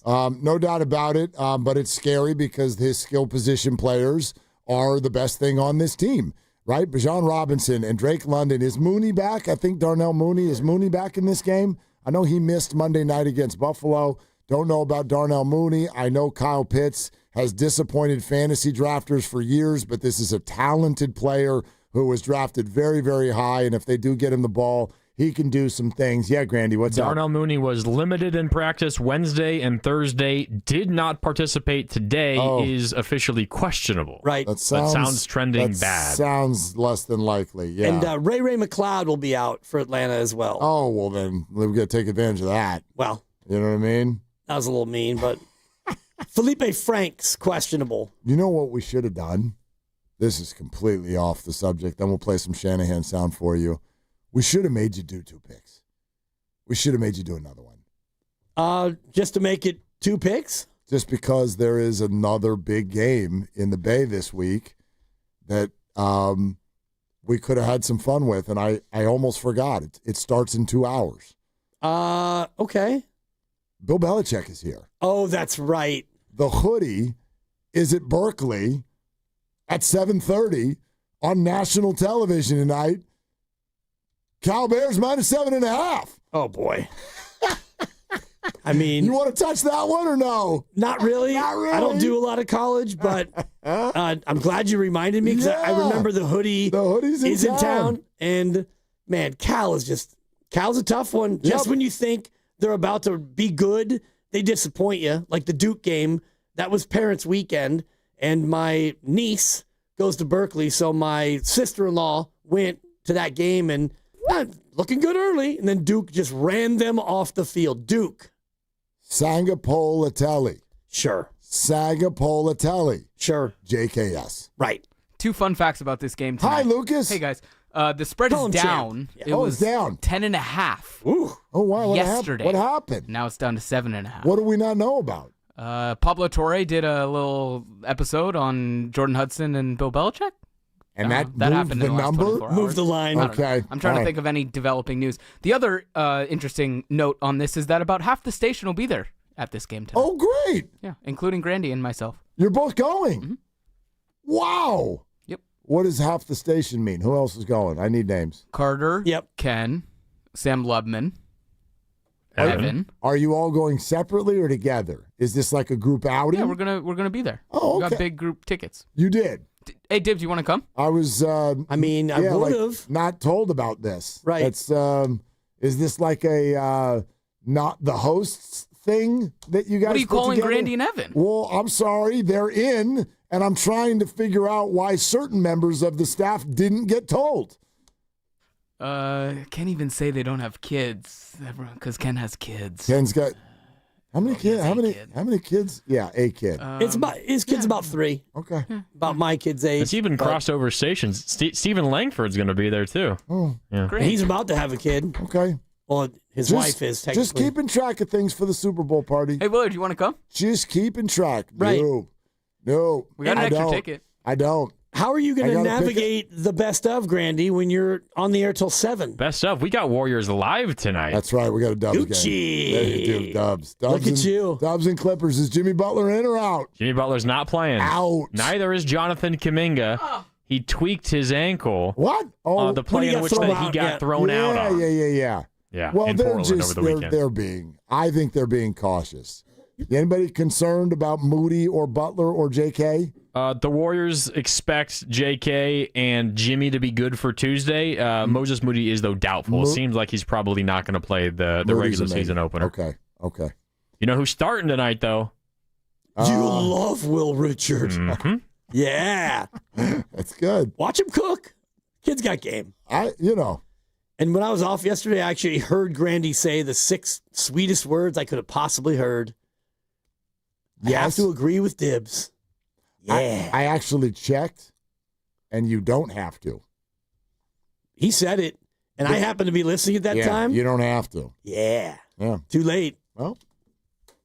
Loves the dibber. Hours later, he was smacking his hands together in solidarity against you. That's fine. For your Niner pick. Yeah. So I actually did not partake in that. Oh, never mind. And I'm going to lay off the North Carolina v. Cal. Okay. 7.5 is a little bit, it's a little high for me. I think Cal's going to win, but. San Jose State is at Utah State an hour and a half earlier and getting 3.5 if you'd like to weigh in on that one. Let's go Sparty. Sure. I mean, the only bet that I think would be bettable, I don't even know if the game started, but you bet the Dodgers to just go ahead and polish this thing off. I'm just telling you. I told Guru that. Baseball ended. Okay. Yeah, baseball's over. Sure. Yeah. Kyle Shanahan on the injury situation with the Niners. All right, guys. For the game, so much shorter when I don't have to say limited. Yetur's out. Ricky out. Brock out. Kevin Givens, Renardo Green, and Upton Stout are 3 questionable. Okay. Oh, Renardo Green and Upton Stout are both questionable. It's probably been an under-discussed story. That sounds like a big deal. Yeah. They also worked out 3 DBs just either yesterday or the day before. I wonder if they've got some current concern with regard to the depth at defensive back. I don't have an update on Renardo Green, but apparently Upton Stout hurt his ankle at the end of practice yesterday. That's not good. No. That's not good when the injury comes late. Okay, so that's one thing. Here's a little bit more from Kyle on what he saw from Brock in practice this week. He was able to get out there, throw more. Thought it was definitely a step further ahead than it was last week, so going the right direction. Okay, and how's Mac doing physically? Like everybody, I mean, no one feels 100% great, but I know he was a lot farther ahead this week than he was last week. He didn't have to miss as much. Adrian didn't have to take as many reps for him, and he's improved. Okay, that's good. What about plans for George Kittle? He's playing, but is he on a pitch count? No pinch count. George has rehabbed really well, came back 100%, has a good week of practice, so we'll space it out throughout the game, but no pinch count. I think I'd like to break some news here on 95.7 The Game, because all over Twitter, it is being reported that Kyle Shanahan said that George will not be on a pitch count. Kyle did not say that. Kyle said that George wouldn't be on a pinch count. No pinch count. George has rehabbed really well, came back 100%, has a good week of practice, so we'll space it out throughout the game, but no pinch count. Okay, I would like to point out that he said it twice. Yep. So when you're like, oh, you're making fun of Kyle because he misspoke, I don't think that that's what happened. He said it twice. So George might only have 5 plays, but he is allowed to pinch anybody over there on the sideline whenever he'd like. Yep. And I think that that's most appropriate for St. Patty's Day. If someone's not wearing green, then you're not on a pinch count. You pinch away if somebody's not wearing green on Patty's Day. Twice. Yep. No pinch count. George has rehabbed really well, came back 100%, has a good week of practice, so we'll space it out throughout the game, but no pinch count. No pinch count. Yeah. And he'll space it out throughout the game. I wonder if that means he'll get his usual, and I'm looking at his career numbers. He's generally between 86 and 92% of snaps. So maybe a little less, because don't forget, Tonjes has also kind of established himself as a good player. Right, but if you're going to be, it's kind of like the Brian Robinson Jr. McCaffrey thing. If you're going to be in a spot where it's 3rd and 4 and you're thinking about the tight end, you'd rather have Kittle in there than you'd have Tonjes. But he might be on a pitch count. Well, he's not going to be on a pitch count. We don't know that. He did not address it. Gotcha. He's not going to be on a pinch count. He's not on a pinch count. He might be on a pitch count. Yeah. Nobody ever asked that. How important is it to have Kittle's leadership back? Well, I think that's big, but I think the bigger part is getting him on the field. I mean, it's always good to have good leaders around and stuff, but it starts with being on the field. So if you ever end up in the media, this is just for the young up and coming reporters out there. If you ever end up at a press conference and you'd like a coach to give an expansive answer, don't ask about his own or her own players. Ask about the other team. Here's Kyle on Bijan. Real talented running back. I mean, he's one of the faster guys in the league. He's got real good balance, pure talent as a runner, how good he is in the pass game. I mean, when you can do both like that, you're going to get touches. I mean, it always starts with touches with running back, but when you can do it in the pass game too, it goes up, and he's got a lot of good guys around him, which makes it even easier for him. Bijan's pretty damn scary. Oh, yeah. He's pretty. I mean, you lose Fred Warner, and here comes Bijan Robinson. Yeah, and it's a super long shot, I know. Which? I'm going to explain it. Oh, I was okay. looking at it earlier, and if you look at Bijan Robinson, he's on a pace for 1,000 season, which has only been done 3 times. If Atlanta were to go on a run and win that division, and he has an historic season, and he goes over 1,000, he's 100-1 to win the MVP. It's a long shot, I know, but Yeah. I like that price as far as, like right now, Baker's the hot candidate. Sure. He's plus 350. 3.5 to 1, 7 to 2 would be your horse racing odds. Yeah, I don't think Not he's a gonna great win price. It. Yeah. But if you want to look at a price of somebody who could emerge, I like a Bijan Robinson at 100 to 1.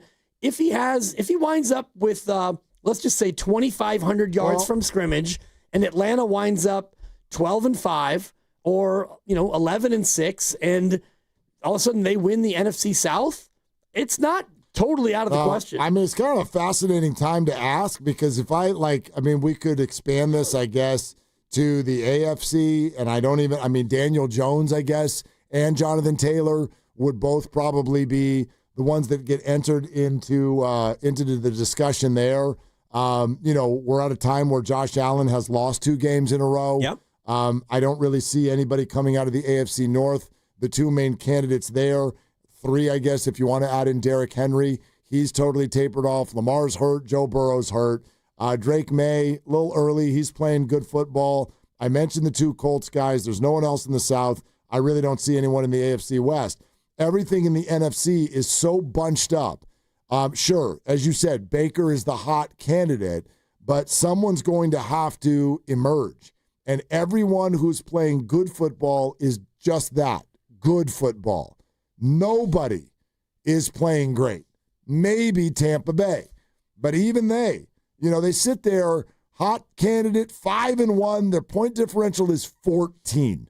That tells you that they are barely sneaking by this, and I think a regression to the mean is likely. They've got a really hard game. Bad spot, I think, for them. Monday night, they're in Detroit with the Lions coming off of a loss.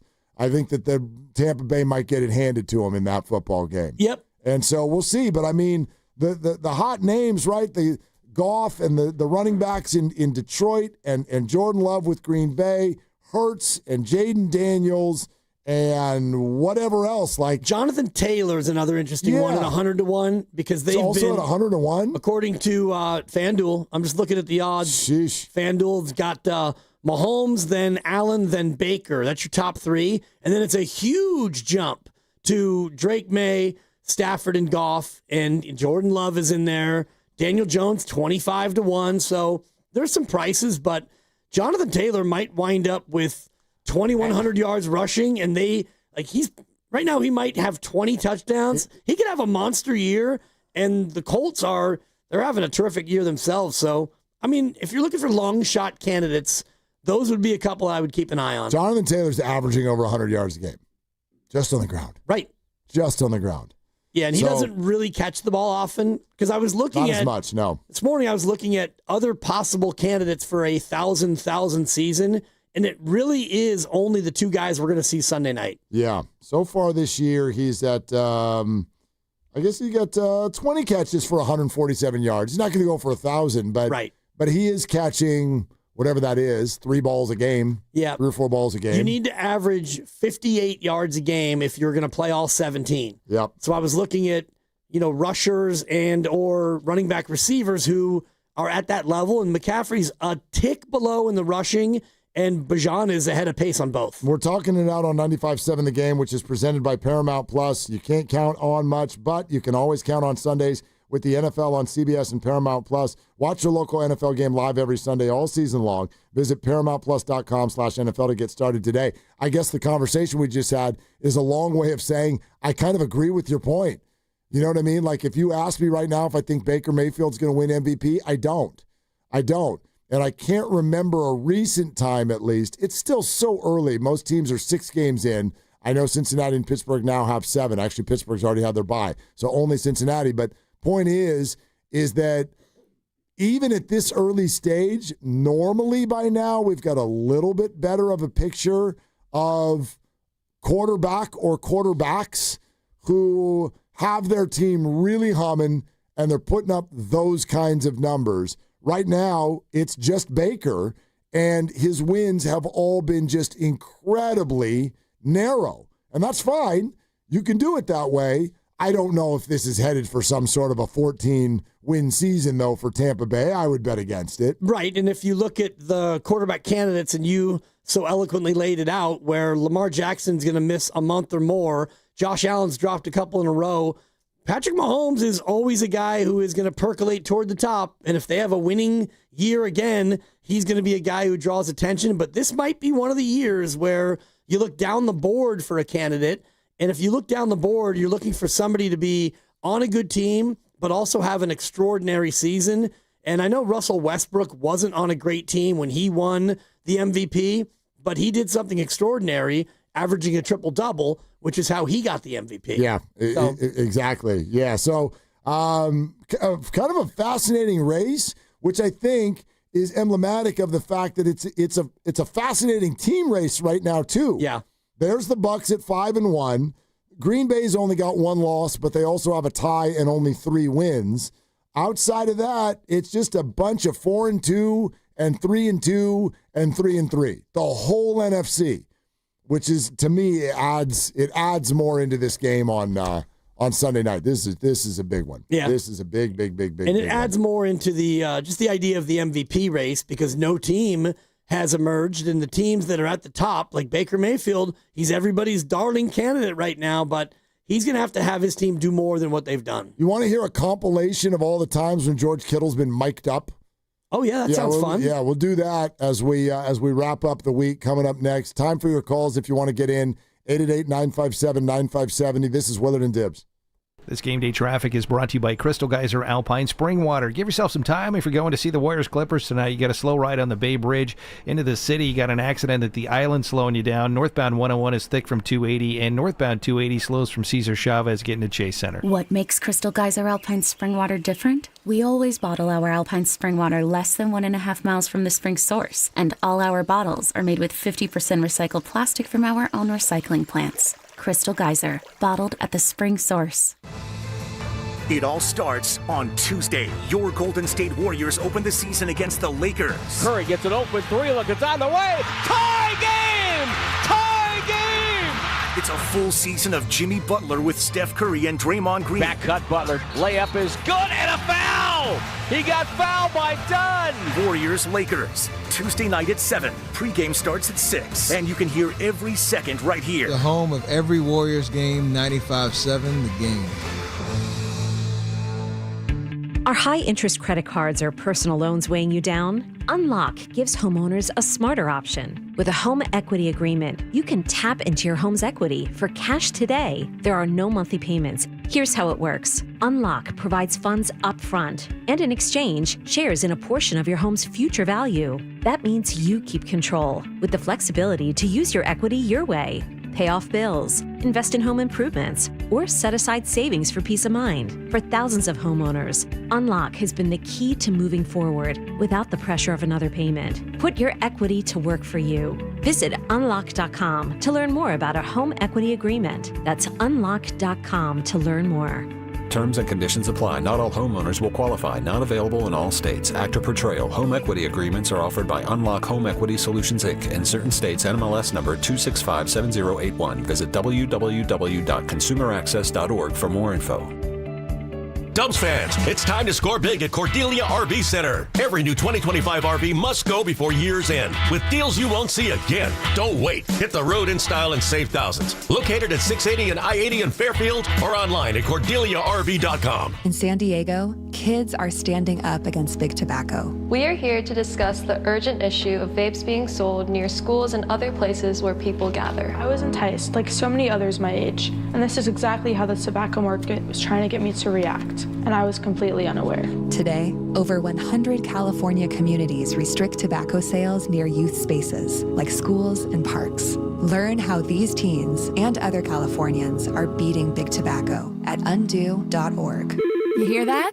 That's the sound of your business losing money. Legacy phone systems weren't built for today's teams. Quo, formerly OpenPhone, gives your business a smarter way to stay connected. Quo lets you manage calls, texts, voicemail, and contacts all in one place so that you can deliver a seamless customer experience from ring to...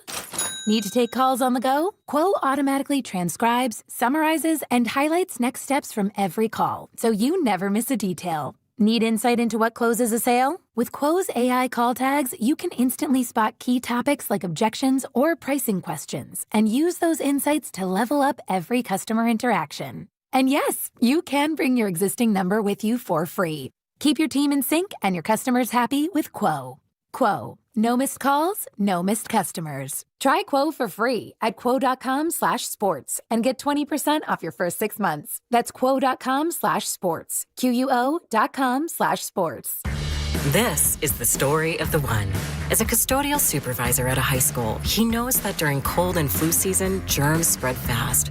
It's why he partners with Grainger to stay fully stocked on the products and supplies he needs, from tissues to disinfectants to floor scrubbers.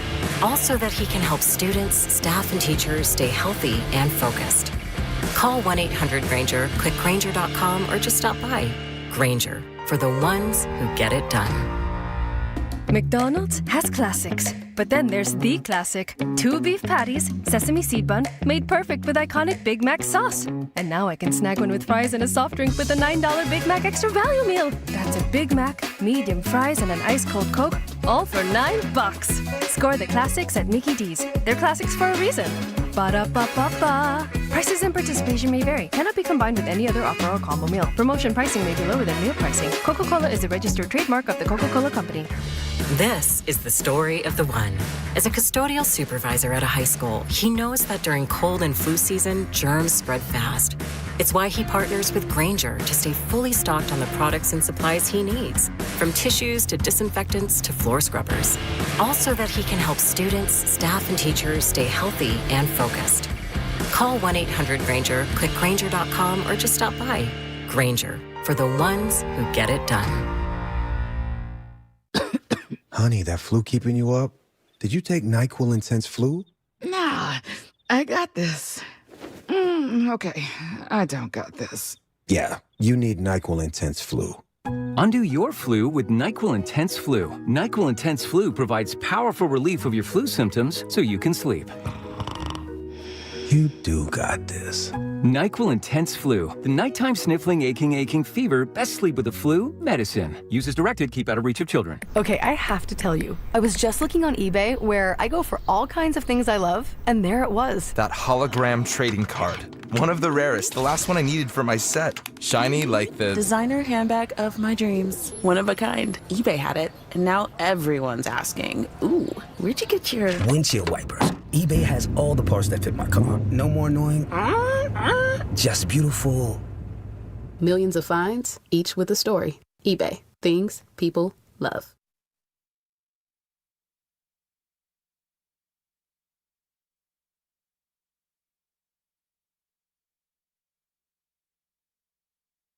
Hey, it's Joe Shasky from the Morning Roast, and you're listening to Willard and Dibs. And you know, as much as I love Willard, I'm more of a Dibs guy. So if you want to do what I do, go check in on Dibs and say hi to him. Get in the YouTube chat. Do it right now on 95.7 The Game. Yeah, check in on Dibs. Yeah. I don't know if getting in the YouTube chat is the place to do that. Well, not right now. I'm locked in on the show. No, head to, everybody knows where they can find you. You can find me normally during the midday show on the YouTube chat. Yes. And it's Memo to Guru and all the other doubting Thomases. It's me. It's Uncle Scott. From Fridays. It's Dan Dibley from the YouTube chat. But the fake Dan Dibley is Dan Dibley. It just says Dan Dibley. Yeah. And I guess Guru assumed that it couldn't be me, and it was me. Yeah. I know a lot of people who are in the chat think that if they see your name, they're like someone else grabbed that screen name because no one as famous as you would just do that. You wouldn't just put your name out there like that. Yeah. Well, you would if, especially for my own station, and I'm really involved and interested in the content. I get the Joes in the morning after I drop somebody off at preschool, and then I do my show prep, and I get some Steiny and Goo, and then I drive in and get more of it, and then we cross it on over, and then by the time it gets to the you and me portion, I try to yuck in, and sometimes I'll go in the break in the YouTube chat, but got a lot going on over here, you know? Not really. Like, we're just sitting here.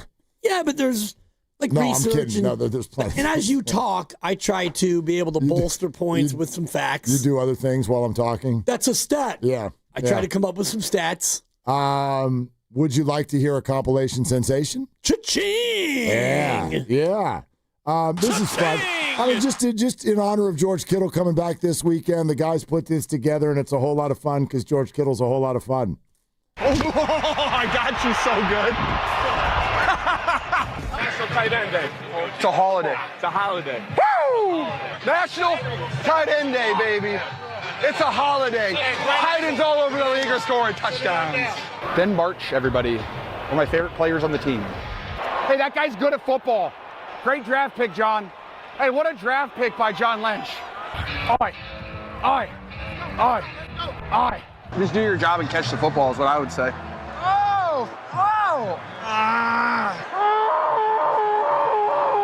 People probably think I'm a complete psycho. You don't, though, Dwelly. You understand me for what I am? You don't? Oh, okay.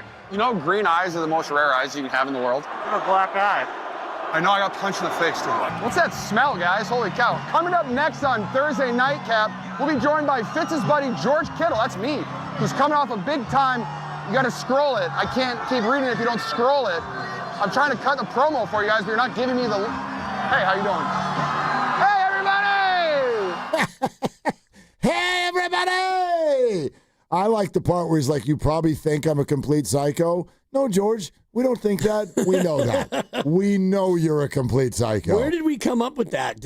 Was that something that somebody else put together, or Grandy? Was that... The boss man just said, hey, I sent you something. Oh, okay. Hey, something for the guys to get them to the finish line. People probably think I'm a complete psycho. Something I wish they should take a look, and probably listen to. The only one missing is... That's fine. It does, but it puts a smile on. It does. The only one missing is from the Super Bowl. Hey, George, your name is George, and I'm also George. Meanwhile, the ball's just bouncing around on the field. Anytime Christian McCaffrey is fumbled right behind him. Okay. Hey, George, it's George. Yeah, I mean, I give him a little. It's not like he would have recovered it if he wasn't talking to him. Like, it was behind him. He didn't know, but it wasn't a great. No. All right. Well, it's 5:51 on a Friday. So, do you want to do this now? I mean, do I want to do it again on Monday? No, sure. I'm not asking you that yet. Oh.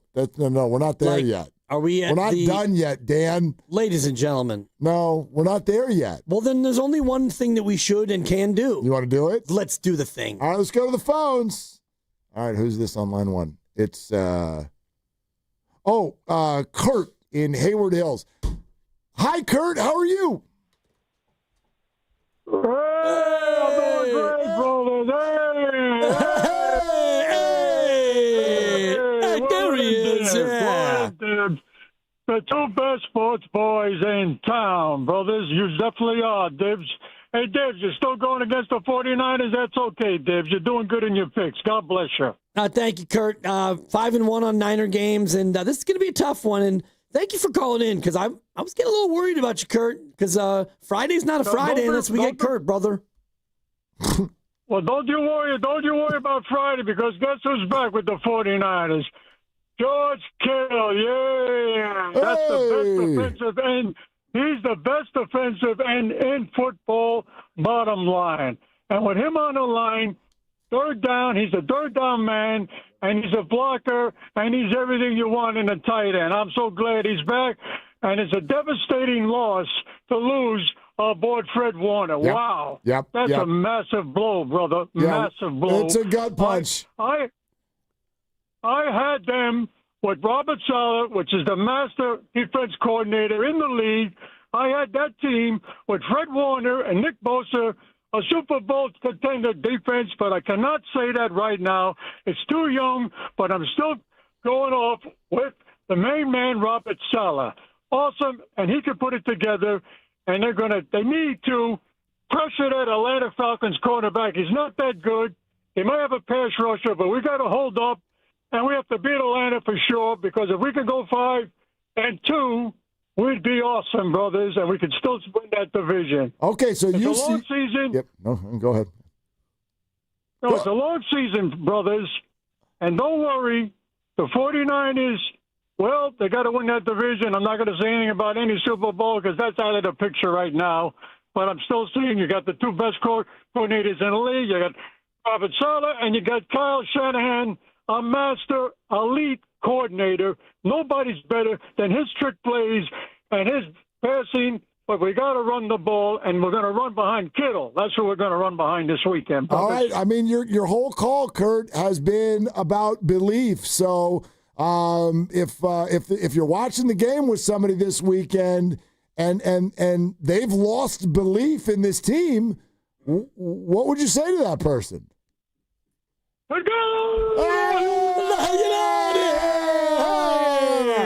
There goes Kurt. Yeah. All right. Ladies and gentlemen. Kurt, I love that Kurt called. I can tell that Kurt has he's taken one on the chin there because of Fred Warner. That's a tough one. We're going to have to get Kurt back. It's a gut punch, brother. It is. It is. It absolutely is. Can I share something with you guys? Of course. I know you guys like to feel good heading out on a Friday. Yeah, and we're feeling like crap because we didn't get invited to the big old fun work. I know, right? I'm just going to We got a treat for you. I'm going to rain on your parade even more. Did you see what happened in the first inning of the Dodger game? Oh, I don't care about that. What did they score about? Eight Shohei runs? Ohtani, who is the starting pitcher in this game, struck out the side, and then led off the bottom half with a 450-foot home run. Good, so it's 1-0. Yes, it's only worth that's one run. Everything is fine. Struck out the side and hit a home run in the first inning. Here comes the Brew Crew, sliding down the slide like Bernie Brewer. Oh yeah, here they come. Except they're in LA. The 4-game win streak that's about to start is going to be so fun. I can't wait. That would be something.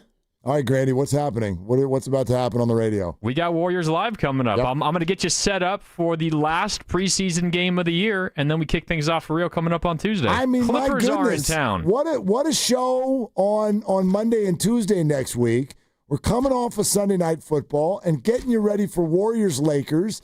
We're going to be at Splash on Tuesday for a road game, which means it's a watch party, and you got to come down there and watch the game with us.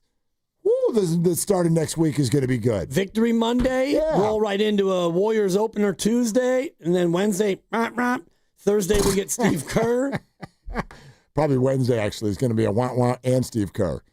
They play Thursday. Oh, that's right. Home opener Thursday. I don't care. And Tuesday is a Thursday. We'll be back at we'll be back at Chase again on Thursday. Nuggets in town. Yeah. You want to do it again tomorrow? No, pumpkin patch tomorrow. Oh, nice. Yeah. What about Sunday? Golfing. Niner game. Later, yeah, but I'm not golfing at 5:30 at night. What kind of a weirdo does that? I don't know. Like 3 holes? People with glow balls. Pause. Do you want to do it on Monday? I can't wait till Monday. Fine. Let's do it on Monday. What's coming up in the game is brought to you by Fremont Bank. Here for you, here for good. For Dibs, for Grandy, for Lucas. Even without invites, I'm Mark. Shoot your shot. That's all you got. Ladies and gentlemen, the weekend.